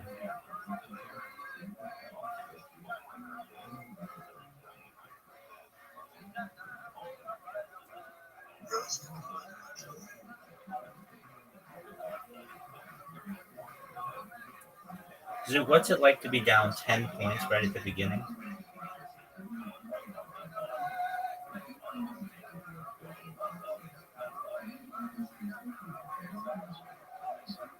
I mean, I could go buy a designer clothes.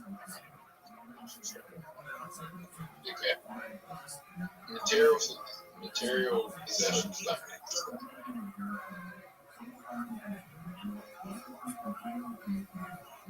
What did you say?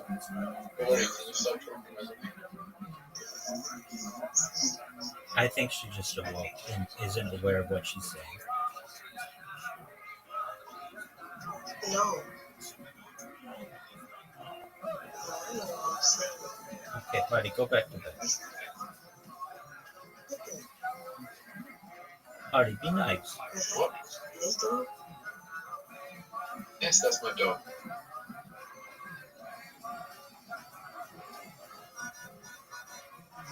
Do you have a dog? What do you have a dog? She has a cat. She has a cat. Why do you like half?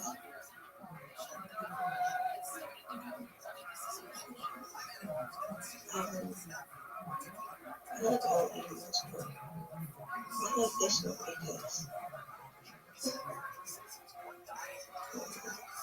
because I have to live on. He was cats a lot because my dog was going on to the cats.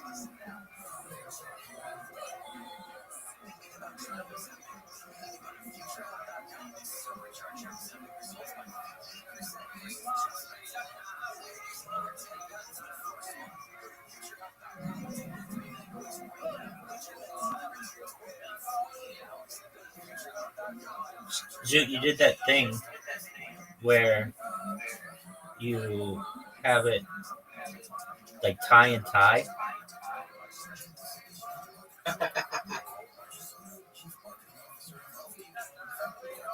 Did I? That should be illegal. Go. I feel like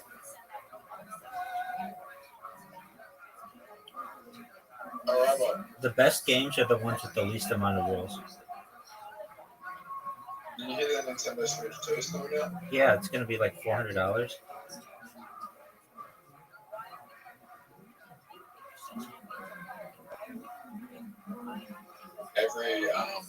Every game's gonna be at $80 price tag.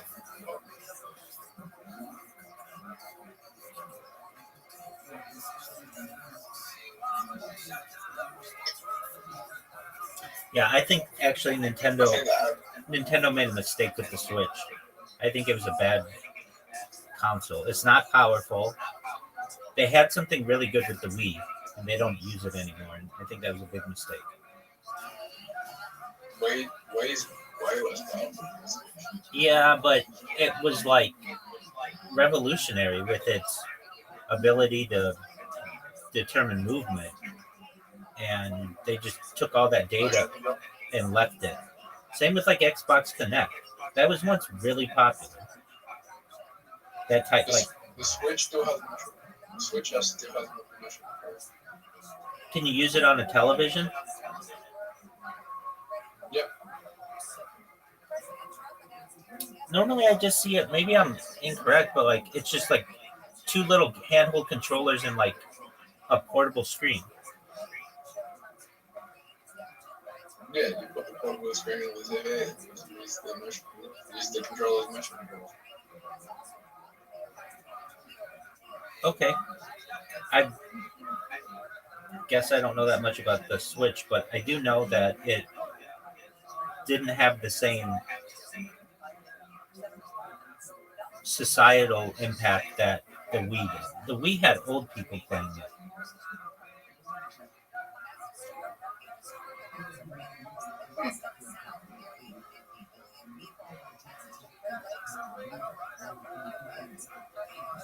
Old people play Animal Crossing.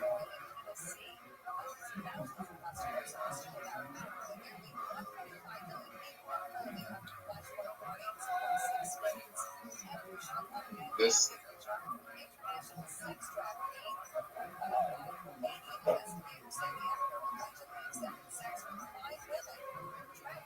I mean,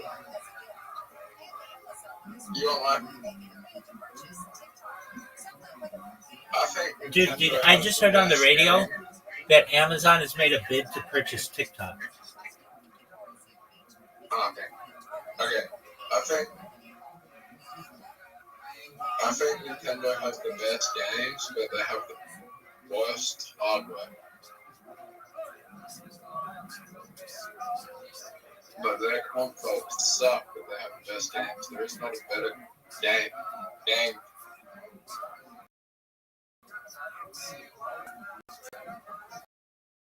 There are not any.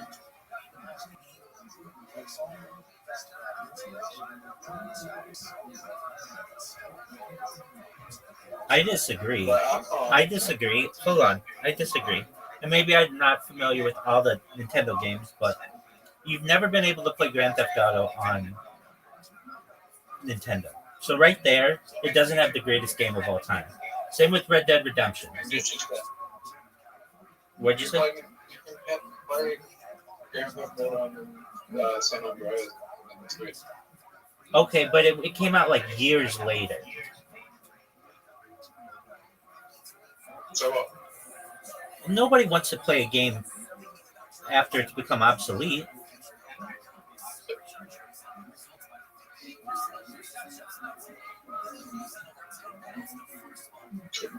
Go and play Grand Theft Auto, maybe? You ever play Grand Theft Auto or?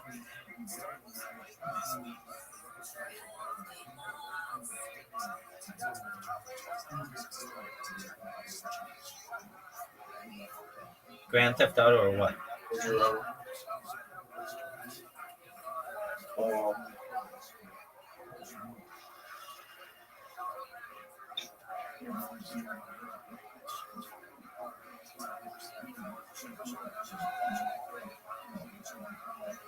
In my opinion, Grand Theft Auto, the Grand Theft Auto series, is the greatest series of games in history, and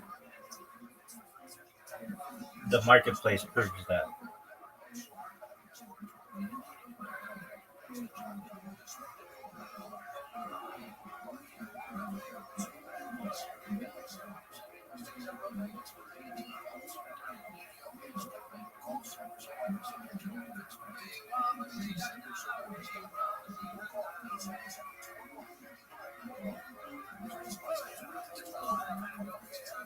It's lost.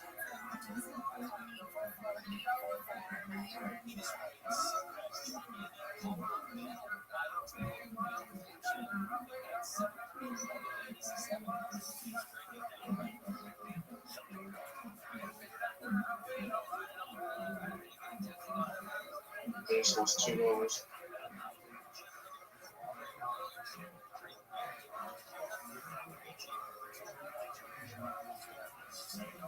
Dude, I'm playing with garbage.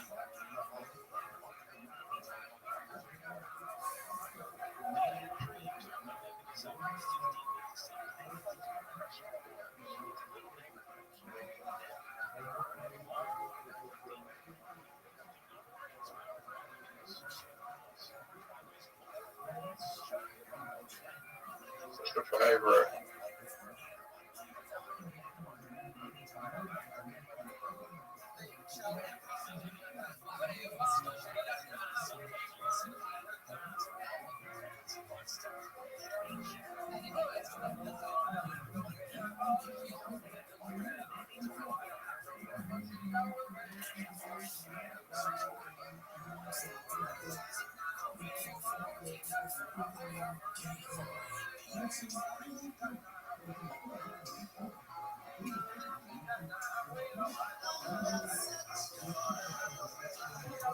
How about one more time for Lahan Olawale, everybody? So cool. I love that. Okay, your next comedian goes by the name of Austin Van de Kamp. Austin Van de Kamp. Austin Van de Kamp. Austin Van de Kamp. Here he comes. One more time, Calgary, for Austin Van de Kamp. Hey guys, how are you? Good, nice to hear. I was writing at the pub the other night, just writing some jokes, and this guy at the bar was like, "Hey man, what are you doing?" I was like, "Oh, I'm just kind of writing and stuff." And he's like, "Oh, what do you do?" I'm like, "Oh, I'm a stand-up comedian." He goes, "Oh, funny guy, huh?" Yeah, I guess, I don't know, whatever. And he's like, "Oh, you don't seem that excited about it." I was like, "I don't know, I'm just not really into it right now. Kind of tired about it, kind of sad." He goes, "Oh, fuck. Well, why don't you just become a firefighter?"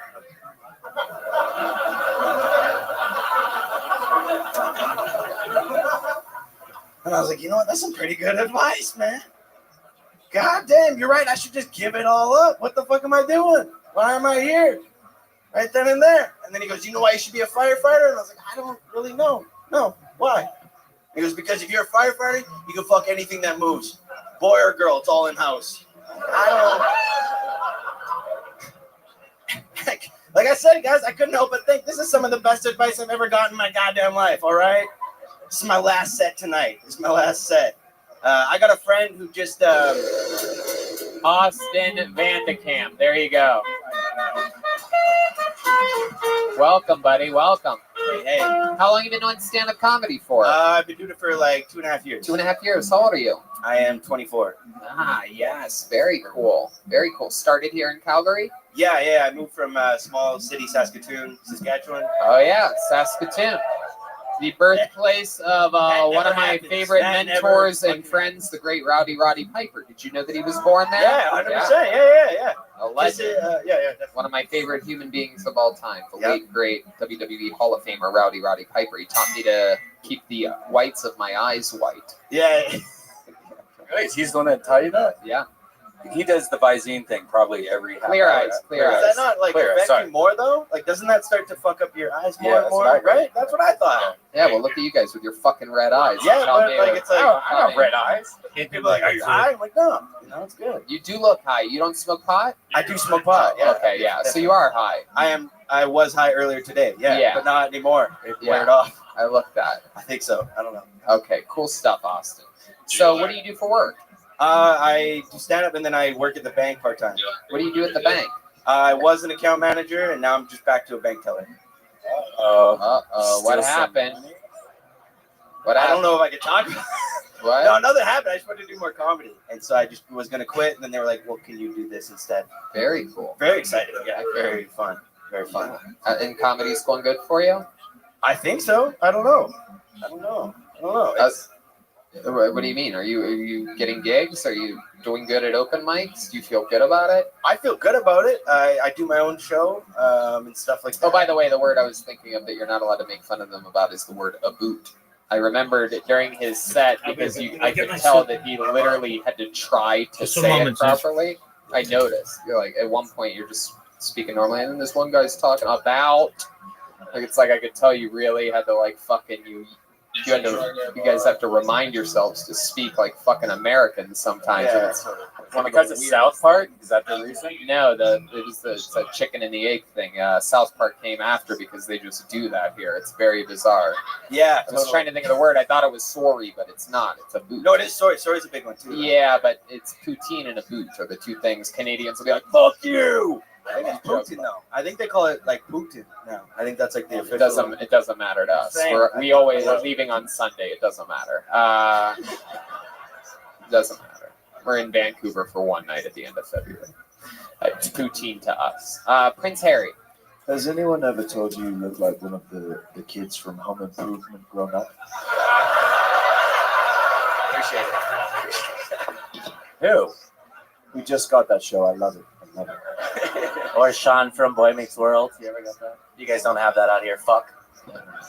I don't know what they're saying, but to me, you look like you take 6 naps a day. That's what I would say. That's the joke. If I were going to make a joke about you, that's the joke I would say. Yeah, definitely. You always look like you just woke up from a nap in your car. You nap in your car a lot? I do, yeah. That's right. Thank you very much. Let's check in with Prince Harry. Yeah, he looks like Donnie Darko if he was a lesbian. That's a good one. That's good. I agree with that. You look like you have had hair but have never owned or worn a hat. What do your parents do for work? My dad's a manager at a grocery store, and then my mom just became a doctor a few years ago. Wow, your mom just became a doctor. Yeah. What kind of doctor? She kind of does. She's like a general physician. I don't know. So she does like emerge, family, all that. She's in it for the pills. Yeah. I don't get any of it though, so it's kind of Huh? What do you like to do for fun? Any hobbies other than comedy? Yeah, I skateboard. Surprise. And then that's pretty much it. Like skateboard. I like to write. Do that. Hang out with friends. That's pretty much it, man. Why'd you say surprise like that after the skateboarding? You think you look like a skateboarder? I look like a failed skateboarder. Yeah, like someone who's like, I was trying to go pro. And out here, is it called snowboarding? They do have that. We're checking in with Prince Harry. I hate to tell you this, you don't look like a skateboarder, but you do look like you got sponsored for being homeschooled. That's true. I agree. You do look like you got a sponsorship for being homeschooled. Yeah. Who is your sponsor? Is it Infinite CBD? It might have been, yeah. I think it was Infinite because it's really good for anxiety and depression. And, Absolutely. if you're They going can go to through- infinitecbd.com, Yeah. use the code Tony15 and Yeah, save totally. 15% Yeah, I right broke now. my shin the other day, and I just put Yep. that shit on. Yep, and now it's no longer broken. no It longer also makes you have huge calf muscles. You said your dad manages a grocery store. Yeah. Are they hiring delivery drivers? They. What They kind of are. grocery store? What's the name of the grocery store? Superstore. Superstore. Wait. Yeah. Oh my goodness. Yeah, Superstore. Isn't that a TV show? It is a TV show. Yeah, but they started first. That's what they called the Sue the fuck out of it. Right. Yeah, they should. Yeah, They should no, go they for totally should. That's a great idea. So, anything else interesting we should know about you before we let you go, you little Harry Potter after LASIK eye surgery?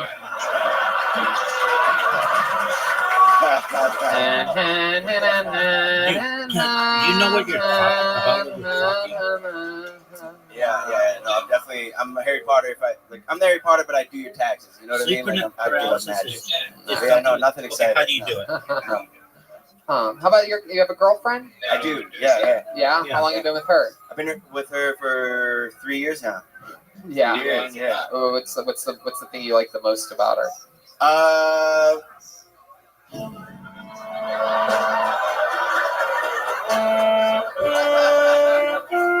Yeah. I like that she's not from here. That's about it. All right. Give us an answer. Super difficult. Give us an answer. What's the thing you like the most about her? I Okay, like okay, her. let him- She's just like cool and likes that I'm doing comedy and doesn't think I'm a bum. That's about it. I would say. Wow. That's, yeah. She's cool like that. Yeah. Good. She's also Spanish, so she's really sexy. But that's, Oh, really? Is that's that extra. true? Yes. She here? For you. That was for you. Yeah. The one with the glasses? I think that was a guy. I'm gonna be honest. He's also Spanish. This dude with the beard. No, stop. I think it was. Does she look like Joelberg? Okay. He's Spanish and sexy. All right, Austin. My goodness, a lot of fun, dude. Congratulations, you started young. Look at all these people that have been coming up here tonight. They're older, trying to get in the game now, and you're already doing it. Appreciate it. Thank you very much. There he goes, Austin Vandekamp, everybody. Absolutely, there he goes. There he goes. Hairless Potter, everybody. Hairless Potter. Reaching deep in the bottom of the bucket. Get these. Did you see him fist bump me while I was playing? Did it work? Did you do Almost it? shit my damn tooth. Like I'm playing the saxophone. I'll fist bump you later. Okay, pulled another name out of the bucket. This looks like a fun one. Let's see what happens here. Make some noise for Sam Benty. Sam Benty, another Canadian, coming to the stage here on Kill Tony. Wow, he's running. Sam Benty. Here he comes. Sam Benty. I'm trying not to smoke as much weed recently. So I've been eating a lot of weed recently. I eat so much weed that my farts smell like Amsterdam. Like a little like pot, a little like a sex show, but also like wooden shoes and cheese for some reason.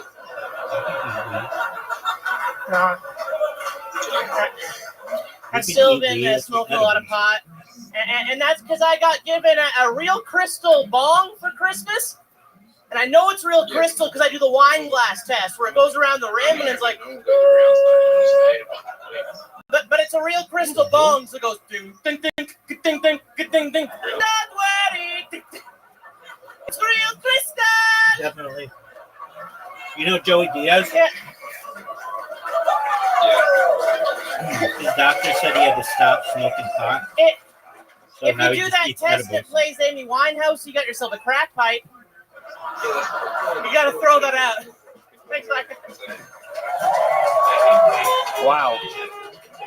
Sam Benton. Yeah, you could say That was That great, doesn't sound dude. that strange. Congratulations. And he's Look Canadian, at that. so maybe Real it's a performer. Canadian. Came up and performed, enunciated, projected, wrote properly. Yeah, I got a drama degree, so I better use it. Hell yeah. Sometimes Absolutely. Why would you study all that drama if you're not going to use it for something? So Sam, welcome. How long you been on stand-up? Like 7 years. Very cool. Hell yeah. You're from here in Calgary?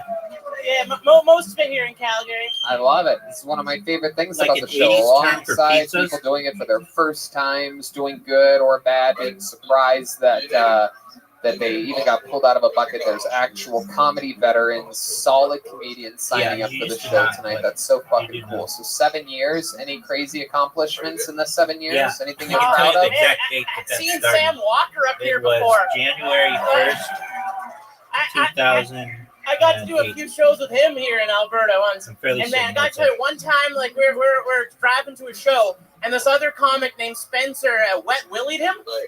Oh, what happened? Oh man, we were passing by Dead Man's Flats, like that's what it's called. And he's like, yeah, we got to pull over behind the Esso. What's an Esso? Yeah, it's a gas station. Oh, okay. Okay. Like a Wawa? I don't know what they Yeah. got in the States. Sure, yeah, no, it's Yeah. we have Saudi Arabian fuel in Husky. this thing.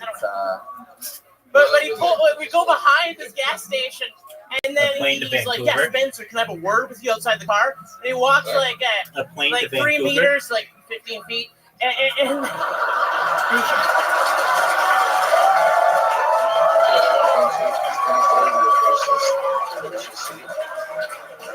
but To Canada, yeah.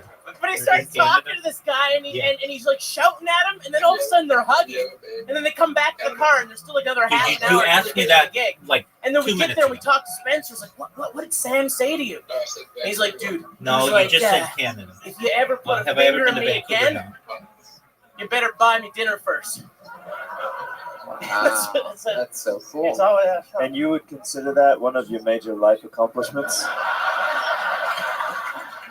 In comedy in Canada, yeah. I love it. So 7 years in the game. What do you do when you're not doing stand-up? I'm a kitchen manager at a pizza restaurant. Fuck yeah. Yeah, Hey, it's that pretty good. sounds good enough. As long as you can get out and do spots at night, that's all that matters. So what else? How about hobbies when you're not working? What are we talking about? What do you do to relax, take your mind Wherever off they'll of teach you to this cook strenuous life that you have? Oh man, I love going to karaoke. You do? Like singing, that's my favorite thing. What's your main go-to song on karaoke? Oh, I like doing like each morning 2 I hours? get up, I die a little. Can't on. better stand on my feet. Something like that. What is that? That's Somebody to Love by Queen, I think. That's sorry. Somebody to Love Queen. I like doing everything. Oh yeah. I've been very close to the border on stream. I got news for you, I've my been to friend. San Diego on stream. You're about to sing Somebody to Love right now in Calgary, Canada. I don't currently have data, and when I didn't have international data, so I think it just like your stream just stops at the border. But San Diego is very close to Mexico. they border, yeah.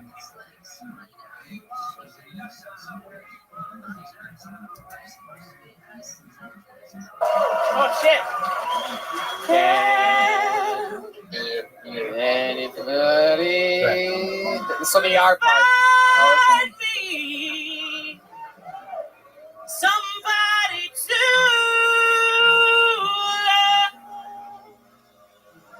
Fuck yeah, Sam Benty, ladies and gentlemen. Live in Calgary, Canada. Each morning I get up, I die a little. Can't barely stand on my feet. Take a look. He's taking off his clothes. And cry, Lord, what you doing to me? I've spent all my years in believing you, but I just can't get no relief, Lord. Somebody, can anybody find me? Somebody to love. Yeah, how about that? Wow. That was good. The whole crowd got behind you on the somebodies and the big finish there. Oh, exciting, Sam. You must get all the pussy here in Canada, huh? Yeah, Did you notice that stopped about 6 years ago? I hang out at Twisted Element too much for that. Oh, that's cool. So you're a Canadian gay man. No, I was just running. I was running a comedy show actually out of there when I was living here last time. I just moved back to town, so I'm just kind of in transition. Okay. So Sam, it's okay if you're gay. You're allowed to say it. Just because I know you're in Calgary around all these manly men, and you feel like. But I mean, if they're dragging anybody behind their truck tonight, it's probably Lahan from earlier. Lahan Olawale.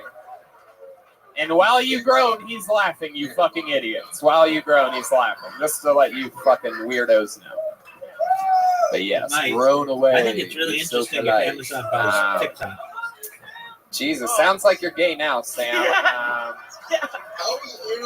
My goodness gracious. A lot of dudes hit on you back when you used to run that show at the Twisted Element?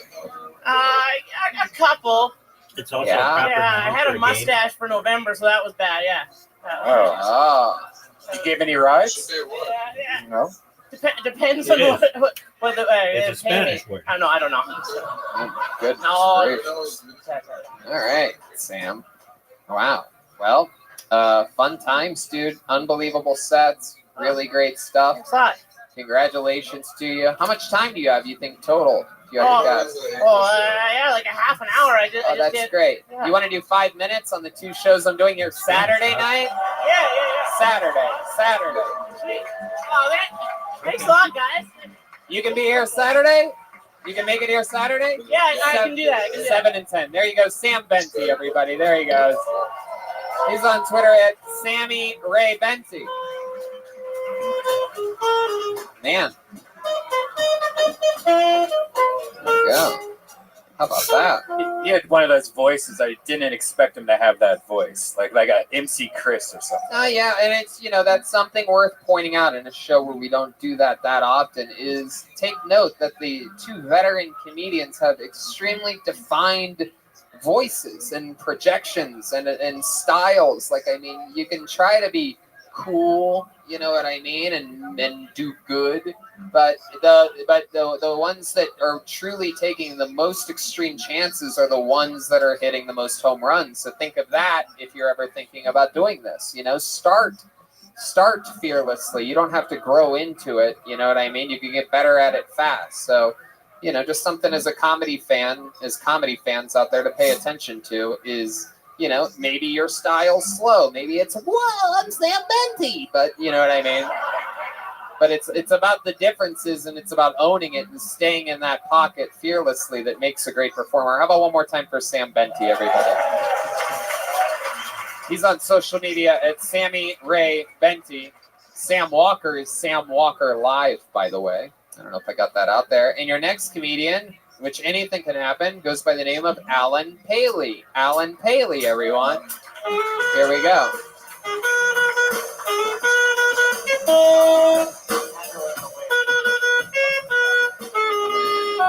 Here he is, Alan Paley, everybody. Come on.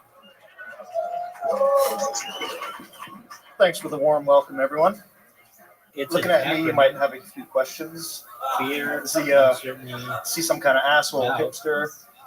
Is he a terrorist or an out-of-work oilman? And that's the one. Yep. Times are tough out there. It's hard to find a reason to get out of bed. For me, lately, it's been Costco poutine. It's true. I mean, when it's tough to cope, drugs and alcohol, that's a little expensive.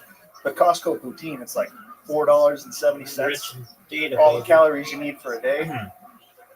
It works. But on the subject of drugs, I've done quite a few. I've never done meth, but every time I see someone with sunken eyes wearing a hoodie, pedaling a really small bicycle full speed down the sidewalk, I think that looks pretty awesome. I got divorced a little while ago, and I had to live in a warehouse. I thought it was going to be like living the Fast and Furious movie. Basically, it was me just showering under a garden hose taped to the top of a ladder. Okie dokie. Alan Paley. Hi, Alan. Welcome. How long have you been doing stand-up for? First time. Very good, Alan Paley. Awesome. Congratulations. Thank you. Hell yeah. How old are you? I just turned 38. 38 years old. Like You don't- last week. Hell yeah, you don't Yeah, look I a didn't day really over look that way, 56. That is awesome. Incredible. So 38 years old. Yeah, what do you do for a living? Well,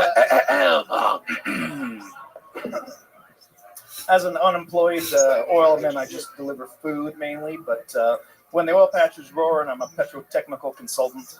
Petrotechnical consultant. Fuck yeah, there's guys losing their minds back there. Just fucking oil. These guys literally cheer for a substance that comes out of the ground. That's incredible. Yeah, fuck yeah.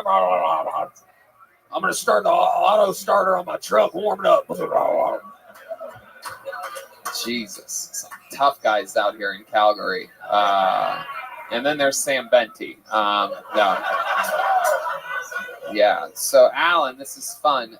You look like Jimmy Kimmel after he retires and goes like Letterman style, just like grows out his beard, doesn't give a fuck anymore. But, nice. No, I guess so. It's after he retires. He's already older than you, so it's actually a huge insult. He probably won't retire for another 20 years, so I'm putting you at about a 70-year-old Jimmy Kimmel is what I just called you. Anyway, but you said nice, so I'll rack it up as nice, me being a nice guy. So Alan Paley, you work in oil, but now you're unemployed. Why are you unemployed? It's just tough. I mean, when the oil patch slows down, you don't get those big What pay is an rates. oil patch? That's this time of the year or something? Oil patch is a colloquial expression for the energy sector here in the province. I mean, when the oil goes dry. No? Well, it's a... Jesus Christ, listen to the oil guys losing their mind. What do you mean you don't know? Fuck you. Tesla, baby.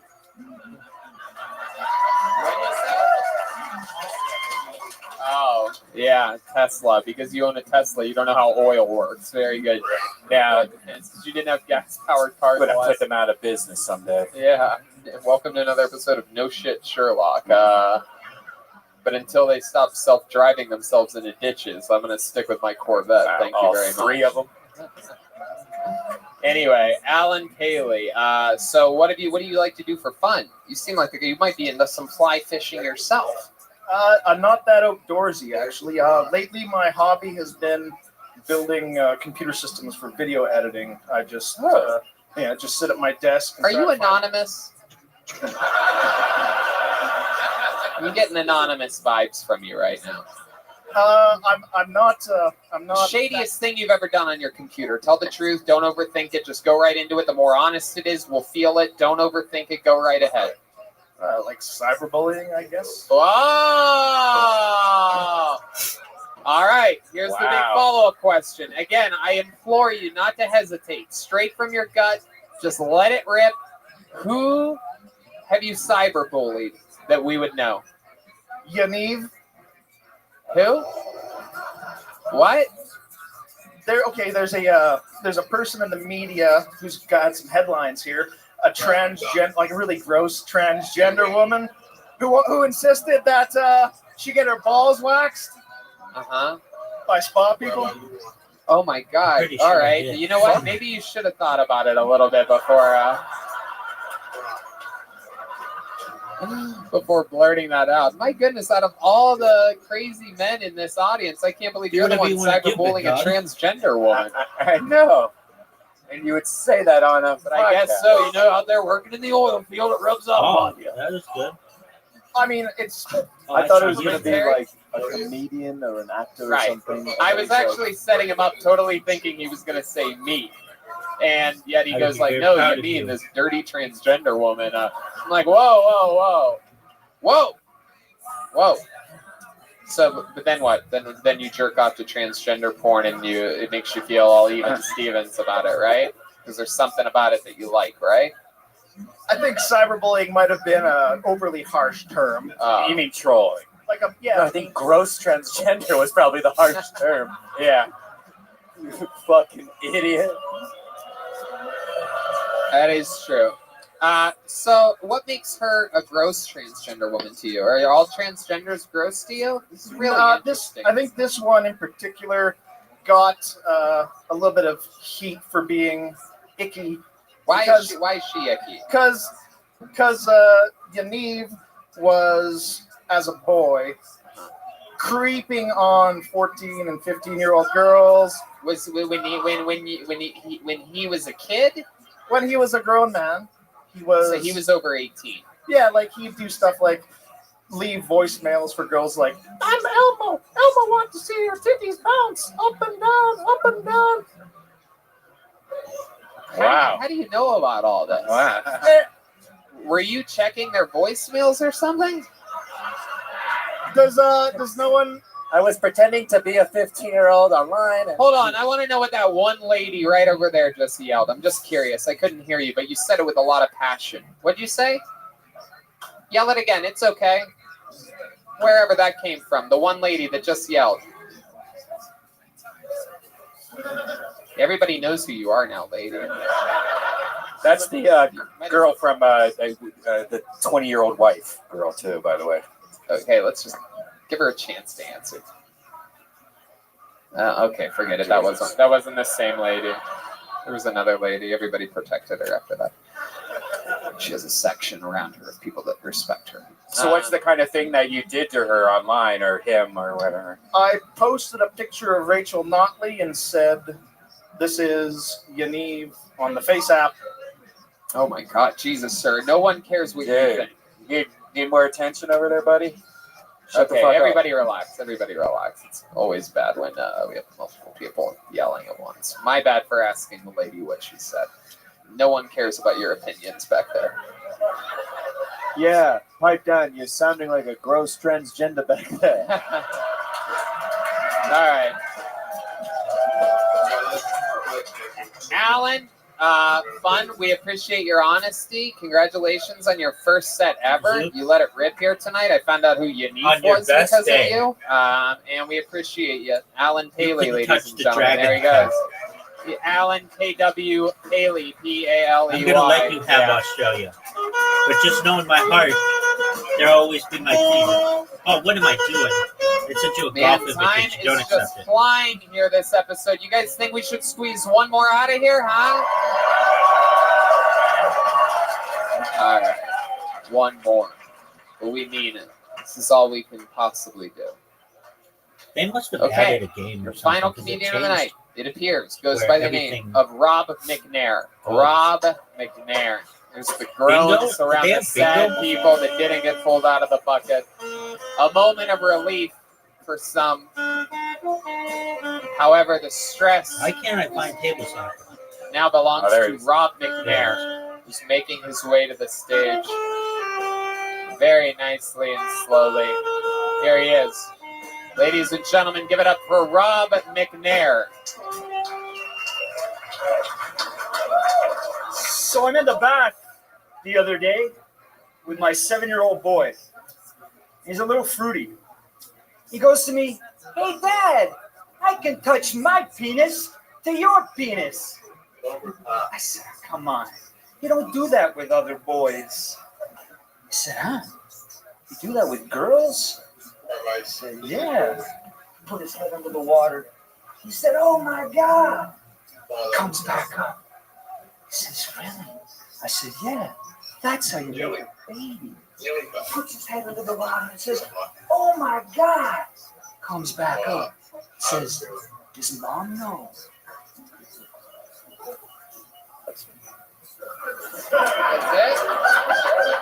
There you go. That was 49 awful. seconds from Rob McNair. I don't know. Give me this. First time Kick doing it up. stand up? Kick it to the. What made you want to I'm do gonna that? take a shot on goal, dude. Posterity.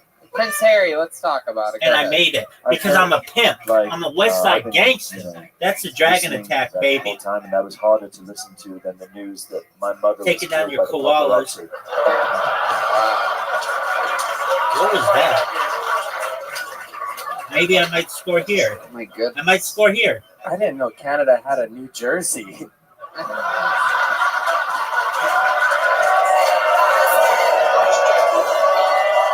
No, you can pass it to your guy and probably score.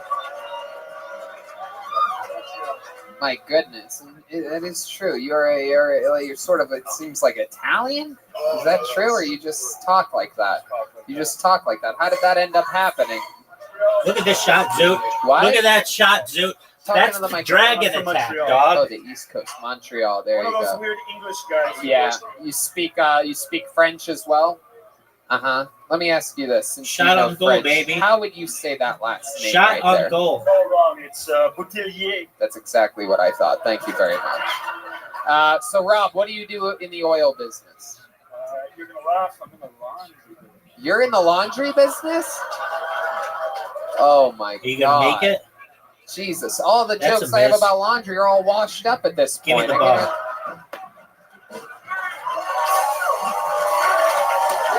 Get it to my guy. Oh, dude, what do you think of this shot? That's the dragon attack, baby. God, what do you think? This is a fucking game? You didn't think I had more? You didn't think I had Been up more? 3. Yeah. Yeah, do it again, Tony. Dog, you ready Do for it this? again. What the fuck do you do in the Pass. laundry business? And then this is just proof that Canadians need to let Mexicans cross their border. Look at this shot, Zoot. Because it's a bunch of white people up here doing their own fucking laundry. Oh, these people. Gotta meet Sergio, my man down in Los Angeles. It would be This the fucking greatest guy's a comeback in the machine. history of your Everything's career. fucking perfectly. It comes in tight plastic bags. Oh, Zoot. All right, go ahead. What do you do with laundry? An account manager for laundry. You don't work. You don't know the guy that runs the laundry business. You do. You came here with him here tonight. Wow. Yeah, So that's crazy. So that's your boss. Everything you say, you need to say into the tip of the Nice microphone. comeback. Just that It's much okay. of the tip, though. There you go. So that is so much fun. You work in the laundry Give me the business. That's the whole thing. Interesting stuff. You had your first time on stage tonight. You guys are going to be able to talk about. I think we should squeeze one more person out of this bucket episode. We have to. Every once in a while, you just Dragon have to. attack, Zoot. We're going way too long. I'll say that. We've gone over our time. You ready for this shot on goal, Plus, Zoot? after this, we are doing Get a it. massive meet and greet right here on this stage. We have posters, specific Calgary Zoot, I Kiltony took a shot posters on drawn goal. by What are your Ryan thoughts? J. Belt that we brought, a very limited number. And we're going to sign those for you and take a picture with you if you want it right after the show. Yeah, the line's going to start right over here behind Jeremiah. But before that, I your could take a final risk. comedian of the night goes by the name of Byron Johnson. Look at Byron this shot, Zoot. Johnson.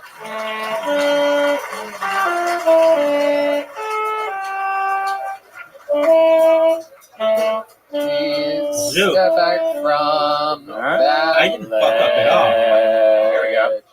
I just scored like a pimp. The dragon attack. My dear friend. Here he is, Byron Johnson, everybody. Guys, this is it. Your final comedian of Calgary's first ever Kill Tony, Byron Johnson.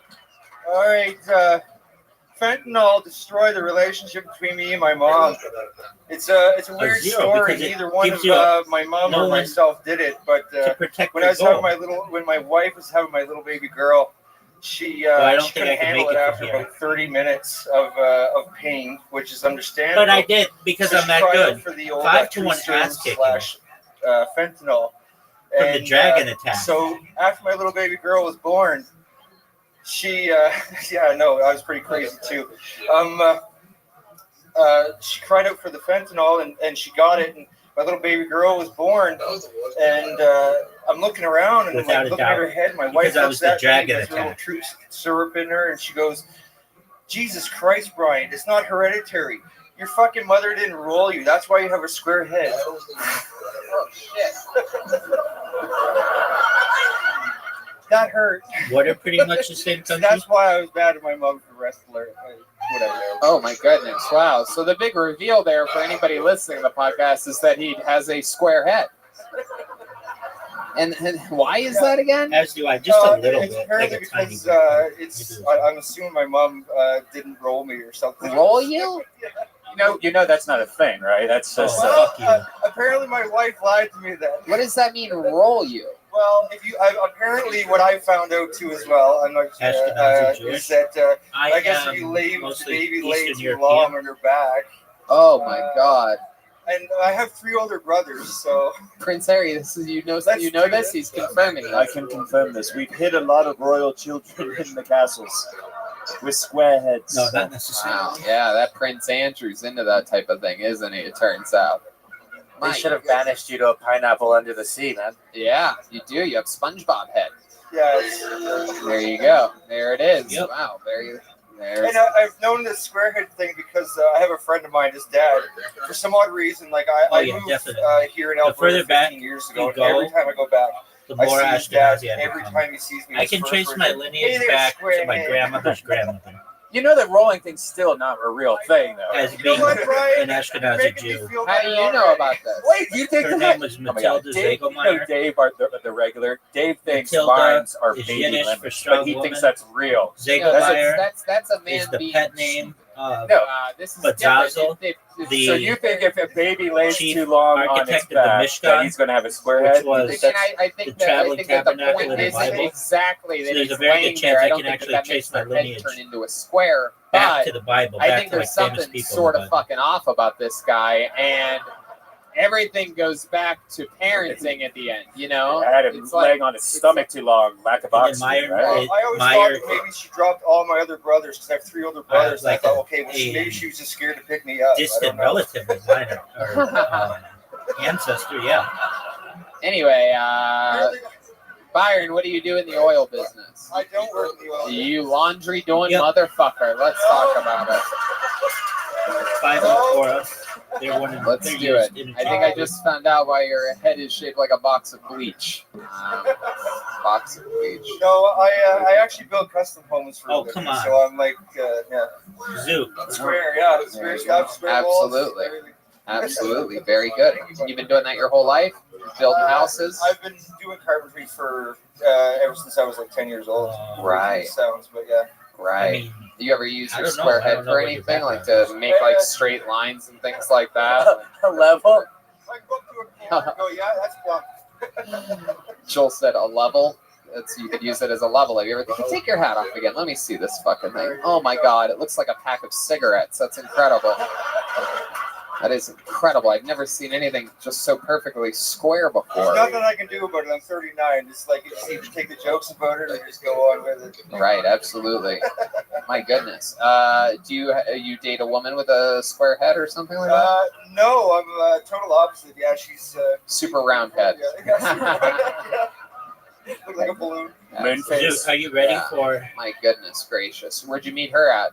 I met her Are you ready ironically for at a this? pub. The Yes, dragon that's so attack? ironic. It's like rain on your wedding Zoo, are day. you ready for Which the is dragon ironic attack? that you haven't Zoo. It's okay.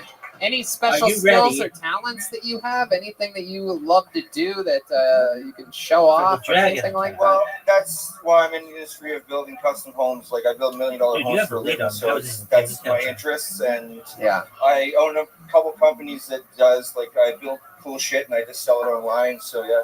That's awesome. You build any houses for anyone famous that we might know, like Justin Trudeau or the goalie of the Flames? I would never do that. No. You mean sex rooms? Wow, that's so weird. My goodness, you guys don't like him, huh? No. It's a shame. I don't blame you. I don't blame you. Down in America, we have a leader too, but our economy's booming right now, so it must suck to be you. He's a big believer in oil as well. Zoo, are you ready for this? All right, no, don't say that, sir. That makes it weird. He's just a very successful president. That's all he is. Wow. Anything crazy we should know about your life other than your square head, Byron? Not that I can think of. I got some, I had some crazy drunk times in my days. Yeah, what's the drunkest dumb thing you've ever done? I went back home for I grew up in Nova Scotia, so I fly back there, and I went back and for a charity buggy run, and I got so drunk that I fell into the pothole where everybody was pretty much pissing every night, all night. Oh. So yeah. Zoo, are you ready for the dragon I took all attack? my fucking clothes off at the party and just like hosed me down in the middle of their lawn in the middle of summer. Yeah, that was. Oh my god. Wow, and with a square head, that must be hard because you don't have like gutters on the side to let it run down. It just fucking. I had to look forward. Zoo, shot on goal. Or are you gonna son pass of a bitch. All right, Byron. First time doing stand up, right? Second time. Second time. What happened the Terrible. first time? actually went pretty good too. So that's How long ago was Shot on that? goal. Zoo. No, I don't know because I blanked out. You ready for this, big dog? It's different. I being up on dedicate this stage shot to compared Zoo. being down there watching everybody else do it. So, And I the wasn't dragon gonna sign up attack. tonight, but my wife said, "Hey, just, you've always told me you got nothing to lose, so just go up and fucking do it." Oh, wow. Damn, look at that. What a little support system. that you have. Romantic. How lovely. Sounds like I might get laid tonight too. She has the confidence of a woman married to a man with a square head. She told you, go do it. Chase your dreams. Don't be a square. This episode brought to you by Squarespace.com. Ladies and gentlemen, there goes Byron Johnson, everybody. That's it. We did it again. Thank you to Infinite CBD. Shout out Are you to all serious? the references that I They didn't get didn't to touch use anybody? tonight. Kensington, the Marlboro Mall, Calgary Stampede, the Crack Max. Oh, Zoo, look at all make these it. druggies. A lot of people don't know. I do a lot of research on every city before doing an episode of Kill Tony. Dude, you But think I could make you this know, we one got of the to, greatest we got to shots get in through it. history of How long can mankind? this place get? I can't believe it. He's all over the news, and he was here with us tonight. The great Prince Harry Jeremiah Watkins, everybody.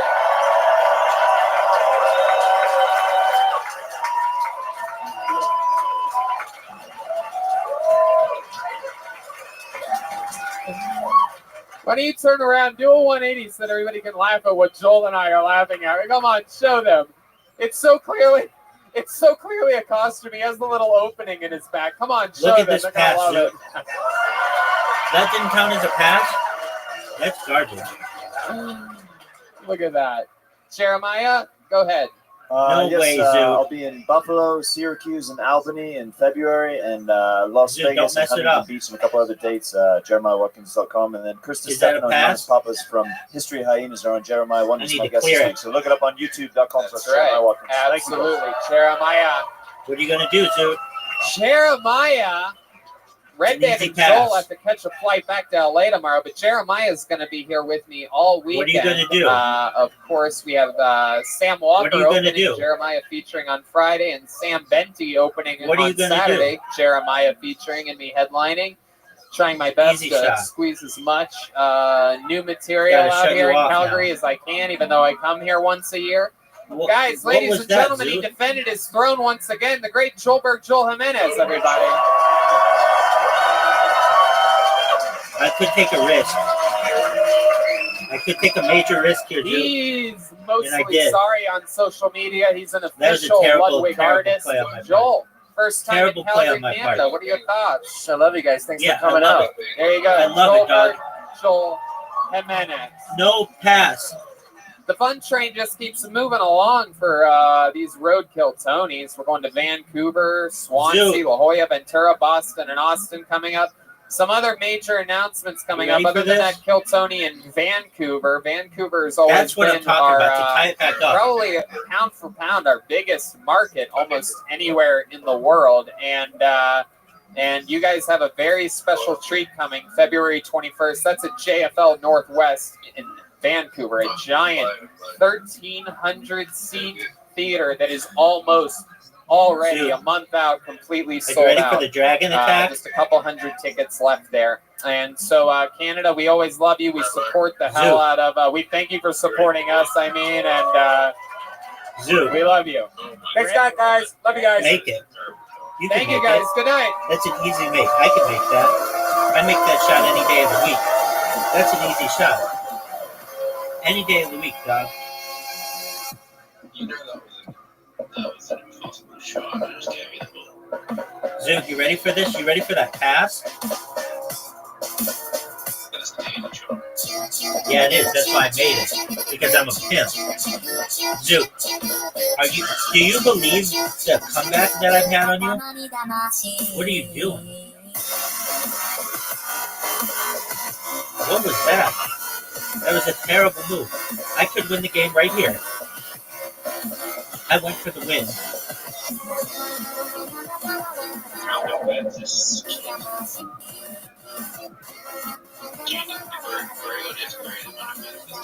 Well, you started on offense, dog, so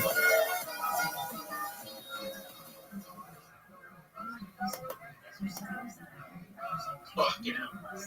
That's not a bad shot.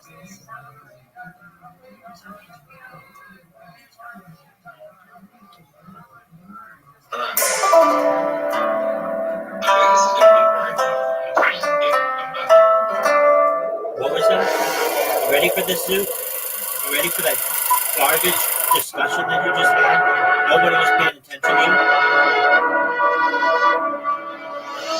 Zoo, are you ready, Pimp? Are you ready for the win? I dedicate this to all the Welsh people, all the Australian people, all the Ashkenazi Jews, and you, I want everybody to know I'm the best. There we go. I just scored. Champion of the world, Zoo. We're done. I won. I won. Champion, Zoo. Hey, this is Rabbi coming to you live from the Road Famous Comedy Store main room for a brand new episode of Kill Tony. Give it up for Tony Hinchcliffe.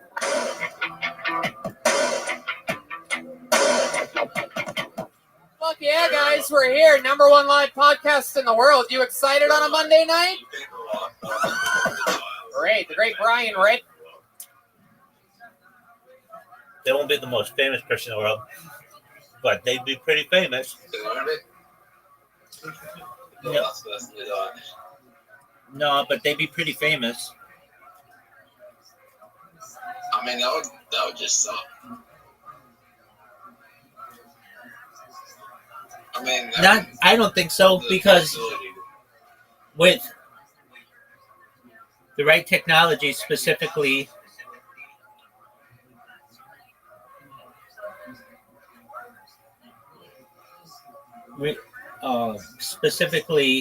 revivification technology, they could be brought back alive.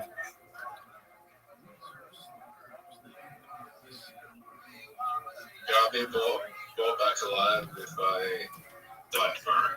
Yes. It depends how you it depends how you define alive, but yeah, there's a possibility. Even after I'm done into ashes. That makes it more difficult. Right? That makes it more difficult. But yeah, there's a way. All we need is your DNA.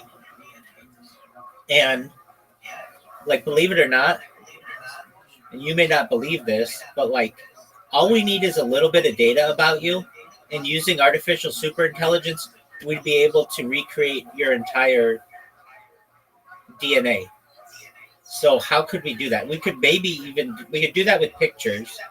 We could do that with video, but we could even do it perhaps with, yeah. And here's, not if it has the same memory. It would be replication. How do you bring back the same memory? Well, it's difficult to do with current, but you have to understand. Hold on. Quit with your questions, one thing at a time. So let's just take the sound of your voice right now. The tonations, the volume. Now, right now, we can't tell that much about you. We can tell that you're a man. We can tell that you're Australian. But in the future, your voice will be able to be dissected to actually know like exactly how old you are. It would know perhaps, okay, then don't believe it. You don't give enough credence for future technological development, and that's cool, but that just makes you a doubter. I don't know. Time will tell. Given enough time, essentially everything is possible. Yeah.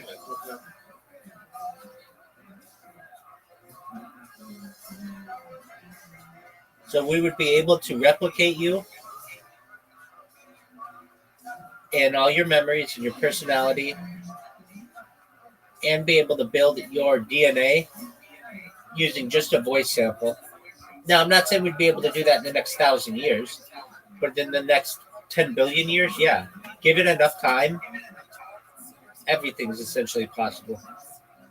And that doesn't even include like things that we're not contemplating right now. Like, okay, for instance, people talk about like, okay, what if you were cremated and died? You died and were cremated, and you were just like completely ash. Okay, if that's true, you never know. Aliens could be like recording Earth like a video camera or some kind of technology like that. And if we make contact with them, they may say, "Oh, do you want access to that?" And we'd be like, "Yeah," and we could rebuild people out of that. Like, I'm pretty sure that the Earth is like a human zoo or like a big experiment, and that everything that's going on Earth is being recorded by some kind of extraterrestrial entity.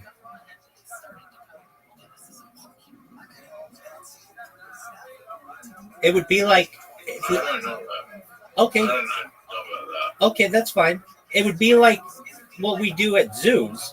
Like, we have video cameras in zoos, and we watch the behavior of different animals. Aliens could do the same thing to us.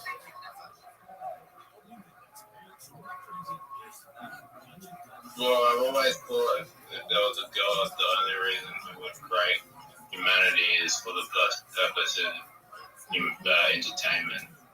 Like, you'd be watching, like how we watch TV, would be for amusement and entertainment. Okay, I mean, that's putting a corporeal take on what God is. But generally, most people, I shouldn't say most people, everybody's entitled to their own opinion. It's all subjective. I don't really get into that because I don't know. And I'm comfortable enough saying I don't know. And I know no one on earth knows.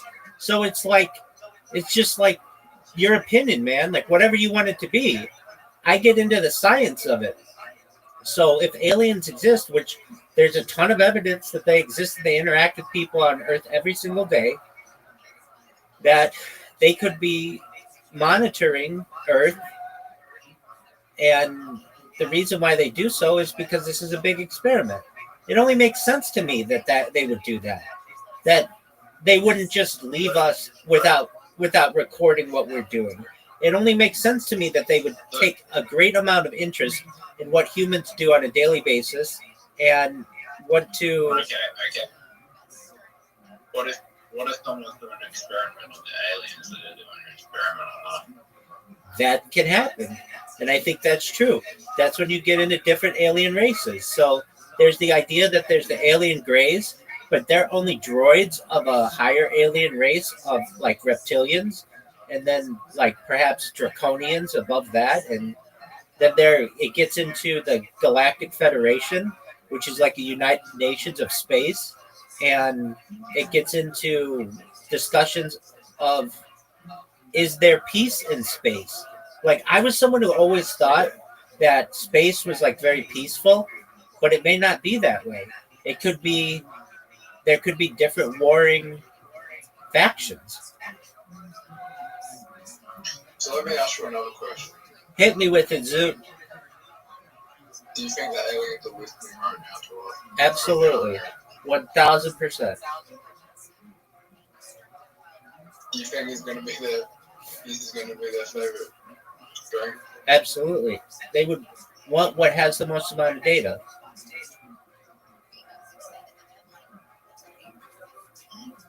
Especially because I talk so much about them.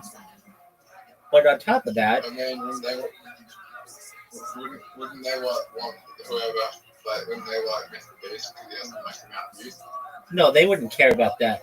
Dude, all those views are purchased. No, the aliens sort of special, just like us. Mr. Beast buys those views. So the aliens would very easily be like, oh, okay, this is just like someone who made a purchase online. That's no big deal.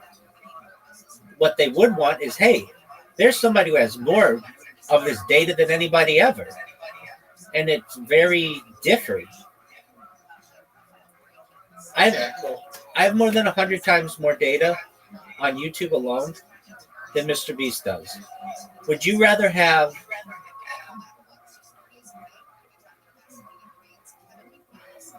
one meal or 100 meals? Probably the most entertaining. Whoever's the most entertaining. Yeah, but to an alien, aliens are different in what they consider entertainment. They may consider unedited raw footage very entertaining, and they may see Mr. Beast's very quickly edited video as being somewhat useless. It's like commercialized.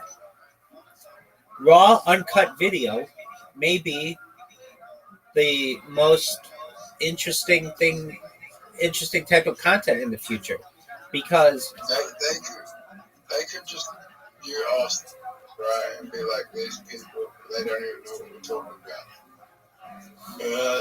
Language, they don't understand verbal communication, so they might not be able to understand us. they have they have universal translators.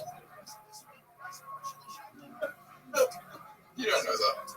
Yeah, I mean, we already have universal translators, so it's closed-minded to think that aliens wouldn't have a way to be able to translate our language.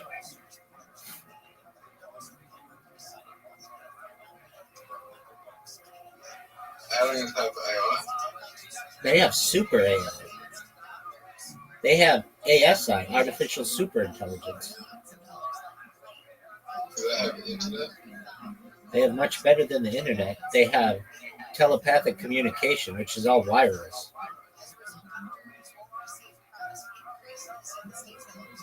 So they can just upload their streams to their own. Exactly. But you know what's weird? Now, I talk about how intelligent aliens are, but there are some... Okay, if you listen to alien abduction stories, they get confused by some of the things that we have. So I talk about them being like super, super intelligent, but there are some things that they don't understand what we do. Like, they don't understand zip. Dude, shh, I'm talking. I'm telling you something that you don't know. And it may be able to help you in understanding how intelligent aliens are. So, aliens, I know from some of the stories I've heard, don't understand zippers. They don't, like a zipper is, like interconnecting metal that allows someone to close or open something. And to aliens, this is like a strange technology. And so a lot of times when they have an alien abductee, they'll just tear their clothing as opposed to using the zipper. Or another one is, I think, glasses. Glasses are somewhat strange to them. That, like eyeglasses. Or is it glasses? Oh, no, not glasses. No, they perhaps know that. No, like, I've heard in the 1960s, like, things that people would have in their mouths, like bridges, like tooth bridges, that would confuse them. Or dentures. No, it was dentures. Dentures confuse them. Which you would think, like, they would understand, but apparently they did not. Okay, now you were saying, go ahead. I think I want to go to sleep now. All right. Well, enjoy yourself, and just know, Zoot, when you're going to bed, just remember this. If you remember anything about today, anything, know that you lost in golf, you lost in literati, and you lost in table soccer twice. I can bet you in Minesweeper. You didn't even know how to play it until I told you. You don't even know how to play. Is it even two players? Yeah, that's a great question. Is it? Yeah. You want to play Minesweeper? Oh, yeah, because you're playing against the computer. Yeah, let's play Monster. All right. It's been a long time since I played Minesweeper, dog. Good. Means I have a teacher.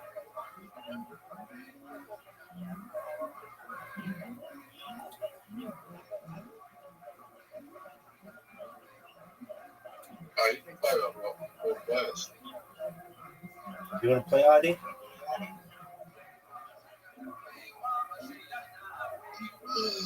I don't care. I hate music. Whoa. Why are you so mean, Audie? That's a mean word. Yeah, that was really mean. Just for that, you're not getting an invitation to Minesweeper. Okay, I'm sorry. I didn't want to play with you anyways because I hate him. I'm sorry. Why are you so mean?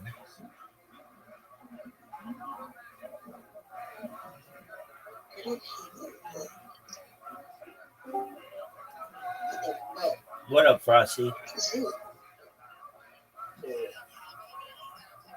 Alright, I'm gonna win. All right, go. You have 5 seconds. All right, what do we do? Tag and hold a tile to flag it. Oh, dude, I hit a mine right off the bat. You got a number.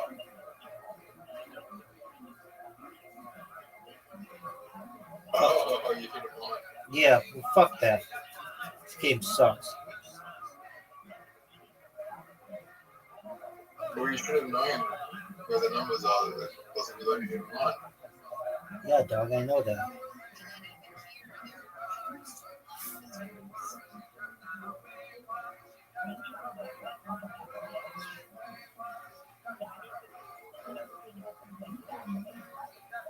This is easy.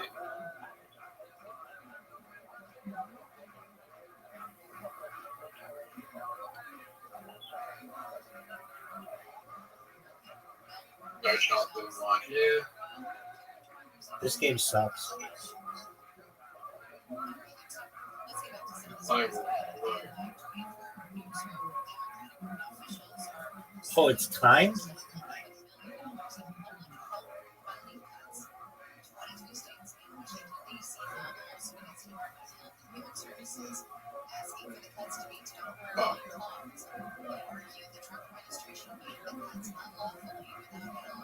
I don't even know what I'm doing.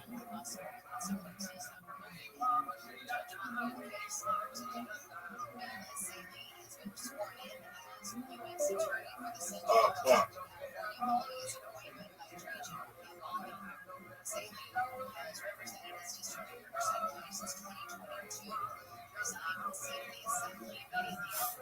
Guys, get him up. Yep.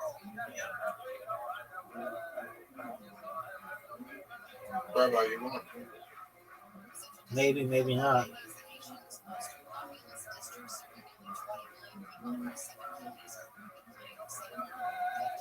There's only 10 balls left.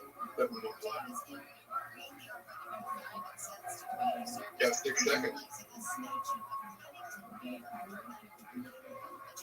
Why don't you take them? Because I'm amazing.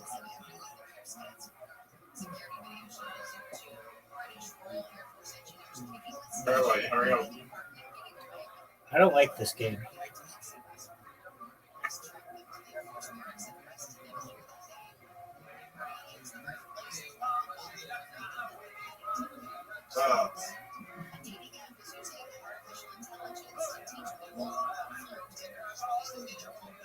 I just lost a lot of points.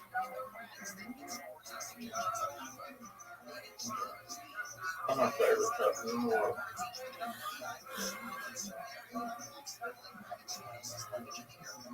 I just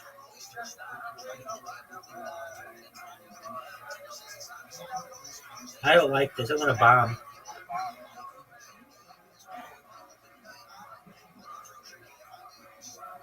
meant to put a flag up down at the ball. I don't really care about this game. It sucks.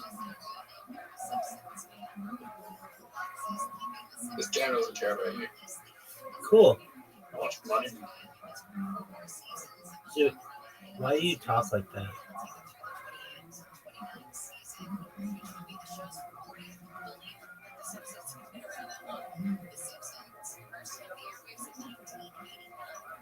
Dude, I'm just gonna hit bombs because I don't care.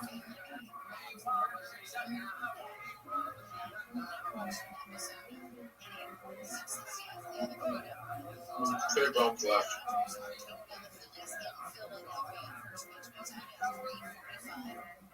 Pretty obvious by the bummy.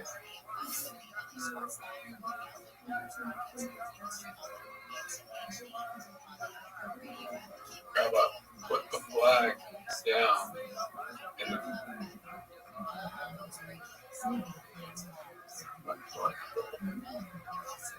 Dude, that game sucks. How much did I win by? I don't know, but it sucks. You know what? You know what games don't suck? Mini golf, literati, and table soccer. Minesweeper sucks. Plus, you've played that game before. I didn't even know what we were supposed to do.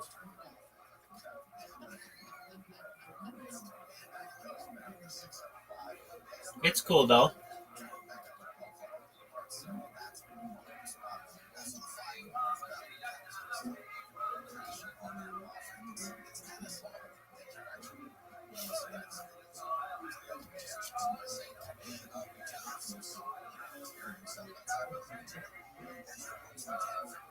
I'm sorry, I don't hate anyone, but I do hate that you're here all the time.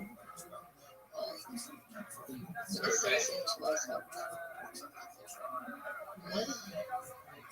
what? May or Rabbi? You, what the fuck? You, what? Audie, you're Audie. Why are you being so mean?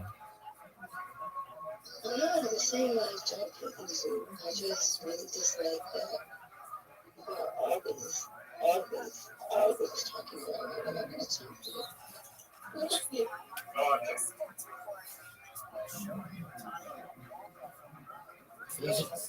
Well, Zoo, I guess I have to be shared. You go get your sleep, and we'll play tonight, okay, Zoo?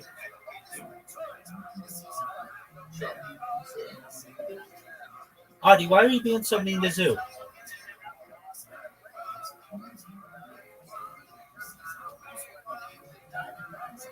What do you mean? I just said what? Okay. Well, yeah, most people don't just come out and be mean to people. Well, there is a reason I explained it. You have to learn to share.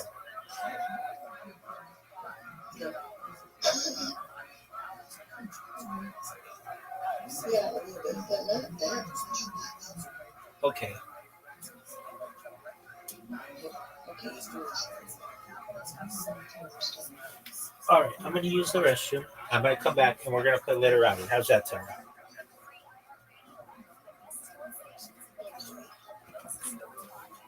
Be right back.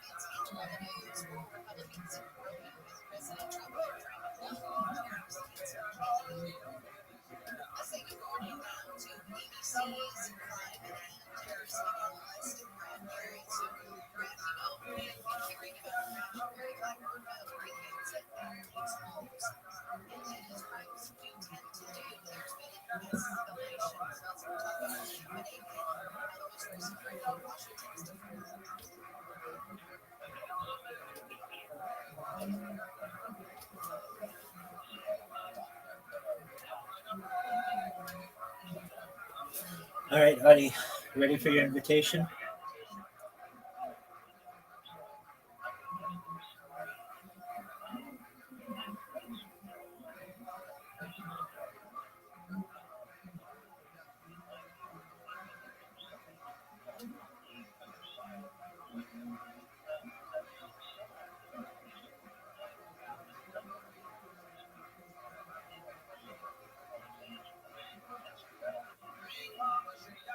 You have your invitation.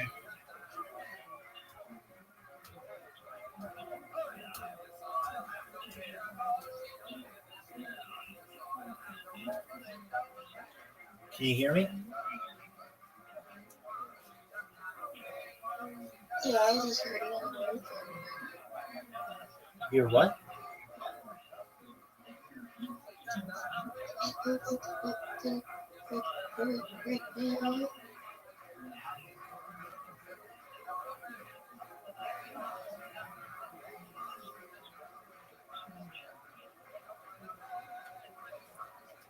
Red Band is here, Hey, ladies and what's gentlemen. up, guys? Podfather is here.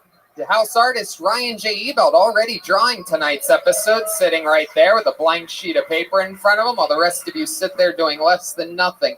He's drawing the episode. He draws every single episode, and all those are available at RyanJebelt.com, including all the road posters, because we go on the road all the time, including a successful weekend in Calgary down the hatch after this weekend. So much fun. Our first ever Calgary Kill Tony. And then our next one's also in Canada, Kill Tony Vancouver, February 21st. Kill Tony East, the second annual in Swansea, Massachusetts, right between Providence and Boston, February 29th. La Jolla, California, March 8th, after a weekend of stand-up there. I also do stand-up next weekend in Tempe, Arizona. Kill Tony Ventura, California, March 12th. Kill Tony Boston, April 9th, with stand-up shows on the 10th and 11th of April. And then from Boston to Austin, April 25th, Kill Tony Austin, Texas, Moon Tower. We are coming back again. Very exciting stuff. Shout out to Vito's Pizza. How exciting is that? We have pizza every single week. It is delicious. Down on La Cienega Boulevard. Highly recommend Vito's Pizza. Shout out to Caveman Coffee, keeping us energized. Use the promo code KillTony. Save some money on delicious Caveman Coffee. I like the nitro. Gives me energy. Well, look at him drink it. Every time. Absolutely delicious. It's hard to find, good people to work with. It's not an easy, consistent world to do that in. It's challenging. Hiring people is challenging. But there's one place you can go where hiring is simple, fast, and smart, and growing businesses connect to qualified candidates, and that's ZipRecruiter. Cafe Altura's COO Dylan Miskowitz experienced how challenging hiring can be after unsuccessfully searching for a director of coffee for his organic coffee company. But then he switched to ZipRecruiter and saw an immediate difference. You can too, by signing up for free at ZipRecruiter.com/KillTony. ZipRecruiter doesn't depend on candidates finding you. It finds them for you, and its technology identifies people with the right experience and invites them to apply to your job. So you get qualified candidates faster. In fact, after posting his job to ZipRecruiter, Dylan said he was so amazed by how quickly great candidates were applying and found his new director of coffee in just a few days. He told all his friends. With results like that, it's no wonder 4 out of 5 employers who post on ZipRecruiter get a quality candidate within the first day. ZipRecruiter, the smartest way to hire. See why ZipRecruiter is effective for businesses of all sizes. Try ZipRecruiter for free at our web address, ZipRecruiter.com/KillTony. That's ZipRecruiter.com/KILLTONY. ZipRecruiter, the smartest way to hire. Exciting stuff. As always, we have great guests, including next week, a first-time Kill Tony guest. Michael Rappaport will be joining us for the first time in the show's history. Very exciting stuff. Made friends with him last week at the Improv. He saw me open up for Rogan, and then we ran into each other at the local coffee shop. He was at my coffee shop, and we sat down and hung out and had a fucking blast. Now he's on Kill Tony next week. Wow. But this is about tonight, right, people? You guys ready to maybe have some fun, huh? You guys like having fun? Ladies and gentlemen, our guests this week have been kept pretty much as top secret as it gets, and for a great reason. This is a bucket list episode you guys are lucky enough to show up to here tonight.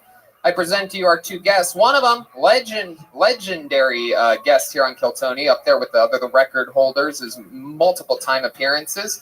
the great Doug Benson. And for his very first time on Kill Tony, ladies and gentlemen, America's dad, former Comedy Store host of 10 years, Bob Saget.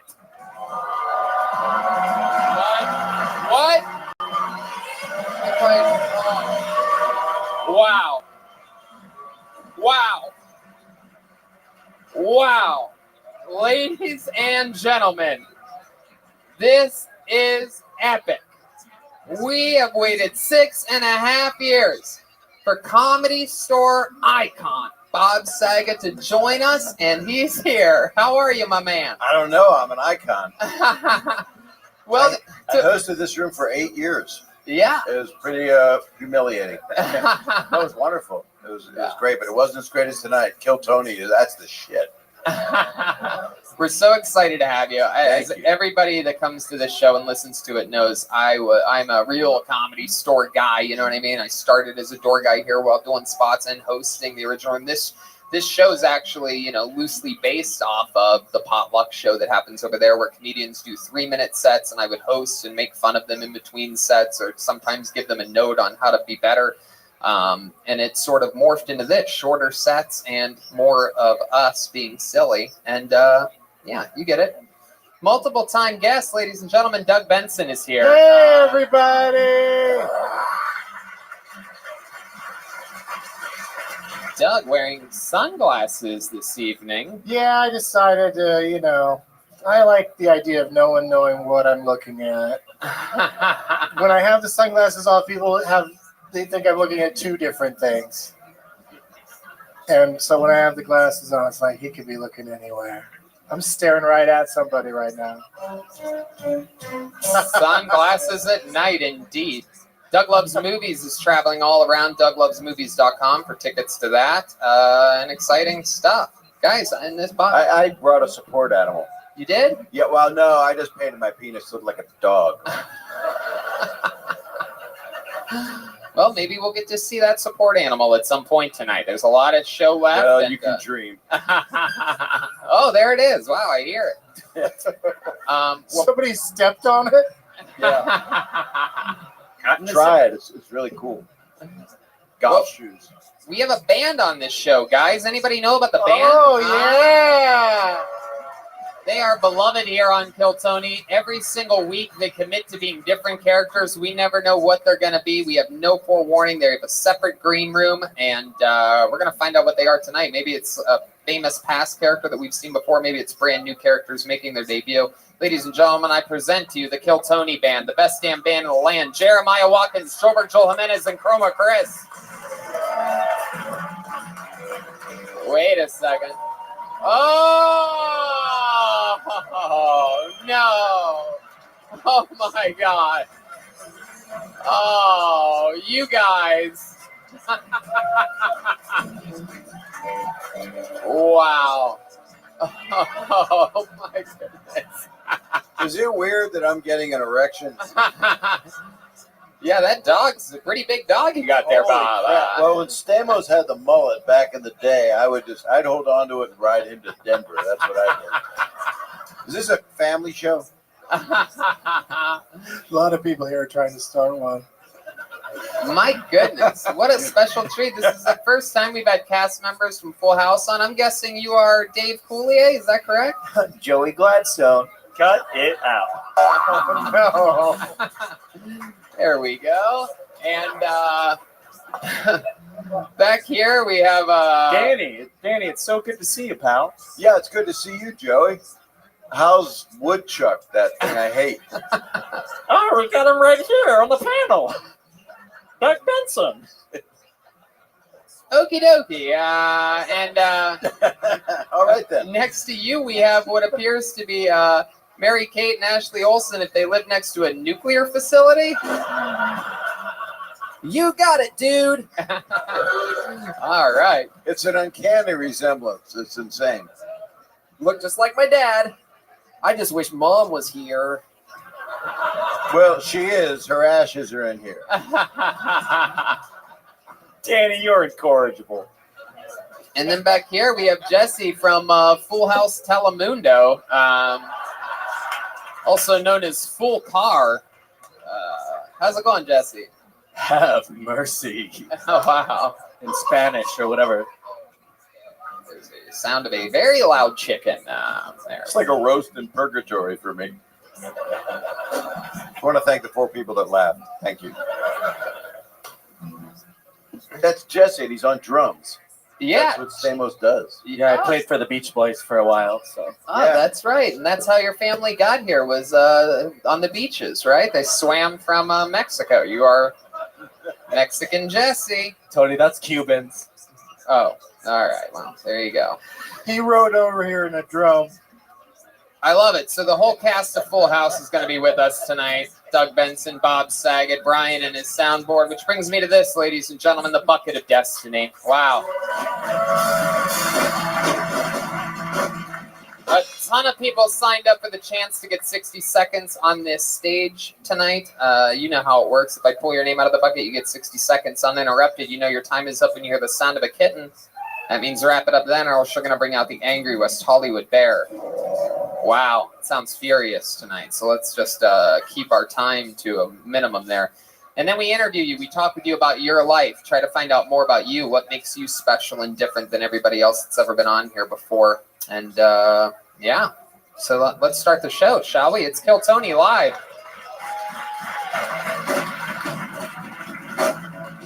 Guys, you're the #1 live podcast. Can you make a little more noise than that? Can we? It's a Monday night. There we go. Beautiful. That's the audience part. You'll smooth into the other parts where they didn't react. Yeah, we're gonna edit that straight into. We need a lot of hard laughs. Yeah, we're gonna use it. Welcome to these audience members coming in late. A family of 16 all rolling in together.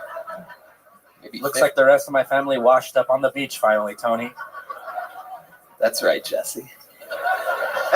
I pulled a name out of the bucket, makes a noise for your first comedian. Getting an uninterrupted 60 seconds. Goes by the name of Mel Monroy. Here we go. Mel Monroy. Wow. Mel Monroy. Could this be Mel? I guess not. Wow. Interesting. No Mel Monroy. When you call a name, people just leave? That's not how No, I it's supposed to work. think you're a little intimidating, Bob. I think they're scared to show you their butt, because that's what they're going to do for a minute. No, but I'm a likable dad. Okay, I guess it's me then. Pulled another name out. Let's see what happens here. Make some noise for Nate Welch, everyone. Nate Welch. Nate Welch.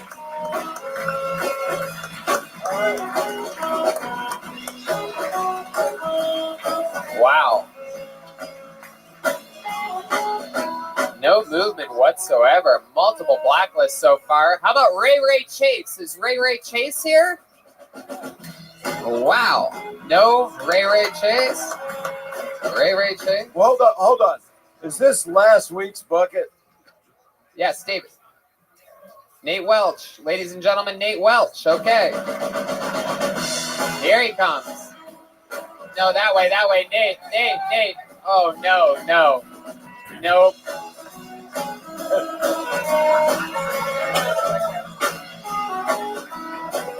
Oh, my God. Ladies and gentlemen, one more time for Nate Welch, everybody. Here we go. California's weird, bro. Y'all got a whole different vocabulary than I'm used to from Louisiana. Like, I got words I use in my everyday conversation that some of y'all don't know. Like beaucoup, which means a lot. Or couillon, which means stupid idiot. Or respect, which means respect. And y'all got words I don't know. Like kombucha. I ain't drinking that. Retrograde. Still know what that is. Don't care. Some chick with armpit hair tried telling me about it. I was like, took it right out. And transplant. That don't mean what it sounds like it means. This chick told me, hey, I like your accent. Where you from? I said, New Orleans. She's like, oh, so you a transplant? I'm like, no, I ain't. I'm a dude.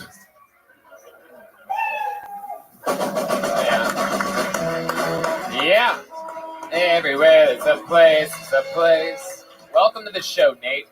Thanks, bro. Welcome, welcome. Is there a podcast playing in your pocket? Yeah, right there's now? something in your on your phone. Tony. You're watching the live stream I of was in the Tony? line. That's why I didn't get here whenever y'all called, because they still got a line. Wow, it was so weird. I was listening to both you and the show at the same time. So weird. My bad. And somehow on the recording in your pocket of this show, I heard laughter and none here in the room whatsoever. It was incredible. I don't know. The power of the live stream is mind-boggling here. Very exciting. Any initial thoughts on Nate, guys? This is, you've been on this show before, right, Nate? Yes. And where are you from originally? New Orleans. That's what you're saying. And then you gave us a kind of a Wikipedia of the urban thesaurus of the words that don't mean anything to you and or to them. But you have a nice amicable style. You should learn probably to not kill yourself trying to get through like a police barricade, and probably turn off your phone. Yeah. When you're working. These are great tips, Bob. Yeah. It was incredible. You seemed like you had no idea how to get to the stage before, but you've been on the showways on each side. For some reason, you came up here like some kind of zombie demon straight to the middle of the stage. We've never had anyone do that before. My bad. I ain't gonna lie, I was kind of nervous because I was trying to get up here. I didn't want to miss my opportunity. And you fell behind me. Yeah, you fell down. You got to fall down to stand up, I guess. Right? Fuck it, I could take Thanks, it. Jesse. I pulled the Titus O'Neil run into the Royal Rumble. I understand. No one wants you to miss your opportunity. So Nate, how's mingling into Los Angeles? How's that going for you? How long have you lived here now? I've been here for about a year and a couple months. But it's going real good. I really like it out here. How are you getting more Italian the longer you live in Los Angeles? I love your look. I'm kind of out of breath. What? I'm kind of out of breath because I'm fat. Heck yeah. I understand. Is that from the excitement of doing this? Yeah, just kind of getting like I was out there waiting, smoking a cigarette, and I heard my name, and I was like, oh shit! So I threw my cigarette. Do most people say oh shit when they hear your name? Depends on the situation, I guess. I think you closed well because it ended. Thanks, bro. Let's check in with the great one and only Uncle Joey. Nate, how long have you been smoking cigarettes? Since I was 18. It's never too late to stop, you know that? Yeah. I've never seen this episode of Full House before. I like this guy's style. I call it like friendly white supremacist. He looks like the enemy, but he's really a friend. Mr. Clean. What other career do you have? What other job do you do besides selling meth? I ain't no Heisenberg yet, but I'm a bouncer. I do security. You didn't bounce here. You just fell. That's funny. He should throw his act out. That was just a minute. That was a. I know. Yeah, it's just a minute. It was just a minute. He was saving the other minutes for another time.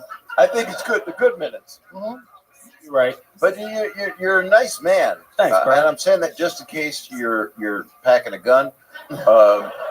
Nah. I can't trash nobody really because you're a nice person. It's hard to get up here in front of all these people and not get much laughter. But you're a good person. Doesn't he seem like a nice guy? No, I mean a nice guy. A guy that'll take you down to the river and shoot you in the back of your fucking head. That's kind of. Wow. Nah. You ever killed a man?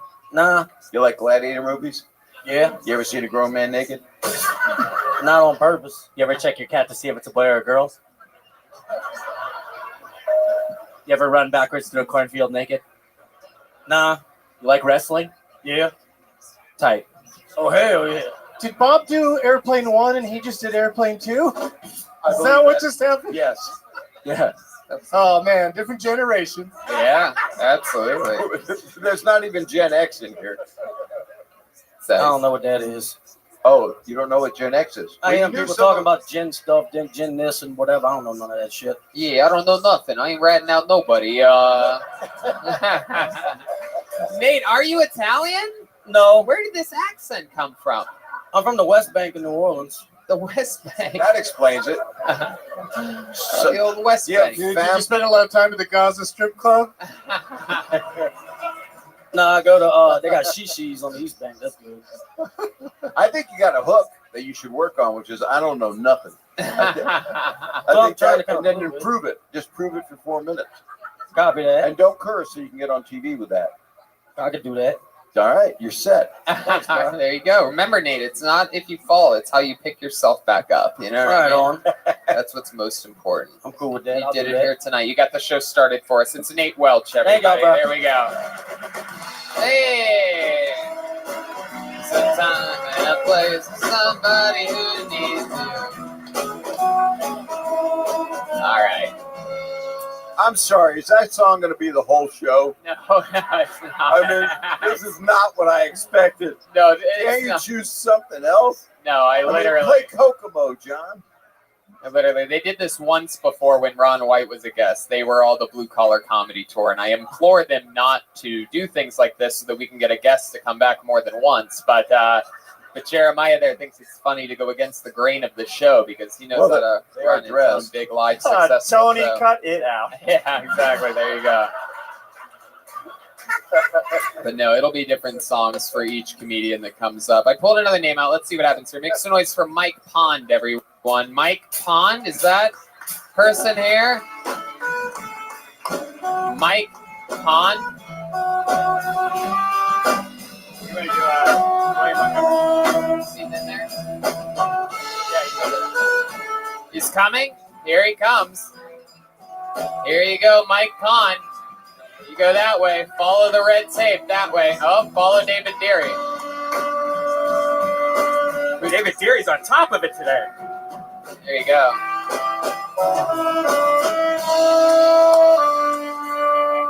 One more time for Mike Pond, ladies and Thank gentlemen. you. So, thank you guys. So, my sister just texted me. We just got a new dog, and she got DNA testing for her dog. It's pretty stupid, but it was pretty cool. It came back 60% German Shepherd. It was like 30% Husky, and the test was 100% waste of fucking money. Like, what did she think was going to happen? The dog's going to go to Germany, find its great-great-grandparents? I mean, our dog eats its own shit. She cannot work the Southwest app. So I'm from Ocean City, New Jersey. Ocean City is a beach town, but it's a dry town, so no alcohol, no bars. And people always ask me the same question. They're like, how did you survive down there? No booze? I'm like, guys, I was 6. I didn't need a box of wine to get through tough week in kindergarten. But growing up in a beach town without alcohol is kind of like dating a really hot girl without daddy issues. Because, like, it's fun, but it's not as fun as it could be. So my first job was at a pancake house. My favorite thing on the menu is the banana pancakes. I love these things. But in the kitchen, we had this banana slicer. The thing was amazing. You could take like 4 or 5 bananas at a time. What do you do with the bananas then? Go ahead, Mike. Finish the joke, Mike. It's 4 or 5 bananas at a time. Told my friend I want to stick my banana in the banana slicer. He said, "You're crazy." I said, "Yeah." But I did it. I got fired. And he said, "What happened to the banana slicer?" I said, "She got fired too." All right, don't do the joke, Mike. Don't do it. Don't do it, Mike. I'm finishing this. How's it going? Great to be here. Glad you're here, Mike. It's your first time on? Yeah. Welcome. Thanks. Welcome. How long you been doing stand-up? 8 months. 8 months. Where are you from? Ocean City, New Jersey. Ah, from New Jersey. And somehow you don't sound like the last guy who sounded like he was from New Jersey. Yeah. Ocean City is like an hour and a half south of Seaside. So it must be near East Bank, the other side, right? Maybe. I don't know. There you go. Side, yeah. So welcome, Mike. Thank you. And how long have you lived in LA? I don't live here. You're down just here visiting? for 2 weeks, yeah. Oh, look at that. Yeah. 2 weeks. What hotel you at? Down at on Santa Monica, down the Lowe's. Tell them which one and the address. And room number. Google it. I love it. The Lowe's on Santa Monica. Yeah. Heck yeah. We're going to find you. All right. We are going to. There you go. So what brings you here for the 2 weeks? What Doing a little bit of comedy. Just coming out, visiting friends, family. Went on the Price is Like Right. how much? Like a minute of comedy? Yeah, 1 minute. 1 minute. Yeah, running from the sidewalk. Very cool. Yeah, that's cool. His name got drawn. That worked out good. Yeah. The what? Yeah. What did you just try to say, Doug? It's cool. His name got drawn. He's just visiting, and his name got drawn. Some people come week after week. They probably don't get their name. Oh, right. No, you're right. Yeah. It's Yeah, great. Yeah. Did your name get drawn on The Price is Right? No. You went to the Prices Right Yeah, 2 times. this week? Yeah, no, last week. My goodness. I won. What do you tell them in the interview part? I just have to start lying to them. About what? Everything. Like what? They asked me, what do I do? First, I told my real job, then I said I worked at the zoo. What was your real job? Get kids eyeglasses in Philadelphia.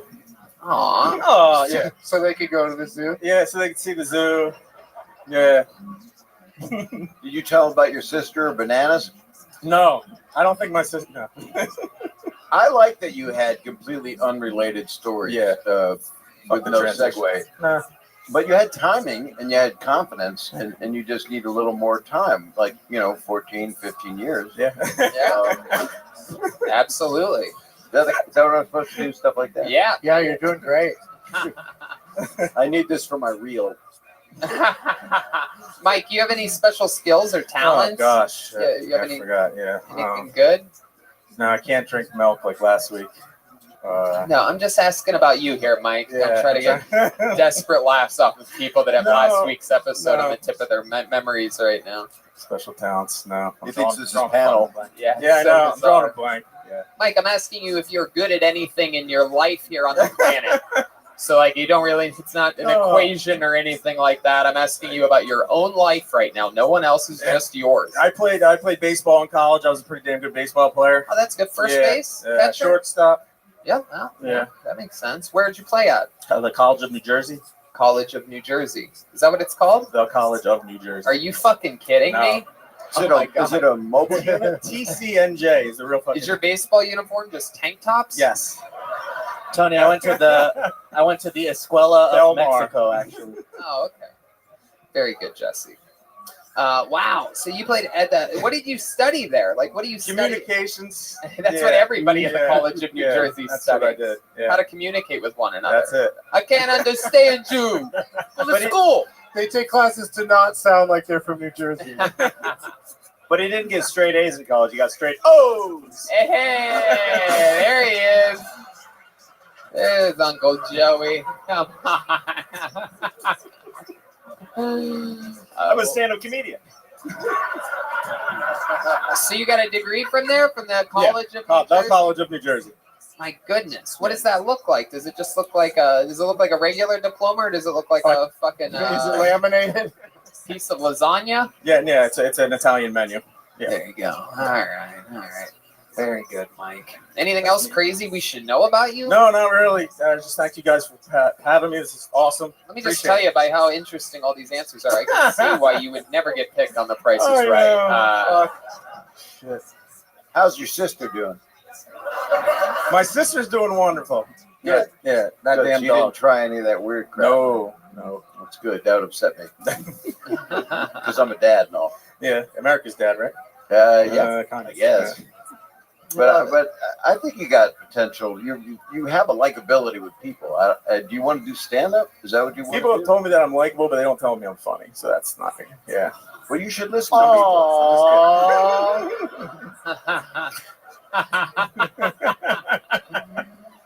Well, Mike, at least you got a little bit lucky here tonight. You got pulled out of the bucket. Your first time ever at a Kill Tony. You got up. You got to talk with Doug and Bob, and congratulations Thank you, on guys. that. Appreciate There you it. go, Thank you. Mike Thank Pond, everybody.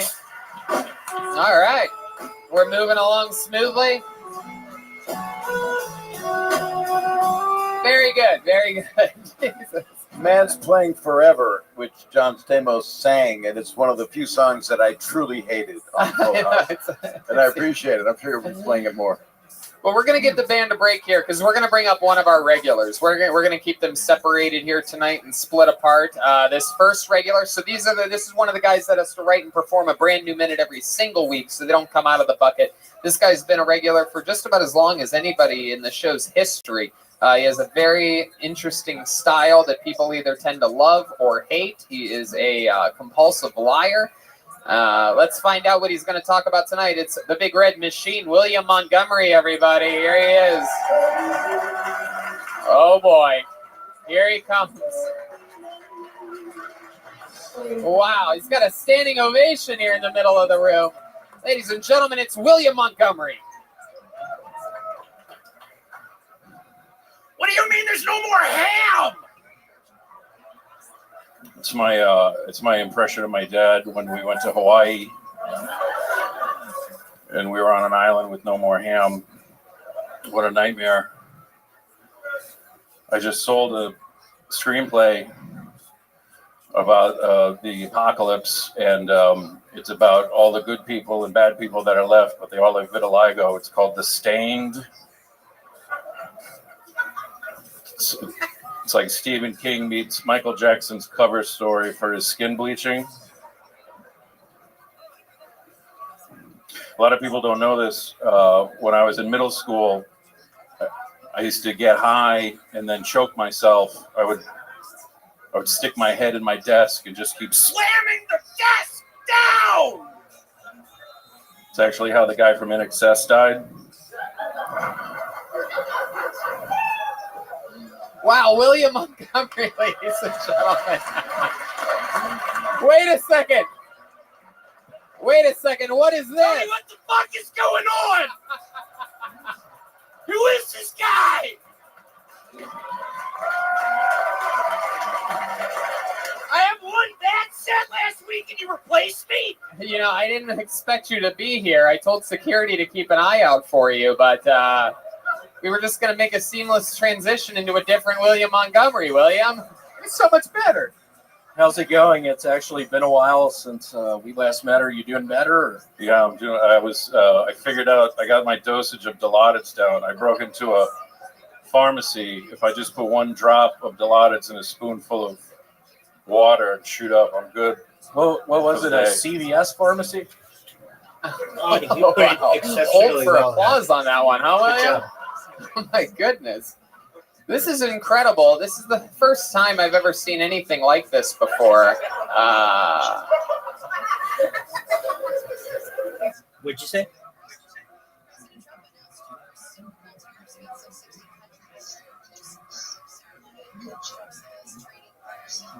Well, thank you. You know that's how I am. I'm very competitive. I can't let anybody win.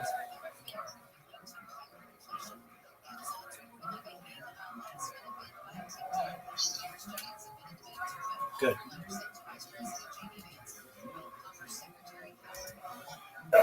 You know, I'm not going to make any Kobe Bryant jokes tonight, but Mary Kate, you couldn't have called an ambulance for Heath Ledger? Oh, wow. Oh, my goodness gracious. Oh, Bob's reaching for the sword. I'd like to give a moment of silence. Rest in peace to the Challenger crew. It's the anniversary of the Challenger crew explosion. Goodness. This is absolutely incredible. You are the same height, the same build, the same hat, glasses, shirt, jeans, facial hair.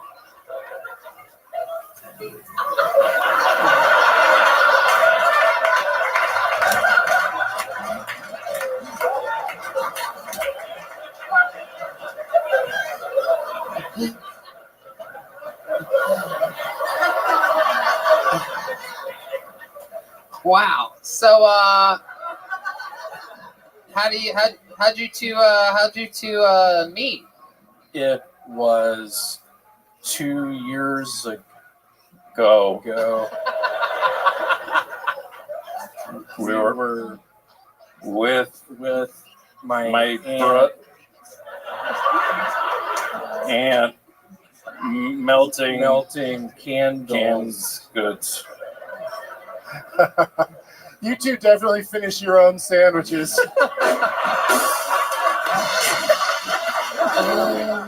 Wow. Wow.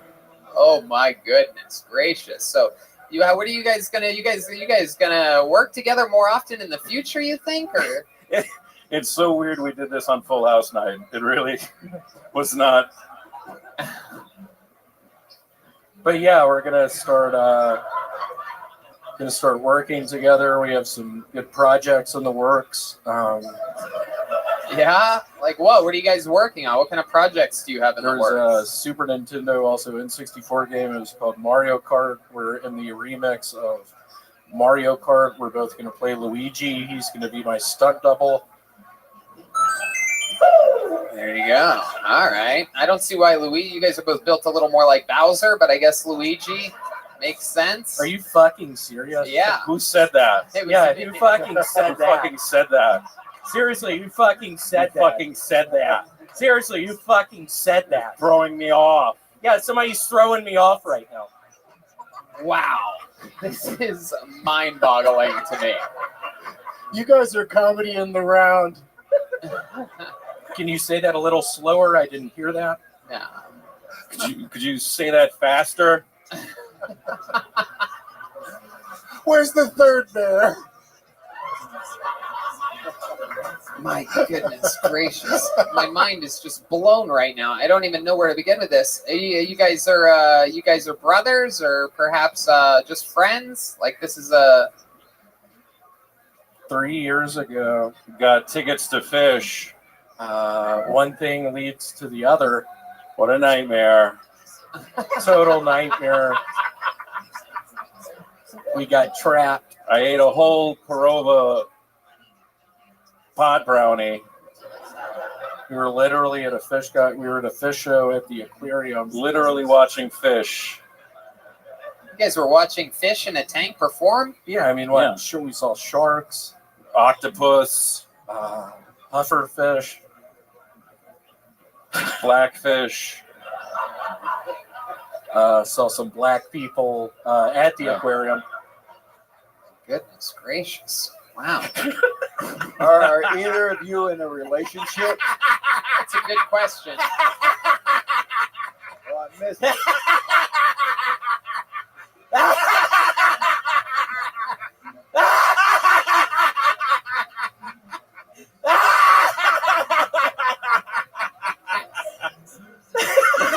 Guys, I don't know if you heard it, but the great Bob Saget just asked you guys a question. He wants to know if you guys are in a relationship. I thought that was a response, actually.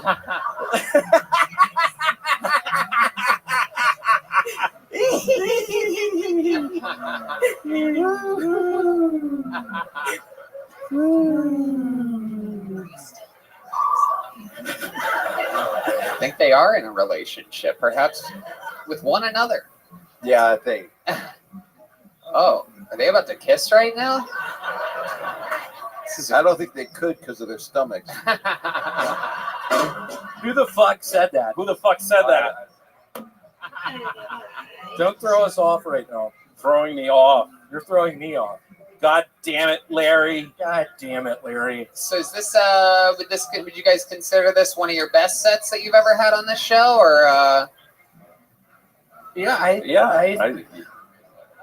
I think it is. Probably is. Probably is.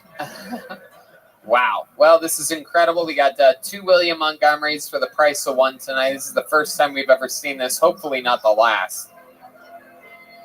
Uh-oh. Wait a second.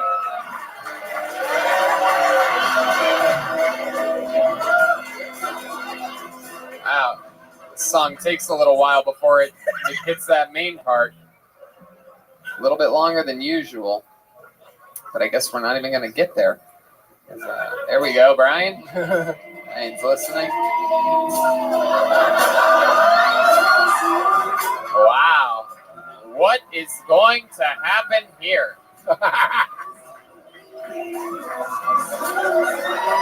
Wow.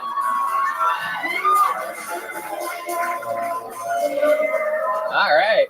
Just a little slow. Put the fucking music down!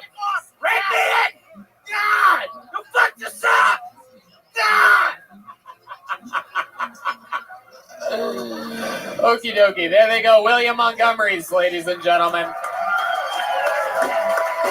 Wow.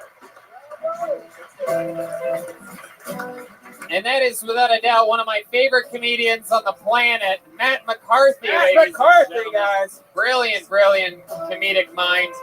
I had no idea they were going to do that tonight. Has that ever happened here before? No. The one guy who came second is normally just William Montgomery. He comes out by himself. They sprung a little surprise on us. And they choreographed it at home. Yeah, clearly. 3 minutes before the show. Well, home is a big word. Yeah.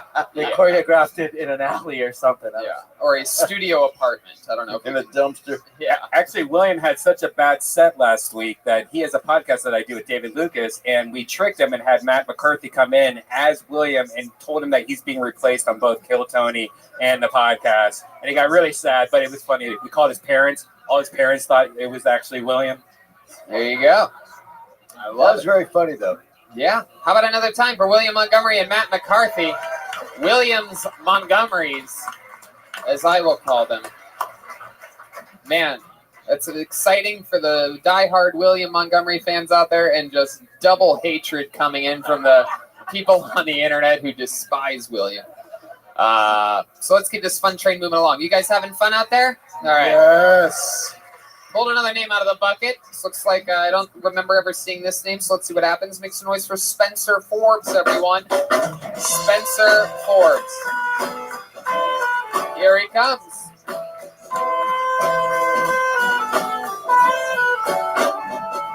One more time for Spencer Forbes, everybody.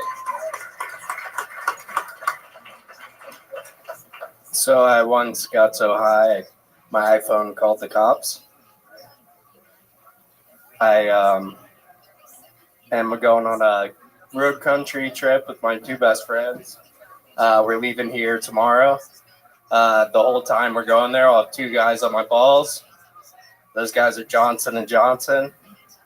LA here, it's pretty funny. You walk around, you see a lot of Asian doctors, and it always seems like they're running late for work.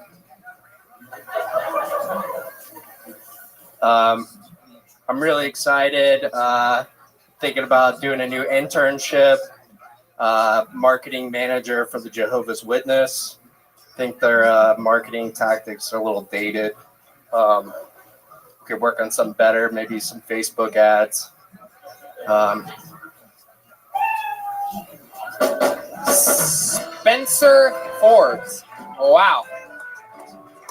I'm going to shock you right now by telling you that that's my favorite set of the night so far. Thank you, Tony. This was incredible. This is one of your first times ever doing stand-up? This is my first time. First time, everybody. Hell yeah. There it is.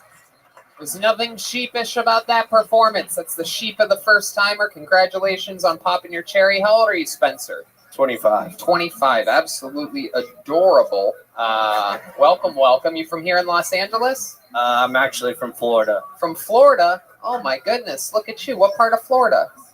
Cocoa Beach, Florida. Wow. My goodness. I thought you were, I recognized you as one of my favorite cast members of one of my favorite shows called Succession on HBO. You know that show? Heard of a lot of success, Tony. No, it's not about that. Yeah, that's not what it's about. It's about a family that owns a gigantic company and they have a bunch of money. Am I close to right? Now, I can actually tell by the amount of hair on your neck that you don't really come from money. Am I right? Besides my last name, Tony, that's it. Forbes. You got it. Thank you. You got it. You got it, dude. Hey, it's Chroma Chris over there. So Spencer, this is exciting. You're 25. What do you do? I own a pool cleaning business in Florida. You do? Sure do. Shit. Pull a lot of alligators and things out of swimming pools? No. No. What's the craziest thing you've ever cleaned out of a pool? Well, I had this sketchy guy. I cleaned his pool for a while. Was it you? No. No. Go ahead. Tell us. And he, well, I guess he would have strippers come over and have parties, and he'd leave me to clean out like 10 dildos out of his pool. Oh my goodness! Let me ask you this: would they float or would they sink? They sank. They sank. Yep. Oh my goodness! Yeah, see, I find that interesting. That is what you should have opened with. Yeah. I think because dildos float to the bottom, pool skimmer, you got me. Facebook crushed at the end, by the way. Congrats. Thank you. I mean, it's your first damn time. Yeah, absolutely. Yeah, I mean, that's scary. And you're not a white supremacist, right? No, I'm not. Oh, I'm so disappointed. But you know, he's got balls for sure, and dildos. Let me ask you this: when you would scoop the dildos out of the bottom of the pool, would you like would you use a net, or would you sort of swim down there and like bob for them like apples with your mouth? Bring them up in your teeth. Yeah, exactly. Talk about the deep end. I would use the net. Net skills are on point. Tony. Who is the net? Is that a family member? Yeah. You ever fuck one of your clients? You know, you ever do the pool guy? Yeah. Whoa, you know, like- language, Brian. That's only on the internet. It's like all my clients are like 80 years old. None of them are gonna Like I did. That's not an answer of the question. Yeah, exactly. If they have a pool. No, I haven't. They have the most money and they're about to die. So think about it. Okie dokie. There you go, Ryan. There you go. Talking about deep sea All right. diving over here. Are you going to move out here to LA? Are you going to be a permanent? Or are you going to go back to Florida and keep skimming? Well, I'll probably keep on skimming, but we came out here. My buddy's actually moving, so we're With the Johnson and Johnson. And we're going. We're driving his truck all the way back to Florida. So, what kind of truck is it? Toyota Tacoma. Oh wow, there you go. Absolutely, that makes sense. That's some Toyota Tacoma music there for you. For those of you that don't know. Hell yeah. Is that a hatchback? No. Does it have a trunk? It's got a truck bed. Oh, so you can't really take a body back with you. No. Oh, fuck. Left that here today. How many dildos fit in that truck? Lots of dildos, Doug. Feels like you got a good collection. Yeah. Don't want to leave them behind. So let me ask you this: to get in the pool, to own your own pool cleaning company, you started as just a regular pool cleaner. Am I right? Right. Yes. And then you had other friends that sort of weren't really great at anything, right? So then you just are sort of like, hey, we could do this ourselves and get 100% of the money, right? Correct. So that's really all it is that you run a pool cleaning company and you just give your friends jobs too, the ones that you can't do. Right. Yeah. My friend's watching right now. He's jealous he couldn't come because he's working for me. Oh wow. He does night skimming. It's the secret, just buying a net. Like that's all you have to do, right? Yeah, that's all it takes to clean I mean, I don't want to give away all the tips. Yeah. You know what I mean? You got to talk about pool cleaning in your stand-up. That is what you have to do. Yeah. That beat there, you know what I mean? Like starting the business, the dildos thing. Yeah. You got electric remotes. You do that for people. You put the app on the phone where you can turn shit on. I can do it all. You can do it all. I can do it all. Has anyone ever told you look like Chris Hemsworth with Down syndrome? Oh, look at that. Thank you, though. He has an IQ Well, of now you 4. Wow. Any special skills or talents that you have, Spencer? You a soprano singer or anything like that, or perhaps a master? Can you sing the theme song of The Sopranos? I can't. No. Do you have any special skills? Or I can jump up and heel click. You can? Well, let's see you do that. Put that mic in the mic stand. And let's see a jump up heel kick from Spencer Forbes. Everybody, this is some. Wow. Wait a second. Are you sure you can do that? You want to try again? Wow. I'm pretty sure anybody in the world can do that, Spencer. What the fuck was that? Could you do it, Joe? That's all I got. I'm pretty sure Red Band can do that. I could do that. He's built like an ice cream cone, Yeah. and he can do it. Wait, let's do the heels? Yeah, do the heels. Wow. Oh my goodness. Have you ever seen 2 ACLs blow out at once? Well, he did them in the middle. He didn't do it to a side. He just did like a weird frog jump. He made like a heart with his leg. Oh, okay. I could do it too then.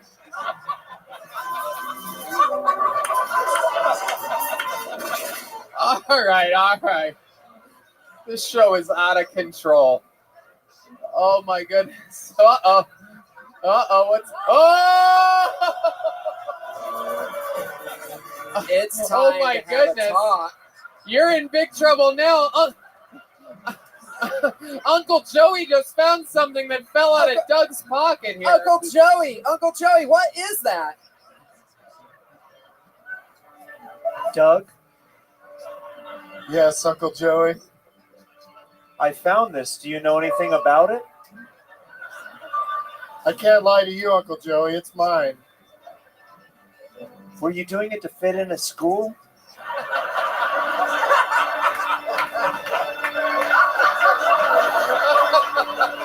I just want to be liked. People like you. I like you. People love you. You don't have to do that stuff to fit in. Okay, I'll try to not do that stuff. It's kind of a lifestyle for me at this point, though. What's in here is what really matters. Wow. Wow. Wow. Unbelievable. Unbelievable moment in the history. I actually thought I was on the show again just now. Did you make that in arts and crafts? That talent, I've never heard anyone say that was a talent. That was amazing that you could do that. Like I said, I can do it all. Yeah, you can.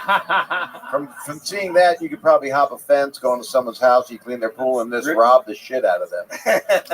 You know he clicks his heels after a successful pool cleaning.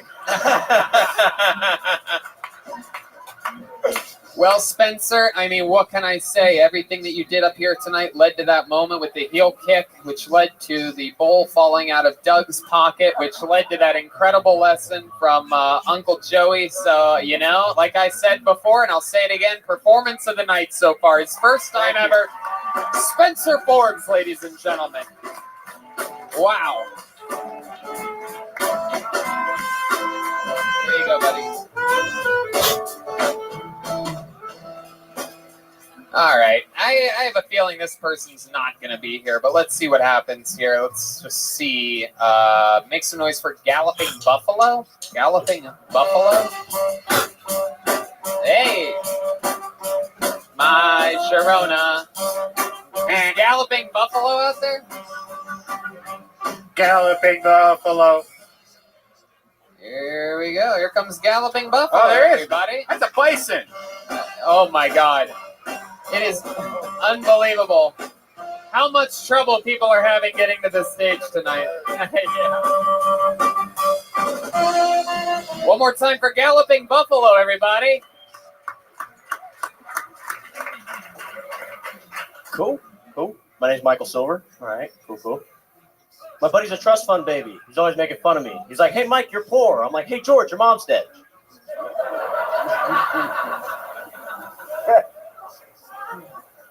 I went to church yesterday to confront my childhood priest, Father McKinley.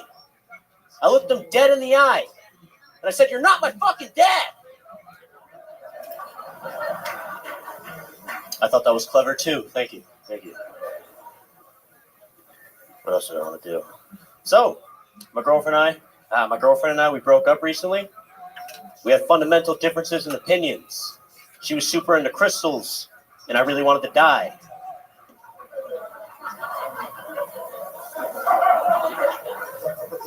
Who smokes weed? I smoke a lot of weed. Anybody get like really, really high? You know, go pick up their nephew from school? And he's just like complaining the whole time, you know, like, you're not my uncle, you're not my uncle. And you're like, wrong school? Okay, thank you. Hell yeah. Galloping Buffalo. Hi, Sharona. Welcome to the show. Galloping Buffalo Mike Silver. How are you? I'm good. How are you? Great. Is this your first time on? No, it's like my third time. Oh, okay. What have we talked about before? What have we learned about you in the past? What are some of your highlights in the show's history? I sell fish. I used to box. Yeah, that's right. Did you box fish? Yes. What kind of fish do you sell? I used to sell fish. Oh, a lot of salmon right now. And then Salmon's halibut running. just got back in the season, so it's selling well. Well, congrats. Yeah, it's alive. You just like. That's good You used to sell fish, Bob? Yeah, I did. I was in the seafood department. I could clean 100 pounds of fish in an hour. Wow. Can you do that? Yeah, I can clean it way quicker.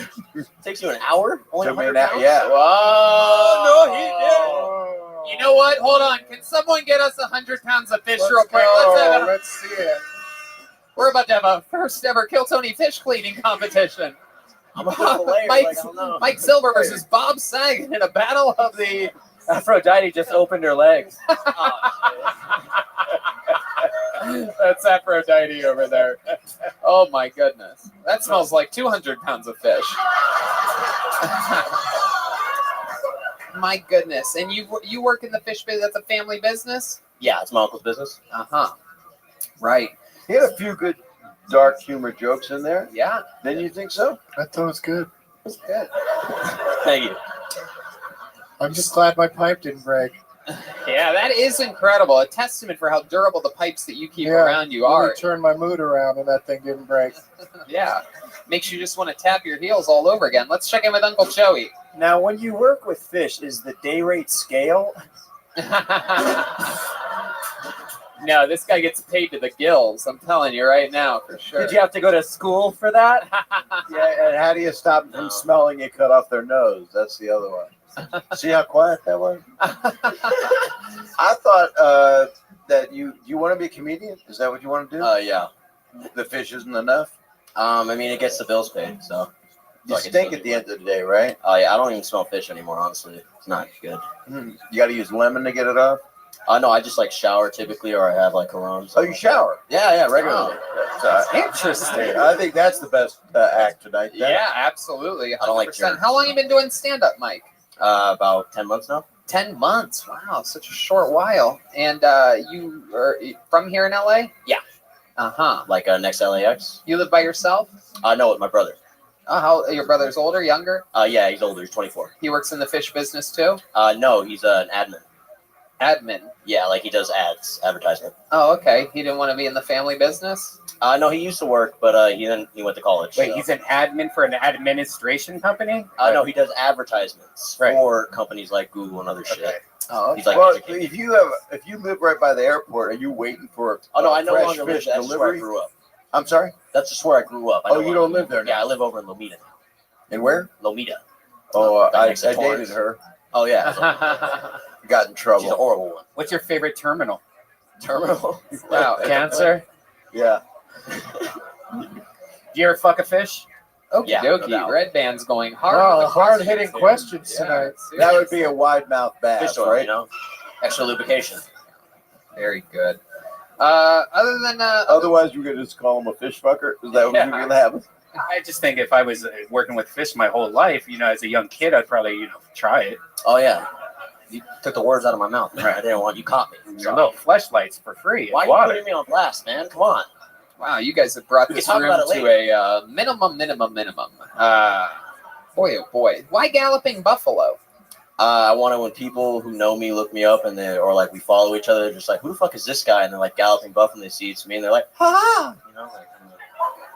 Oh wow. What, are eagles looking you up? You get to be there for their reaction? No, I imagine the reaction. So like, I hope it makes someone laugh. Like that's how I imagine it going. Was it galloping buffalo to get their mind off of fish to steer them different? Well, no, it used to be cackling hyena, and then like I was trying to come up with the most elaborate stuff I could think of. So What's next, Senor Giraffe? What is? Anyway, back to you in the studio, Tony. Did you So your brother works in ads. You work with fish all day. Why do I get the feeling that your apartment smells like a Gwyneth Paltrow candle warehouse? You don't have to answer that. I'm just glad the third guy in the evolutionary chart is working. That's all. Do you have a girlfriend right now? No, we just broke up. Oh, really? Why'd you break up? Let me ask you this. How long were you with her for? I think like 7 months. 7 months, and then why'd you break up? Yeah, no. Because she was like, are you going to do 3 more months of comedy? Yeah, she was sick of it. All my jokes were about hitting her, so she was like, why? Why did you actually break up? I want the real answer. Yeah, that's what comedy would come from. Why you really broke up? Yeah. Well, basically, like, she wanted me to be like, she was like, do you love me? And I was like, well, I don't know. Which I feel like is an honest answer because I really very don't. gallant. It's like, well, I really don't know. And then, she was like, well, do you know somebody who would know? I don't know, and then she was basically like, well, this is not going to work out. And I was like, well, that's reasonable. And then I feel like you were never together. No, yeah. Did she exist? No, it's yeah. This whole thing sounds really fishy to me. No. Yeah, you sound like a real catch. Sounds like this relationship really tanked. Yeah.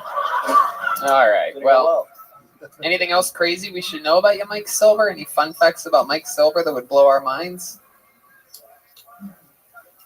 The last time we found out that when you were boxing, did I have you shadow box?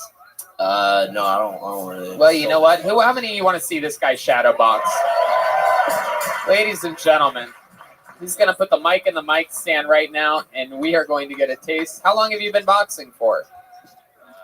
Like on and off 2 years. On and off for 2 years. Sounds confident, ladies and gentlemen. This is going to be really exciting. Here he is doing some shadow boxing. This reminds me of right before McGregor fought Floyd Mayweather. Here he is, galloping buffalo. Whoa! Oh my goodness. Wow. If the person is within 8 inches of him, he would destroy them. Look at the footwork on that guy. He specializes in very close distance fights. Man, that range, that is incredible. That's mirror fighting. Only if the opponent is directly in front of him as well. This is the second person special talent up here that I think Red Band could do better at. You think you could shadow box? Red Band. Whoa, I'll play it. Get it. Here we go. Here he is doing some shadow boxing for the first time ever. Brian Redband. Whoa! Whoa! Whoa! Wow! That was incredible. He did both things at the same time. That form was fantastic. I don't know how to compare to that. My lunch is gargling. Threw a kick into it, like. Fun fact, from our view, we saw the top of Brian's butt crack from that. He's gotten to the point where he now has standing plumber's crack, everybody. I can't. Sorry, this guy caught a whiff and thought he was at work. Yeah. I can't unsee that now. So no, it's all right. Let's check in with Uncle Joey before we let you go. I wouldn't bet on either of these guys in a poker game, even if I had a full house. Oh, wow. There you go. Really shoehorned that. That's what we waited for? Yeah, that was... Guys, I'm a stand-up comedian. All right, how about one more time for Mike Silver, ladies and gentlemen. There he goes, galloping buffalo. My Sharona. Hell yeah. All right, we're going to mix in another regular now and then get back to the bucket yet again. Your next regular, known for his incredibly great writing on his jokes and his vicious roasting during interviews. This guy's an absolute storm. You're going to love him. He writes and performs a brand new minute every week. Make some noise for David Lucas, everybody. Here we go. Here he comes. Here he is, live and in the flesh. Come on, guys. Make some noise for David Lucas. Yeah. A lot of people think that the hardest part about breaking up with an ex is like trying to get over all the memories that y'all had together. But I think the hardest part about breaking up with an ex is having to fuck somebody new with a condom. That's the worst part. That shit sucks. Like, I gotta start fucking with a condom again. Like, and I got a big ass belly, so I only got one shot to put a condom on, you know? After that, I'm like, bitch, you gonna have to trust me. Like I'm over 250. I can't have AIDS, right? Big niggas do not have AIDS. I'm too fat. That shit passed me. Wearing condoms suck though. Wearing a condom is like putting on a glove and then going to wash your hands. Like I can feel the water, but I don't feel no wetness, you know? It's the weirdest shit in the world. Thank y'all. Wow. Wow. Wow. Wow. Wow. Week after week after week, you come in, all these other people pulled out of the bucket trying to do their best minute, and somehow you always come in and just well-written, smart, efficient words you execute every single week. How about another time for David Lucas, everybody? Just incredible. You gotta just get in the habit. I was thankful for Kill Tony because I had, during that time, I had probably got in a stagnant place with comedy. So when I got this, I was like, oh shit, I gotta start, you know, because I don't want to do material that I already know. And then it's like, I gotta burn that. So I'd rather just like write some. So I just got in the habit of writing like 20 new jokes a week. It's great that you have a habit other than hamburger habit. Oh shit! What? No. You look like you got a habit of holding your breath. Oh, come on. That's actually How y'all get the band from A Weekend with Uncle Bernie? Weekend at Uncle Bernie's. What it's called? Is that the BET version of that movie? What's the movie called? Starring Bernie Mac, Weekend at Uncle Bernie's. It's just called Weekend at Bernie's, but somehow you made it funnier than. Y'all got Bob Saget. I watched this nigga growing up. Yeah. How often do you get called the N-word, Bob? That was the question. He just called you the N-word, and that's a good thing. No, I'm fine with that. He had to fake like he wanted to be around the white people all day. He is a nigga. No, I want to be black. I know you did, bro. I can tell your swagger. Everything about you say black. Like I know you rap the N-word in songs and shit. Yeah. No, I don't say that word, but I do. Unless you're in traffic.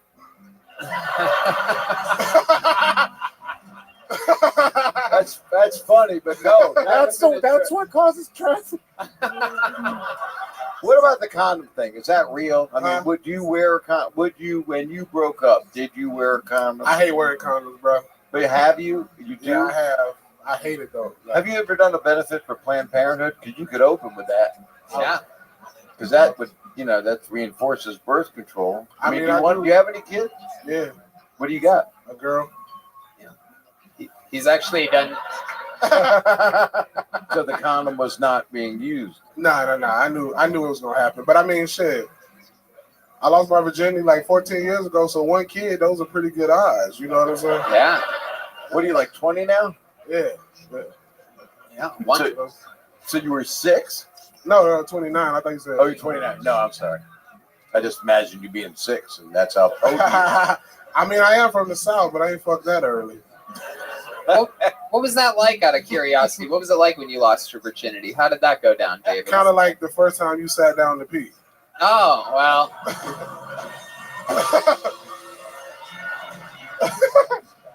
You got a little bit of wetness on your balls, you know what I'm saying? A little bit drizzle to your ass crack, you know. So you're saying he's got no dick but giant long balls, but hang.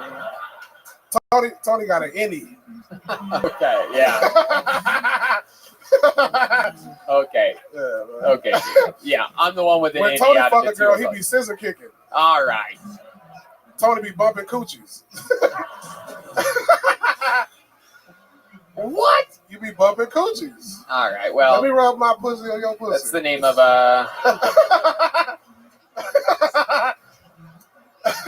Have you been looking through my bedroom window at night? This is just what I imagine. I imagine you like fucking a girl with Sesame Street on in the background. That's true. Like sunny day. Like I just paint the picture of you fucking a girl with strobe lights or some shit on. Like, no, you're absolutely right. That's how I can't get hard if Sesame Street's not on in the background. I imagine you making animal noises like a tiger. Like, girl, I'm a. Again, that's actually a sound of me getting ready to have sex the other day. That's me. Here, watch. Do it again. There you go. See that? It's crazy. Hey, what do you do, bro? Did you just ask Doug what he does? I'm just not learning white comics, man. Give me a break. I'm just Uncle Bernie hanging out. Doug Benson, right? Doug, yes. My nigga. He's a real like your cholesterol, he's always high. Yeah, there you go. How's that? There you go. It puts the lotion on his skin. Yeah. You know the rest. Yeah. You just had a weekend with Eric Griffin. How was that? Oh, man, we sold out 4 out of 6 shows. You sold out 4 out of 6 shows? No, we, motherfucker. What'd you sell out of? The food?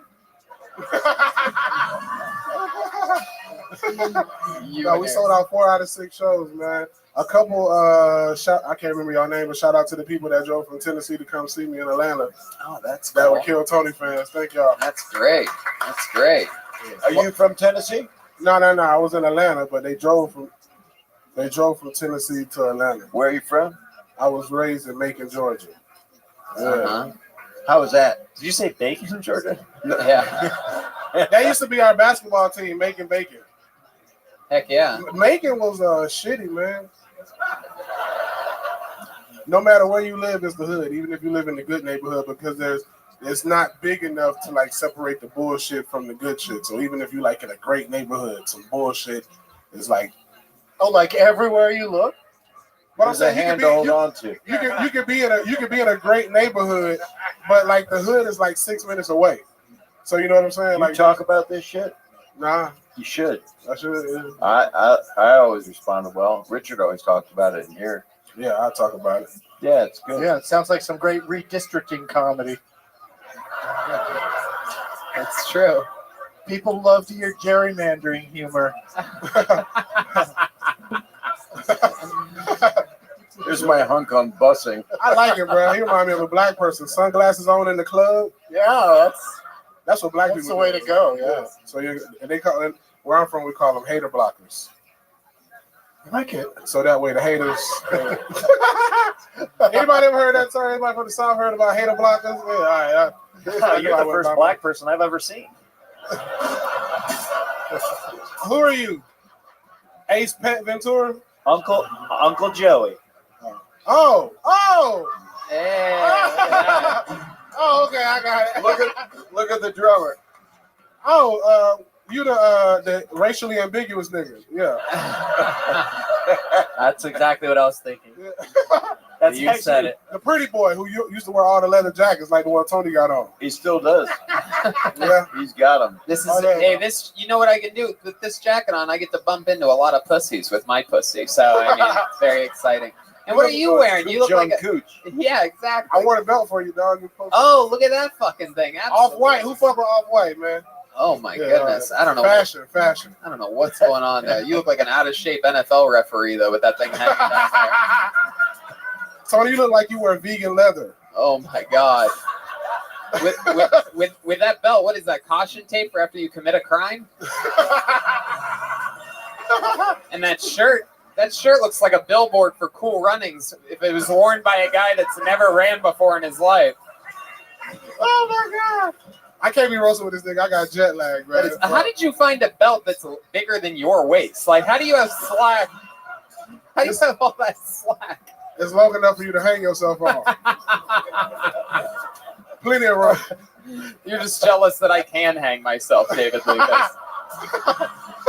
If you ever tried, you'd have to do one of those sad like doorknob leans where you just lean into it and your like butt's on the ground. You just I have had to to jump off a bridge. Yeah. Golden Gate Bridge can hold me up. Maybe it can. I got a joke about that. I said I tried to commit suicide one day and the ceiling fan came down. Wow. That is. Are you on the Jamaican bobsled team?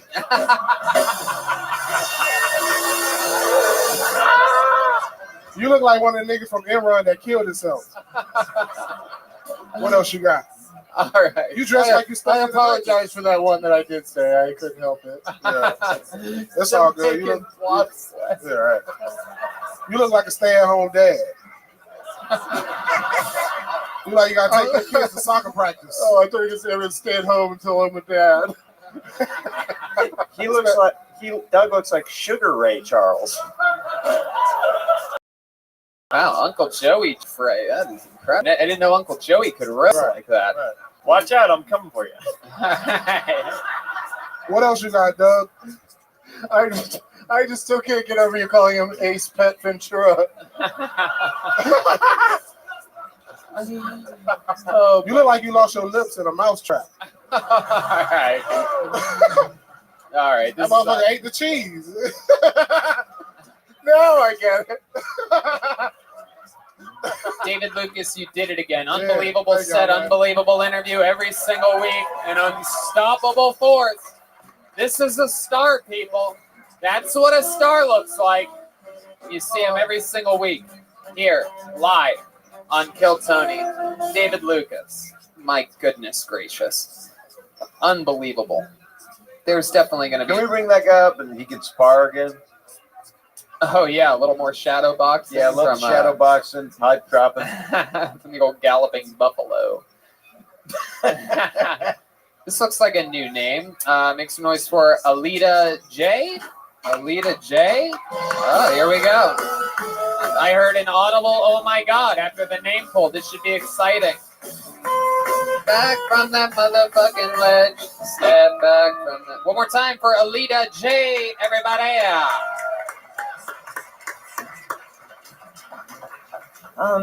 I was messaging with a boy over Christmas vacation, and I told him that I liked him, and he responded, "You like to get face fucked." He's from Florida, so I'm still hoping he meant I like you too.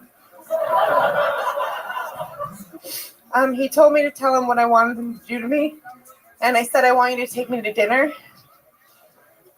Call me old-fashioned, but if you want to fuck this face, you're gonna feed it first.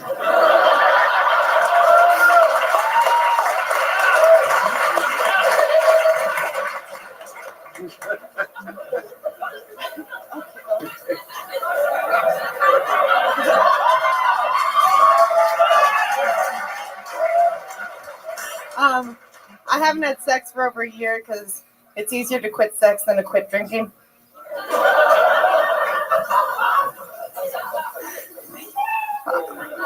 Wow, Alita J. That was interesting. Keep that microphone, Alita. Keep it there. Grab that microphone.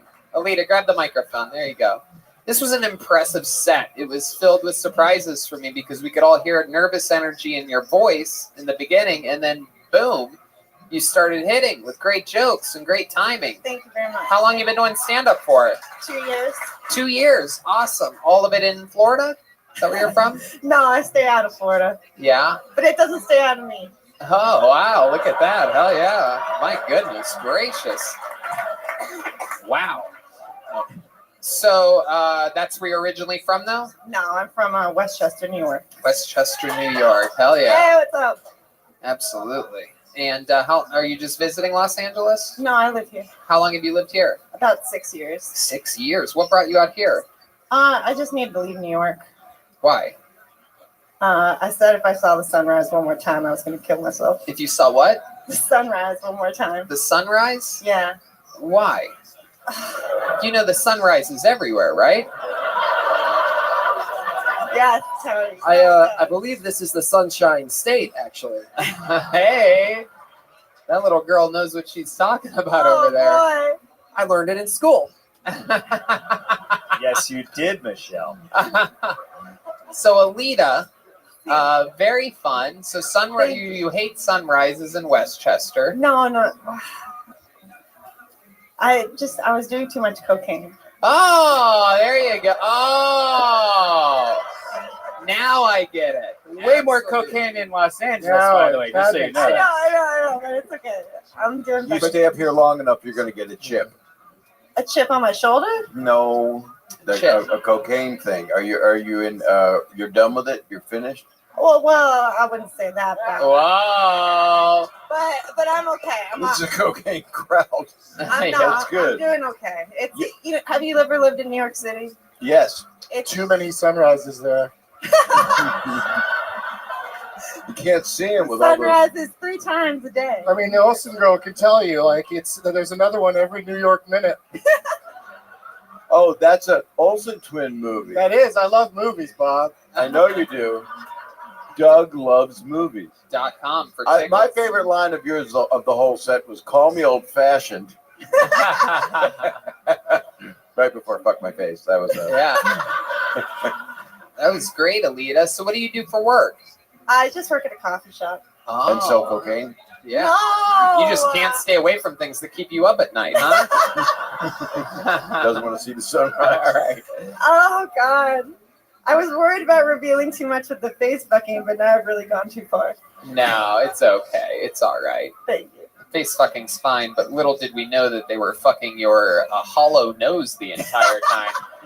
We thought when you said face fucking you meant your mouth, but now we've found out about your broken what do they call that fucking thing? Septum. Yes. Absolutely. Michelle, this is what you don't want to be when you grow up. So I'll only do Diet Coke then. Yeah. Don't be Alita. Be a follower. How'd you get a name like Alita? Are you a battle angel?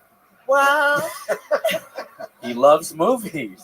He just does. Yeah. Very obscure movies, obviously. You have a real likability, though. thanks, Bob. You do, and I I'd like to see you do stand up and do it more. You have a good fuckable face. Oh boy. The compliment was meant for my move. Why did you have to spell it out? You're really good. I'd like to see you stand up more. Your set was amazing. I can't believe it. Are you a Leo? Did you ever fuck a fish? Alita, what else about your life should we know before we let you go? Any other fun I facts don't know. about Alita? I wish I hadn't revealed any of it. No, it's all right. If you didn't, you'd be considered boring. That's true. Yeah. Instead, everybody loves you. Whoa, look at that. She tapped her heels. Yes. It. Who's that guy over there that's recording you right behind the camera that's recording you? Oh, Who's that? that's my buddy Mario. Oh, yeah? How do you know Mario? Did you meet him Stand playing up. Mario Kart? Stand up. He supports me and he's awesome. Oh, And he's your drug dealer. That's the drug dealer, He's been up everybody. here a few times. Yeah. Yeah. Oh, yeah. Yep, that's Mario. He's a laying some paper. You hook up with a lot of guys as of late? You have a boyfriend or? Nah. nothing No, to say? I haven't had sex for over a year. That's real. Oh my goodness, why is that? Why not for over a year? Because it's sex or drinking, and I'm choosing drinking. And Why? it's not a good choice. It's not a good choice. It's not a good choice. Why is it one or the other? Just out of curiosity. No, it shouldn't be. But I just They go together really well. Yeah. That's the only way Brian can get girls to fuck him is by getting them drunk. Has Mario made any moves at all? No. Well, is he like, I want to fuck in your face? Let me fuck in your face. It's okay, Joe. They're allowed to record this show, Joe. It's okay. It's a live podcast. Joe, it's okay. Yes, it's okay. It's not stand up. It's a different thing. How about a hand for Joe, one of the door guys here? He's one of the few men in the world that maintains resting bitch face somehow. It's incredible. Real tough guy. Go to forhims.com, Joe. Yeah, absolutely. Use the promo code KillTony and save 15%. So, wow. Alita, very interesting. So, over a year. 2 years. What kind of guy do you like? Do you like a tall guy that maybe lives in Florida, cleans pools? Yeah. Guy like that? Because he uses a skimmer as a condom. Yes, he yeah. is. And Some people don't like condoms. Yeah. And even if you don't want to fuck him, he has like 8 dildos he can give you.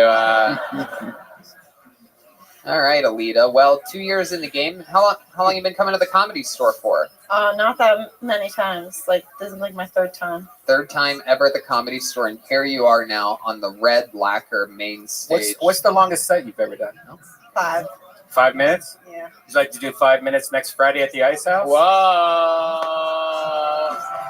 Wow. Wow. Don't applaud. Have you been to the Ice House? She was never seen again. Love it. Just going to try to turn it You can into... set that up for her? You're going to get her 5 minutes at the Yeah, I have a show twice a month at the Ice House. I take a lot of people from the show over there. That's awesome. Yeah, just give them little spots there. You're a good man. Yep. So you're going to... So you'll want to work on that. You'll work on that. You'll work on the 5 minutes. You'll get your best stuff. Oh, you don't want me to do the Facebook? Oh, well, is that rhetorical or...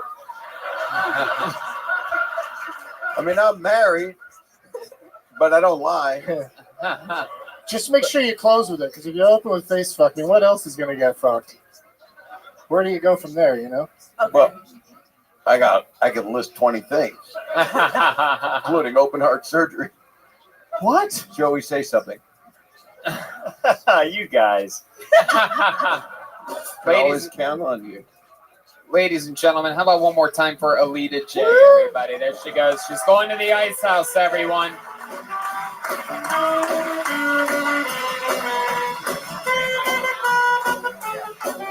All right.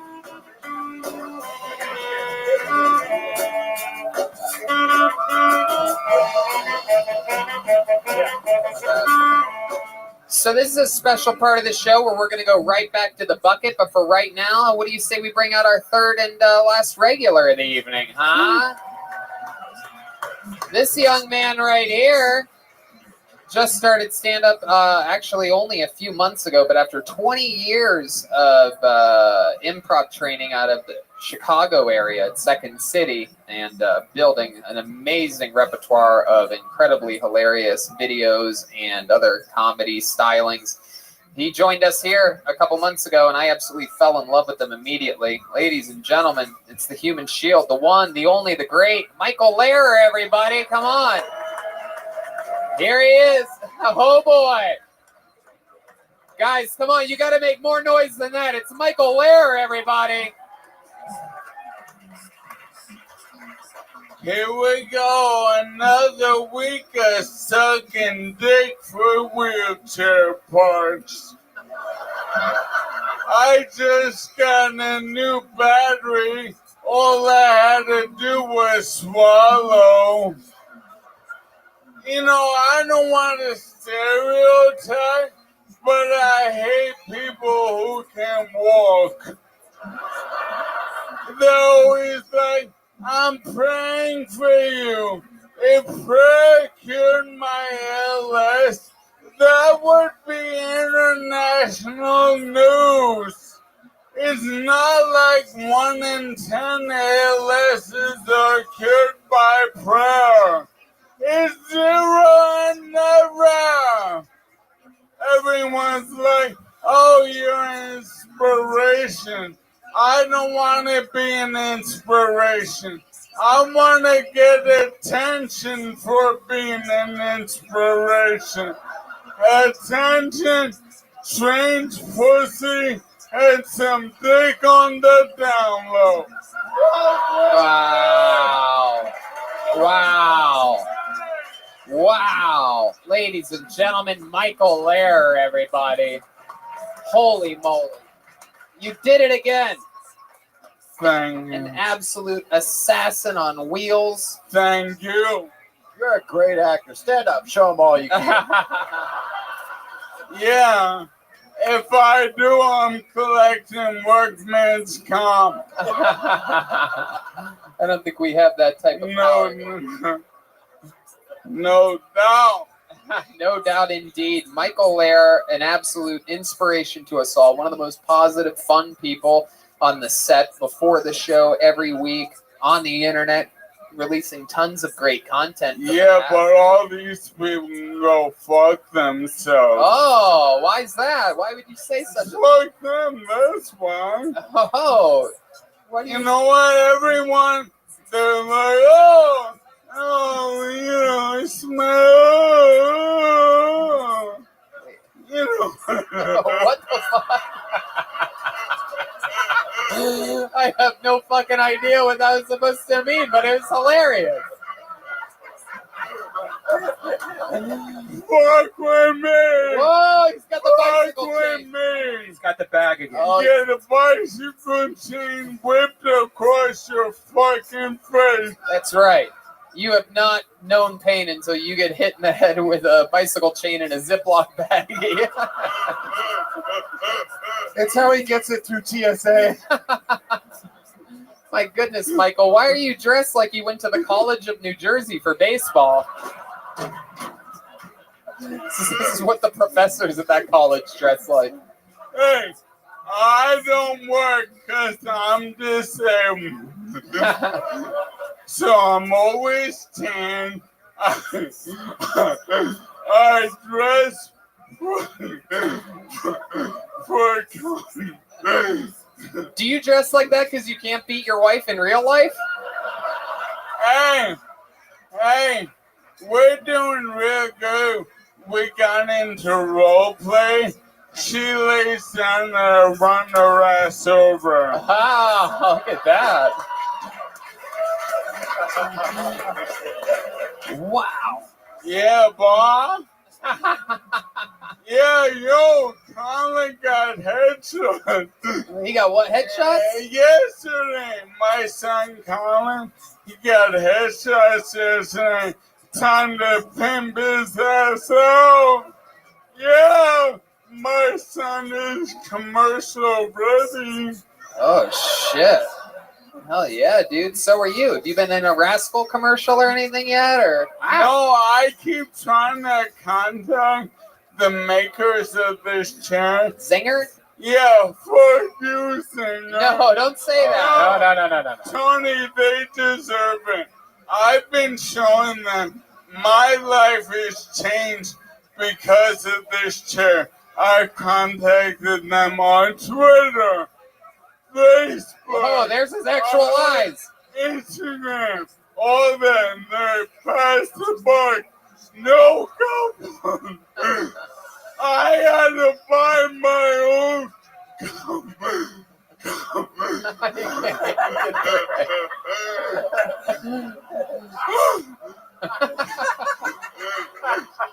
Fuck you, singer. What is their singer? Do you know what their handle is online? Do you know? Yeah, it's like they're hiding something. It's so confusing. Why don't? How about we have all the listeners of the show find out the Zinger? Would it be called a wheelchair? Or what do they call that? A power chair. Zinger power chair, and tag Michael Lair in it, and Yeah. let's try to get him Let's get him a sponsored by Yeah. Zinger. Yes. We can do this. Yeah. We can do Great this. fucking idea. Absolutely, and we have to make sure we do it in the next couple years because Yeah. we don't have much time, Yeah. people. Yeah. And what should we like reach out to anyone else like P-bags or anything? Like, is there anything? Pbags.com. Pbags.org. Yeah. Now this is. I need condoms. Wait, why? The size of your head. Oh my goodness gracious! Big old condoms. Wow, from the zinger to the dinger. My goodness. So now I know for a fact that this is the first time that you have been seen by Bob Saget and Doug Benson. So you guys have any words of wisdom or advice for Michael Lair? He's only been doing stand-up a few months. I just say automatically, you're on a roll, man. Thank you. Thank you. We have to go to commercial. Be right back. Zinger! No, you're hilarious, and I met you backstage, and you had such a positive spirit. I liked you immediately. And, Well, you were very funny. oh, I didn't do anything. No, that's what you but mean. You're a natural person. Can we Hotel room, yes. Yeah. Beautiful. With that and me, Doug will just sit in the corner. And he watches movies while we do it. Because Doug loves movies.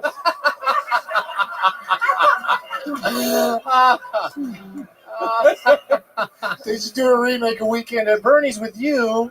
Yeah. Where you're dead and in a chair, going to power lunches in your power chair. Exactly. I'm the new face of diversity in Hollywood.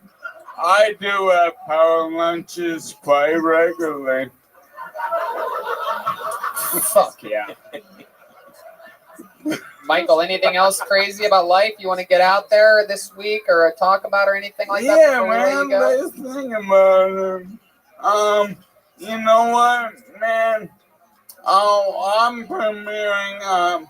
I do magic and rap.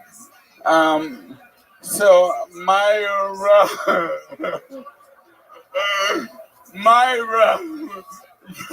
Wait, what? What's going on? What Is somebody tickling you? You know how to rap? I am a rapper. You're a rapper? You know that. Oh my god. Yeah, but You see me rolling.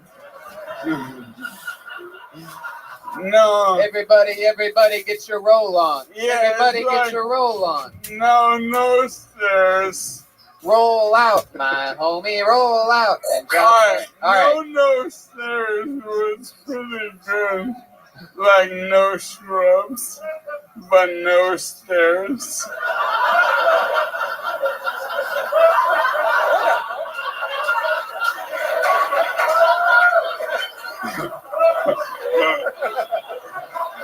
Everybody's laughing. He doesn't want no stairs. Oh. I don't want no stairs. Stairs aren't possible for me to get up because I lost the ability to walk, but I'm having fun tonight at the comedy store. Whoa. My goodness. He went from TLC to ALS real quick. That is just incredible. Michael Lair, you are a goddamn comedy angel. We absolutely fucking love you. You are one of the new backbones of this show. You are a real rock star. Don't go chasing waterfalls. And at Zinger Chair, guys. Like, tweet out to Zinger Chair. Let's get them sponsored. Yeah, we guys. found out it's all one word at Zinger Chair, ZingerChair. So let's make some noise out there and make sure you tag Michael Lair as well. And let's let them know that they already got a lot of promotion and could get more. Yeah. Or that new Segway egg thing. We could get that. No, how about Zinger Chair, everybody? There you go, Brian. Great idea, Red Band over here.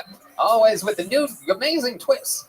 What do you guys think? Should we end this thing? Bucket one more time and get out of here, huh? It doesn't really seem like it. You guys want to go to the bucket one more time? All right.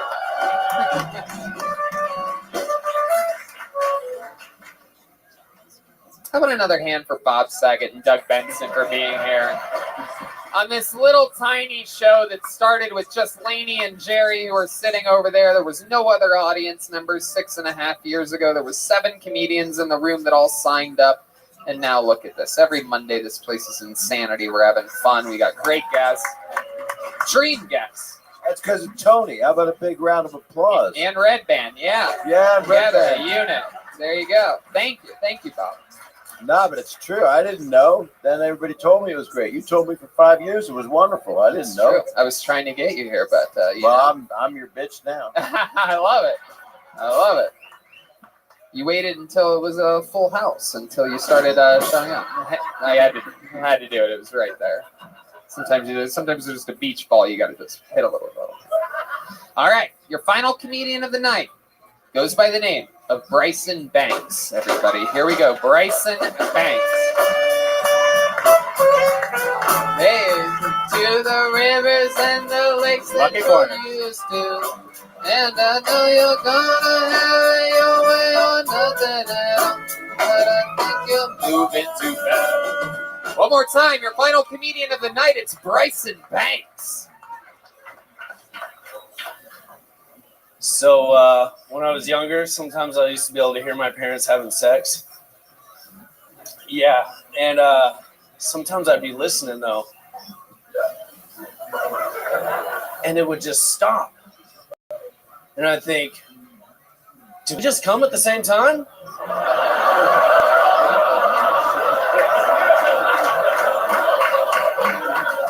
I'm joking, guys. I always come first. You guys can probably tell from that heroic story I just told that I used to be in the Marines. Thank you. My yoga instructor gets more claps than that. The only thing he's had to fight for is his dignity. Apologize for all the yoga instructors in the room. Given our geographic location, there's at least 130 of you in here. Wow, Bryson Banks, a great job. Wow.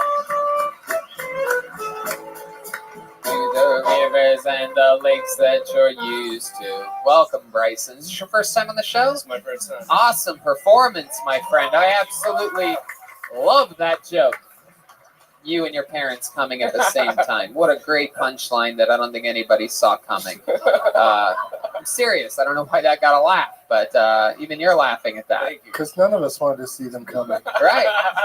Oh, I see why you were laughing. I don't think anyone saw that coming. That's what I call accidentally funny. I didn't even mean to do that. So welcome, Bryson. Very interesting. Very good. How long have you been doing stand-up? Almost 2 years. Almost 2 years. All of it here in Los Angeles? Yeah. Heck yeah. Well, no, I went to New York and Arkansas and Arizona. Oh, yeah. All the big classic markets. 3 stops. Yeah. Big markets there. Like New York, Arkansas. Was that because of your parents? Are they related? Totally related, yeah. Yeah, I could see that you've done some in Arkansas. There's something about you that's a little rock. You know what I mean? Yeah. Had they seen you do that joke? Yeah, in New York, they saw me do that joke. Did it turn them on? They did fuck next to me in the hotel room, so I guess so. I'm not gonna let that Little Rock joke slide. I'm still laughing. There's nothing that brings me more joy than when a joke that I make gets nothing. I'm still laughing. You must have a lot of joy in your life. I do. Very rarely do you get to make a good, horrible Arkansas joke. A Little Rock. All right. So, Bryson, and you live here in LA now? I do. And what do you do for work? Well, Producer, a backstage producer for a television program. Mail escort. I used to be in the military, so I still get money from that. And then I went to college and they paid me, so I just kept investing it. So I had a cushion, but I recently became a personal trainer, so I'm about to be training somewhere. Wow. But what branch of the military? Marine Corps. And what? Hey. Wow. And what country did you fight for? You know, I grew up in Middle America, so I wasn't as educated as I am now, unfortunately. My well, I goodness. salute you for being in the military. I mean, I think everybody does. Yeah, absolutely. All right, Brian. That's not the right song to play for us. That's what they play when people die. You killed it tonight. All right. There you go. Even though you're probably more used to bombing as a U.S. Military. Easy. No, it's okay. Where have you been stationed at before? I was in 29 Palms. Oh wow, one of the more dangerous deserts so to be in. Gotta put down your sun shield when There's a lot of sunrises out there in 29 Palms. It's about 2 hours east of Los Angeles. Yeah. It was 30 palms till a bomb took out the last one. 29 Palms. That's only about, 45 minutes away or so from beautiful Joshua Tree, California? Yeah. Yeah. And when I first moved here, people were like, you want to go take shrooms in Joshua Tree? Like, fuck. And you're like, hell no, I'm going to have flashbacks if I go out there. So what would you do in 29 Palms? Well, I joined as a rifleman, and then I tried out for snipers and made the platoon and did that whole thing. Wow, look at that. Now you're up here sniping with great jokes. That's incredible. You keep up on you're still in shape? You're a personal trainer? Yeah, I went through a program called FitOps, which John Cena just donated $1 million to. Oh, wow. And he didn't donate it anonymously? He admitted that he did that? It wasn't one of those things where he gave the money and he's like, you can't see me, like that. Oh, yeah, where were you on my Little Rock joke, you pieces of shit? Writing all this right in front of you, you assholes. Think I had that stock John Cena donated money? All right. Let's check in with Mary Kate and Ashley over there. No, I was just going to say, it looks like a Terminator convention. We got like the old broken model and the T2000 model. She's talking about Michael Lehrer in the back there. Oh my God. All right. My goodness gracious. You think you could, how good of a trainer are you? You think you could help our homeboy back here? Oh, he's got the bicycle chain. Look out. That's what he's going to pay you with. You accept bicycle chain as payment. And then was that another Marine out there that did the little thing, or was that just a fan of men? You're a Marine? You still in Marine shape, you think? No? Hey, you don't sound like a Marine. You look more like Marine life. By the way, we can't see you right now. Yeah, I'm a Marine. Yeah, I'm not in very good shape anymore now. Hoorah, hoorah. VCR repair. What made you decide not to be in the Marines anymore? Oh, I decided that pretty quickly. Just tired of being rich? It's a 4-year contract. Just wasn't for me. Like, yeah. Did you ever, it's a pretty brutal question I'm about to ask, but did you ever snipe anybody? No, I didn't have to, thankfully. Right. Just hit, what would you just hit targets and things like that? Targets, and when I was in Iraq, thankfully. Bed Bath and Beyond. What was that, Uncle Joey? What just happened? Just some confetti flew from the ceiling. I thought a bat was in here, and I just had a mild heart attack. Okay. a small piece of confetti from definitely one. You're frightened by confetti. For when they're alone.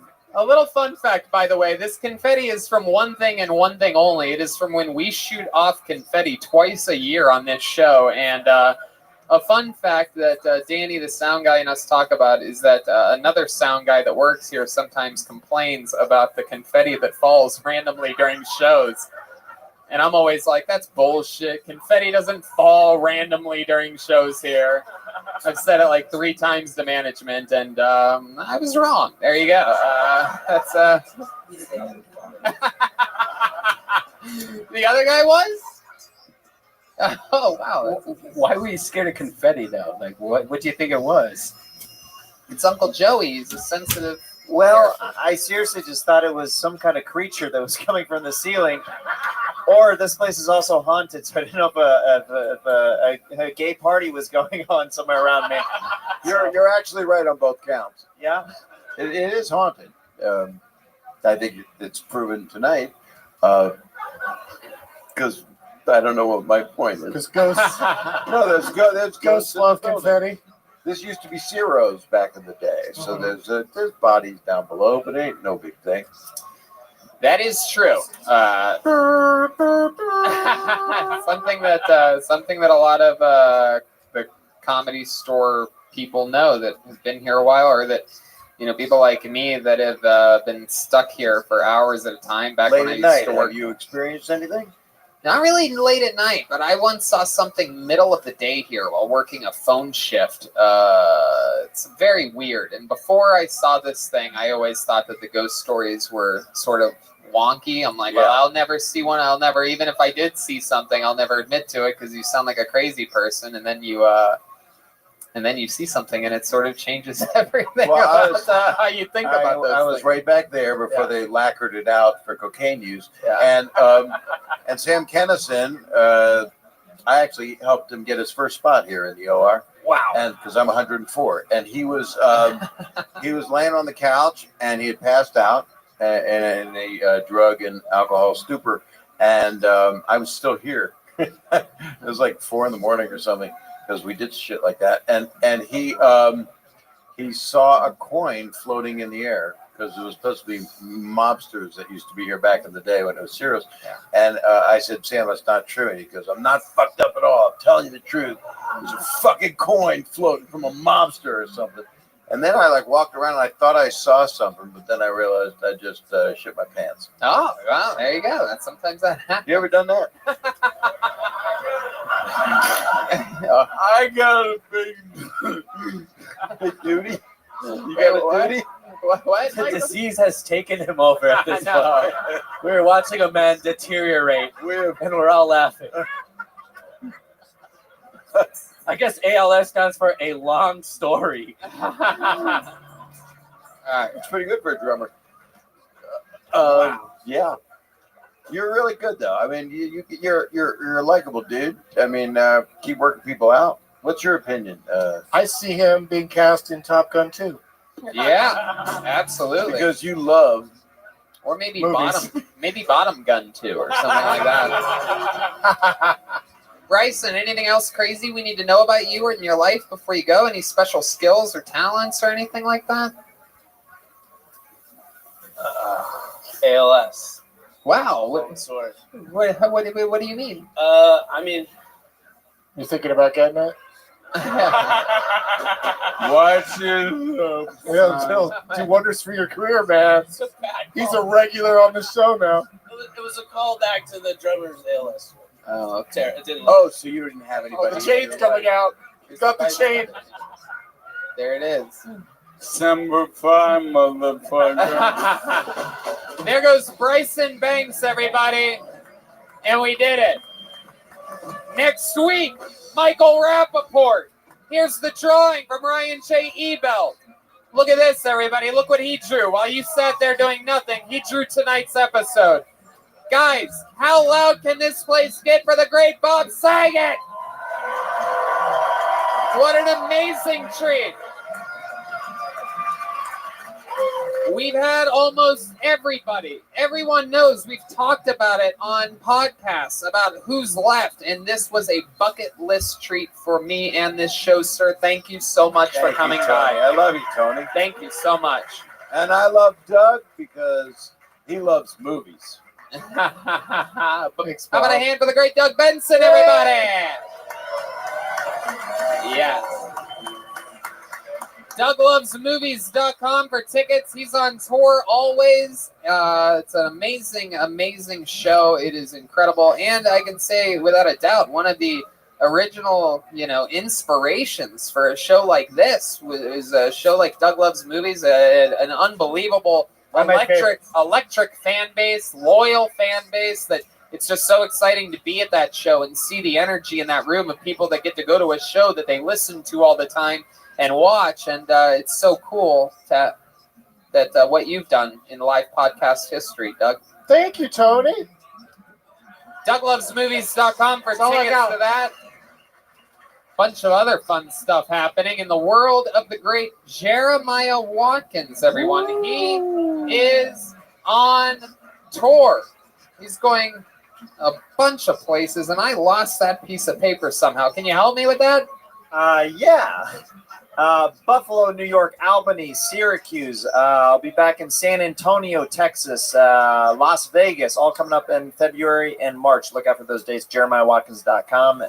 Thank you. Love you guys. That's right. And you can also catch him on the Kill Tony Road shows coming up in Vancouver, La Jolla, Ventura, Boston, and Austin. He's not going to be able to make it to Kill Tony East in Swansea. He's going to be headlining upstate New York. And make sure you catch me doing stand-up in Tempe, La Jolla, and Boston. All those dates are TonyHinchcliffe.com, and also for Kill Tony or Death Squad TV. You can get them at a bunch of websites, including Google. How about a hand for Chroma Chris, everybody, over there? Adorable.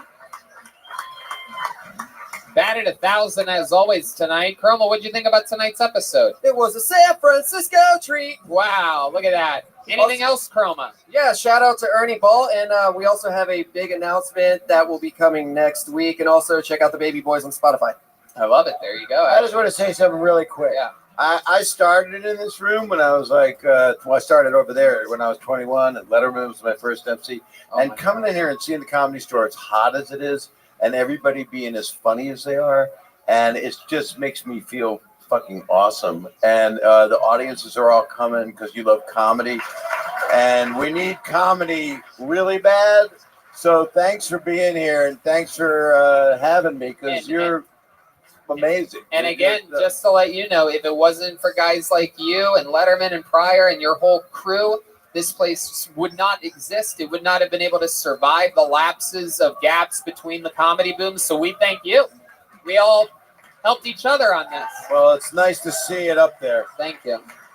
And last but never the least, guys, the backbone, the drummer, Joel Jimenez, everybody. He's mostly sorry on social media. He's an official Ludwig artist. Anything else, Joel? No, I love you guys. Peace. Guys, thank you so much for coming out. Next week, Michael Rappaport joins us for the first time ever, and perhaps another special guest joining him. Red Band? Hey, I'll be in San Diego March 6th, 7th, or 5th, 6th, and 7th with Tom Green. So check that out at the American Comedy Show. Wow, that's so interesting. We're going up against each other. I'm going to be in La Jolla that entire weekend. I know. So that is just as strange as it gets. All right. Good night, everybody. We'll see you again soon. Good night. Thank you.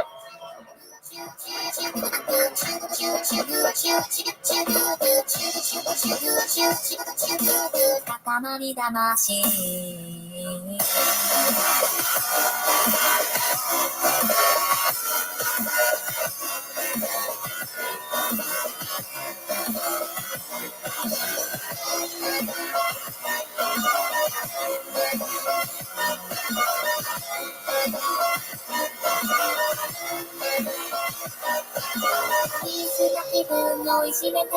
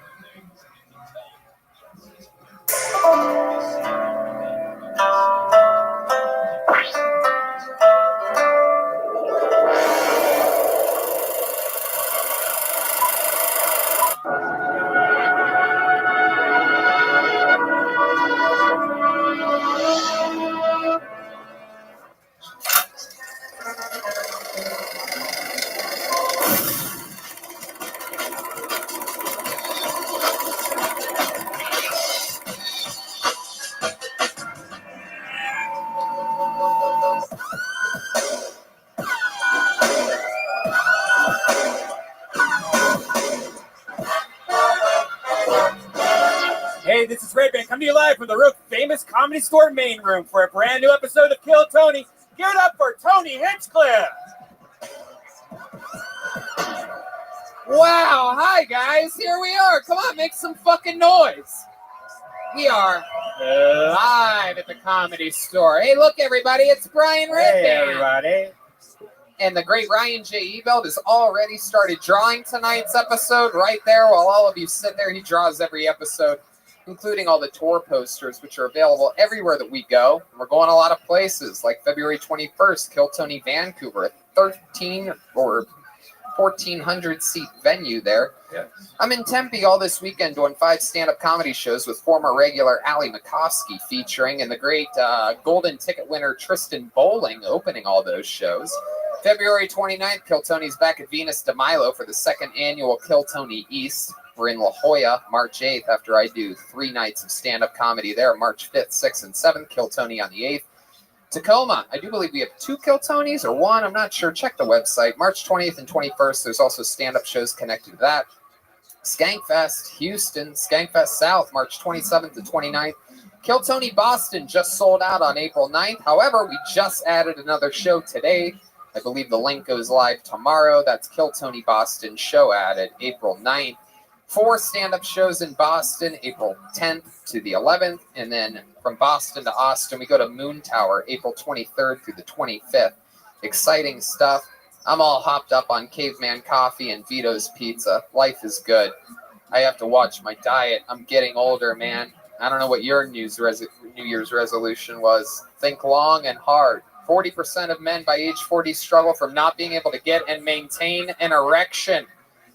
Go to forhims.com, a one-stop shop for hair loss, skincare, and sexual wellness for men. They connect you with real licensed doctors and FDA-approved pharmaceutical products to treat ED. You know all about this. Yeah, I actually just ordered some. It's great.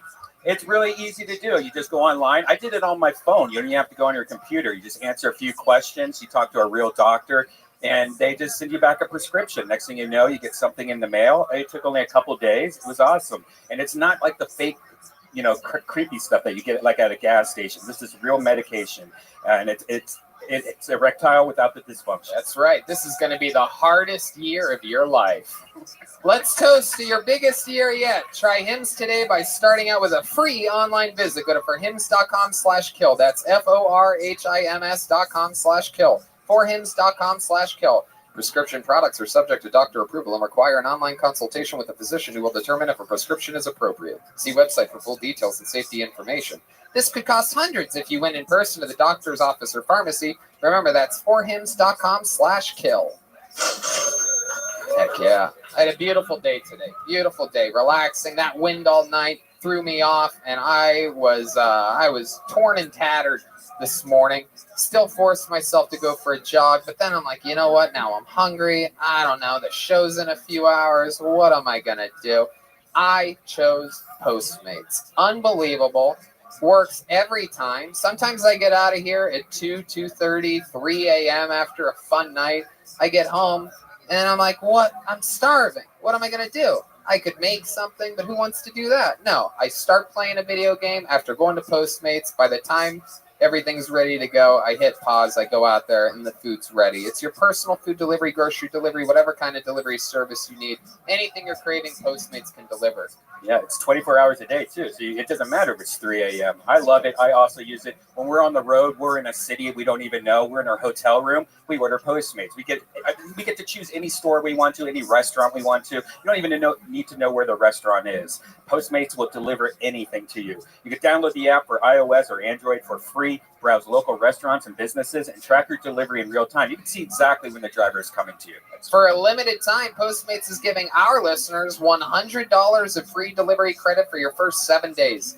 To start your free deliveries, download the app and use the code KILLTONY. That's code KILLTONY for $100 of free delivery credit for your first 7 days when you download the Postmates app. Anything you need, anytime you need it, Postmate it. Download Postmates and save with the code KILLTONY. That's it. You guys ready to start tonight's episode? Money, money, money, money. It's a special one tonight, guys. As always, it's always a pleasure to get the chance to rotate in a rare first-time guest on this show. We're knocking off a lot of our bucket list style guests this year, and this is no different. Ladies and gentlemen, I present to you, give him a big Kill Tony welcome, the one and only Michael Rappaport. Yes. Fuck yeah. Absolutely. He's here. We are going to watch comedians do comedy tonight with Michael Rappaport, host of I Am Rappaport, comedian, won the Stress Factory February 13th to the 15th, Chicago the 29th of February, michaelrappaportcomedy.com for tickets. Michael, welcome. Glad to be here, excited to be here, fan of the show, and I've heard much about the live Kill Tony experience, and I'm just happy to be a part of history. I'm excited. We're excited to have you here. We're going to have a fun time. Michael and I really just met a few weeks ago. He caught me doing a set at the Improv, and then next thing you know, I'm at my local coffee shop. I picked you up. That's right. That was it was like I picked you up in the coffee shop. It really was like a date. I was actually going to get that coffee to go. I didn't even tell you. I was there to just pick it up. No, I could tell. And then I was like, "You want to have coffee?" You were like, "Sure." You know? Yeah. We sat out on the patio for 45 minutes. I was smitten. Yeah, we had a little chat. It was nice. Absolutely. So I'm excited that you're here. One thing you might not know about the show, Michael, is that there is a band on this show, ladies and gentlemen. Beloved by the fans of the show. They add a very silly element to it. Every single episode they commit to being different characters. I never know what they're going to be or what they're going to do. They've been getting ready in a separate dressing room, as always. Perhaps it's the return of some of our favorite characters that we've seen in the past, like the Milkman or Feminist Stacy, or things like that. Perhaps it's the debut of a brand new character we've never seen before. Let's all find out what they are together when I bring out the best damn band in the land, the Kill Tony Band. Jeremiah Watkins, Joel Jimenez, Chroma Chris, and Jesse Johnson. Jesse Johnson joining the band again. Whoa! Wow! Wow. We've seen these guys before, no doubt about it. These are the coaches, ladies and gentlemen. No doubt about it. That is Coach Roy Robeson. We've seen him before many times. Calls a lot of penalties on these young comedians. Roy, how are you? Fantastic. How are you doing? I'm great. Very exciting. I almost drafted Patrick Mahomes at Johnson County Community College years ago, but he politely passed. But I knew he had the talent then. I just want to put that out there. All right. Heck yeah. Coach with a topical reference fresh off yesterday's Super Bowl. It's okay. Put that anywhere. Thank you. Sure. And then clearly over here we have Coach Hillary Clinton. Very exciting. The great Jesse Johnson is here. But I believe, according to this piece of paper I was handed, your name is Coach Linda Hyman? Yes, sir. Wow. What do you... I coach women's softball, and I'm ready for this big game tonight. Who's with me? Yeah. Wow. Heck yeah. And then back next to you, we have something I've only seen hiding under my bed when I was a kid. That must be Chroma Chris. What's up? Name's Coach Donnie. Wow. I coach all women's sports, head coach. Oh. They're all easy, so it doesn't matter. I just coach them all. Wow, that's...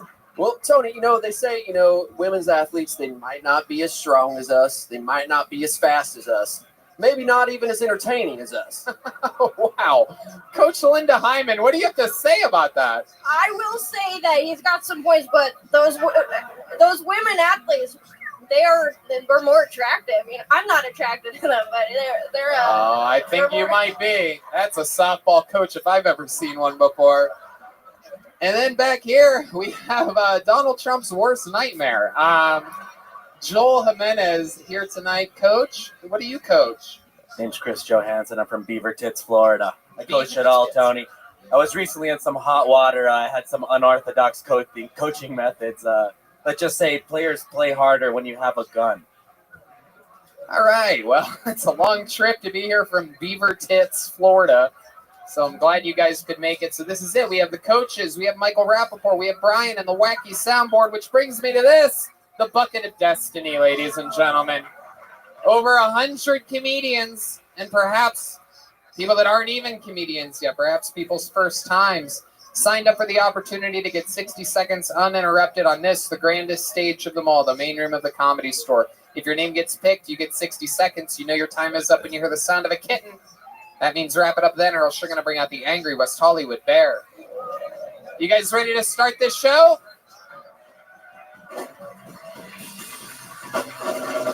Guys, I know it's Monday, but I think you can do a little bit better than that. We're at the #1 live podcast in the world right now. Are you ready to start this fucking show? And here we go.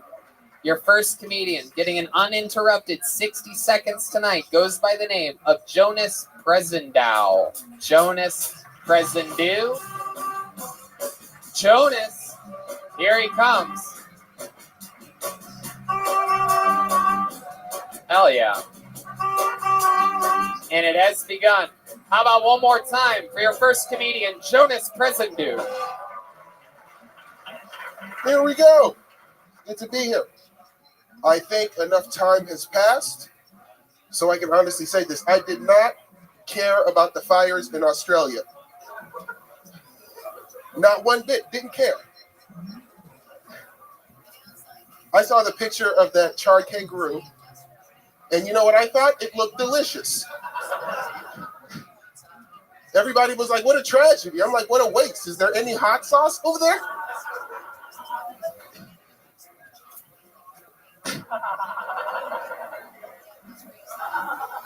I just think we need to just reevaluate these tragedies. You know, wildfires, I think we can look at it as a really good time to try exotic meat. It's the perfect temperature. You'd be in Australia, you're like, this kangaroo was delicious. All right, is that koala? Let's do that next. All right, Jonas Presendow. Presendow? How do you say that last name? Presendow. Presendow. What is that? French. French. Are you French? Haitian. Haitian. Yep. All right. Heck yeah. Yeah. Is this a wildfire crowd? That's all, guys. A wildfire crowd? Yeah. You guys care about an environment? Yeah. Yeah, they do. It's a depressing subject matter. A country was burning uncontrollably. You're in California. Notorious for that. Yeah. So that's sort of like doing a school shooting reference in fucking Columbine or something like that. Just like, oh, that Connecticut school shooting was something. Am I right, people? People, am I right? Yeah, it's not a wildfire crowd, but you did make every woman here very dry. Yeah. What is that? A ski mask in your back pocket there, Jonas? What's going on here, pal? No, it's hey, just because I'm black. It's not a ski mask. Nah, it wasn't because you're black. It's because you're Haitian. So welcome to the show. Is your first time on? First time. I love it. I love it. How long you been doing stand-up? 8 years. 8 years. 8 years, yeah. Wow. Where at? Yeah, originally started in Florida. Home club. Any chance you're from Beaver Tits? No, not from Beaver Tits. No. Where at in Florida did you start? Tampa. Ah, nice. Tampa. You've been there a few times? Yeah. I've been everywhere in Florida. Not unlike you though. I didn't take a raft to get there from Haiti. Tony, that was my ancestors, Tony, not me. Can I just say that if I coached this guy, his nickname would be Shaquille Oatmeal. All right. Schulberg, 1 for 1. That's what. Give it to him. That's good. Shaquille O'Neal. I'll take it. I love it. Michael, what did you think about this? I like that you had a premise. It was a minute of a premise. I like that. How did you feel? Did you feel comfortable? You seem like at a certain point, like time stood still for about 5 seconds. Yeah. But how did you feel being at the Comedy Store, Kill Tony and all that shit? No, I was basking in the uncomfort. Okay. Like it was a very mediocre set, and I appreciate it. You appreciate it. Yeah. Oh, well, I basked in I wish we could appreciate it as much as you did. Did you write that by any chance when you were very hungry? No. Like this whole charred kangaroo, charred koala thing. We actually held koalas. I don't know if you know this. We were in Australia doing sold out theaters, doing Kill Tony, and me and Brian stayed in bed that day. But I'm with you. Fuck those guys. They Thank all, you. They all have herpes and Thank shit. you. Yeah. It's What, a lot the of white koalas? people. Yeah. They'll be okay. yes. It's chlamydia and it's a rumor. They specifically told us at the koala farm, do not mention anything about chlamydia on your posts or anything like that because they have a bad reputation. No, here's where the joke came from, right? Australia has a really good reputation of just eating foreign animals. Like for a while, the prisoners there used to eat lobster. Like lobster was a common thing, and they got so much of it that the prisoners got sick of it. So it's a common thing, and I'm like, where did that spirit go with this wildfire? You guys can do these animals been there forever. You have to taste them at some point. They probably taste like shit. That's why they don't eat them, you know? And they're endangered. Yeah, but they just don't know how to cook them, and that's where I can come in. What is the wildest thing you've ever eaten before, Joe? Ever eat a dog? No. Have you ever eaten? Hell no, but I know somebody that ate a dog, and I judged that person. I've never met him. I was like, the fact that you know a motherfucker that ate a dog, you're a nasty motherfucker. Yeah, no, I have. I know somebody who knows somebody who killed a dog, but it wasn't a street fight. The dog came at my father. Oh wow! All right, Coach Roy Robeson, just having a flashback to an actual story there. Coach Jonas, so how long have you lived in LA? I've been living here for about a year and a half. Year and a half. Yeah. What do you do for fun when you're not doing stand-up? What do you do for work? For work, I'm actually a biochemist. Biochemist? Yeah. I work in a chemical lab, and it's cool. I just look at chemicals all day. Wow. You look at chemicals. Yeah, I don't know how to explain it because it's very boring. So I don't know how to explain it without. All right. You sell grams or ounces? Or...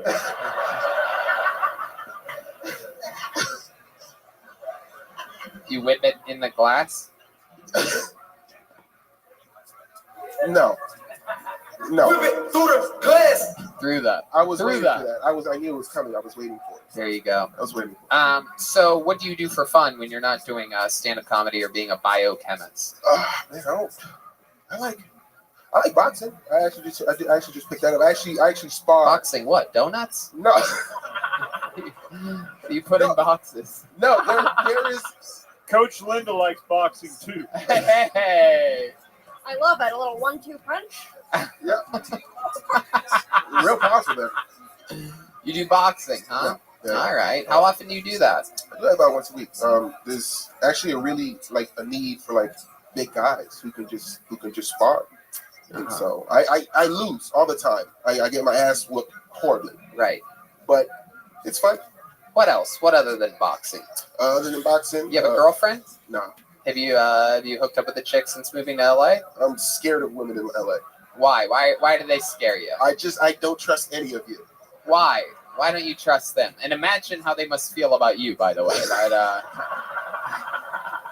But tell me why you don't trust these LA women. Yeah, what's the fucking problem? I see no crowds around you.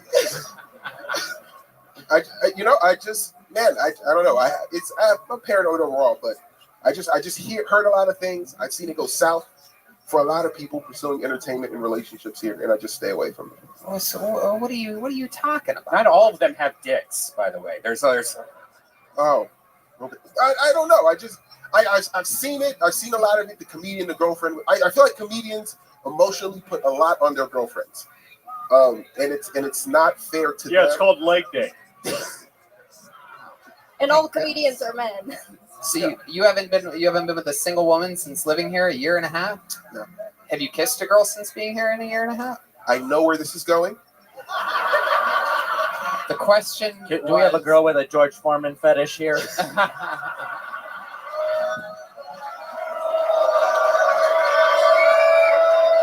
I knew it. I knew you were gonna do this. When was the last time you had a PBJ? Have you kissed a woman since living here in Los Angeles? Simple yes or no question. Tell the truth. No. Is there a woman out there that'll give this guy his first LA Tony. kiss? No, you shut the fuck up.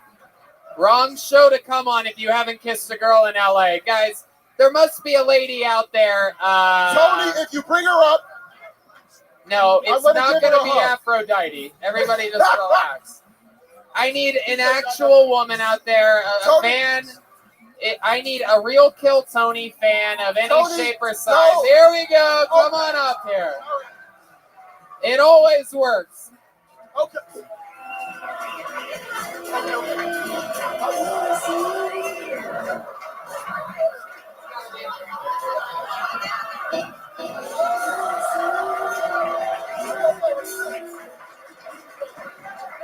I'm pretty sure he's gay, everyone.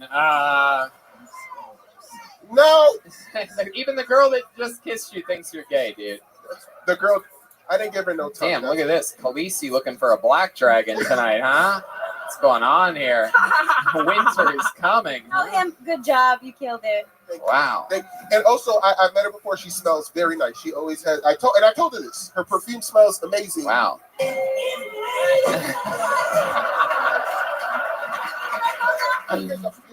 Thank you, Tony. The thing I liked most about that was her perfume. Jesus Christ. Thank you, Tony. My goodness, you're welcome. Thank you. Look at that. George Foreman hooking up with a 4, man. She has no idea. Don't tell her. Don't tell her. Take it. She has no idea what I just said. What were you going to say there? Nothing. I want to know what you were just going to say. Tell me. Have you kissed a man since being here in LA? I'll walk off this bitch right now, Tony. Well, you're about to do that anyway. I'm about to be done with it. But hey, look at that. You did something tonight. We've got a little wildfire in your pants right now. Yeah. But we did it. Your first LA kiss and your first comedian of the night, Jonas. Oh, can I say something? For real. This never works out, but go ahead. No, for real. This whole can I just say? No, sure, go ahead. I have. It's 0 for 345 in the history of the show, but you could be the one, Joe. Okay.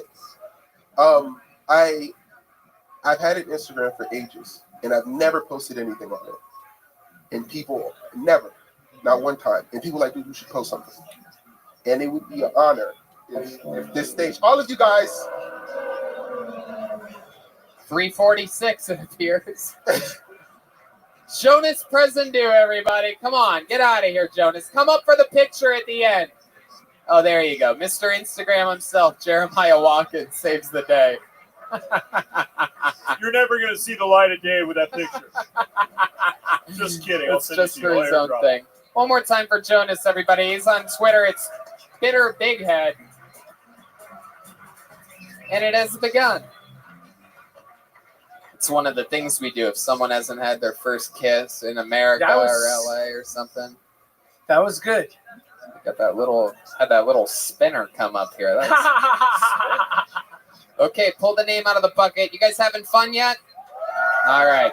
Put your hands together for Amy Freeze. Amy Freeze, everyone. This is a new name. Amy. Hey, we're not gonna take it anymore. Is that Amy Freeze coming? No. Is that Amy? No. Nope. All right. Is there anyone in the lobby? Amy Freeze?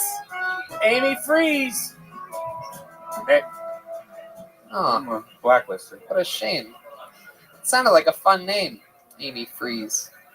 All right. How about Billy Strange? Billy Strange? Oh, here we go.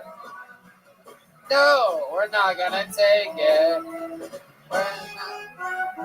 One more time for Billy Strange.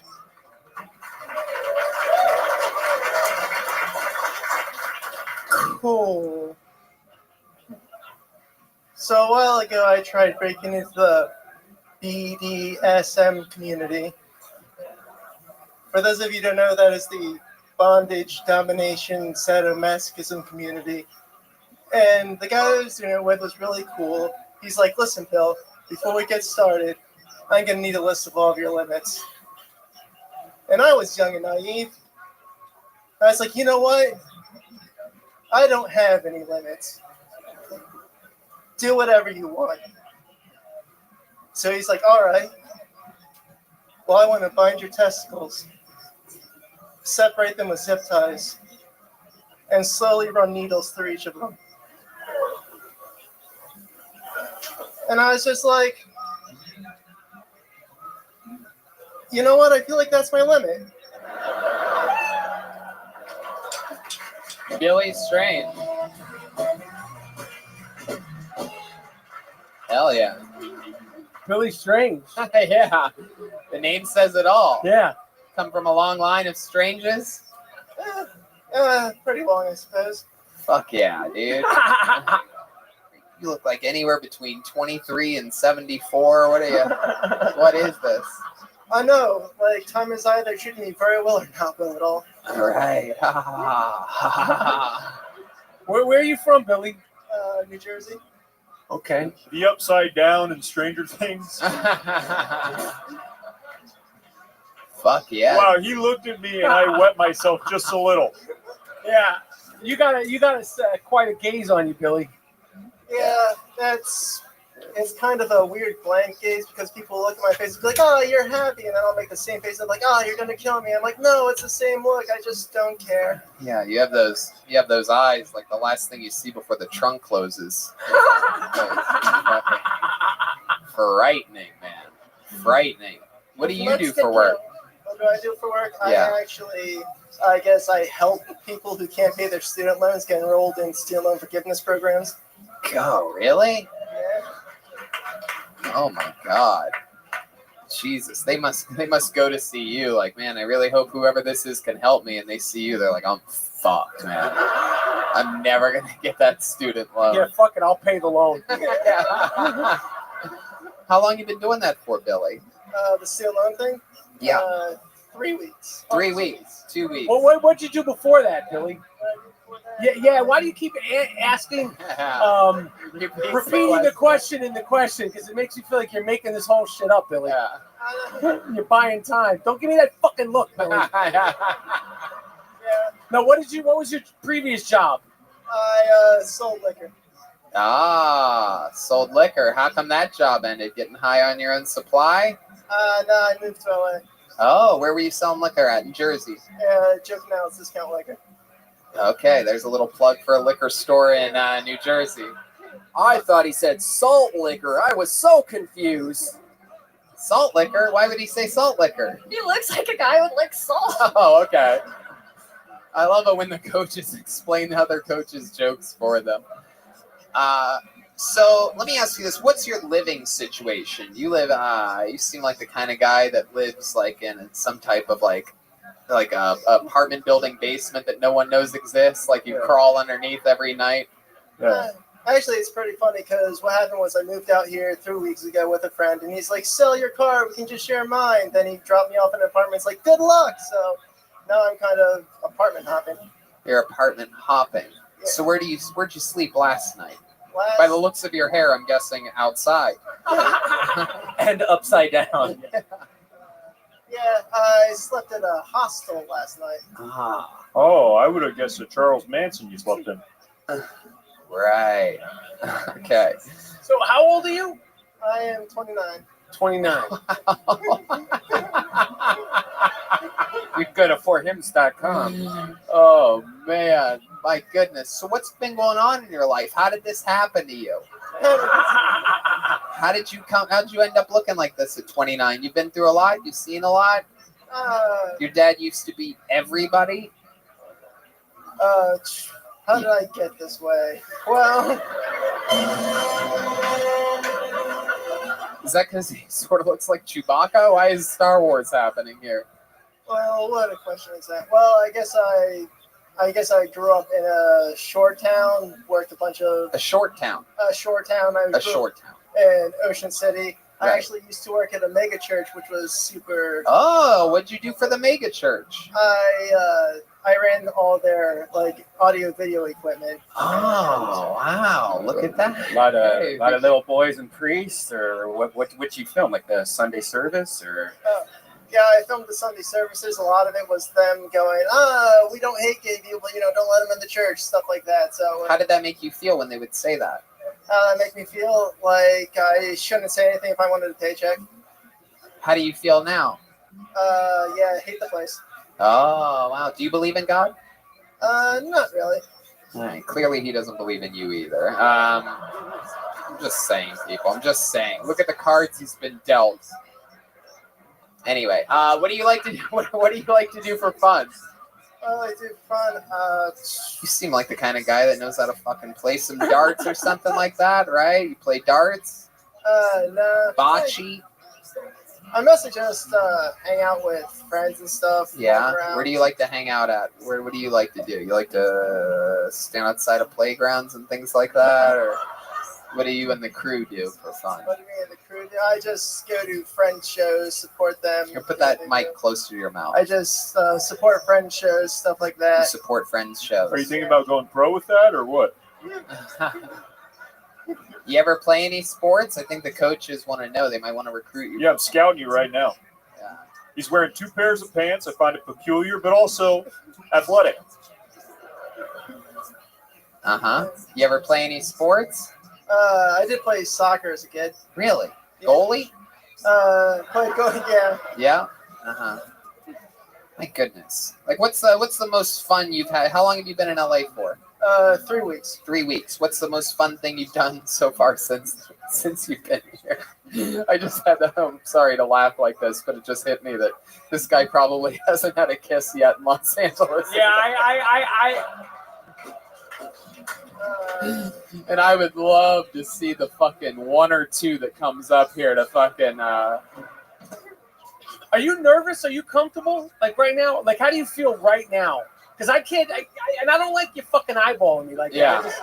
I think we're more nervous than he I is. with can't. him. What's up? Like, what? Are you nervous? Are you comfortable? Like, what space are you in right this second? I'm pretty comfortable. Okay. Is Strange your real last name or is that a stage name? It's my last name. Really? Wow. You look like if Action Bronson worked at a morgue or something. Is there any woman out there into loose ashtray looking pens? No, I think that's a reach. I think this is an impossible case. When is the last time you kissed a girl? I have A living girl.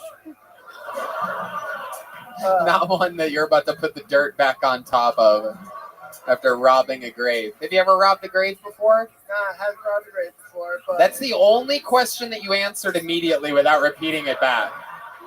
And I find that very suspicious because all the other questions were very easy. What was your job before that? What do you do for work? Oh, what do I do for work? Oh, what was my job before that?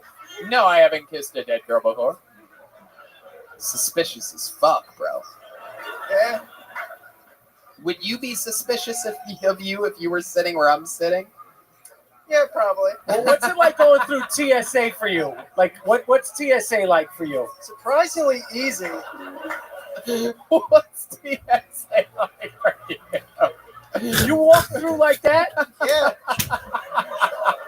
Seriously, one time at the Houston airport, I was going the wrong way, and the guy was like, "Hey, you, down that line, get out of here!" Like, didn't What was stop he, me at all. Italian? The rare Italian TSA guy. Hey, get out of here! You're going the wrong way. It's a TSA. All right. Okay, let's just a final question. What's the creepiest thing you've ever done? What is the thing that Be you've honest. done? Yeah. What's the thing you've done that matches this look? Like, Be honest. Come on. What's the creepiest thing I've ever? Creepiest thing. Come on. You know the thing. Come on. Fucking come on, Billy. Come on. Just say it. Don't Say overthink it. When you're amongst friends, everybody here likes you. Yeah. I know it's a weird feeling. Right? You guys love Billy Strange, right? Come on, Billy B. Billy. Come on, Billy. The creepiest thing. Come on. Well, there's definitely one thing that's been done that makes people cringe a lot. Yeah, go ahead. What is it? And it was the first time anyone tried sounding me, and I don't know if anyone knows what sounding is. No, we don't know. Explain it to us. So essentially what sounding is someone takes a rod and they stick it down your urethra for sexual pleasure. Wait a minute. Wait a minute.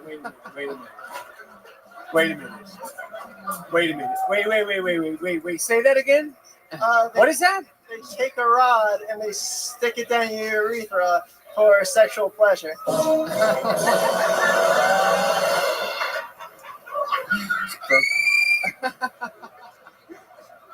One more time.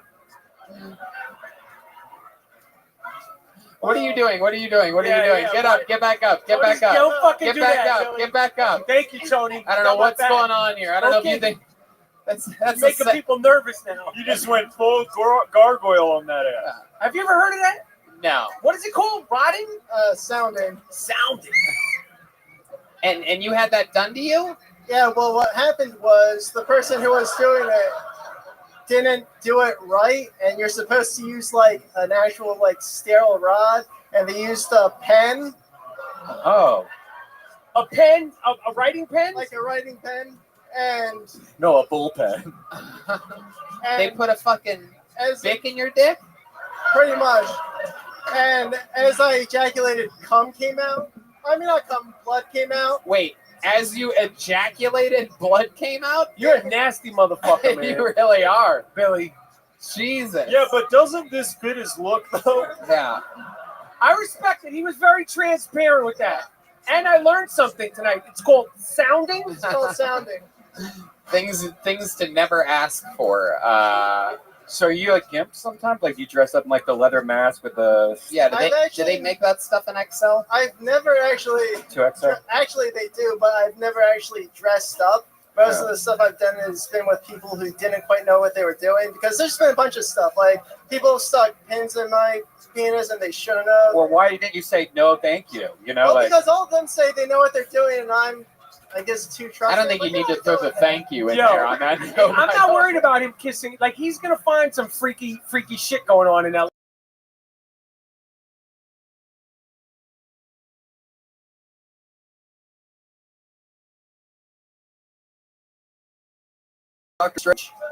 Strange. We love your honesty. Congratulations. Welcome to the Comedy Store. Billy Strange, everybody. He's on Instagram at William NP Strange. All one word.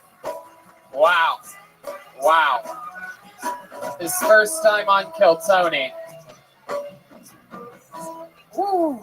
why? I guess he came with the pen in his dick still. Of course. That's the sound of things. Like, my goodness gracious. I like it when he said what the word, what's it called again? Pinning or sounding? Sound. There was like at least 20 people in the audience that went, oh. So there's Yeah. at least 20 people in here that know what that is. That's the Kill Tony crew. It takes a lot to make these people come. You know what I'm saying? They're numb from being fans of this show. They're used to being excited on Mondays at 8:15. Sometimes I do mounding, where me and another coach tuck our dicks between our legs, and then we just press them up against each other like we're scissoring, and it's not gay. It's a heterosexual. Wow. All right, coach. My goodness. A lot of information there. Yeah, totally not gay at all. Okay, pull the name out. Make some noise for Bryson Banks, everyone. Bryson Banks. Hey! Here he comes. Bryson Banks, ladies and gentlemen. Hey! One more time for Bryson Banks, everyone.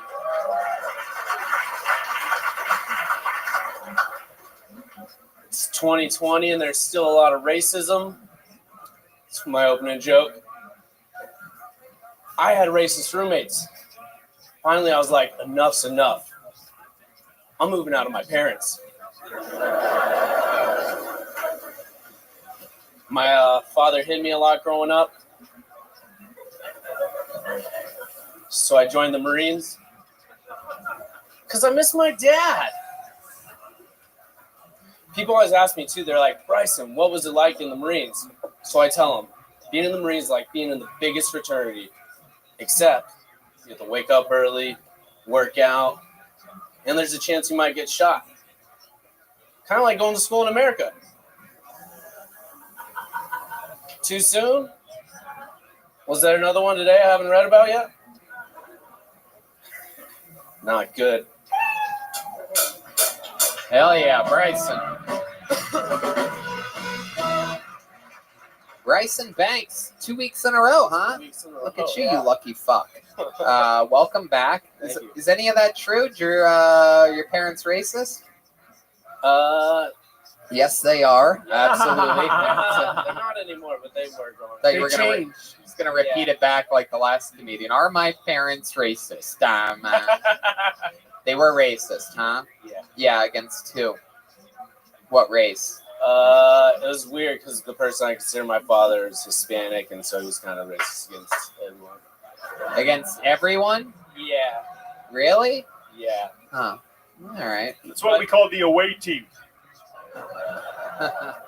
Okay. And is it true that your father hit you? That's true as well? Yeah. How old were you in the last time that he hit you? If you had to guess. Probably teens.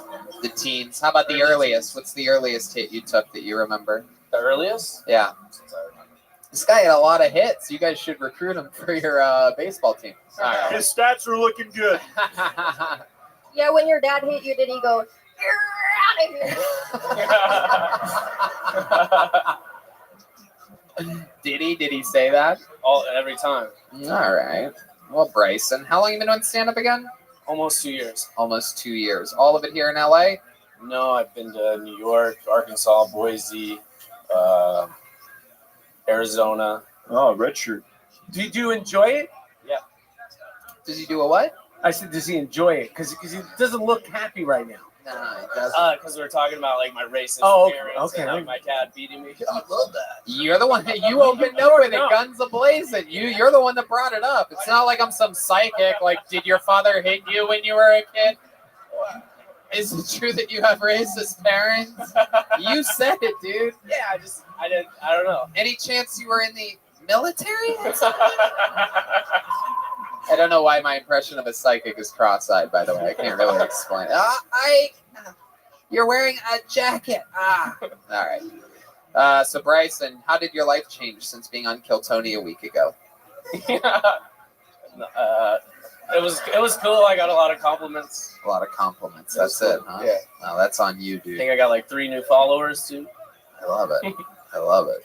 Oh, speaking of a psychic, there's actually one trying to find her way back to her seat over here. Look at this, an actual fortune teller, ladies and gentlemen. The rare off-camera joke that I find to be worth it. Very rarely is there an actual fortune teller walking through the room. It's like a Mexican Billy Bonnell. Okay. So Bryson, interesting stuff. What else about you? What did we not find out last week that you think would be interesting to know? Oh, what? Bryson, Jesus, man, you're making me you're making me. I live a dude. What the fuck, man? You're in a comedy club. Yeah, I do well.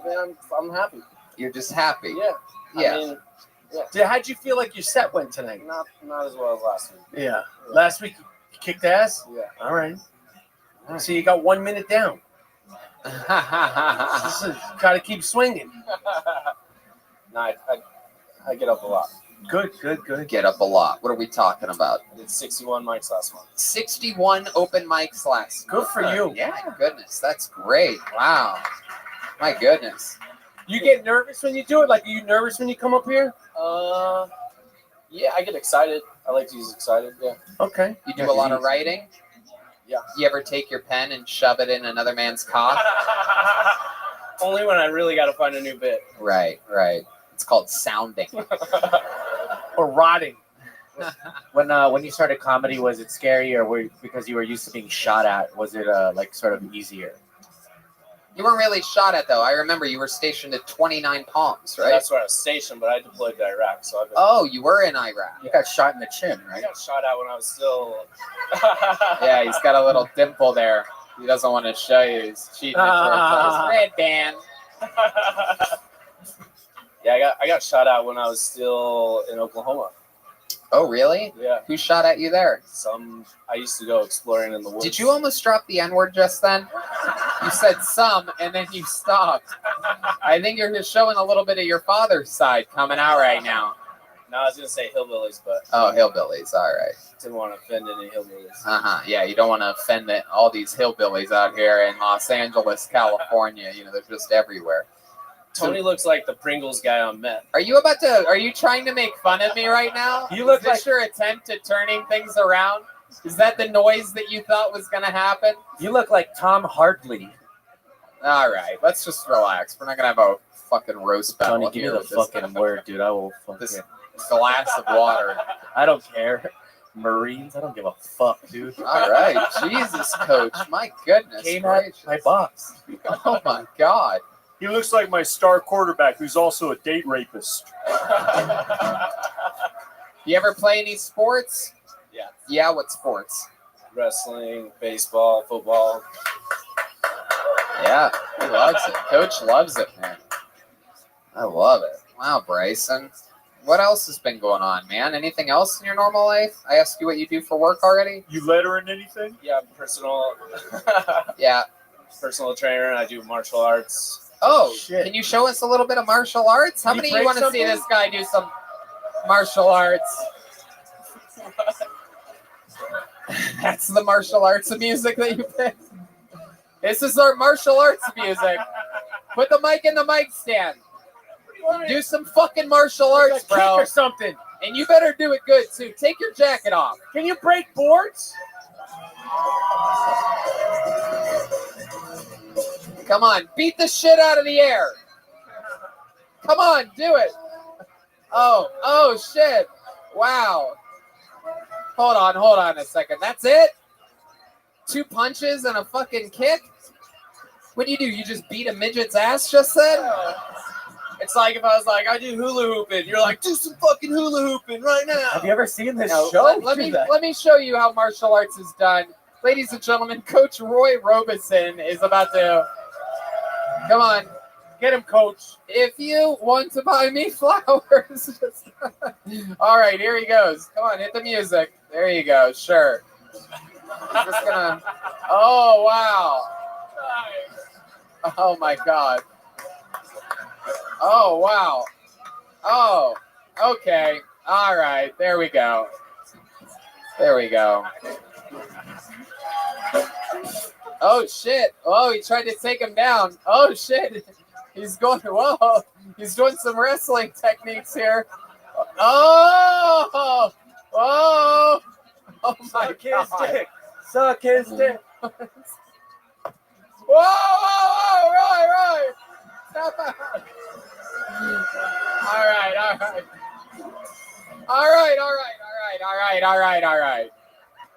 All right, he put him in a very serious armbar there for a second. That was a kimura. Coach Roy Robinson appears to be broken. He's got his assistant here to help him.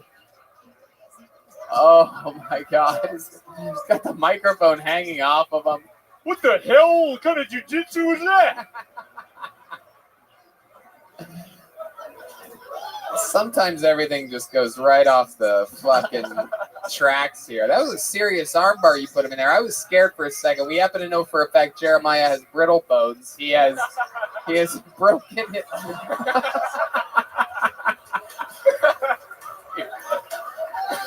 He's out. He's unconscious now. Can we get some milk back here, Stat?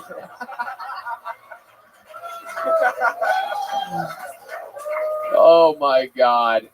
Well, Bryce killed him. Yeah. The time of death is 10:23. There you go, Bryson. We were able to figure it out. You were able to figure out a way to get the crowd entertained tonight. You did it. I give you all the credit for that. How about another hand for Bryson Banks, ladies and gentlemen? He's on Instagram at The Real Bryson Banks. So if you're following any of the fake ones, you can follow The Real Bryson Banks on Instagram. I hope Coach Roy Robeson is feeling better. Put him in a pretty serious armbar there for a second. Quickly. He went for that shit quick. I was waiting. Kimura. I was literally waiting to just watch Jeremiah's arm fucking snap out of the skin there. I know. I don't know how many of you saw him do a little skateboarding trick a year ago, but Jeremiah is made out of popsicle sticks. So, you know what? No, let's do something else. Instead of going to a regular, let's go to a special treat that we have here.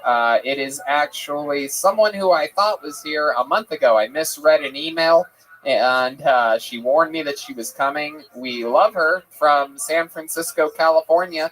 Kill Tony royalty. While not a golden ticket winner, she is the first ever, I would call it a yellow ticket winner. Make some noise for Kill Tony icon Nicole Tran, ladies and gentlemen. Doing a brand new minute.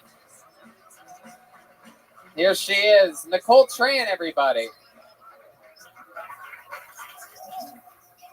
Cha hãy chậm lại đường hướng cho con được nhìn mặt cha lần sau cuối rồi lát nữa đây con sẽ.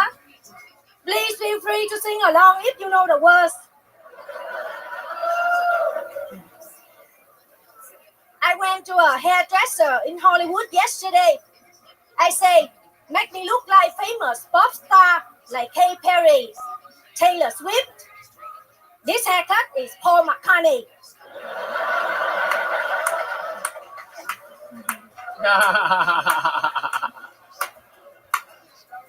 My favorite dog is the golden retriever. I throw a ball, he brings it back. I throw a stick, he brings it back. I throw out my boyfriend, he bury him in the yard.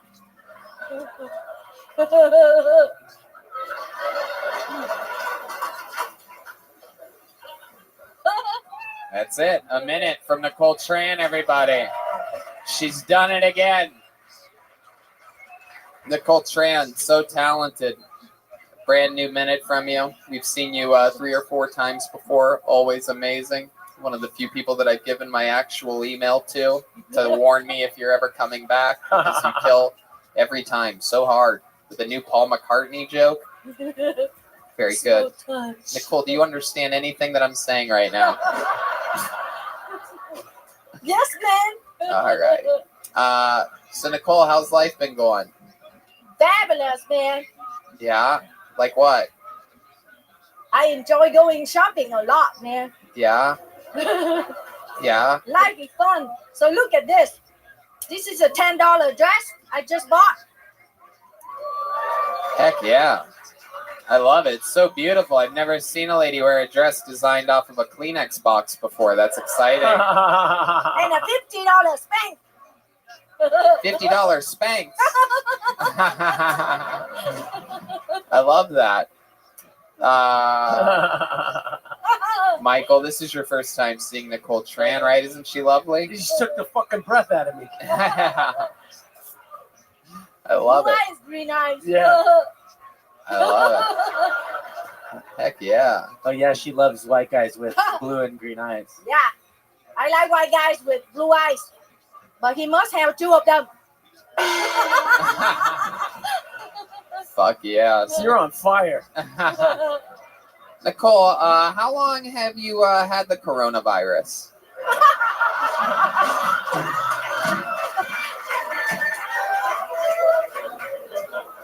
What is that virus, man? Sapporo-virus. About? Okay. I don't all even right. know. I only know Corolla, man.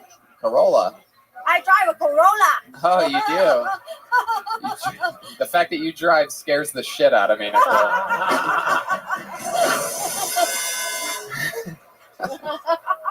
You ever been in a car accident before? No, but when I first started driving, I got a ticket for driving 100 miles an hour. Oh my God. I said to the cop, "Hey man, what you talking about?" The sign says 101.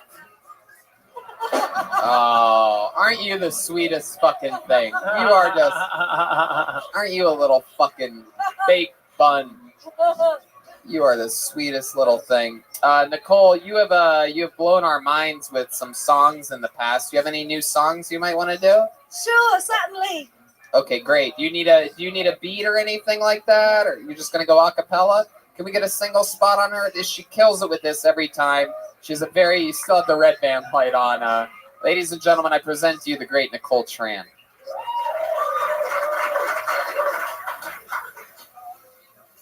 Somewhere over Encino, I find fame.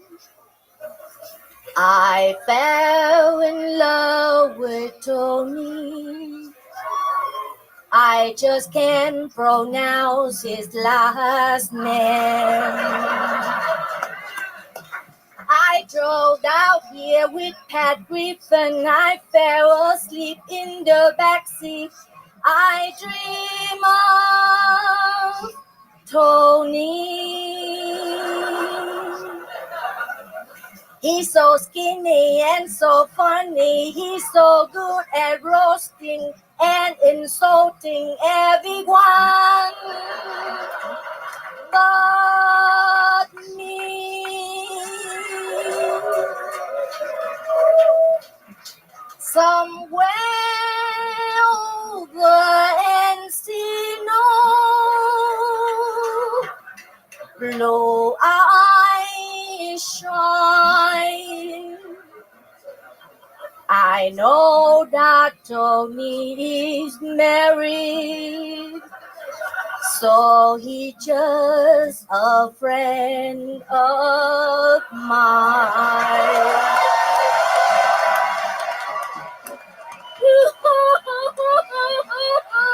Wow, excellent. That is unbelievable. That's for you. You are a goddamn assassin. I love you. I wouldn't fuck you, but I love you. Thank you, Tony, for giving me opportunity to be here. Wow, Really enjoyed it the is show. incredible. The sound of your beautiful voice is the best. That's the best sounding thing I've heard since learning what sounding is. You know what I mean? Oh, a little hug for Coach Roy Robeson. Nicole Tran, we absolutely love you. That was so awesome. Thanks for creating that song and singing it. I was not expecting that at all. That was incredible. Ladies and gentlemen, Nicole Tran. Everybody, there she is. Just for you, Tony. Thank you so much. You're definitely going to do that again. Excellent. And by the way, I need you to lay that down on a track for me. I'll play that before I go on stage. I'll come out to that song on my stand-up. And by the way, I don't have a green car, so please do not tell anybody that you saw me here tonight.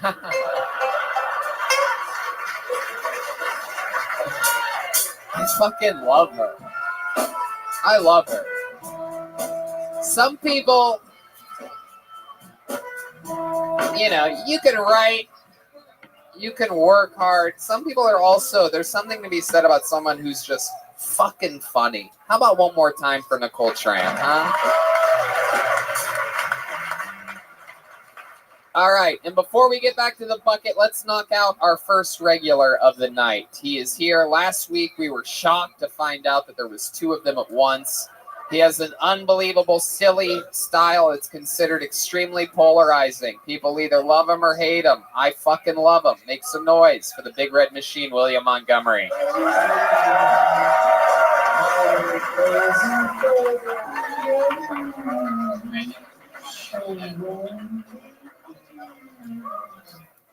Let's give it up for Jackie Chan, y'all. I love her. Loved her in Rush Hour 2. I feel like when Michael Jackson invented the moonwalk, he didn't realize how gravity actually works on the moon.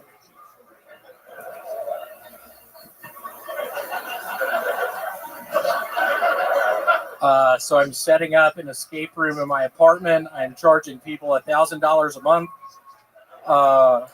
$500 if they sleep in the same bed with me.